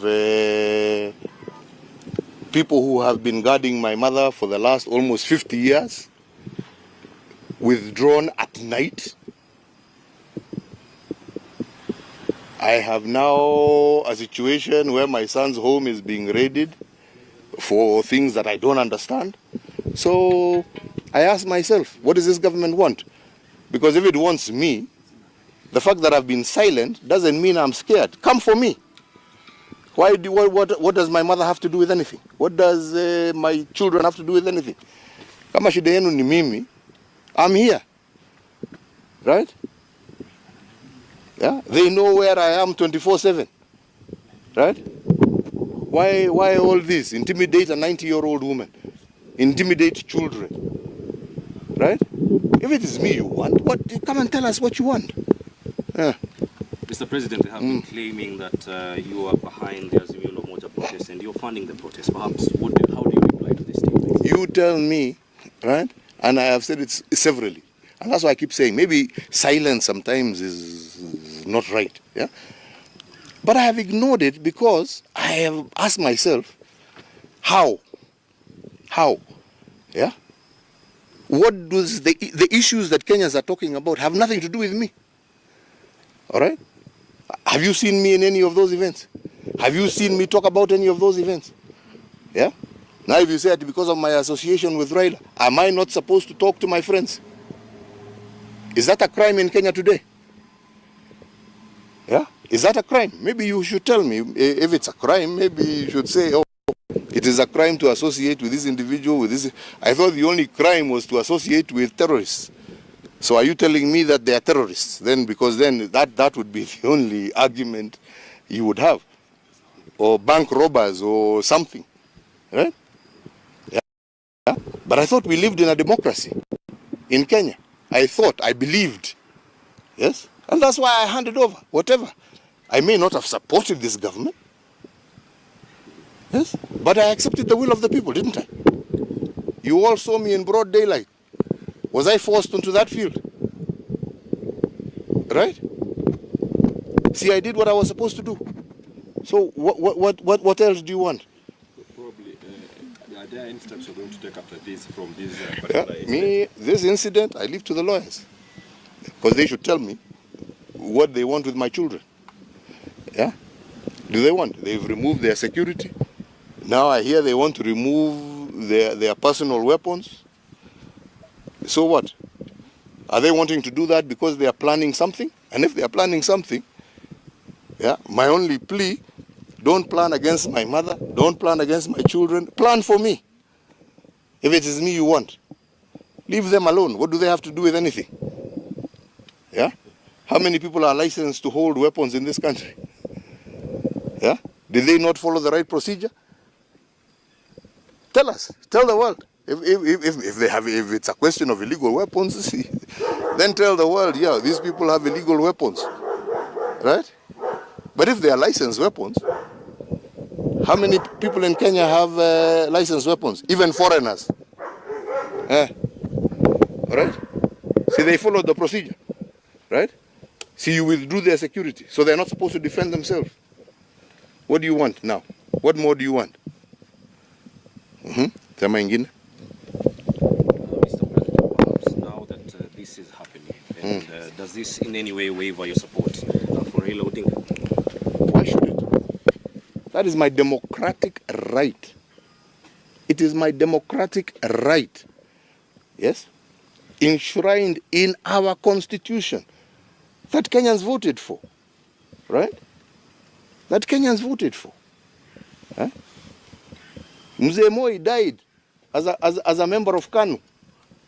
And KANU ceased to rule this country in 2022. He died claiming I am a KANU life member. Was there a problem with that? Was there? Maybe you should tell me. Maybe there was a problem with that. Yeah? He died a KANU life member. To his grave, he declared himself a KANU life member, correct? Was there a problem? So what's the problem? Maybe you should tell me, maybe there's something that I don't understand. Mr. President, the argument here has been that... I'm not Mr. President, I am the fourth president. My apologies, the fourth president of the Republic of Kenya, Uhuru Kenyatta. The argument here has been that if you continue politicking, then you may Where am I lose... Have you seen me in any rally? Declaring maybe... Have you seen me in any rally? Not really. But have you seen me in any demonstration? Not really. Have you seen me anywhere except where, and all my functions are public. This government knows all the activities I have been doing, be it in Ethiopia, be it in DRC. I don't do it undercover. They know. Yeah. So which are these other activities? Maybe they should tell us. They're the ones who know. They have the whole system. Yeah. Instead of going onto cars to claim. See, that's what I'm saying. I'm here. Do you have to go and look for my mother? Do you have to go and look for my children? Right? Come for me. I'm here. Yeah? I'm here. In full view of you. Yes. So if you have those claims, sema. Shida iko wapi? Sema. Yeah. Another question? Yes, please. There are also allegations that you financing the opposition to frustrate the government. To frustrate them from doing what? To frustrate them from doing what? You know, when you're a government, you're elected to rule. You're elected not to rule, actually, to govern. And to govern in accordance with the wishes of the people. Yeah? I am a retired person. Yes? Why don't they deal with the issues and the concerns that Kenyans are raising? That's what they should be dealing with. Not looking for scapegoats. Yeah? Go deal with the issues that Kenyans are raising. Right? When I was in power, I was dealing with the issues that Kenyans were raising. Yeah? These are not new things. Yes? Go deal with them. Have you perhaps had a tete-a-tete with the current No, president of William Ruto? no. I mean, you have a tete-a-tete with somebody who wants to have a tete-a-tete with you. He has not shown any indication that he wants to talk to me. And as a retired person, why should I go look for somebody who doesn't want to talk to me? Do you feel like perhaps the safety of your family is being threatened? Absolutely, and that's why I'm here. Yeah? And as you know, I have been quiet. But being quiet does not mean I will not defend my family. I will defend my family, right? And I will defend it to the end, all right? I defended Kenya and I did my best for this country, okay? You may not think, whoever has that opinion, that is an opinion. But according to me, I did the best I could do for my country, all right? And I handed over when my time was finished. And I will now do the best that I can do to defend my family. Mr. Retired President, you called a Jubilee Delegates meeting in 22nd, I think, February or May. And the question here is, don't you think that is a form of maybe actively participating in politics, trying to iron out? No. And I said it when I was even right there on the platform. My idea and my plan was always to surrender my party. But what I completely rejected was the coup that was planned by this government to take over my party forcefully. And I said, let the members decide. But I will not hand over to some puppet group of people, all right? Because they have government support. No, that is not democracy. Right? That is not to say that I was not willing to hand over. I wanted to hand over. I was prepared to hand over. But what I found to be completely illegitimate and unacceptable in a democratic state is to be forced to hand over to a group of puppeteers. No. Right? And I stood up and I said, let the members of Jubilee choose who they want to lead them. And that is the person I shall hand over to. And the politicians you're referring to, these were actually your allies formally. Do you feel betrayed in any form? I have no issue. They are free to do whatever they want. I can't comment about it. Whatever they want to do, that's their business. Right? My issue is the membership. It is the people. It is the agenda that Jubilee went to the election with. That is what needs to be defended. What individuals do, you go ask them themselves. Me, I carry no things. Me, I'm telling you what I am here, what I'm talking to you about, is the fact that when I was president, I defended my country as a retired man, right? And I will not be intimidated. Lastly, so all of them can hear that. Lastly, there has been a call for truce by... that's got nothing to do with me. Yeah, so truce, this, truce, that's not my business. Yeah, but leave my family out of it. And like I say, and I say once again, to you who think you can intimidate an old woman so that you intimidate me, who think you can intimidate children and grandchildren so you can intimidate. If you want me, come, here I am. Sijaenda pahali. Msiende kusema huyu ametoroka, ameenda. Niko na watu yenu, wanajua every second wanajua niko wapi. Yeah. Wachana na watoto, wachana na wazee. Mimi niko hapa kama mko na swali na mimi. Sawa? Yeah? Sasa hiyo watu sijui wameenda wapi. Waende, wakirudi, watarudi. Kama hawatarudi, wakae. Lakini kwangu, hii ni nyumba yangu. Yeah? Sio yangu, ni ya watoto yangu. Yeah? Na mimi nitalinda kama kila mwananchi mwingine atalinda mali yake. Yeah? Sio ndio haki ya kila Mkenya. Yeah? Na mimi siwaulizi wanipatie walinzi, wakitaka kuwachukua wachukue wote, lakini wanipatie heshima yangu ya kulinda pia mimi mali yangu kama Mkenya mwingine. Lastly, before you actually exited office, you had a meeting in Sagana and you said to the people that they will suffer after you exit. I'm not going to comment about it. You know what I said. So if you want to know about what I said, yeah, Me, I don't try and hide from what I said. Kwenda kufanya search button kwa Google ama whatever, utajua nilisemaje. Na hiyo ni public knowledge. Si ni namna hiyo. Kuna haja ya kurudia. Kwenda Google tu ufinye button, utajua. Ama namna gani? Na nawashukuru. Na ombi langu kwenu nyinyi,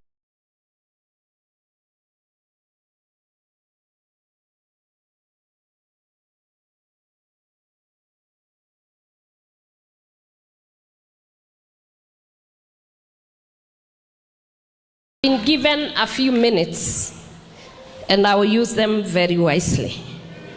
But before I can go there, I have a man that I love. Many of you call him the Rigi. Others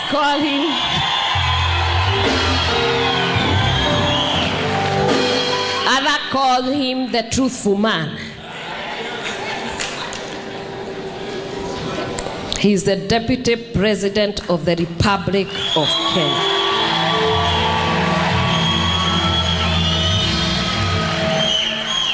There are people who have a problem believing that. He was prayed on the altar. One who is prayed from the altar, you can only remove him from the altar.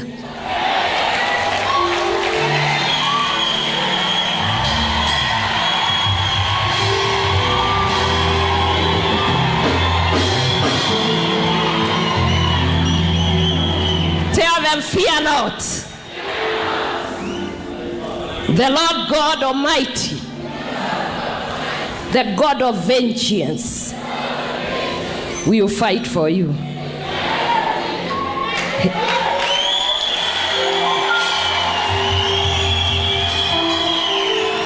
He has sent me with his greetings.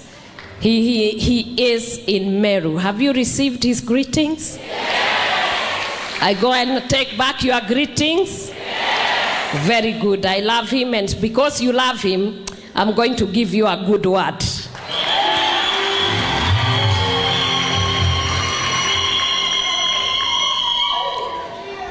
We read from 1 Chronicles.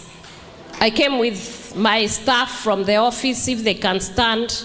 We have been in several meetings today, and they have not gotten tired. Thank you. They always make me happen. Thank you so much. God bless you. 1 Chronicles chapter 4, verse 9 to 10. 1 Chronicles chapter 4, verse 9 to 10. The Bible says, now Jabez was more honorable than his brothers. More what? Than who? And his mother called him his name Jabez, saying, because I bore you in pain. So a mother gives birth to a son, and the mother, because he felt so much pain, he decided to call the son Pain, saying, because I bore him in pain. And Jabez called the Lord of Israel, saying, who now calls the Lord of Israel? The guy called Pain. And this is what the man said. Oh, that you would bless me indeed. He did not want only to be blessed. He wanted to be blessed indeed. How many want to be blessed indeed? And enlarge my territory. How many want their territories to be enlarged? Even myself, I want enlargement. That your hand be with me. How many wants the hand of God to be with you? This is a very good prayer. You should pray it every day. and that you would keep me from evil. How many want to be kept from evil? May God keep you from evil, that I may not cause pain. Although he was called pain, this man calls upon God, prays that he will never cause pain to another. So God granted him that he requested. I want you to speak to the person next to you. Tell them, request granted. Heavenly Father, we thank you for granting us the requests that we have placed before you. You say even before we open our mouth to speak, you already know what we want. And Heavenly Father, today, every man, every woman that is in this place, made in your own image, made in your own likeness, Father God, I change their names and call them by the name of Jesus Christ, the Son of the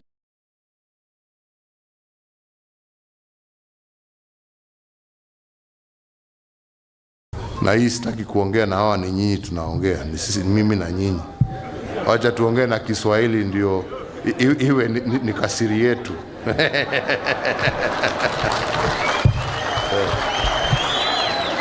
Wenzangu, hakuna kitu kibaya.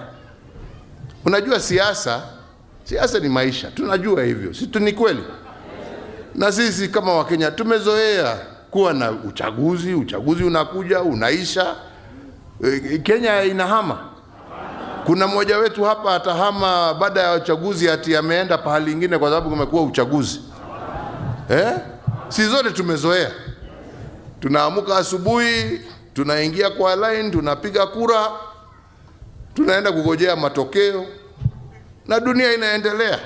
Kuna mtu anahama.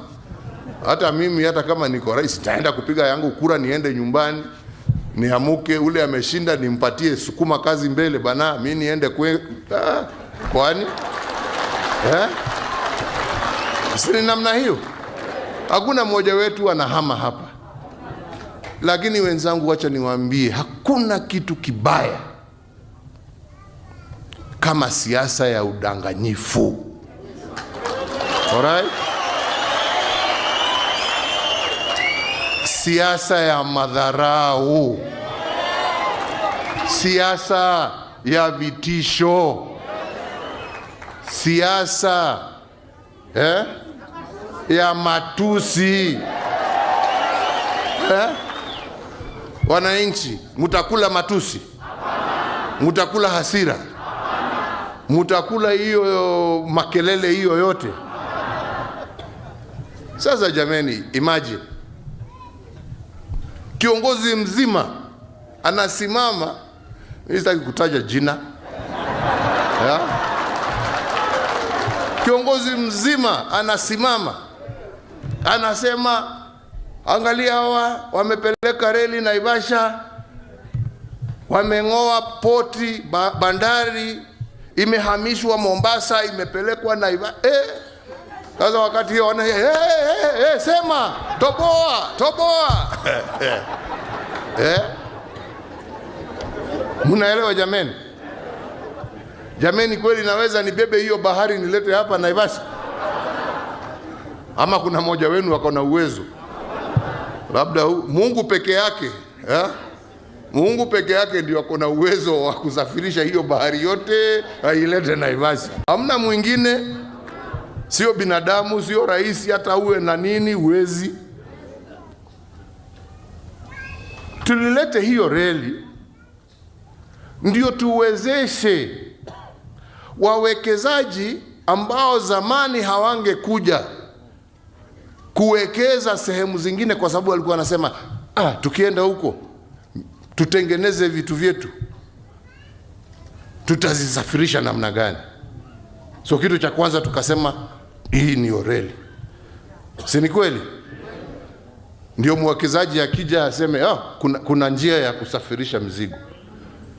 Kitu cha pili ni umeme. Kuna umeme huko mnatupeleka ama hakuna? Hakuna dunia ingine Kenya hii ambayo iko na umeme kushinda nyinyi wakaaji wa area hii. Nyinyi ndio mko na umeme. Over karibu 1000 megawatts ambaye inatumika katika kila kona ya Kenya, kila kijiji ya Kenya inatoka hapa. Si hiyo ndio wawekezaji wanatafuta, ndio waweze kupawa viwanda vyao? Kweli ama sio kweli? Swali ya tatu wanauliza, kuna maji? Si maji ndio haya tumelete? Si tumefanya haya yote? Si sasa tuko na wawekezaji? Si kazi imepatikana? Hakuna mtu amefutwa Mombasa ati kwa sababu ya hii kazi. In fact, wakianza kulingana na vile wametuambia na mipango yao, nchi ya Kenya kila mwaka itakuwa ikigenerate zaidi ya nusu bilioni dola, sio shilingi, dola. Alright? Watakuwa wakisafirisha karibu kila siku kupeleka Mombasa, ndio wenzetu wa Mombasa pia wafaidike. Ile containers zitakuwa zikitoka hapa, kwani zitakuwa zinapitia wapi? Si hiyo ni kazi tumepatia wenzetu wa Mombasa? Watu wa Naivasha wamefaidika, watu wa Mombasa wamefaidika. Na kiongozi anasimama akidanganya mchana, na amekuwa ndani ya serikali. Nisema sasa nani?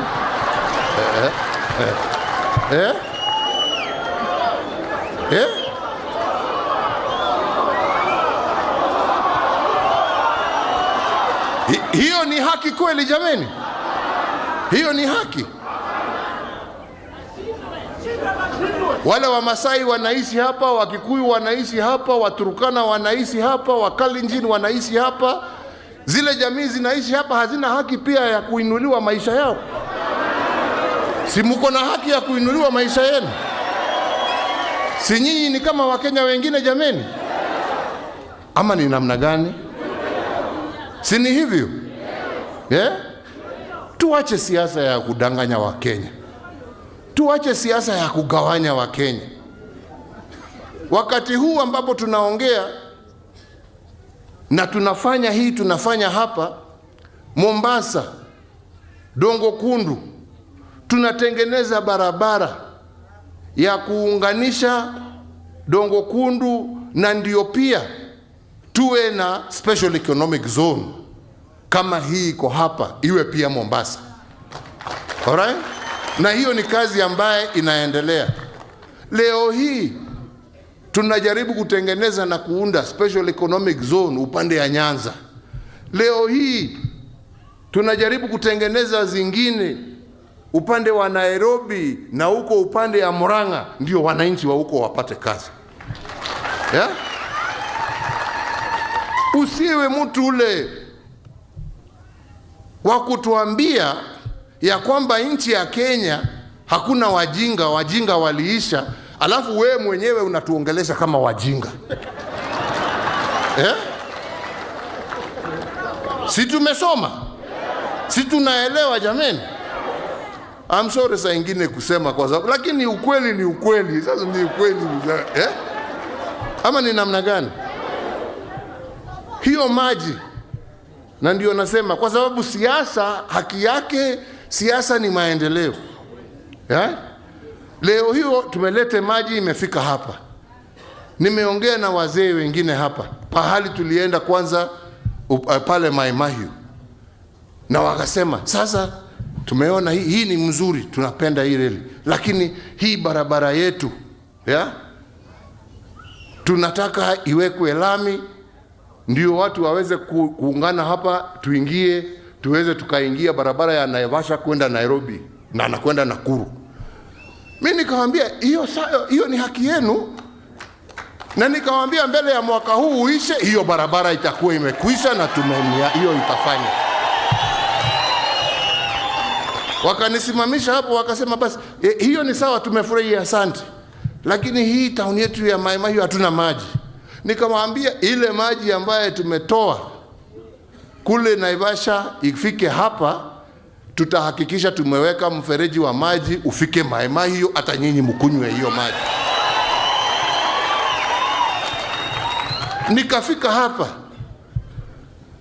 nikakuta viongozi marafiki wangu wa Masai wakasema, asanti, ewe hii ni project mzuri sana na itatusaidia vijana wetu wapate kazi.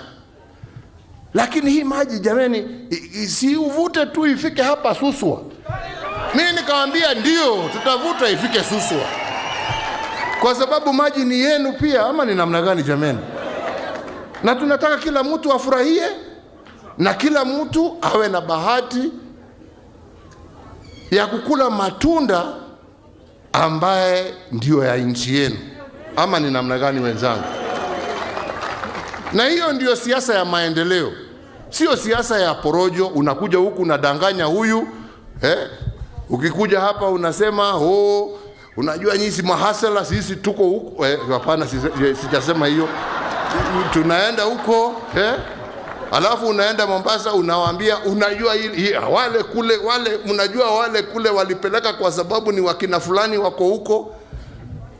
Mimi ile naongea mbele yenu hapa, nikienda Mombasa nitaongea hiyo hiyo.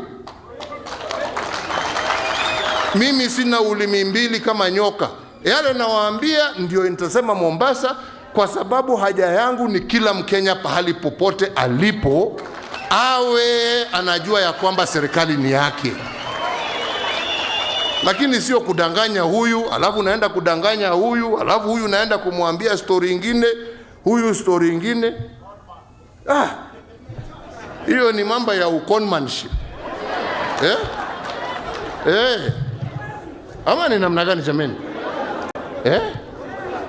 Ukienda hapo unasema hii, ukienda huku unasema ingine, ukienda kule unasema ingine, alafu unasema Kenya imeisha wajinga.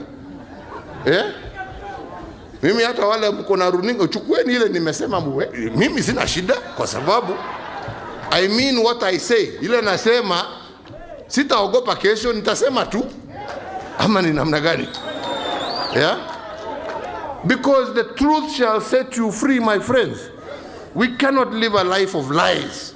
We cannot live a life of cheating people. We cannot live a life of dividing people. We cannot live a life of thinking that we can confuse ourselves. We want leaders who will take this. Waseme sasa huyu amefikisha hapa, mimi nitakuja niongeze mara 5.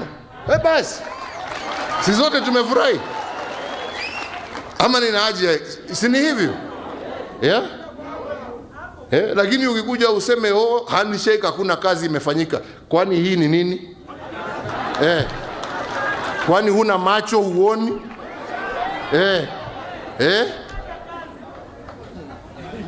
Ama ni namna gani? Ama ni namna gani wenzangu? Pole, mimi sikuja kuongea siasa, lakini ningewaomba tu kwa heshima. Kuna mzee mwingine ambaye anatembea hata akiwa mzee. Uzee sio ugonjwa.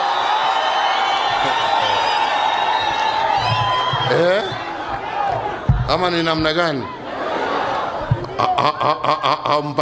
Amtafuti mtu mnapatia kazi ati aende akakimbie marathon. Tuko na Kipchoge atakimbia mbio. Ama ni namna gani? Tunatafuta mtu ambaye ako na fikira, ako na hekima, ako na unyenyekevu, anapenda watu yake, na ako na ujuzi wa kusema wacha tukae pamoja, tutembee pamoja. Ama ni namna gani? Na tena mimi sijataja mtu, mimi sifanyi kampeni.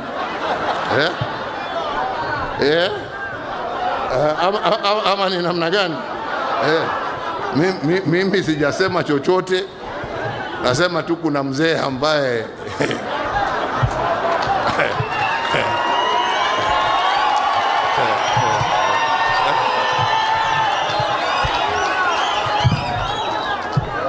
sijui kama mtamuunga mkono jameni. Mtamuunga mkono? Wacha nione kwa mikono ni wangapi wanasema wacha. Mambo ni hapo. Ni hapo. Mambo ni hapo, mambo ni hapo. Na hata huyu Kinyanjui jamani, wacha amalize kazi.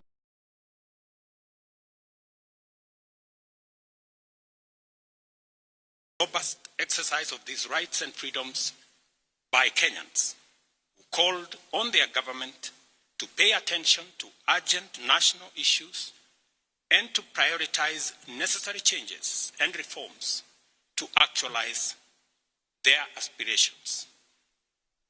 It is with deep regret that I have to say that many Kenyans lost their lives and others seriously injured as a result of disturbances occasioned by lawless activity during these protests. This is not how and where our democracy should proceed. And we must do all we can to ensure that this does not occur again in future. The government of Kenya will provide necessary support to all families and citizens who lost their loved ones. Unfortunately, there has been many instances of excessive, unlawful, dangerous, and harmful conduct during the demonstrations and engagements, as a consequence of which many persons have been arrested and charged in courts with various offenses. I urge the criminal justice agencies to take effective measures and ensure that people who may have been innocently caught up on the wrong side of things and those not implicated in crimes be released and charges against them withdrawn. This will enable the agencies to focus their resources, efforts, and time in investigating and prosecuting serious criminal elements who took advantage of peaceful demonstrations to advance a dangerous agenda of lawlessness, anarchy, and mayhem. It is important that these suspects are brought to book and that they are prosecuted to the fullest extent of the law.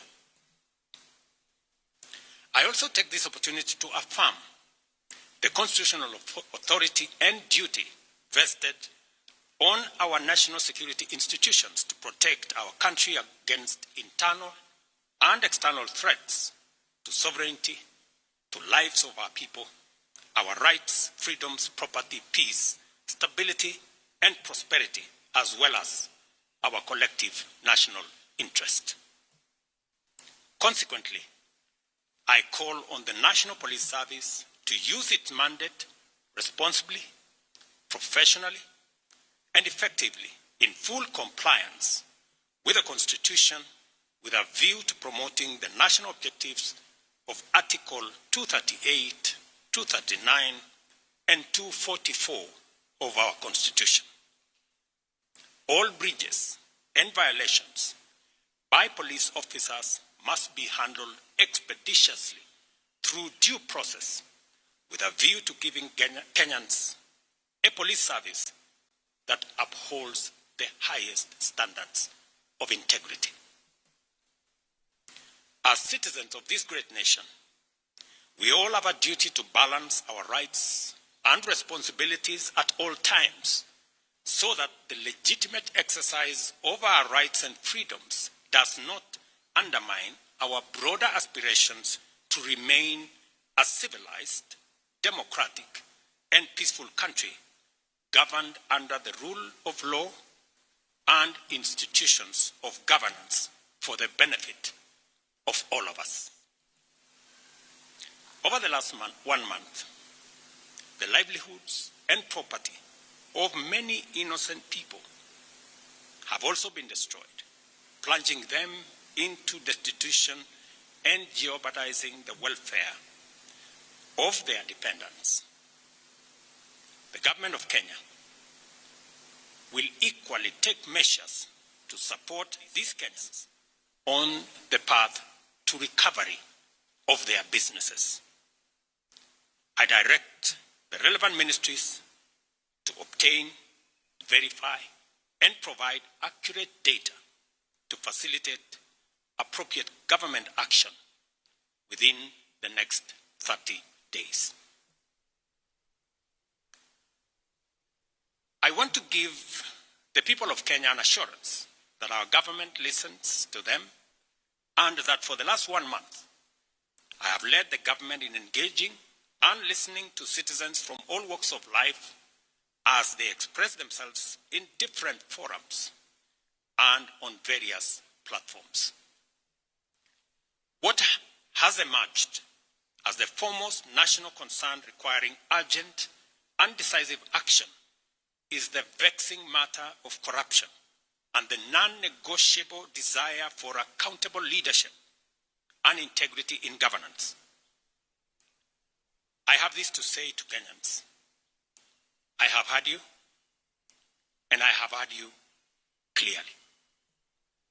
Consequently, the following measures shall be taken to accelerate progress to achieving the objectives stated by the people. Number one, I will be proposing amendments to the Evidence Act and the Criminal Procedure Code, among other necessary legislative amendments to all statutes relating to corruption, to expedite investigations and prosecution of corruption and economic crimes cases and provide for their conclusion within 6 months. We shall also be proposing amendments to the Witness Protection Act to overhaul the statutory and institutional framework to protect and incentivize whistleblowers. And institutional framework to protect and incentivize whistleblowers and enhance witness protection, making it easier and safer for citizens to come forward and report corruption as well as other criminal activities. Number three, within 90 days, we shall propose amendments to the Public Finance Management Act and Public Procurement and Disposal Acts to overhaul the institutional and operational framework of public procurement, which has been identified as the epicenter of corruption, conflict of interest, and abuses of office in the public sector, with a view to deploying digital infrastructure within the next 6 months. The aim of this measure is to provide an open and transparent public procurement platform which gives open, real-time, and end-to-end public visibility of public procurement from advertisement to award of contract and to whom it is awarded and what amount the people of Kenya will pay. Number four, I have engaged with the parliamentary leadership and asked Parliament to expeditiously pass the Conflict of Interest Bill with the explicit caveat that I shall veto any bill enacted if it does not establish the highest bar with respect to accountability, integrity, and anti-corruption. I will make full use of the power given to me under Article 115 of the Constitution to make sure that the bill meets the appropriate standards set out in the original bill.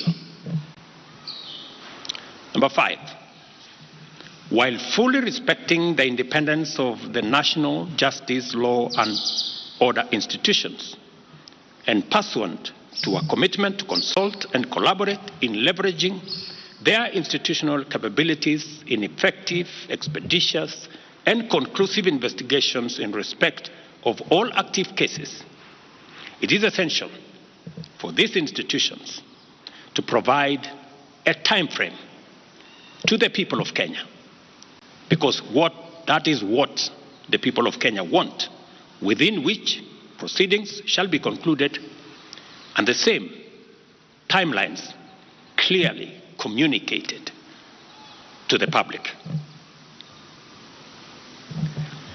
Number 6,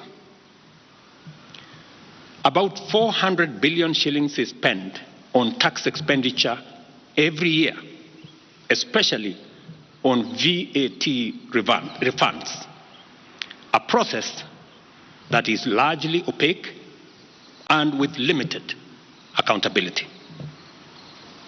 Within 90 days, I will be working with Parliament to provide a legislative and regulatory framework to make this process transparent, open, and accountable, with a view to reducing this huge public expenditure and direct savings from this exercise to the productive sectors of our economy. This is going to be a very important exercise of engaging Parliament in consultations with the people as to whether it is right for us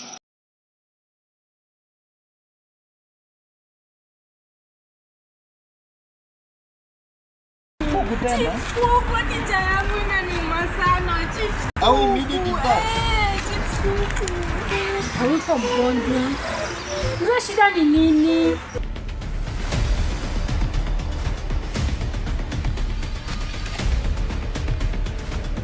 Nataka sisi kukubembeleza kwa nini wewe ni mtoto? Shenzi. Look at my face. Like I could have killed a lot of people. Watete, I'm asking you for the second time. What is your problem? I will kill someone today. Nitaua mtu. Naweza uwe kila kitu hii boma. Niue kuku, mbwa, paka, kila kitu. Everything. I say everything. Focus.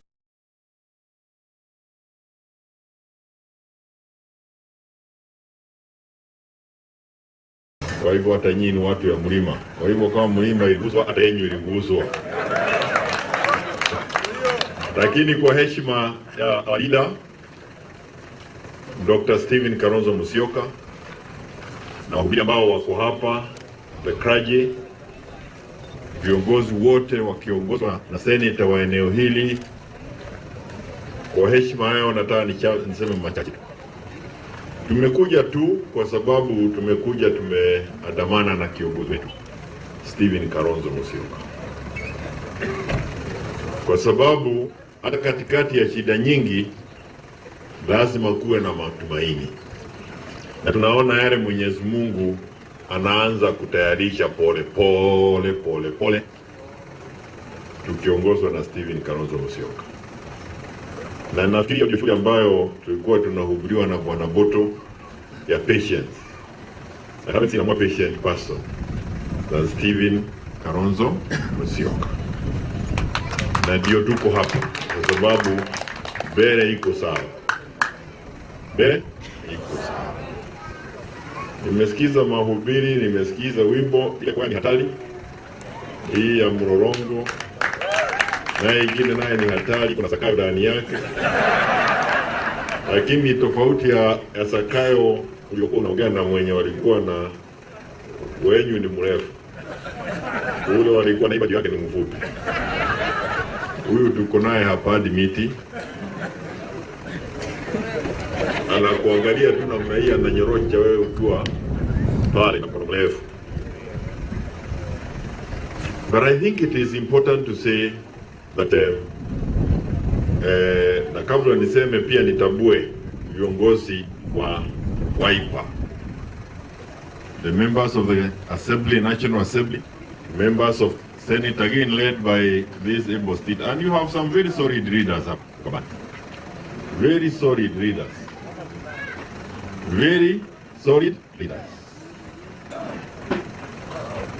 Na tunaangalia huyo anafanya sana kuiba, lakini ni kiongozi hatari. We listen to him when he speaks. We listen to him when he speaks. I don't know whether you understand what I'm talking about. Na unasema apigwe makofi. Si upige basi. Mimi nasema nikwambie. That they are solid because we saw them, they stood, they had their party leader. Na ile mambo yalikuwa yanafanyika ni mambo kidogo ya aibu kwa Kenya. Sio kusema ya kwamba kama vile party leader amesema sisi tu kunyima Gachagua, hapana. Lakini lazima kila kitu inafanywa Kenya hii ifanywe kulingana na sheria. Na tuko na katiba. Na hiyo katiba haifuatwi. William Ruto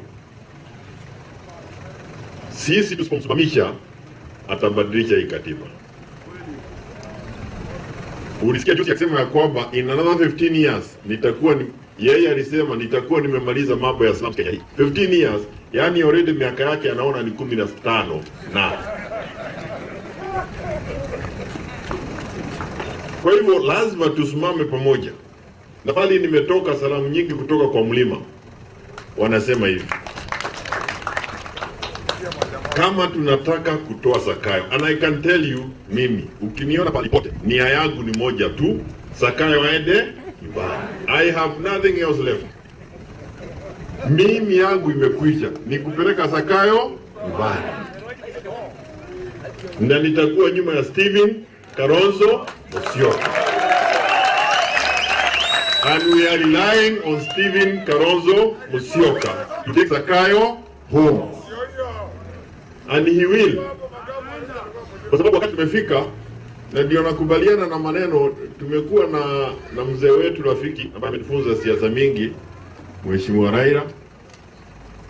Alinyakuliwa usiku wa manane na akabebwa na Zakayo ule mrefu. Na bali tuko sahihi, yeye ndio amesaidia Zakayo kwenda kwake, ndio inampatia Zakayo nguvu kuvunja sheria. So we are not happy about it. And I would want him to hear this. He has gone to enable Zakayo to occasion the painful nature, the painful things that he is doing to us as a country. Leo siku ya mashujaa. Sisi wa Kenya lazima tuamue kuwa mashujaa. Na wale mashujaa wa maana kwenda mbele ni wenye hawatahongwa na pesa kuleta shida tena 2027 kama sio mapema. Zakayo will use a lot of money. Ile pesa anaokota ya uchuru, hautaona hiyo barabara ya kilomita 17 ikijengwa. Hata akijenga, atajenga tu sio kwa sababu anapenda, anataka nione kama anaweza letea kuhonga wachache ili aweze kupata kura 2027. Mlima ya Mount Kenya East na West, na mimi najua hata Mount Kenya South, hakuna kura imebaki ya Zakayo. Iko? Halo?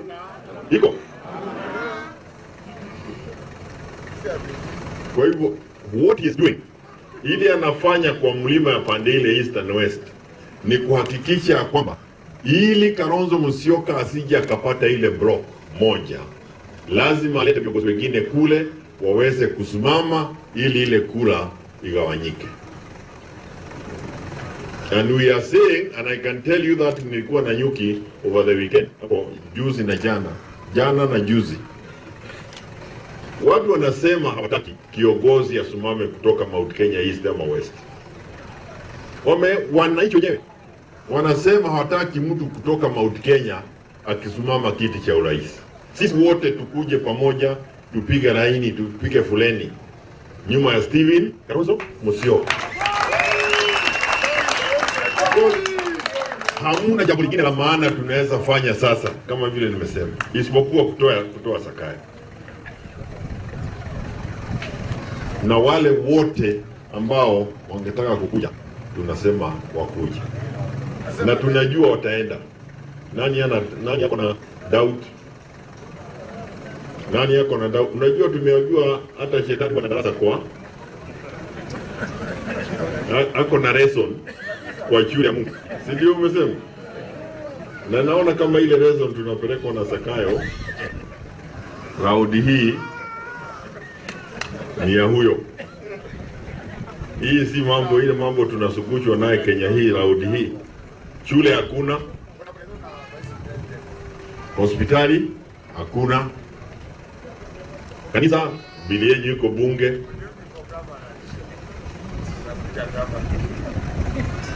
Utasikia hata bili ya kwaya. Kwa hivyo vizuri mjue kwamba mambo yote yako. Na mimi ni kusema ya kwamba we will work together. Si hii kitu tunasikia inaitwa Gema. Kusema ukweli, Gema ni Mount Kenya East, West and South. Na nataka kumaliza nikisema hivi, ndio muelewe. Wakati wengine wetu walikuwa nasema tunataka saa ifunguliwe, na hii ni ndio kweli ama ni kitu walinunua dukani.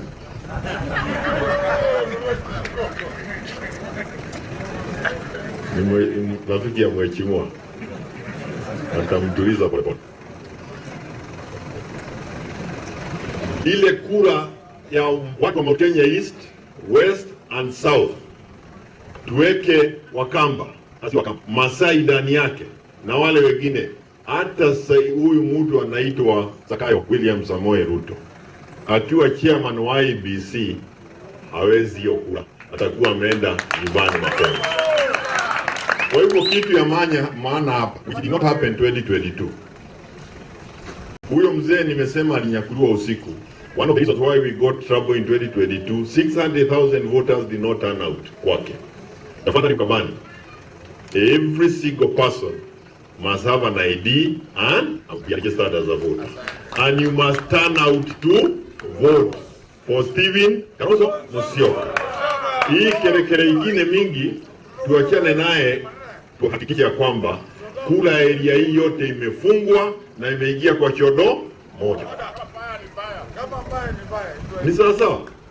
Na sisi tuende kule kwingineko tuhakikishe kwamba wale wengine pia wameweka kula yao pamoja na imekuja kwa chodo ya Stephen Kalonzo Musyoka. Ni kazi yake kuuda timu kubwa ya Kenya mzima ili tuweze kuokoa Kenya pamoja. Kwa hivyo tumekuja kuleta salamu za watu wa mlima na kuhakikisha kwamba kuna viongozi wa kutosha pande ya mlima ambao pia wanaongea lugha moja ambayo tunaongea wakati huu. Na wahubiri ni asanteni sana. Pia tunawataka kwa kanisa itusaidie. Kwa sababu ilisaidia pande ile nyingine tukaenda mrama kidogo. Saudi hii tafadhali angalieni daktari mwenyewe kwa macho mzuri. He is quiet, he is calm. And this country requires a calm person. We have gone through a necessary noise. We need a calm person. So anaposema watu wale watulie, ni kwa sababu we need to be calm as a country. We let's get calm, listen to God and move out of the difficulties that we are in. Naomba mimi, tafadhali, we don't want kelele. Nasema kuna mtu wako na kelele. Lakini tulikuwa kwa mikutano ya baba. Na baba ni mzuri sana. Baba anabeba kelele. Kwa hivyo anabeba kelele, wacha tubebe kura. Na tubebe na tubebe maendeleo. Hatutaki kelele. Hello? Wakati wako kwa hii laini ya kupigia Stephen Kalonzo kura na debe na maombi. Ni sawa? Mimi nitafikisha hapo kule Jubilee tunaipaka sawa ili tuweze kuwa na watu ambao wako ni viongozi sawa. Nimeona kiongozi anaitwa Mutuse. Na nimeona Mutunga Chief Justice amesema ya kwamba ni vizuri ile certificate apokonywe. Kwa sababu yale alisema kule bugeni hayaambatani na mambo ambayo inatakikana kusema na mtu ambaye amesomea sheria. Kwa hivyo amependekeza certificate hiyo ichukuliwe, irudishwe kwa ile shule anasema alisoma, na kasisi mwenyewe mwenye ametuhubia amesema kuna shule nyingine unaenda unapatia certificate kwa haraka.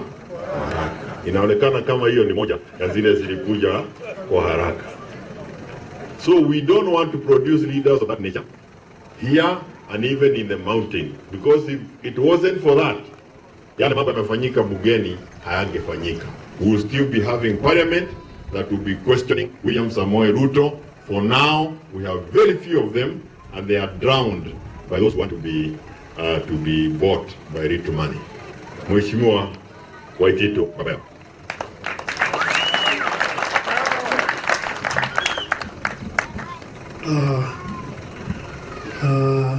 Watu wa mwingi. Muyaso? tusalimiane, tuko hewa. God is good all the time. Andumai tumeyaseo leta Waitito baba yao, na mimi nimekuwa mjumbe huko Embakasi, na pia before that nilikuwa deputy mayor wa Nairobi, nikawa pia mjumbe Kabete, na nikawa governor huko Kiambu.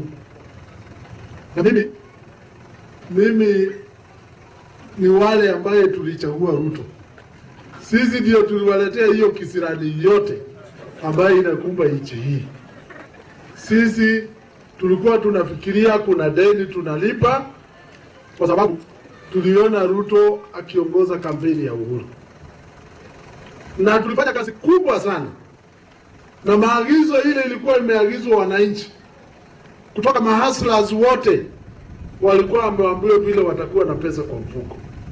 Mama mboga walikuwa wameambiwa vile watakuwa wakipata mkopo bila kwenda kwa sale.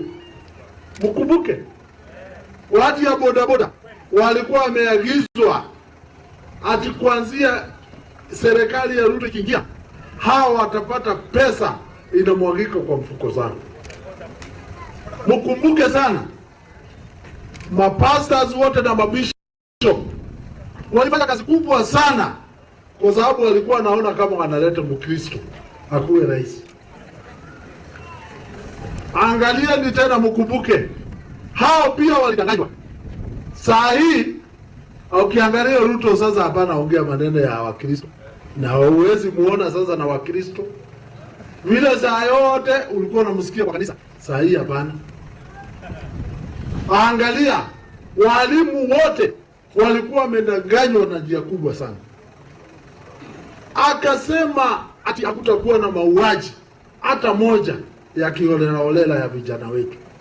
Juzi mumeona vile vijana wameuawa, watu wanapatikana mpaka kwa Kware huko, watu wamechinjwa na wamechinjwa ikiwa Ruto mwenyewe ameagiza kutakuwa na kitendo kama hiyo. Ruto akipanua mdomo namna hii, watu siku hizi wanajua ile yote inatoka kwa mdomo yake ni uongo. Muangalie juzi ubomoaji ile ilikuwa huko Nairobi ya manyumba. Watu wameumia, watu zaidi ya malaki kwa sababu ya kubomolewa nyumba bila notice yoyote. Wakaagizwa watakutoa compensation, ikawa yote ni uongo. Watu ndio wakaangalia vijana wetu Gen Z wakachoka na uongo. Wakaangalia madaktari wakishatoka kwa university, interns, hapana kazi na serikali. For the first time madaktari wakitoka kwa university inakuwa wanazunguka tu bila kazi. Na ndio muliona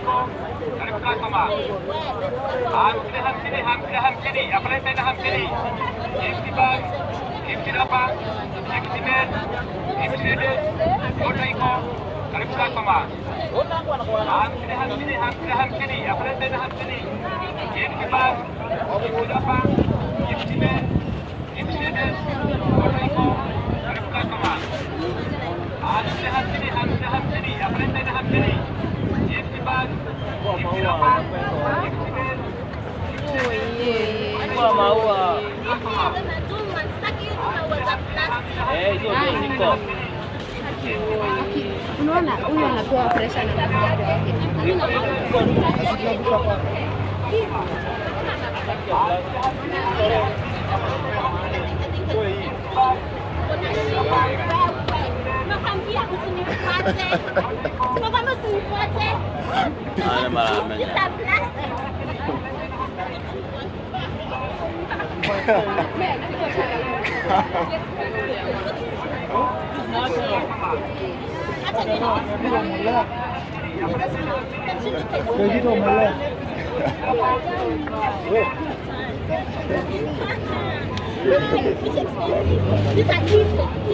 Nitoke hapa na usimame uende.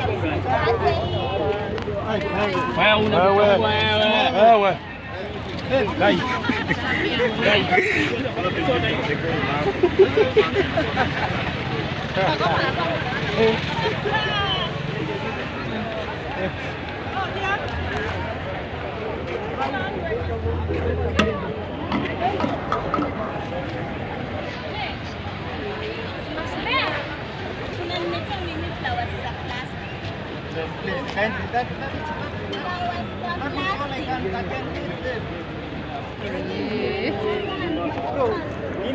Bro, this is my girl.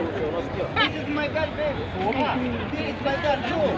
This is my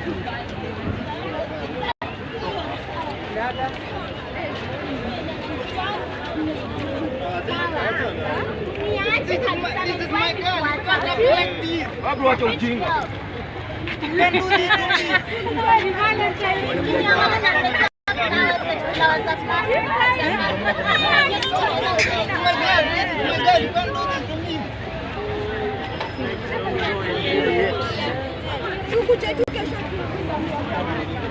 No, bro, this is my girl.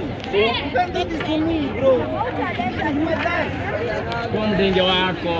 Jitambue. Jitambue. Pigia gumi bana. Oya mori acha.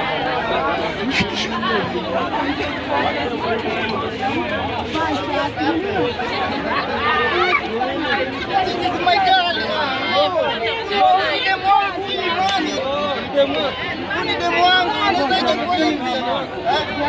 Kwani anaweza fanyaje hivi? 2 years. Tumedate for 2 years. 2 years. 2 years.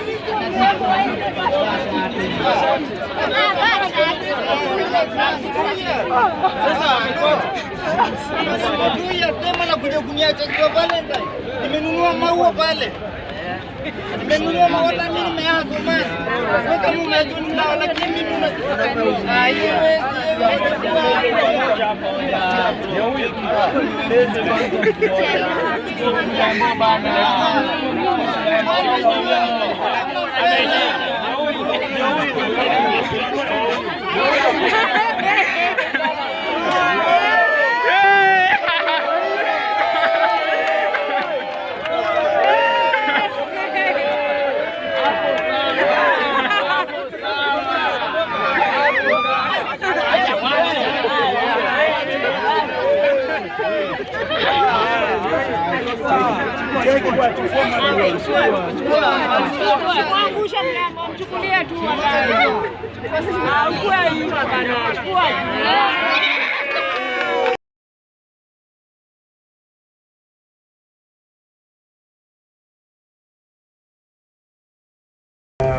I think we are basically through. We are basically done. Mkiniruhusu nitaweka matamshi mawili matatu. Kwanza kabisa ni kuwatakieni kila mmoja wenu hapa, wakaaji wa Mwingi, wakaaji wa Kitui County, wenzangu wa Kenya, mahala popote tulipo, happy Mashujaa Day. Hebu tuwapigieni makofi.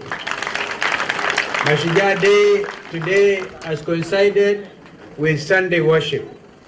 Kwa hivyo tunajiunga na Wakenya wenzetu mahala popote walipo, na mimi mwenyewe naona mashujaa wa mwaka huu, nilitamka hayo jana, mashujaa wa mwaka huu ni vijana wetu Gen Z ambao wamekomboa nchi yao kidemokrasia, kimawazo. na pia millennials ambao wamejitokeza na wazazi wao. Dunia nzima ikaamulika, ikaangazia yaliyokuwa yakifanyika Kenya hii. Kwa hivyo wanajensi wetu, hongera, you are fearless, you are tribeless, you are leaderless, but your thoughts have inspired all of us in this country and beyond. And this country will never be the same again. Hawa wanajensi, tunasema hapa tukiwa mwingi, wengine ni wachanga, waliuliwa isiyo na ufisadi kwa kila aina. Mnakumbuka wengine walikuwa wanabeba kwa hafla kama hii 20 million shillings ambazo ni wananchi wa Kenya ambao wametoa jasho yao, unawaibia na unakuja kuwaonga na hizo fedha. Vijana jensi wakasema no, na hiyo iwe funzo pia kwa makanisa. People have to sweat. Ukipeana pesa zako mbele zake Mwenyezi Mungu, sisiwe ni pesa za wizi, because anaweza kuandamwa na laana. Vijana wakasema hivyo. Hawakuwa wanabeba bunduki, hawakubeba hata mawe, walibeba tu chupa ya maji wakifanya maandamano, haki yao ya kikatiba chini ya kipengele cha 37 katiba yetu mpya. Na pia wakabeba bendera ya Kenya, ile bendera ambayo leo tunaisherekea, iliyowekwa Mlima Kenya na the late Kisoi Munyao, shujaa wa ajabu aliyeweka akapeperusha bendera ya Kenya on top of Mount Kenya. Vijana wachanga, pengine ikilinganishwa na Kisoi, will be third, fourth generation, wanaenzi bendera yao, na hiyo bendera inapigwa vita na polisi.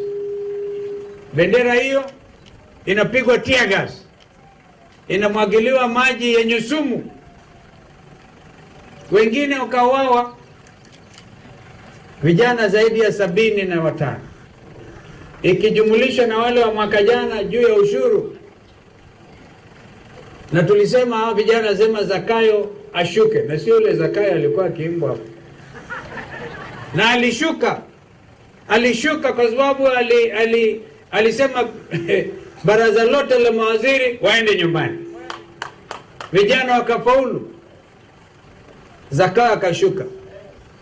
Akijaribu tena, vijana wako tayari na Wakenya wamepeta uhuru, bendera, chupa ya maji, simu.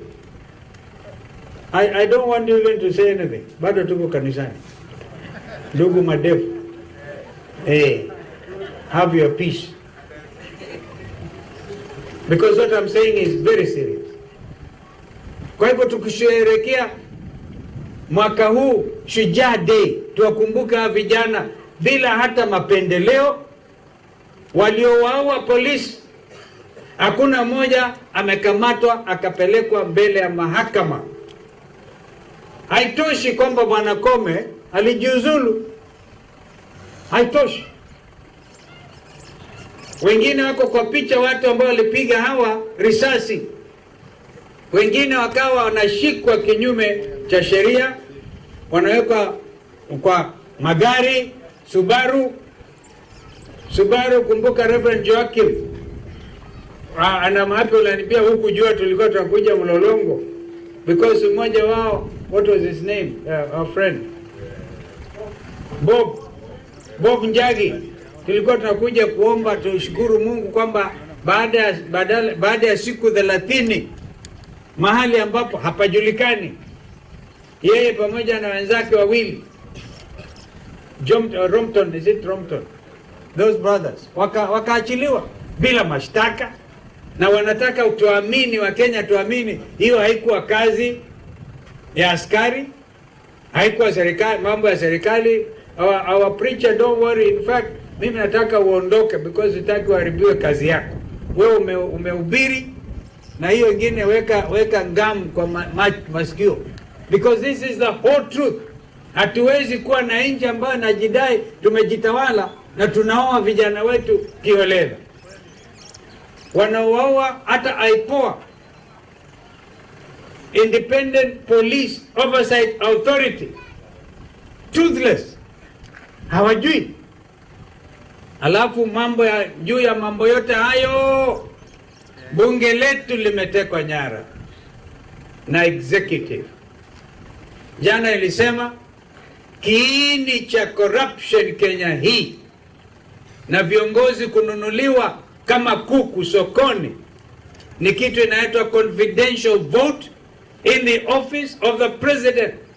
Pesa ya watoa ushuru, wanatoa ushuru, na hiyo confidential vote hata haiulizwi maswali kwa bunge.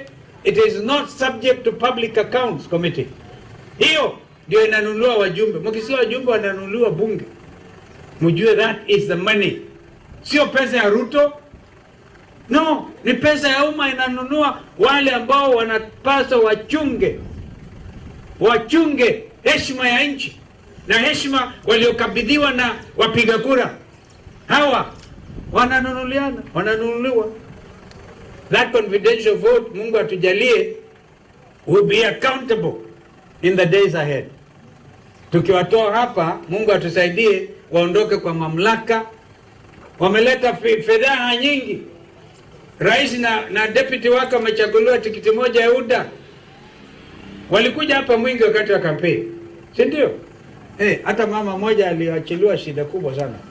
Achia sijui hii na akina mama 1 million, hii mama vijana 1 million, pesa kuungana everywhere. Alafu mheshimiwa to go and hide herself in Kitui. Mheshimiwa pole sana. Aliharibiwa jina mpaka akaanguka.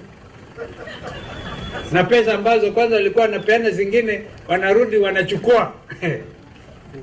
Mtu anaachiwa shida kubwa. The days of accountability zimefika, thanks to vijana Gen Z. You can't wish away. Hizo picha dunia nzima iliangalia, wanaruninga hawa, wanahabari. You are not spared, nyinyi wenyewe. Pia mimi mashujaa. Yule mama alipigwa risasi wa Royal Media. Is it Royal Media Media Max? Nakuru. Akapigwa risasi. Because you are doing your work kama vile ambao mnafanya. Nyinyi pia ni mashujaa. Media stand solidly. Lakini sisi tumesema juzi, the last line of defense ni our judicial system. From the Chief Justice, who is also the President of the Supreme Court. Hiyo independent institution waonyeshe, tunawasihi waonyeshe hiyo independence. Nilisema juzi, sisi hatuna shida na Kithure ama Gachagua. Hao watu wanafanyia kazi Ruto. Sisi tuna shida na maswali ya yule amekabiliwa mamlaka. To whom much is given, Biblia inasemaje? Much is expected. Therefore we have no problem. But we must remain focused to save this nation once and for all. This country needs true liberation. Yani ukombozi wa kipekee. Na nyinyi wakaaji wa Mwingi muwe mstari wa mbele. Sio ile tabia nimeona hapa leo ya watu wanakorofana nyumbani, watu wanalala pamoja, watu wanajuana. Hiyo tabia ikome. Tuangalie, we have to liberate this country. So we must up our stakes. Jumaine walikuwa wanataka kuapisha Kithure Kindiki kama ambaye ana replace Gachagua, and we said hiyo ni mambo ya UDA. We are not interested. But you have to do it in accordance with the law. The law of the land inasema kwamba you cannot be judged and heard, wewe condemned bila kusikilizwa. Sasa Gachagua nasikia ametoka hospitali leo. Tunamshukuru Mungu kwa sababu ametoka akiwa hai. Tumpigie makofi Yesu kwa kumwokoa naibu wa rais. Sijui mwenye mnajua nilikuwa naibu wa rais wa Kibaki, sio? Si Kibaki alikuja hapa Mwingi. Si hata Uhuru alikuwa hapa juzi. Hata Uhuru na yeye tumpigie makofi kwa sababu yeye ni shujaa. Alipeana mamlaka, lakini waliopatiwa mamlaka wanaharibu kila kitu.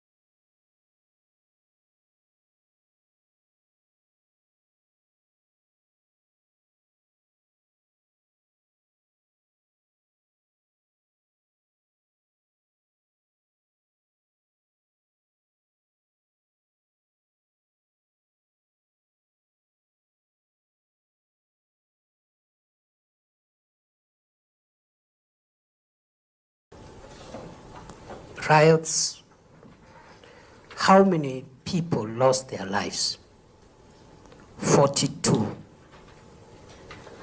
Thirdly, I have been asked to give an account of any unaccounted or unidentified bodies which could be in public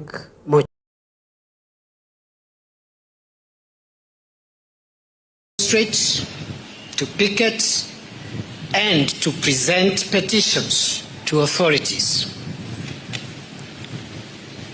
According to Article 24, 1D of the Constitution, this right, as all other rights, is limited by, among other things, the need to ensure that the enjoyment of this right does not prejudice the rights and freedoms of others. It follows, therefore, that those exercising the Article 37 right to assemble, to demonstrate, to picket, and to present petitions to public authorities peaceably and unarmed must do so under the following constitutional and legal parameters. 1, they must remain peaceful and unarmed throughout the assembly, the demonstration, the picketing, and the presentation of any petitions to authorities.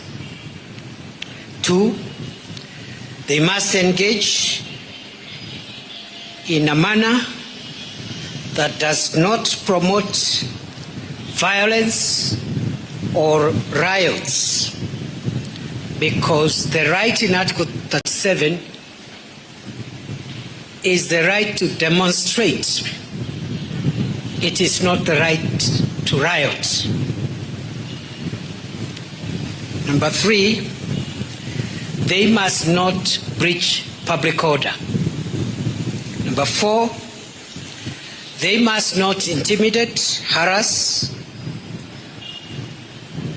or otherwise inconvenience members of the public who are not protesting.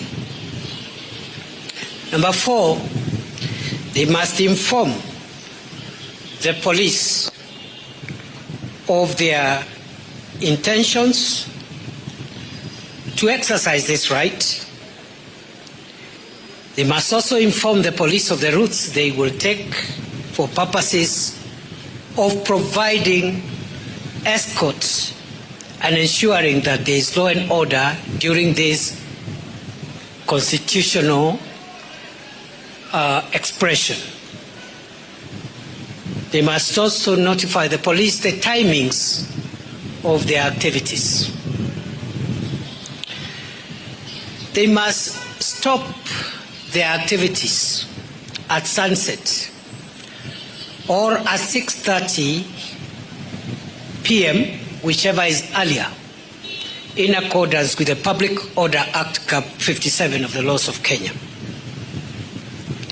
They must not provoke, attack, injure, or obstruct law enforcement officers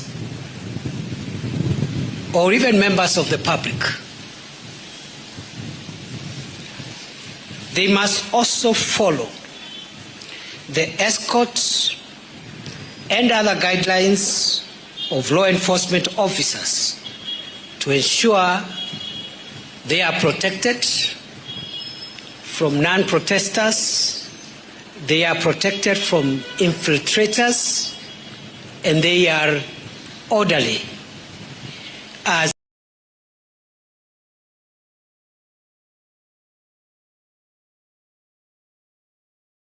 Thank you very much. Let me start by welcoming you all, ladies and gentlemen. Good afternoon. Commissioner General for KRA, Mr. Humphrey Watanga, our panelist.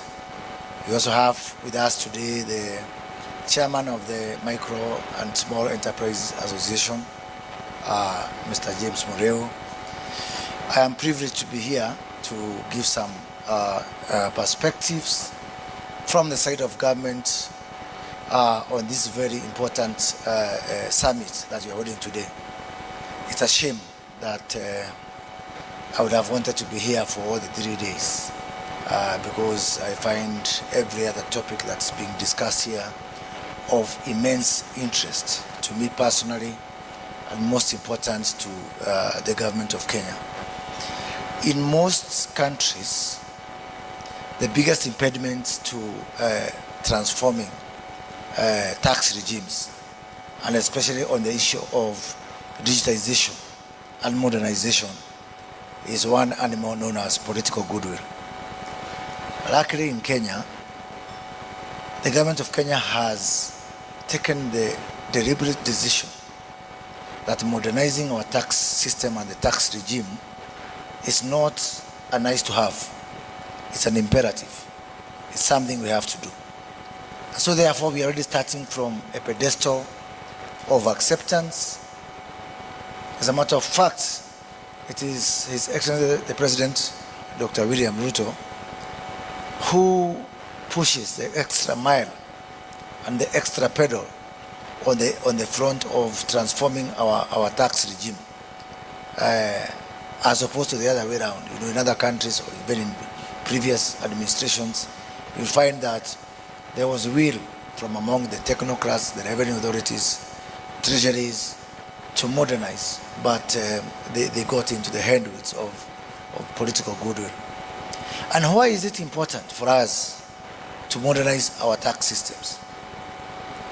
First of all, there is something that is happening not just in Kenya, but across Africa, and especially because of whatever is happening within the developed economies, principally the US economies, the high interest rates. You can start to imagine that just a few years ago, just before COVID,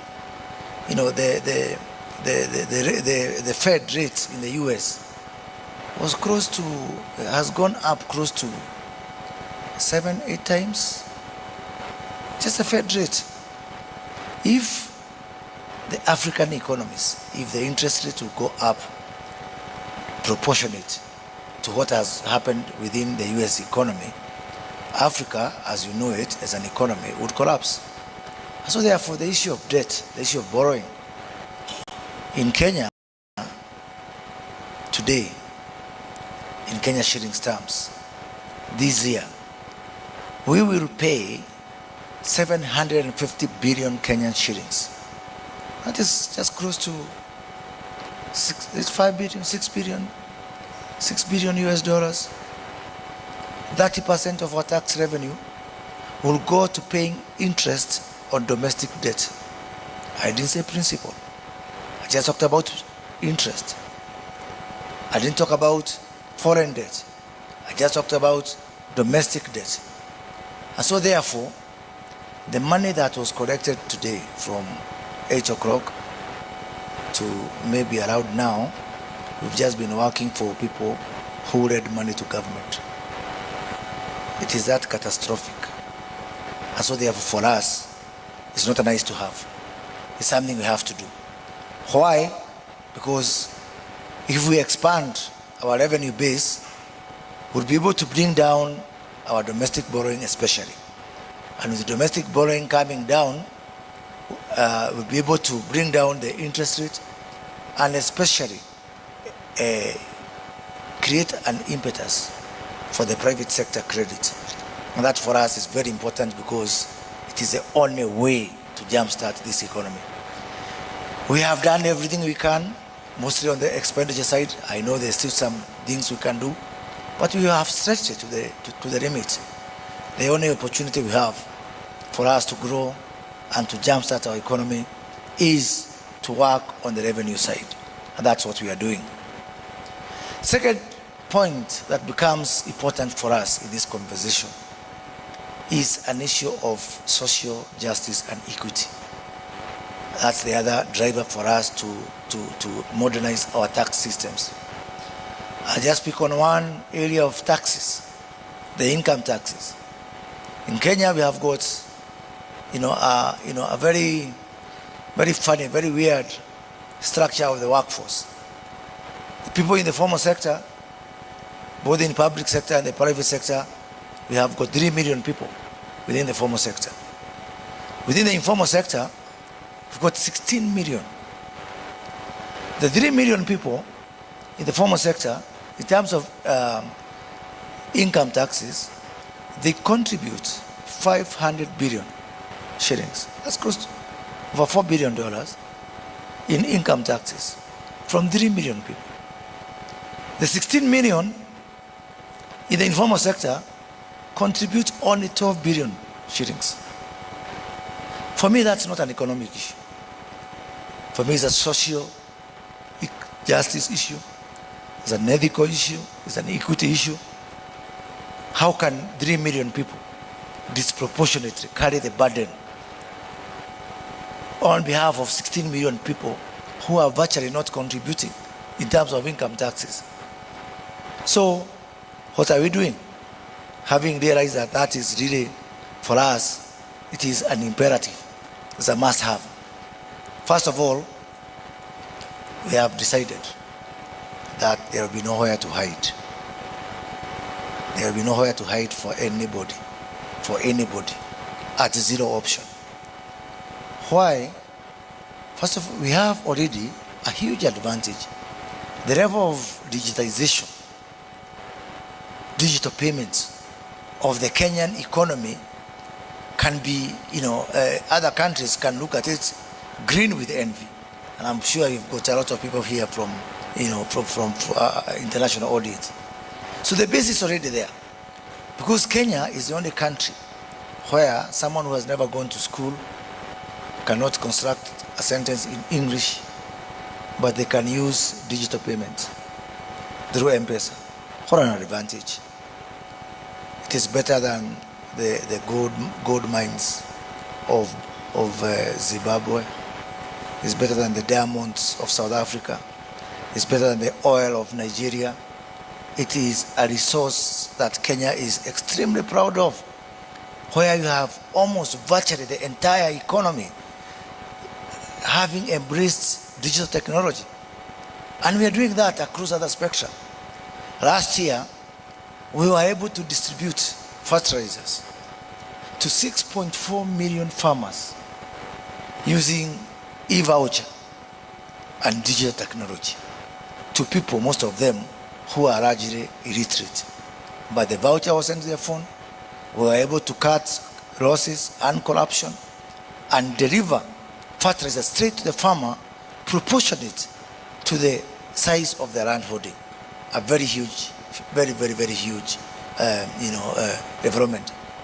Starting this year, every Kenyan who is over 70-year-old is receiving money. 1.9 million Kenyans are receiving money from government for social protection, again using mobile money and digital technology. So we are there. It's not a big job for us to do. And because the base is there and the will is there, what we are now doing is just going to implement this. The gentleman from Safaricom has told you about our pay bills, our till numbers from our digital, from our mobile money. Today at KRA, the people who have the devices, for VAT, the ETR devices, they are only 200,000. Combined, all our telcos and the banks who are doing mobile money, we've got what we call digital touch points for payments, 2 million of them, 10 times the ETRs we have at KRA. That just speaks to the huge opportunity that Kenya has to even have what I would call the early harvest of digitizing our revenue framework. And that's what we are going to do. we've agreed with the Commissioner General here that all those pay bills, Mr. James Murray, because they are your members, they are your customers, please whisper to them that come Christmas 2024, all pay bills will also be virtual ETRs for purposes of KRA. And I know there's going to be some noise, but I also want you to tell me, where did we agree that someone will not pay taxes? Maybe I missed that memo. As far as I know, paying taxes is within our constitution, is within our law. And by the way, when those people come to the tax bracket, maybe soon we can, for those 3 million unfortunate guys who are today paying taxes, probably be able to lower the tax, the income tax for them. As our Cabinet Secretary for National Treasury said, once we net those people, the prospect of reducing our VAT, for example, from 16% to 14% will start to become a reality. This burden must and will be carried and shared by everybody. Take that to the bank. Second front is on the issue of silos. We are operating as silos. We have got just mountains and islands of people with information, which makes it very difficult for us to be able to even implement some of the topics that I've had here about AI and all that. And I like the gentleman from the UK who has said that the culture must be built. The culture of paying taxes must be built. But in our case here, and I think also Professor Ndemo mentioned that it's not just getting people to use technology, but to accept to pay taxes. Luckily for us in this country, all Kenyans love the rule of law. They are aware that we agreed within our laws and our constitution that we pay taxes.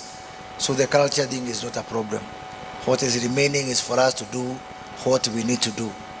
I know within these pockets, some people, when we try, especially to use AI, we are going to get into the challenges of people, citing data protection and all that.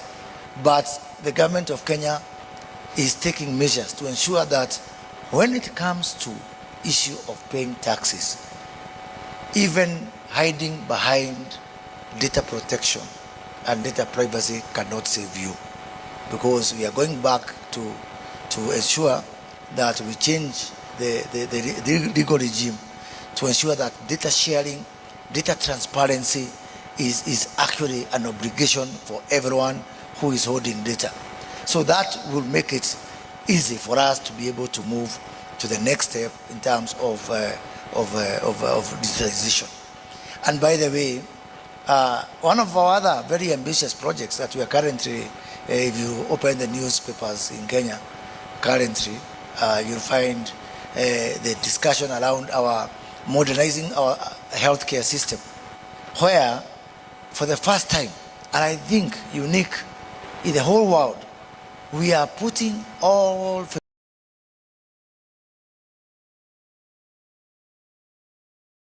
studio wende urudie ile warning alitupea. What professor predicted has come to pass. Na alituambia mtakulana mpaka mtaisha. Sasa mimi niko hapa kama jobless person.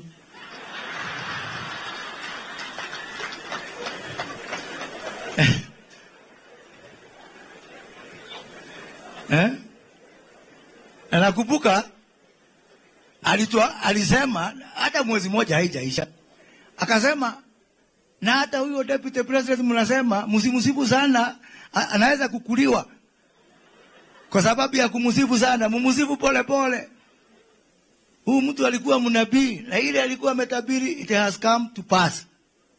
So as we are here, let us remember the words of that man. Mheshimiwa Jane Kihara, Mheshimiwa Gashofe, nataka kuwatuma hata kwa deputy president. It would have been good, najua ako na rais huko Embu, kama angekuja hapa na akumbuke those words. Sisi zote tufuate maandishi ya Romans 3 verse 23. Sisi zote tumekona dhambi. We have fallen short of the glory of God. Hata wewe Jeni uko na dhambi, Kachope uko na dhambi. Kila mtu, hata nyinyi wote mko na dhambi. Hata mimi niko na dhambi. Kwa sababu tusiposikiza wazee kama hawa tukaigo ile shiga tulia. Mimi nataka kuambia nikitubu dhambi zetu hapa. Hiyo miaka 2 ile kitu tunaweza kupewa award kubwa sana ni kulimana. Tumelimana mpaka tumemalizana. Mimi nilikuja hapa nikawaambia tukitafuta kula. Hata kama nilikuwa Kenya Kwanza nikawaambia moro davia gaodoni na maside zia muhikania. Tunataka kudina hau pere utunywa safi. Uinuke maguru. Ni murakiona kama mutirona. Nilikuwa na mukaje tekia daku hata profesa. Gwela moja tekio moja de moyo haho. Sasa hao akina Jeni hawa na deputy president ambao walikataa injili yangu tukue na chama yangu, saa hii ndio natuambia tukue na chama yetu. Tumutie igwile na hali oguo. Jeni ndikwenda mukajigwa giharuki irima. Tuthomithie na githomo kiu twathoma.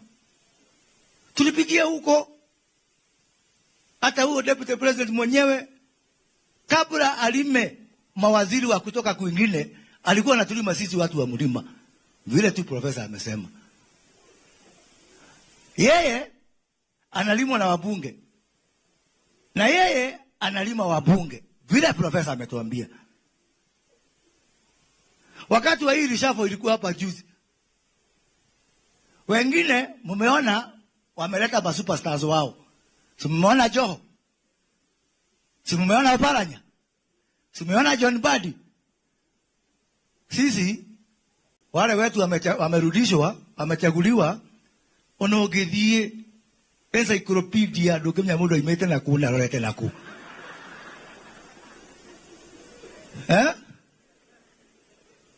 Kwa sababu tulianza vita kwerago mutu utago temwo tugereka goki na mutika na bia haro mutaramia kwa mara rando itu. Mimi ile nimesomea, sijui profesa ni profesa ya nini. Mimi nimesomea hesabu. Na kama kuna kitu mimi naamini ni hesabu ya kupata. Nizo ile mathafu makugwa. Tulima nimothomeire, ile kitu kithomeire kile mathafu. Na hindi kitu kia bia bara. Muda ka bia bara akamia kwa ile katia. Alirikia tondu riu ni muona bara hizi zito kwa bia haro tutamia kwa ile kila ndio hata wengine wamepata nafasi wakaingia kwa serikali.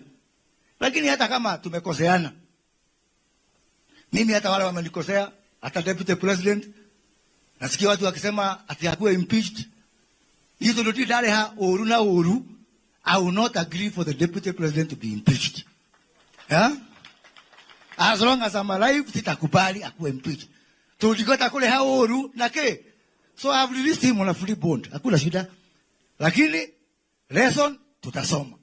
Na saa hii mimi nitazunguka hii mlima kuongoza watu na ile akili nimesoma ya mahesabu ya kupita. Digete kila lege tuweke mathafu mawana turuti ya dokure tumarutite tutakomea kwa tumaroletie tundu tinideika tukuete ado milioni 10. It's not about my personal emotions. It's not about what I think. It's about these people and the destiny of our people. And we should not be selfish. Ashabareka kuwile. Egwere. Ando amati banyagero kugwira miaka yo yatigara utongolini. Turamenya no magutie giti. Na watu wakwari ukaria vio. Turamenya ruciro kwa hana. Kaito murathime na mweka wega na professor auruka wega kwa igolo. Asante sana.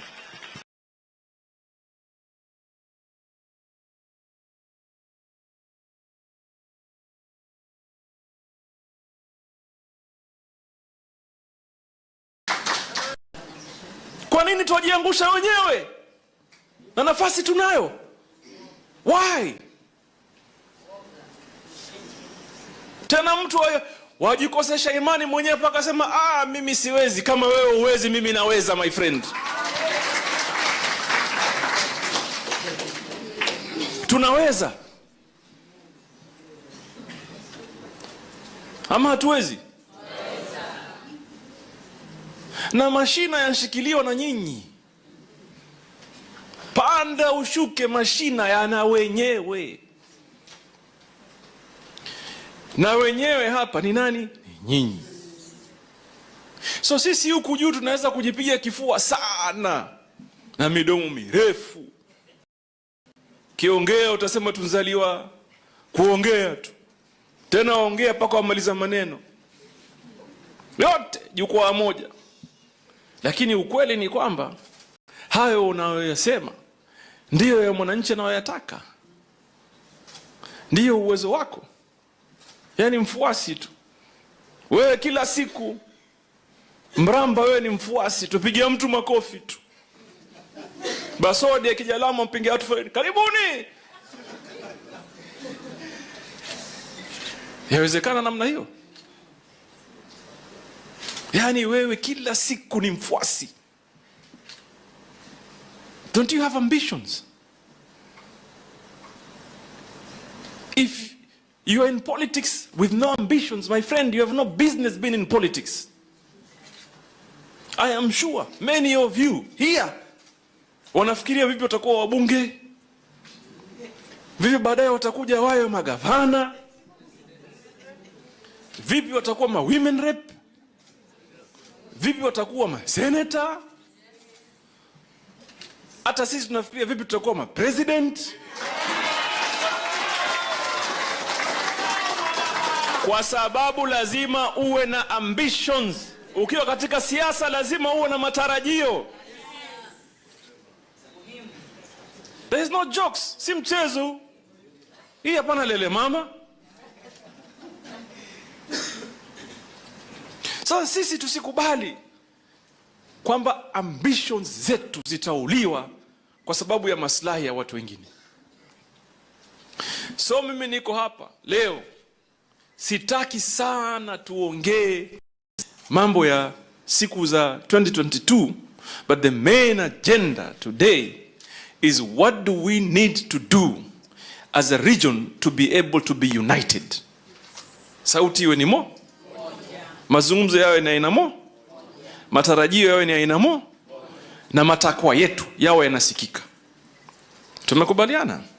So we will agree on certain resolutions. Hapa tutazungumza hapa hata kama ni saa ngapi. We will listen to every coastal county what they have to say, and where they think we are going wrong mtatuambia,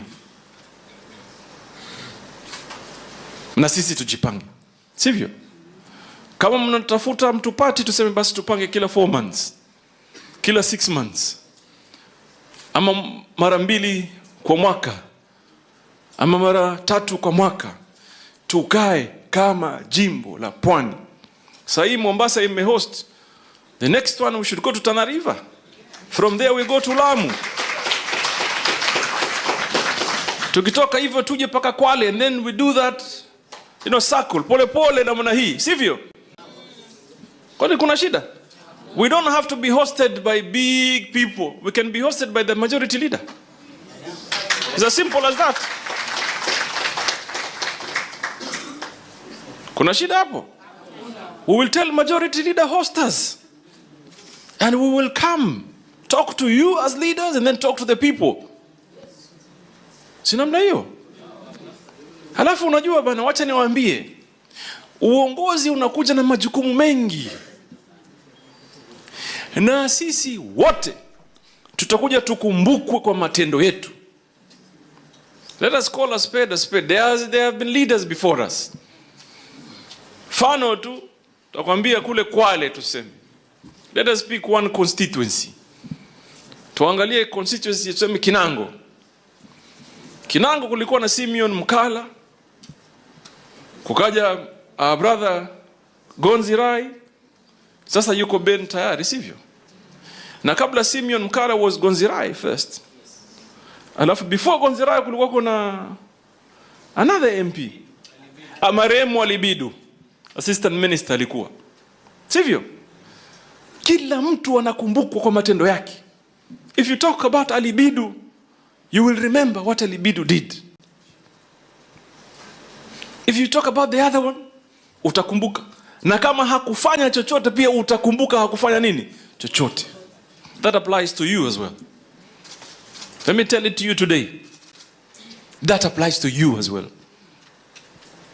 Taulizwa wewe, ulikuwa kiongozi, na la ajabu, unajua mambo mengine, sisi binadamu maisha yetu hufika mahali tukaenda mbele za haki, sivyo?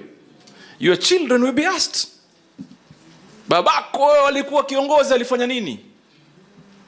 Wajukuu zako wataulizwa. Your family held leadership at some point, mulifanya nini? Ama sivyo hivyo? Nyi kule mnakotoka, si mulikuwa na viongozi zamani? Si mwakumbuka kwa matendo yao?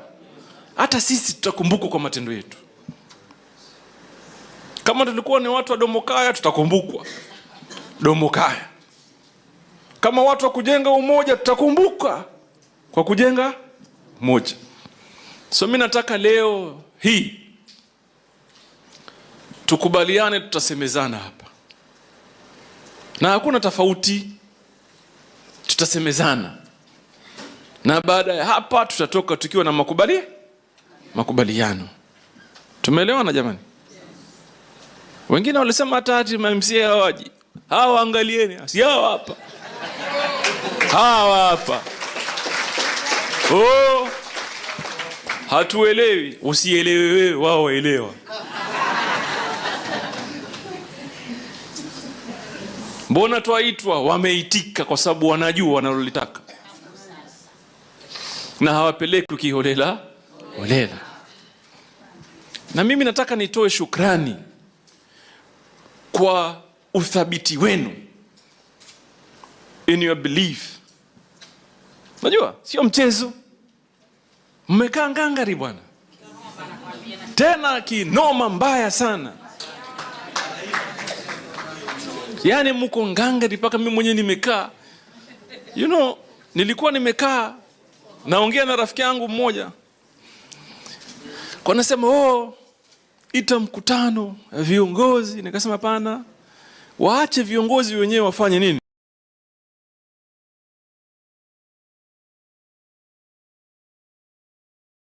Secondly, I want to confess that when Joshua spoke to me about coming here, I first of all wondered whether I have anything to offer anyway,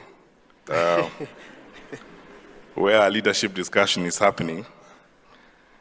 But he insisted and said I could come and say a thing or two.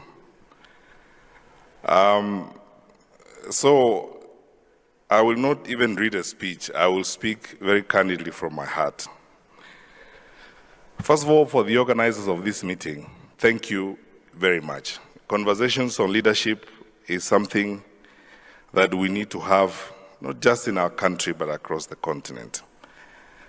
I thank the Lord that I have had an opportunity in the last 7 years to serve my country in the position of a cabinet secretary. During the 7 years, I have also had an opportunity to learn a lot about our country and work with fellow Kenyans and face tough times and tough decisions.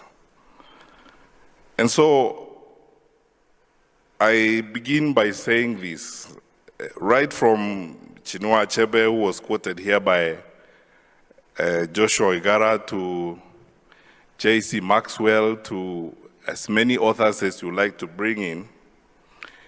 The fact of life is this: human society, in whatever organization, whether it's in small groups, as families, or as society, or as a country, or as a region, we rise and fall depending on the kind of leadership we have. And therefore, for us, not just as Kenyans, but as Africans, this is a good time to talk about leadership. At the beginning of this decade, when in my previous life in the academy, we used to debate a lot, President Thabo Mbeki of South Africa came up with the African Renaissance and said Africa is now being reborn and Africa is facing new challenges and going to break new grounds. And everywhere, even international media began to scream that this is Africa's decade.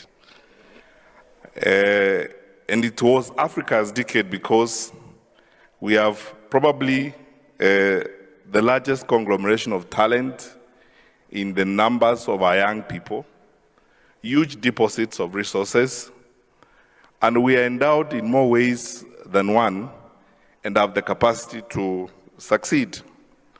But unfortunately, I think, and I asked Joshua whether I could speak candidly. He said, yes, I can. Unfortunately, I think we have not effectively addressed the challenges of leadership we face in our continent, in our countries, and in our communities. And if there's anything I've learned the last 7 years I've been in government, is that we could do a lot more than we are doing, if we actually addressed some of the challenges we have in leadership. We have very serious weaknesses in our leadership. Sometimes in our environment or even in our countries, I honestly think we spend too much time on politics, more time than we should. And this hurts the potential that we have to do great things. I do not know who cast us, but I don't know why we sleep and wake up thinking about things that could not move us to the next level, like belongings, where we come from, who we are. And half the time we are lost in debates on pettiness, and we lose sight of the big things that we need to do that could unlock our potential and cause us to succeed. So I will share just about 5 lessons I've learned in the last 7 years as a minister. One, to succeed as leaders, we need to master enough courage. One of my favorite books in scripture is the book of Joshua. And 11 times or more, because that's from the version of the Bible that I read, the Lord kept telling Joshua, be courageous, do not be afraid. Surely God himself would not tell a human being not to be afraid if he didn't think you can actually be afraid. Because you can be afraid. 2 weeks ago, and I'm going to share with you practical real experiences. About 2 weeks ago, for the Kenyans in the room, I went to Mombasa. I decided on that Sunday morning with my team in the security sector to spend time to walk through Kisauni, from end to end of Kisauni. I met huge numbers of young Kenyans. 9 out of 10 people I met that morning, I swear, are below the age of 30. And about 6 out of those 10 people could not account for themselves because they are totally dazed, affected by the amount of drugs they have consumed. And as we tried to even have conversations, it was impossible to have a conversation with them. In fact, you have to stand very carefully or else they can even fall on you. And you can see in the lives of those people the effect of the weaknesses we've had in managing ourselves and how, because of our craze and worship for money, we have betrayed our own people in terms of protecting them against drug traffickers and drug dealers. And we actually stare at the reality of losing almost a generation in that part of the country. And that is because of leadership. To confront challenges like those, you need courage. The conviction to contest convention. When I came into government, the most common thing you hear in government is when you ask people, why can't we do this? The most common answer is, that is how we have always done it. We don't want to do it differently because this is the way we have always done it. And yet, that way we have always done it has not worked for us. Whether it is setting exams and selling them and rigging them and cooking up grades that do not exist. People tell you that's how we have always done it. Even when you ask a very simple question, why do we mark exams and complete the marking by December and then wait to release the results in March? They tell you that's how we have always done it. Because in between here we have 3 months to cook results, to interfere with the results and do what needs to be done. We need courage. My brothers and sisters, there is no day like another in leadership. Every day is new, and every challenge is new. In most cases, the challenges we face are daunting, whether you're talking about leading your own family or leading your organization. You must start with the conviction to challenge convention, that I am going to ask the question, why can't we do it differently? When I was in the youth group in church, we used to sing a chorus that time, which ended like, dare to be a Daniel, and dare to stand alone, and dare to have a purpose, and live by it. So secondly, to succeed as leaders, really must have a purpose beyond self. We will not achieve anything as families, as communities, as a country, if we do not have in leadership the commitment to look beyond self. And again, let me tell you very sincerely, it's okay, it's fine and dandy actually to be a minister. I mean, you are paid well, you are driven around, you're even given bodyguards. You can drive for 7 days without going to the petrol station to fuel your car.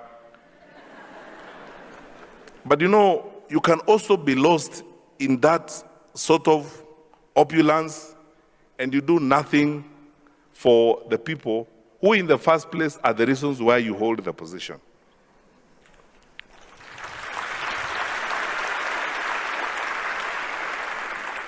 And for me, I want to be honest with you. Every day I wake up, I ask myself the question, what are the pains that those people out there expect us to resolve? So that, because once you ask that question, you will not see a limit to the extent you need to apply yourself. I have never seen a limit to the extent I would like to apply myself if I am going to solve a problem, because you think about the problems of those people. I used to meet people when I was Minister for Education who were very surprised that I would wake up at 3 a.m. in the morning to go to the containers. And I told them, I have no problem staying awake all night if that means that those children get genuine grades and they move forward in a genuine manner. My comfort means nothing. I could stay in my house, wake up in the morning, chances are that by the time I get to the door, there will be someone salute me, even if I've done nothing. Then be driven back left, enjoy the comfort of this life. But that hasn't changed the lives of the people for whom we actually, in the first place, are employed. So, our lives really must have a purpose. There must be something you live for. And that something cannot be the comfort of your office. And for us to make the change that we need to make, we must always ask ourselves that question. What do we live for? What is the purpose of what we are doing? One of my former bosses told me that if you leave an organization and people do not miss you, or no one misses anything you are doing, it means you ought not to have been there in the first place anyway, because you never made an impact. So I go around telling public servants, okay, if you can do nothing, at least plant even trees so that when you are gone, someone might say, these trees were planted here when so-and-so was the minister. At least do something, as it were. At least do something. Move to the next level. Thirdly, there is no way we can achieve anything without sacrifice. Frankly speaking, leadership and sacrifice are two sides of one coin. We have to make sacrifices.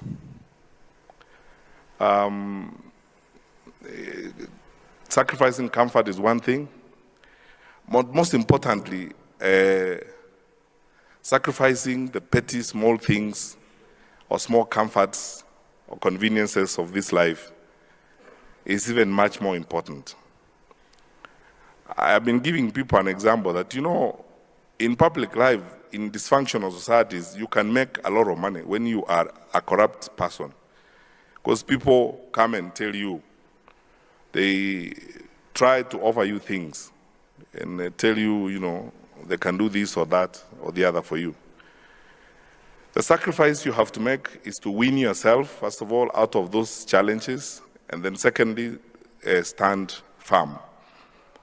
I know the word firm is very common in my press conferences because I insist we will be firm. Actually can change, and you can be talked to at night and you change. And influential people can come and persuade you to change and offer you other things and tell you, you know, we do this business, we are good brewers and we have a lot of money. We can change your life if we offered you so much, because I know you can change. So making a sacrifice and sacrificing some of those is very important, because there is no way you can achieve anything without making the sacrifice. Fourthly, it's about our character. And I'll tell you why I think many of our politicians and many political leaders across this continent are not respected by people. And respect is not the sound of the claps you receive at public rallies or the songs that people sing for you. I believe genuinely that respect comes out of inspiration, when you inspire people and you change their lives. And there are very few people who are that respected, because in much of our public life, a lot of our leaders are two people walking around as one. There is you who stands up before people, and there is the real you when you are away from the public. Strength of character is very important. Carrying big Bibles and pontificating religious theory is not the way.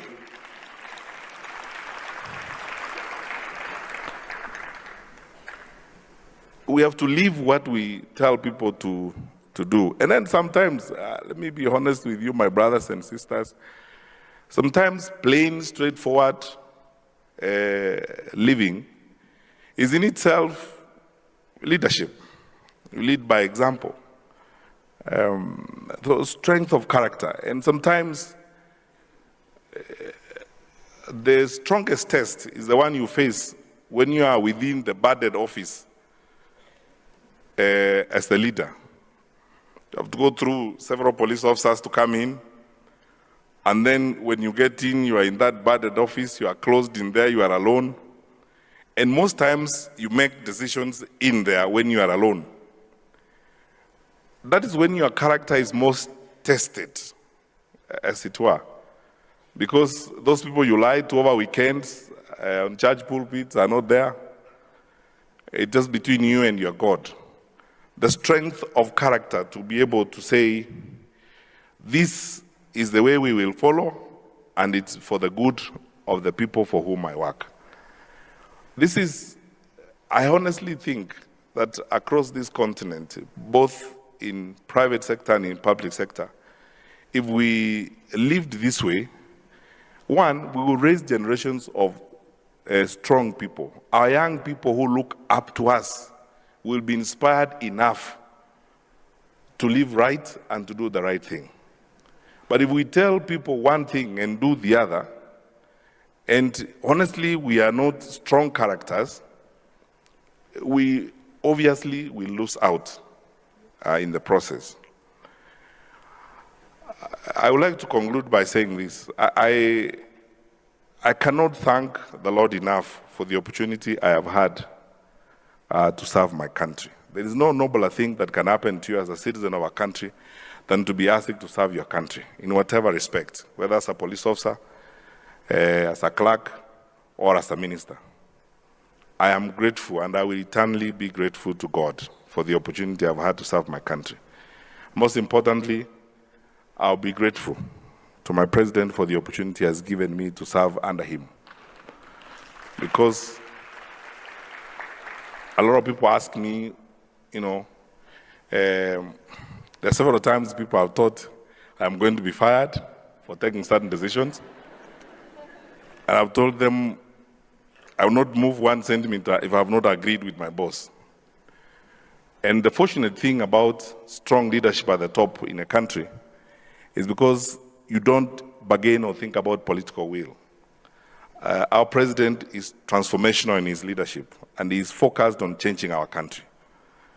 And when we have discussions on things that need to be done, even when we have to make tough decisions, I will always move because I know my boss also believes we need to crack the cartels in the textbook distribution so that we can achieve the 1-to-1 book pupil ratio. And so I have no problem facing them and telling them to actually find something better to do, but we are going to succeed in what we want to do because we are determined to do it, as it were. And as long as you have sufficient political will and you are determined and you have the courage to contest convention, to move away from the ordinary, and as long as you are driven by a purpose that looks beyond yourself, that thinks about those people out there, you will always succeed.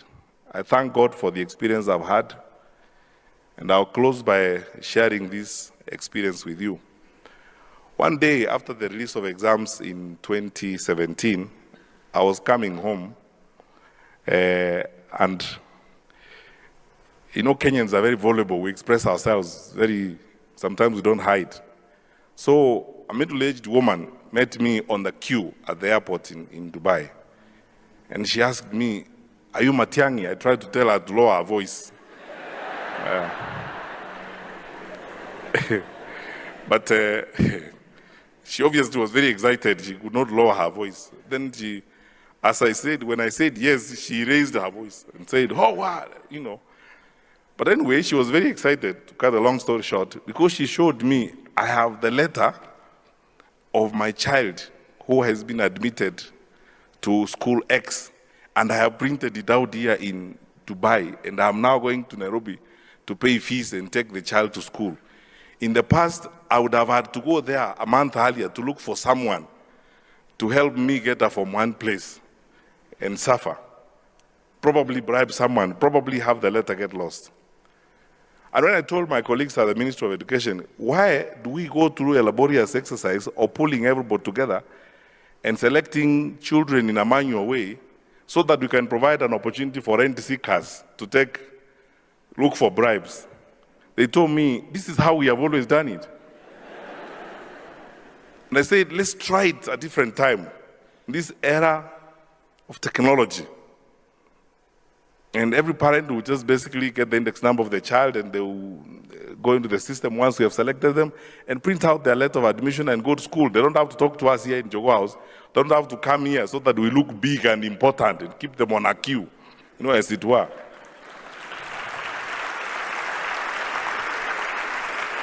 Because all they need is that simple thing. For many parents, they just need to get their letter and take their child to school. They don't need, and by them doing that, we will not have become small people anyway. We will still be the people we are here. But those people will have received the services they need, as it were.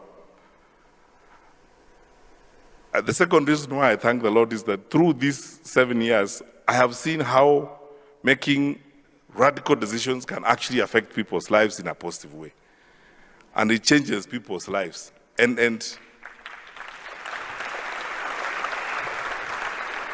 these things do change. And so, If there's anything I pray about every day is that as long as God gives me life and opportunity, when I meet an opportunity to make a decision, I'll make the right decision, regardless of who is on the other side. The right decision, regardless of who I'm going against. Especially if it's a decision that is going to be for the good of our people, and a decision that is going to be for the good of fellow men. That is what I believe God wants us to do. That's what leadership entails. I wish you all the best, and I look forward to learning. And I want to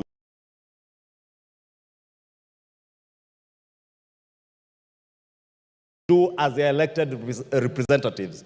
Honorable Speaker, I say that because I know, and I know many of these members, including myself, we have suffered a lot of harassment. And I was asking the leader of minority this morning whether he has suffered the same. And he told me his phone is worse. Many of these members of parliament today, Honorable Speaker, you cannot reach them on their phones because they have blocked their phones, including WhatsApp. But this is the beauty of our democracy, Honorable Speaker. And the beauty of this democracy, Honorable Speaker, is that Kenyans express themselves and we respond to what they are saying. And in responding to what they have told us, that is why many of the amendments that you find in the committee's report that touch on the issues to do with bread, border, sanitary towels, Honorable Speaker, and I heard this morning somebody asking whether we have capacity to manufacture adequate sanitary towels and diapers in this country, Honorable Speaker. And I want to confirm to the country that we have more than adequate capacity. Honorable Speaker, if you get data from the Kenya Association of Manufacturers, Honorable Speaker, we are outstripping the daily demand, for instance, for sanitary towels. And I mentioned sanitary towels because, Honorable Speaker, I am a father to girls. Two of them who are now turning to their teenage years. One is 17, the other one is 14. And I have seen these members, someone was showing me a very derogatory message sent to him, being asked whether his wife doesn't do what, I don't know what, Honorable Speaker. And Honorable Speaker, I am saying this because if you look at the data from the Kenya Association of Manufacturers, it is clear that out of 4 established companies who are manufacturing sanitary pads, for instance, that is Interconsumer Products Limited, Promed Limited, African Cloth Limited, Sai Pharmaceutical Limited, and a 5th one coming up, Sunda Kenya Limited. The 4 companies' production output is 148 million pieces a month. Our local demand is 135 million pieces a month. Honorable Speaker, when the eco-levy was introduced on sanitary pads and diapers, Kenyans spoke to the Finance Committee and said they would become expensive. And Honorable Speaker, the Finance Committee has responded by imposing both VAT and that eco-levy on finished imported products, including imported sanitary pads and diapers that are coming from countries, and I do not want to mention the countries, Honorable Speaker, whose safety, how hygienic they are, whether they meet the required health standards, we cannot ascertain, Honorable Speaker. And it is important for us as parents to be responsible citizens and parents to protect our teenage girls, our mothers, our sisters, our wives, by ensuring that the sanitary pads that they use are safe, they are secure, they are hygienic. Honorable Speaker, it is only fair also to protect our growing manufacturing industry. I watched, Honorable Speaker, when the Kenya Association of Manufacturers presented their memoranda to the Committee on Finance. And they truly pleaded with the Committee on Finance to protect our local manufacturing industry, Honorable Speaker. When then we are told, Honorable Speaker, that imposing excise duty, imposing an eco-levy, imposing VAT on imported finished products in order to protect our manufacturing industry, in order to ensure that we have jobs being created, Honorable Speaker, for the thousands of youth who today, Honorable Speaker, are being misled that the only thing that these honorable members can do is to reject this finance bill instead of fixing it. fixing what is wrong in the finance bill. Honorable Speaker, this bill had 65 clauses at inception when it came to this House.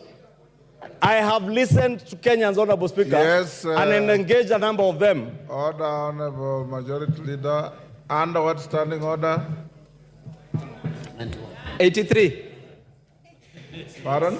And Speaker, according to the oxygen principle, under what standing order? According to the oxygen principle, Speaker, procedural technicalities does not override substantive justice. Order. You are here in the morning. I said, you understand a point of order. I'll allow you. Tell me which standing order is being infringed. Then I allow you. You said 83.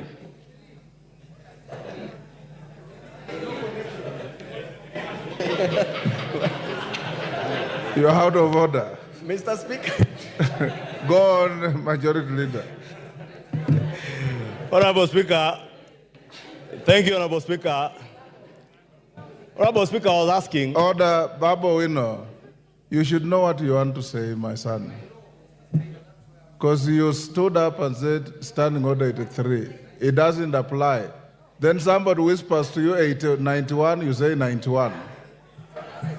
Go on, Majority Leader. Take your seat. Honorable Speaker, I was asking, what is so wrong with us protecting our manufacturing sector in this country, Honorable Speaker? What is so wrong with us ensuring that we are creating jobs within our own economy instead of creating jobs in other countries, Honorable Speaker? Because when we say that we do not levy excise duty on imported finished products, whether they are finished and fully assembled borders or motorcycles, Honorable Speaker, we are creating and exporting jobs out of this country into those economies where we want to import those finished products from. Therefore, Honorable Speaker, I want to speak to the young people in the streets. The young people, Honorable Speaker, who have been mobilized in colleges and universities around our country to send members messages of rejecting this finance bill. This finance bill is about protecting yourselves as our children. It is about creating jobs for you as our children. It is about ensuring that the future of our economy is secure, Honorable Speaker.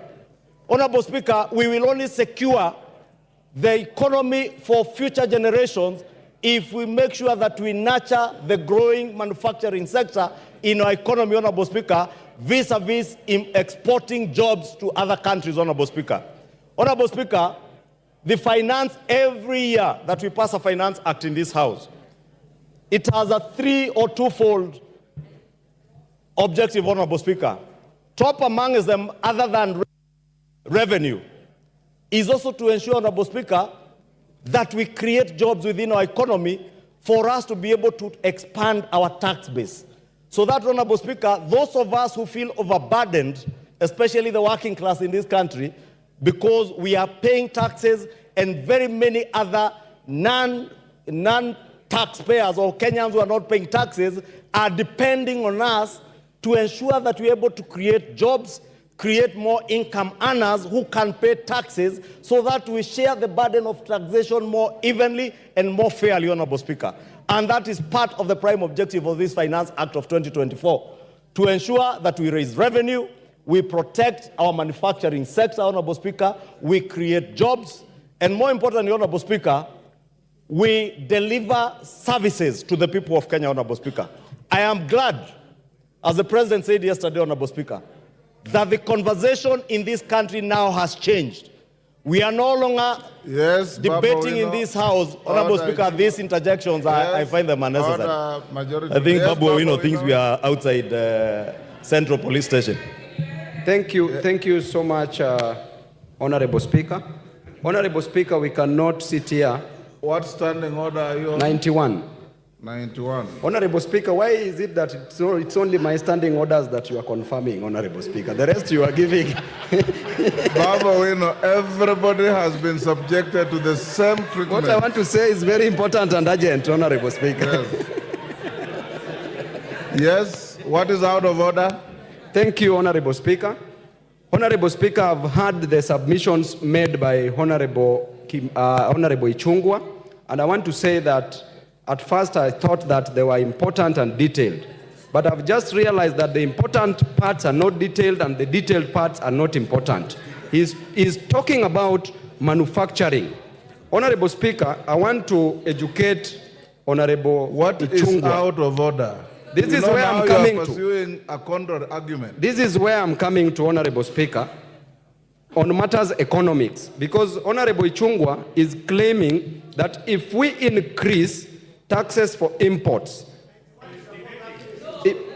that is what he's saying, that if we increase taxes for imports, imported goods, then we will give an opportunity for industries, local industries to grow, which literally is normally true. But in our situation as a country, Honorable Speaker, we are going to promote what we call foreign absorption, where money is going to leak from... Order, Honorable Babawino. Order, take your seat. Order, Honorable Babawino. When you take your seat. You are pursuing a very healthy argument, but it's very far from a point of order. When you are given an opportunity, pursue that argument and convince your colleagues. When you stand on a point of order, ordinarily you start this way. Mr. Speaker, is it in order for the member on the floor to say this and this and this, when in fact the fact are this and this, or contrary to this standing order? You've shot up on my permission, and you're pursuing a very healthy argument on the bill that has no relationship with what the member on the floor was saying, because that is your argument, that's his argument. Thank you, Honorable Speaker, for that guidance and protection. Honorable Speaker, I was saying many of the amendments that have been proposed by the Finance Committee in a big way cure the numerous concerns that Kenyans had over this finance bill. And therefore, that's why I want to plead with this Honorable House, let us do what is right. I know there are those who are tempted to do that which is popular. It is very popular to join street demonstrations, to be seen as a hero rescuing people from police stations when they are arrested out of whatever they are arrested on in the streets. But as a leader, and we are here as leaders, Honorable Speaker. As a leader and as leaders, Honorable Speaker, we must do that what is right. And Honorable Speaker, when this administration came to power about 2 years ago, our fiscal deficit as a percentage of GDP was at 6.7%. We were projected to borrow 1.1 trillion shillings, Honorable Speaker, in the first year of this administration. That today, Honorable Speaker, with the budget that this House adopted 2 or 3 weeks ago, has gone down from 6.7 to 3.4%. That is on account of sound economic policies. It is on account of doing what is right rather than what is popular. Honorable Speaker, I know many of these members have been intimidated around the country, being told, utatupata 2027, or you get us in 2027. I want to give you the highest assurance. What the people of Kenya will judge you against is whether or not you are able to deliver on the promises and the pledges you made to them on delivery of services. It shall not be possible to deliver services, to build roads, to build schools without generating revenue for the country, Honorable Speaker. We cannot be a country that lives on debt, Honorable Speaker. And I'll beg for additional time because of the interjections, Honorable Speaker. Honorable Speaker, 2 years ago, we are not just surviving on borrowed money. Honorable Speaker, we were on the verge of defaulting on our international and national domestic debt obligations, Honorable Speaker. From last year, end of last year, Honorable Speaker, it became clear, not just to us within the country, but to the world at large, that Kenya was never and was not about to default on its debt obligations, Honorable Speaker. That is why, Honorable Speaker, today, unlike 2 years ago when the price of funga was at a high of 260 shillings. Today, the price of unga is at a low of 100 shillings. Courtesy of the right economic policies and not what is populist. Give him 2 minutes to wind up. I have 15. Pardon? I have 15, they had timed 10. And the interjections. I'll give him an additional 3 minutes. Yes, Wamshomba, hold the time. Wamshomba, what's your point of order? And under what standing order? Mr. Speaker. Give her the mic. There's one next to you. Thank you, Mr. Speaker. I rise under standing order number 90. As a member who has pecuniary interests on matters sanitary towels, as a user, because I'm a user, do I qualify?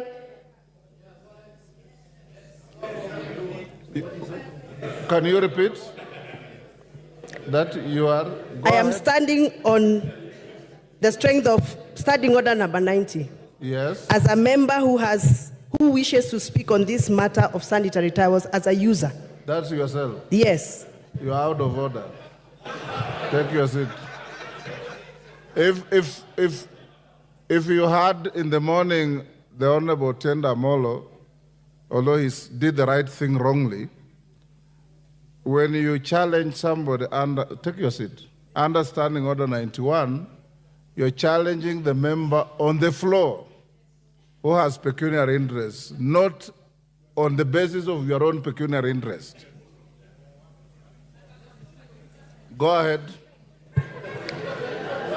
Thank you, Honorable Speaker.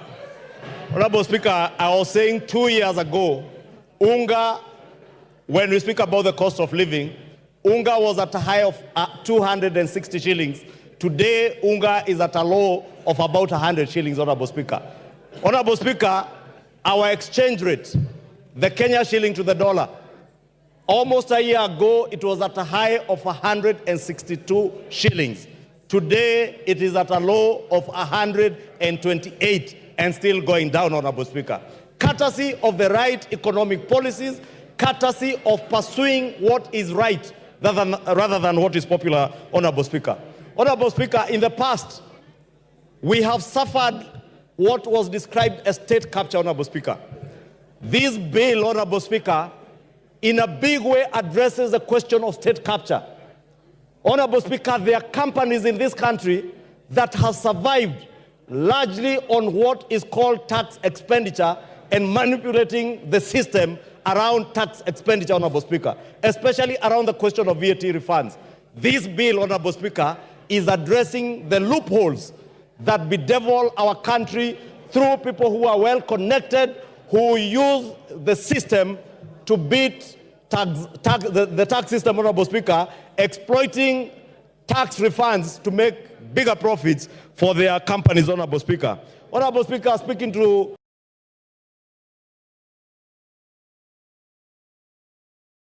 hiyo maneno silikuweko, walikuwa hapa Meru naweka Jackson Kalweo, si ndio?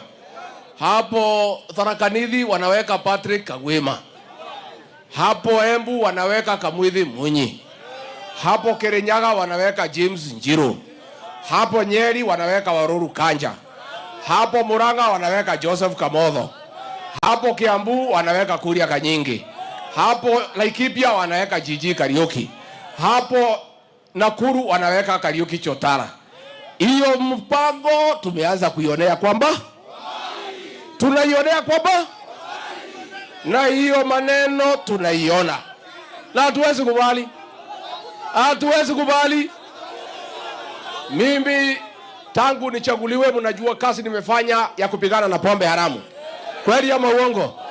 Nimefanya kazi ya kahawa, nimefanya kazi ya majani chai, nimefanya kazi ya maziwa. Wanajaribu kunisumbua ndio nisisaidie watu wetu, si ndio? Mimi nikisema watoto wetu wasifutwe kazi, nikisema tusaidie watu ya Mlima Kenya, wanasema niko na ukabila. Kuna mtu hana kwao? Mimi si mama yangu ni Mumeru? Nikifanyia Wameru kazi iko makosa? Nyinyi mnaona kuna makosa nimefanya? ati wananiuzia uoga, watanifukuza kwa kazi ati wananiuzia uoga. Mimi ni mtu ya kuuziwa uoga? Sasa mimi nauliza, si mlichagua Rais William Ruto na mimi tikiti moja? Sasa itakuwaje hutaki Gachagua, unataka William Ruto? Inawezekana? Kama hutaki Gachagua, si ndio? Siko namna hiyo, siko namna hiyo. Mimi nyinyi, niulize nyinyi, si nilimwambia mchagua William Ruto? Si mlimchagua? Kama singekuwa hapo, mungemchagua? Mungemchagua?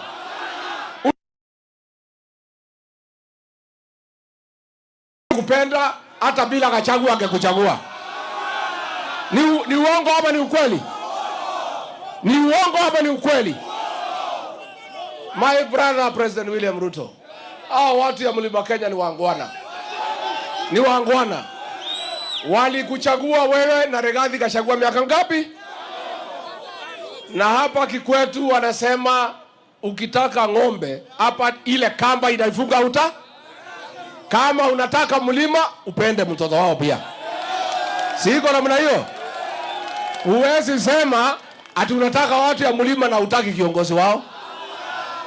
You cannot have the luxury of liking one and disliking the other. Si ndio? Na mimi nasema, unajua iko watu wanamdanganya rais. Wacha tushikane, tufukuze Gachagua tuweke mtu mwingine, na kwa sababu uchaguzi uko mbali miaka 3, hao watu ya mlima watakuwa wamesahau. Mimi ningetaka nimwambie nyinyi, hao watu wetu hakuna kitu wanasahau. Ile madhambi mzungu alitufanyia, tungali tunakumbuka wa leo. Ile madhambi na mateso Rais Moi alitufanyia, tungali tunafanya nini? Kwa hivyo mtu asikudanganye ati udhulumu hii watu ya mlima, ati wakosee heshima, ati watasahau. Hawa watu hakuna kitu watasahau. Hiyo maneno yote wanaweka kwa roho na kunyama. Kati watu itu. Kore mobuga matomete anyinga tawera. Kore mobuga matomete. Si nyinyi ndio mnipatia kazi? Wenye kusema ni wabunge ama ni nyinyi? Nyinyi mko na shida na kazi yangu? Mko na shida na kazi yangu? Kuna bahari mumeona makosa?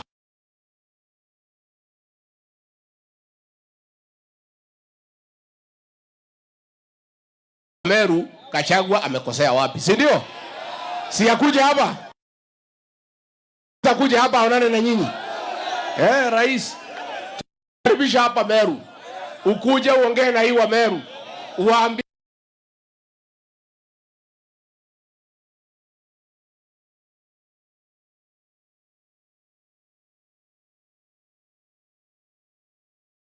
nini? Ati asifanye nini? Ati mnasema rais asifanye nini? Ati rais asifanye nini? Ati asigusa mlima? Iko namna hiyo? Bora asigusa nini? Bora asifanye nini? Bora asiguse? Mimi niko sawa. Haya, niko na huyu jamaa tumekutana hapa Nguvu. Ameongea mzuri sana, akaniambia nataka kuzungumza na nyinyi. Wewe panda hapo na useme jina yako. Uongee na hii wa Meru.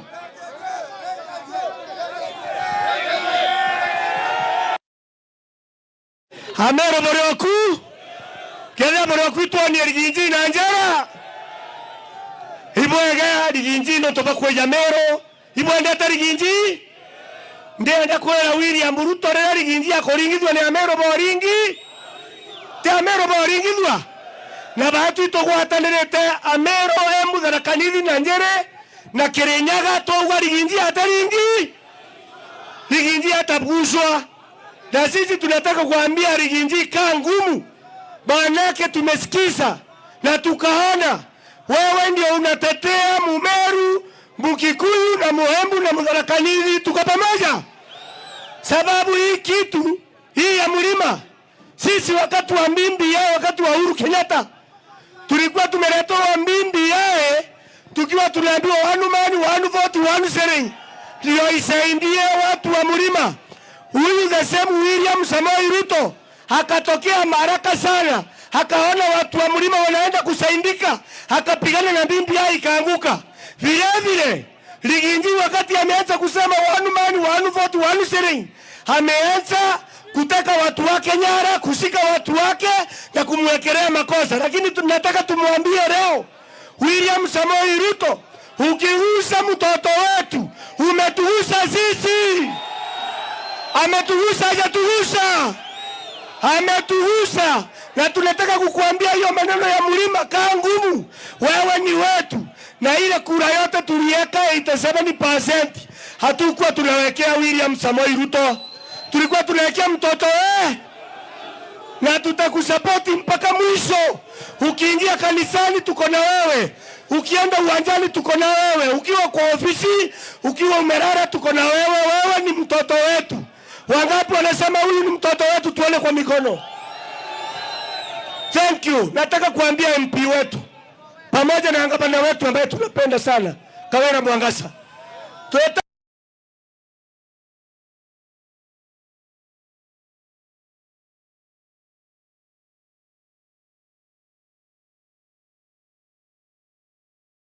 huyu atajua sisi wa Meru mahali hasira yetu inakuanga. MP wote wasikane, na tunataka kusikia MP wote wa Meru, Tharaka Nithi na Embu wakiongea na sauti moja, bila mmoja kukaa kando ama kuachwa nyuma, wakisapoti mtoto wetu. Tuko pamoja. Kwa hivyo Rigathi, tunataka kukuambia, sababu hata gavana wetu anakupenda sana, anakusapoti. Sisi tuko nyuma yako, weka ngumu na tuko na wewe mpaka mwisho. Asante sana. Tuko na Mheshimiwa Gacheri, mjumbe wa kina mama wa kaunti ya Kirinyaga. Watu wa Meru mugeni, mnapenda Rigathi?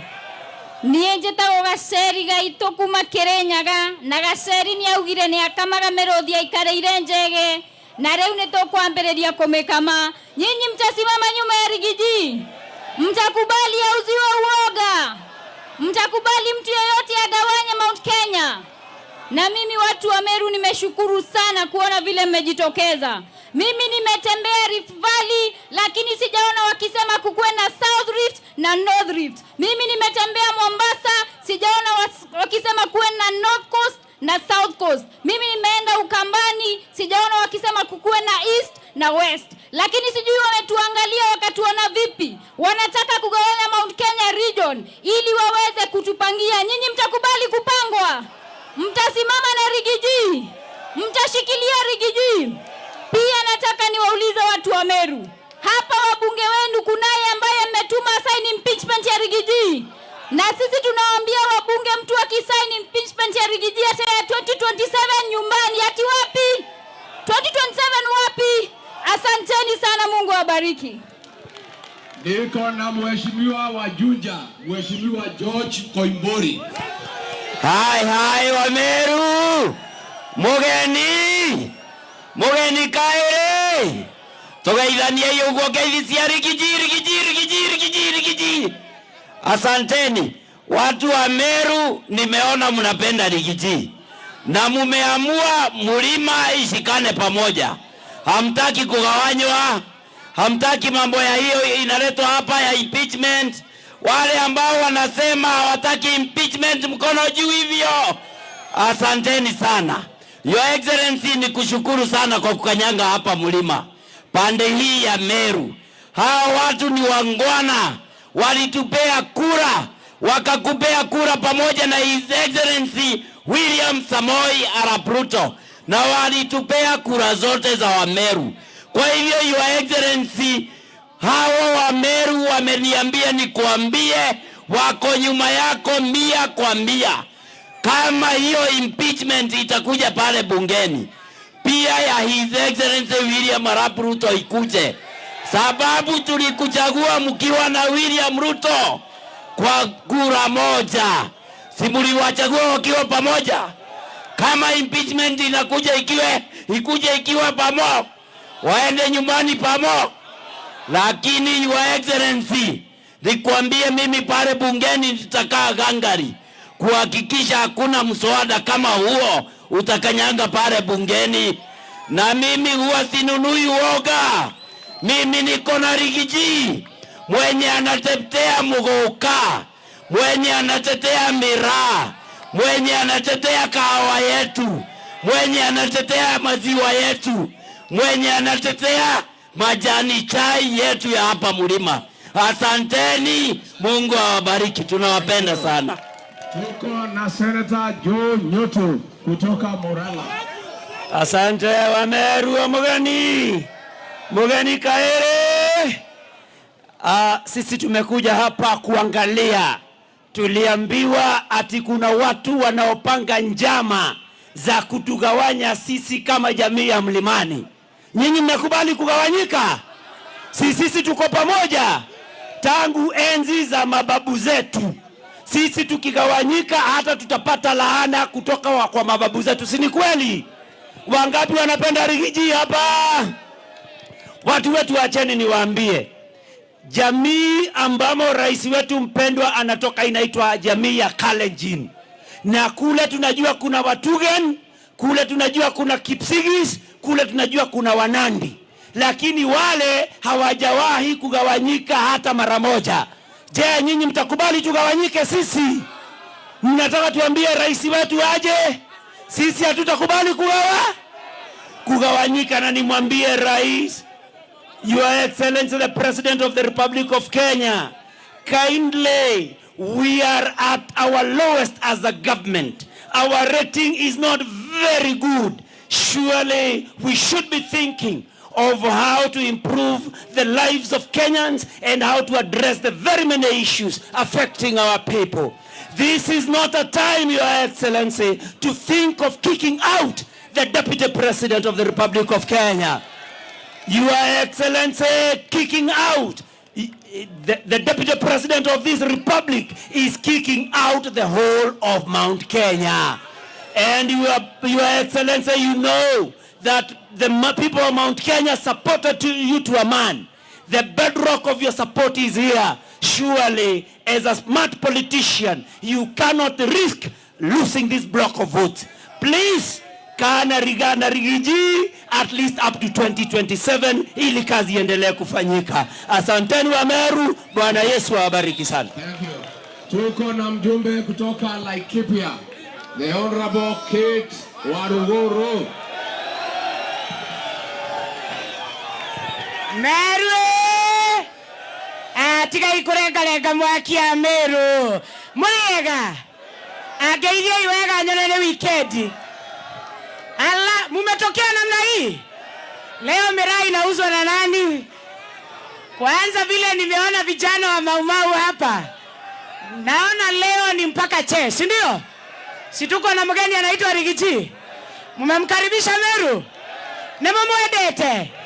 Anyoria ima ya Ngai yako nemo mwedete. Nemo kama nyitirira. Nemo igwete kama wakana mutie muraigwa.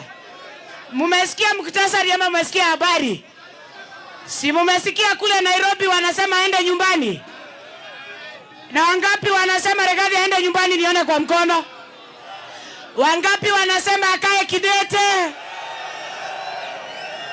Your Excellency, nipe dakika moja nielezea watu. Na ajari na Gikuyu gya koithi mutiraigwa. Tagwatai gotoguo. Watai dae ne moigwa. Ate ithwe nyumba itu kirima. Ithwe tutiri andu akegu ne twi kwibanga. Na kuma hinde ya Kenyatta guka nginya thirikari ya Moi, guka ya Kibaki nginya ya mundu wetwo Uhuru, ithwe tutiri andu akuhakwo macuru. Ndironire ira andu maratauraga andu makiaria na Gikuyu. Haremo senator umwe wa kuria Kericho wetagwo Aaron Cheriot. Ni muramuonire ira Citizen TV. Araugire ati Rigathi niwe thina wa Mount Kenya na marenda mamuingate nigetha marehe mundu wao. Marehe kagege kao karia maretindika uria makwenda. Ni mugwetikira gwa Meru? Atimia Meru ni mugwetikira? William Ruto rĩrĩa okire-rĩ, nĩ twamwĩrire twĩna thĩna wa leadership Mount Kenya. Twamwĩrire tũtirĩ barabara, totire na mae anake matire mawera gotire na iganda mwerai tonde thiaga sumare tokiuga mathina ma horticulture no riu there is an artificial crisis torero ati thina wa Kenya wetagwo Rigathi Gachagua ati the biggest project marenda gwika ni impeachment mogwetikira nemotomete abunge anyu mathi magasaini impeachment nemo maeterotha githetinyo mwamandikire mukiandika MCA mukiandika senator mukiandika women rep mukiandika kinya president andu ground marauga your excellency matirenda inegene marenda wira auga mbeca gutire marenda thirikari thondekwo mura wambia guthie Sumare no githie UK na Britain na kuria konge tinegene ria kwirorwo Rigathi Gachagua. Na nimesema na nirudie tena, kuna watu jana waliongea kule Kericho wakatuambia wao wameketi wameamua Deputy President Rigathi Gachagua aende nyumbani ndio watuwekelee project kwa Mlima Kenya. We want to tell them hapa nyumbani hata kukua mzee wa nyumba 10 lazima watu waulizwe maswali. Na sisi kama William Ruto hakuchaguliwa kwa sababu ya uamuzi wa wale watu wengine, hatutakubali huyu mzee aguzwe na mtu. Mtakubali? Wangapi wanasema tunalinda mlima wetu? Wangapi wanasema mlima isiguzwe? Wangapi wanasema Rigathi Gachagua ako sawa? Wangapi wanasema impeachment ni vitisho baridi? Meru impeachment tawe! Impeachment tawe! Wapi nguvu ya watoto wa Meru? Si umeona ground, your excellency? Mimi niliona wanapiga kelele Rigathi anasema yako ground. Kuna watu walivote yes kwa finance bill, hawajarudi mashinani, hawataki kuulizwa maswali, kazi yao ni kudanganya watu kwa TV na social media. Ground neno ate ground neke inywe ground inatigwo kwe modo genegero federal volunteer inywe Rigathi Gachagua kaikato motareho akorwo Rigathi ne moru ikangara inoke na dereva inoke na akorwo kore na impeachment ya Rigathi ona impeachment ya William Ruto igerero tuge kaende ebu ambia ni kaende tore habo ado ito netwekekera ni ogwo aromane magoto nyiterera nenyu ciongo cia borori nenyu mwaingatire nyakero na nyanake ciari kare warogoro mwegoko. Hebu nisikie sauti ya Gen Z.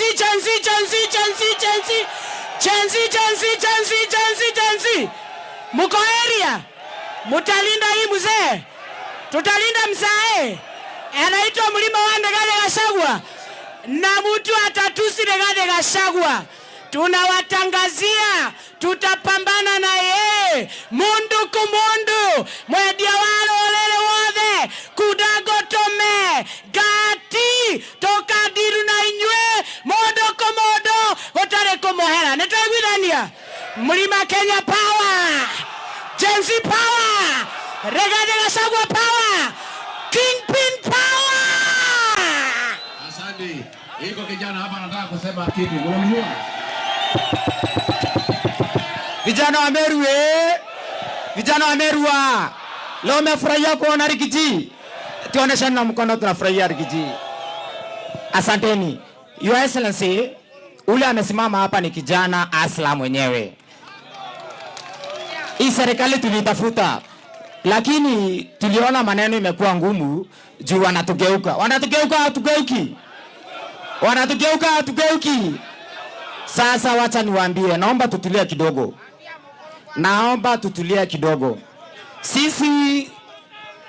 Sisi tukiwa vijana wa Meru hapa, wa Mount Kenya, sisi ni vijana wa Maumau na sisi tumeungana na kimpini wetu King Gachagua ndio atuelekeza mwendo. Ama kwani nyinyi mlikuwa mmechagua Ruto ama Gachagua? Onesheni na mkono tulikuwa tumechagua Gachagua. Your Excellency, wacha nikwambia kitu moja. Najua wanatuinda hapa saa hii. Na hata Elias Murega alishikwa. Na hata ukitoka hapa Meru atatushika. Lakini hatuogopi. Si ni chuma. Tuchume nkoro baba. Wacha nikwambia Your Excellency. Maneno naongea na machungu, sisi Gen Z walitokea juu economy ilikuwa mbaya. Maisha imekuwa ngumu, ahadi zilikuwa mingi. Sasa tukatokea ndio tupate revolution. Sasa revolution tulitokea, sasa hivi unaona wanakuletea makesi. Wanasema wewe ndio ulikuwa unafund. Gachagua ndiye alikuwa ametufund. Gachagua ndiye alikuwa anatufund. Sasa sisi katiba yetu inaturuhusu tuongee maneno ya ukweli. Na sisi tukiwa watu wa Mount Kenya, Deputy President alituambia hatutakubali maneno ya kudanganywa. Sisi ni watu wa ukweli. Sisi kama ni maneno ya Your Excellency, ulisema maneno ya kutenga, sisi hatutaki, tunataka maendeleo. Kama hapa Meru, juzi tuliona walipeana seti huko Eldoret. Hii Meru tuko na population kubwa sana. Hii Meru inafaa ikuwe seti. Lakini ukiangalia Your Excellency, tuko na daraja moja hapa Your Excellency. Sisi tunataka maendeleo, hatutaki maneno ya sawa whatever. Wangapi wanasema tunataka maendeleo? Tukimalizia Your Excellency, usinikate.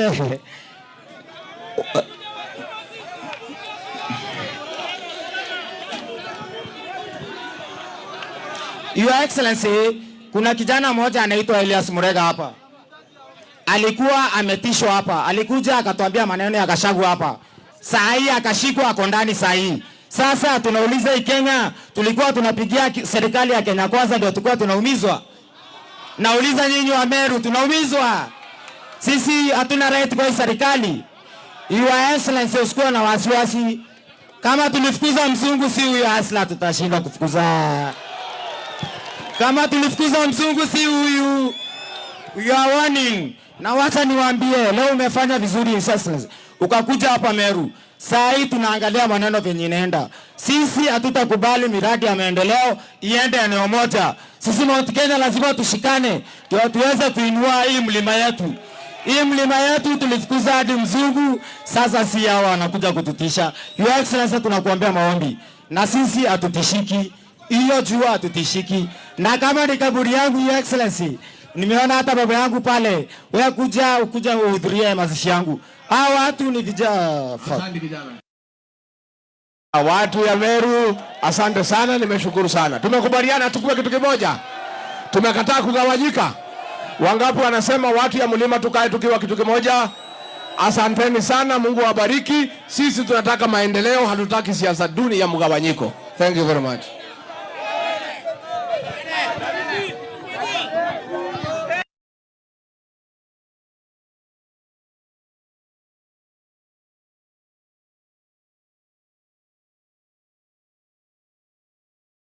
On me. And also thank His Excellency the President, Dr. William Ruto, for nominating me for the position of Cabinet Secretary, Mining, Blue Economy and Maritime Affairs. Mr. Speaker, my name is Hassan Ali Joho. I was born and raised in Mombasa. I went to Tomboya Primary School in Mombasa, and later Serani Secondary School in Mombasa. So, Mr. Speaker, I have a bit of a different approach on how I want to present my introduction, because I started work and then further education came later. So, after I finished secondary school, I ventured into business, entrepreneurship. I set up a clearing and forwarding company in Mombasa, then later diversified to opportunities in fintech, a bit of real estate, and largely logistics. Mr. Speaker, that takes about up to 2004, where I started my grassroots engagement. I ran in a by-election that was not very successful, but taught me many lessons. I became in Kisauni constituency. Then in 2006, I embarked on a journey to acquire my first degree. So in 2006, I did a bridging course to enable me to join university teachings. I did a diploma in 2007 and eventually graduated from Kampala University in 2013. Thereafter, Mr. Speaker, I did another degree from Gretsa University. And then I enrolled myself. Where's Gretsa University? Gretsa University is in Thika, in Kiambu County. Thereafter, I enrolled in Harvard Kennedy School of Government for a program known as Public Leadership Credentials, which is basically a pathway to attain mid-career master's degree on public administration. Mr. Speaker, I am the pioneer governor of Mombasa. I got elected in 2013, but before that I was a member of parliament for Kisauni, the 10th parliament, where I served in different committees. I served in the Committee of Foreign Relations, Defense and Foreign Relations, which I was a vice chairman, and several others.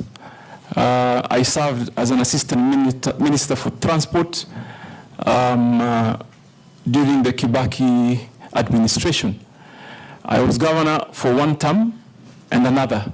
So I served my 2 terms as governor of Mombasa, where I must say I drew a lot of experience in matters governance and transformational ways of doing business in government, Mr. Speaker. And the record speaks for itself of what I was able to achieve in Mombasa. In matters health, in matters basic infrastructure, in matters early childhood, and obviously lots of social programs that would cushion vulnerable families from the day-to-day challenges of our lives. I thank you, Mr. Speaker.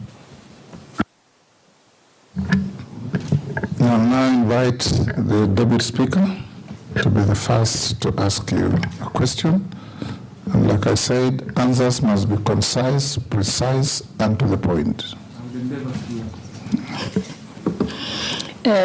Honorable Joho, the nominee before us, you're nominated to be the Minister or the Cabinet Secretary for Mining, Blue Economy and Maritime Affairs. And what Kenyans would like to know is that what do you see as the most pressing issues facing the Ministry of Mining, Blue Economy and Maritime Affairs that ought to be addressed immediately? And so if Parliament approves you, how do you plan to tackle the issues, considering the fact that the blue economy, if properly used, has the potential to, it's been said, has the potential to inject up to $4.8 billion into Kenya's economy and create over 50,000 jobs. So let's get your vision of what you do if approved by this House. Thank you. Go ahead. Thank you, Mr. Speaker. Mr. Speaker, I must say that after I was nominated by the President, I took a little bit more time to do some research. And I want to state before this honorable committee how I see mining and blue economy and even maritime affairs. Probably that should be our focus. It should be our new economic frontier. Mr. Speaker, I saw, for example, that the mining industry contributes slightly under 1% of our GDP. So that led me to do some quick research that leads me to tell you what I think we should do. Mr. Speaker, we have to find, first of all, ways to generate confidence, to investors and the Kenyan people. Mr. Speaker, I want, if you nominate me, if you approve me, I want to be a CS that listens. I want to listen. And I have learned that if you take time and listen to stakeholders, there's a lot of information and data that will enable you to make the right policy decisions, create legal frameworks that are responsive to the demands of the moment and attractive to investment. So what will I do first? Listen. 2, involve stakeholders. 3, do an audit of our HR capacity. We do our technological capacity audit and relook at our legal frameworks and our policies. Are they attractive to investment? And if they are not, I must embark quickly on coming up with the proposals and policies that do respond. Because, Mr. Speaker, there is absolutely no way that our neighboring countries have surpassed by far the 10% mark on GDP contribution. Yet there is a lot of, I want to call it speculation for now, because I don't have the data, neither do I have the real information of the kind of geological minerals that this country have. And I'm looking forward, if I get approved, to get the real data.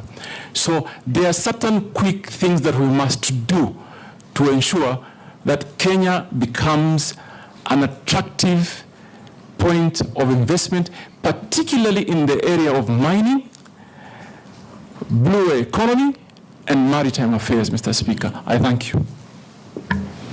Majority Leader. Thank you, Honorable Speaker. CS nominee, let me begin by asking from your academic credentials, but clearly looking at them bottom up.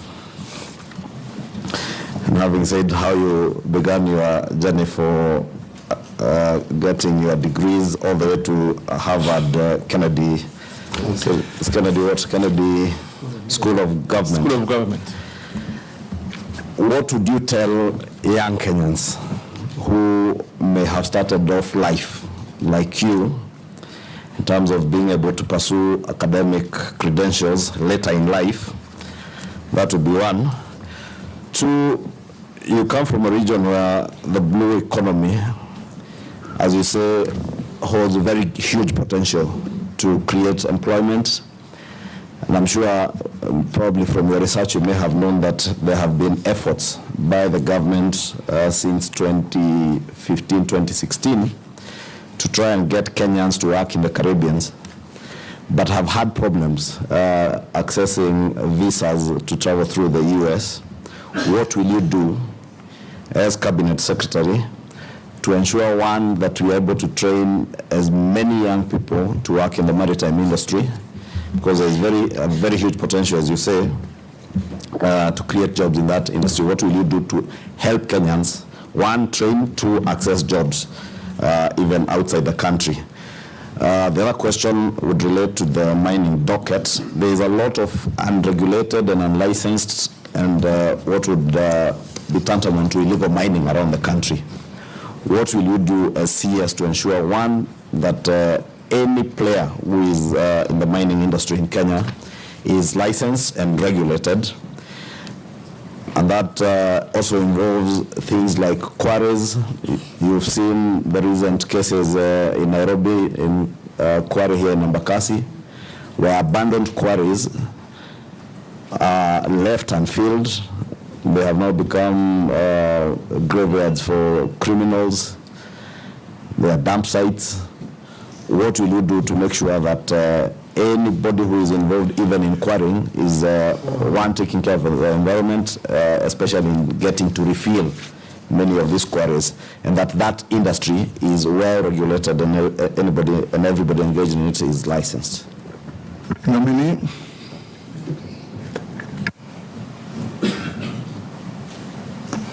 Mr. Speaker, I would have been completely surprised if I was not asked the question of education. Yes, Jeanette? Okay. Let me add something. We can, no, go on and ask your question. Oh, okay. Take those two. Yeah, Mr. Speaker, I want to ask the nominee two questions. The first one, Mr. Speaker, just to add to what the majority leaders asked, this issue of the education background. Mr. Speaker, I think the nominee needs to, he has alluded to that now he's in Kennedy School of Government at Harvard. We want to ask him to clear this matter because this matter, it comes up during elections and goes down after elections. It comes up during elections, goes away after elections, you win the election. We want to slay that ghost today here. Can you share with us from the beginning to the end how it went? And my second question is that where I come from, Lake Victoria is next to it. What do you think what will you do as the Minister for Maritime to improve the lives of the people there in terms of fish industry? The fishing industry is almost collapsing. What programs do you think you will put in place to make sure that livelihoods are supported there by the people who are doing the fishing business or fishing in the Lake Victoria area? Chair, maybe since you had begun answering that one on academic credentials, besides what you would say CS nominee to young Kenyans, and from what Jeanette is saying, it's clear that many people who serve in public office suffer certain prejudices from Kenyans regarding the academic credentials and all that in your past. Probably you can contextualize that in that. I'm certain there are many Kenyans who are surprised that you can even converse in English. There are many who are asking how you would be able to be vetted. I understand. You cannot converse in English. I understand, Mr. Speaker, and I must first of all say it is almost normal for people to cast doubt of what Pwani is. Sometimes, and Oren Bai and Mishi Boko probably will bear me witness. But we can and we are as qualified as any other Kenyan. Now, Mr. Speaker, I want to walk you through my educational journey and where I drew my inspiration. More than what you did? No. To respond to the question, okay. I want to walk you through how I achieved what I achieved and I'll continue to achieve. With brevity. Without a doubt. Mr. Speaker, first of all, I want to mention that I drew my inspiration from one Professor Ali Mazrui. Professor Ali Mazrui did not succeed in his Cambridge examination to be admitted in the university to attain his first degree. That aside, Mr. Speaker, I want to mention to this House. Ali Mazrui is one of the most renowned scholar and admirable scholars. We love him. He's one of our own from the He's not just the coastals. I love him even more. I named one of my you must. I named one of my brothers Mazrui. Mr. Speaker, there is absolutely no way you cannot love Ali Mazrui, given his contribution to basically the general well-being of our society. But Mr. Speaker, this is the point. I want Kenyans to know that historical struggles are real. Are real. Someone should never imagine for a minute that if they come from places or spaces of comfort, that there may be a level playing field for everyone. Some of us come from a very poor background. Mr. Speaker, if you look at my CV, you will see I actually had to take a break for 1 year, transiting from primary into secondary. Why did I do that? Because simply my parents couldn't afford school fees. I was not living in an environment that allowed me that opportunity to be able to quickly prosper in matters of education. That is why, Mr. Speaker, I can tell this committee today And I want many Kenyans to listen to me. Do not ever imagine your hope dies by your previous struggles. We suffered. But what gives me pride is that we could turn that around. I actually turned it around. When I found the slightest opportunity for self-improvement, which I believe is a continual process, I grabbed it. And I'm glad to the laws of the country, laws of the land, there are processes that allows someone to improve and progress in matters of education. So yes, I did not do well in my secondary school. I got a D-, no doubt. But Mr. Speaker, I turned that around. Today, as I sit here, I hold 2 degrees that are before you. Mr. Speaker, I am on my pathway to attain a master's degree from the most prestigious university in the world. And that is achieved by determination. Mr. Speaker, I want to tell Junet, Honorable Junet, that first let me begin by telling Honorable Kimani Ichung'wah. Kimani Ichung'wah, I contributed to my own school fees in secondary school. I had an understanding at that time with my principal that he released me earlier than any other student because I needed to go work. And I did. And I contributed. At that point, what was my priority? To conclude KCSE. And I knew deep in my mind that I will always in my life have a chance to further pursue and acquire more knowledge. And like I said, I would have been very surprised if this question did not come up, because it comes up every time there's an opportunity for me to do something. Every time. It started when I was running for MP. It started when I was running for MP in 2007. Big conversation. And that time they even actually said that my nursery certification was fake, my kindergarten. But we succeeded. When I was running for governor, Mr. Speaker, and I'm saying this so that I hope we can bring this to a permanent closure. When I was running for governor in 2013, it also became one of the biggest campaign issues. I know there were even attempts to bribe some people in the institutions that I was with. Somebody once told me, someone came to me and told me, "Bana, we've been told to suspend your degree to purport we're undertaking some investigation, just to not to allow me to meet the required timeline to submit my papers." But we overcame that and moved on.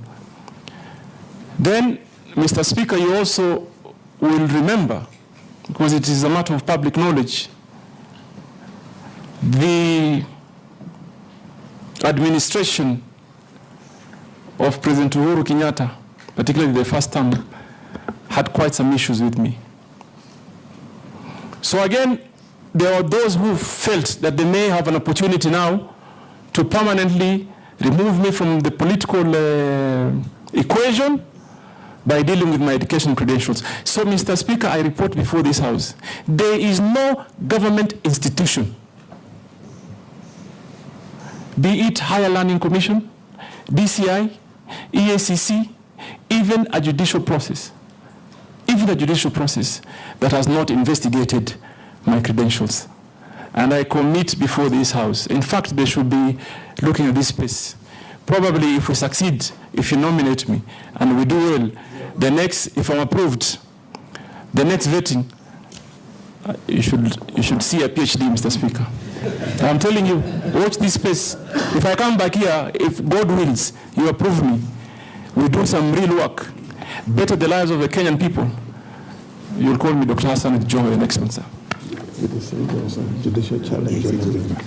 What was Speaker, on the other matters? What was the outcome of the judicial challenge on your papers? Mr. Speaker, they lost. And I actually know who sponsored the process, but they lost. You cannot take what is rightfully mine. It's as simple as that. Go on and answer the other questions. So they lost. And I know, unfortunately, there's an old man there in Mombasa, an 82 old man, who keeps sponsoring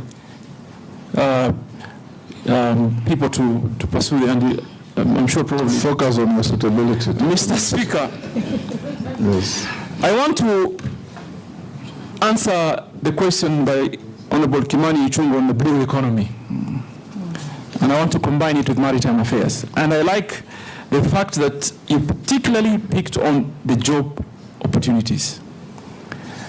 Mr. Speaker, this ministry is a wealth creation ministry. This ministry is a great employment creation ministry. Now, just to give you some statistics, today, the global demand on seafarers is almost at 1.9 million. We in Kenya are contributing barely 0.2%. So out of, basically what I'm saying is out of the 1.9 million, we have just about 4,000 Kenyans that are getting into the industry by way of employment. Now, what are we going to do to change that? Number one, we must redesign our training program to fit into the demand of that opportunity. And I know there's quite some work that was done previously and continues to be done, but we may need to have a conversation. And if approved, I'm going to be running back quickly to this august house to engage honorable members on realigning the policies around training to be able to fit the demands. And I pick particular example. If you train someone to board a vessel, how you earn or how you get opportunity to be employed is almost similar to that of a pilot. So even as we see today, we have probably a good standard of training issued or undertaken at the Bandari Maritime Academy. But Mr. Speaker, everybody that graduates from Bandari Academy does not automatically qualify to get a job because they don't have something called sea time. They don't have sea time. They have no avenues to get sea time. So that for me is a matter of urgent intervention to ensure we combine our training with sea time, even if it's just basic. Nobody will employ you if you have never been on board a sea. So that is one area of policy realignment that I'm going to have to engage this honorable house. The other important area, Mr. Speaker, if you look at the statistics today, countries like Liberia are carrying 100 or plus more folds of their flag in vessels. We in Kenya, we are just about 5. From what I've heard from private sector, I've engaged the shipping industry, and I have been told, Mr. Speaker, the vessels that are carrying our flag are just about 5. What this therefore means is that our young people cannot get an opportunity because there is no level playing field. What do we need to do? To look at the policies. What is Liberia doing that is right that we can't do? What is it? Because we have so many vessels calling into our ships.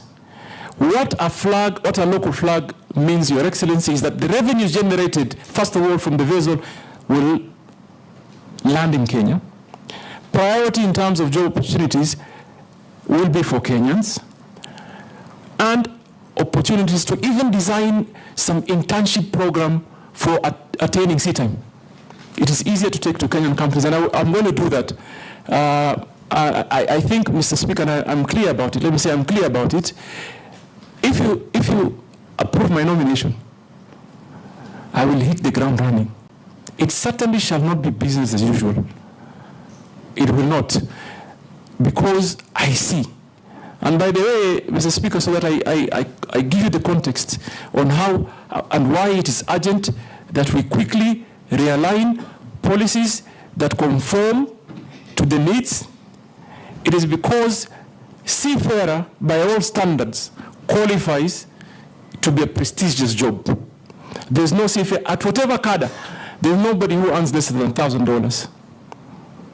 So, Mr. Speaker, I'll quickly run. The other question is on the fishing folk, and Mr. Junet, Honorable Junet, talked particularly on the lake areas, and I'm imagining he's looked at the demography well, because I was just looking at some statistics. And I looked lake areas from Muhuru Bay, you pass Siaya into Soiport, Sioport in Busia. And the numbers that are produced, nothing justifies that our neighboring countries are processing more. Understood that they may have a lot of, the area might be wider, but they're processing 100-folds more, particularly for export. What do we need to do? And I've seen this problem, for example, in the fisher folk and artisan fishermen in the coastal region, from Kiunga to Lungalunga. And government has to put some effort. Let me just acknowledge. Government so far has given boats and some storage facility. And they're building landing sites. There are some complete and some yet to be complete. But that alone doesn't solve the issue. There is the issue of capacity building. These fisher folks, these artisan fishermen and women should be trained. Should be trained in how many fronts? One, processing, basic business skills,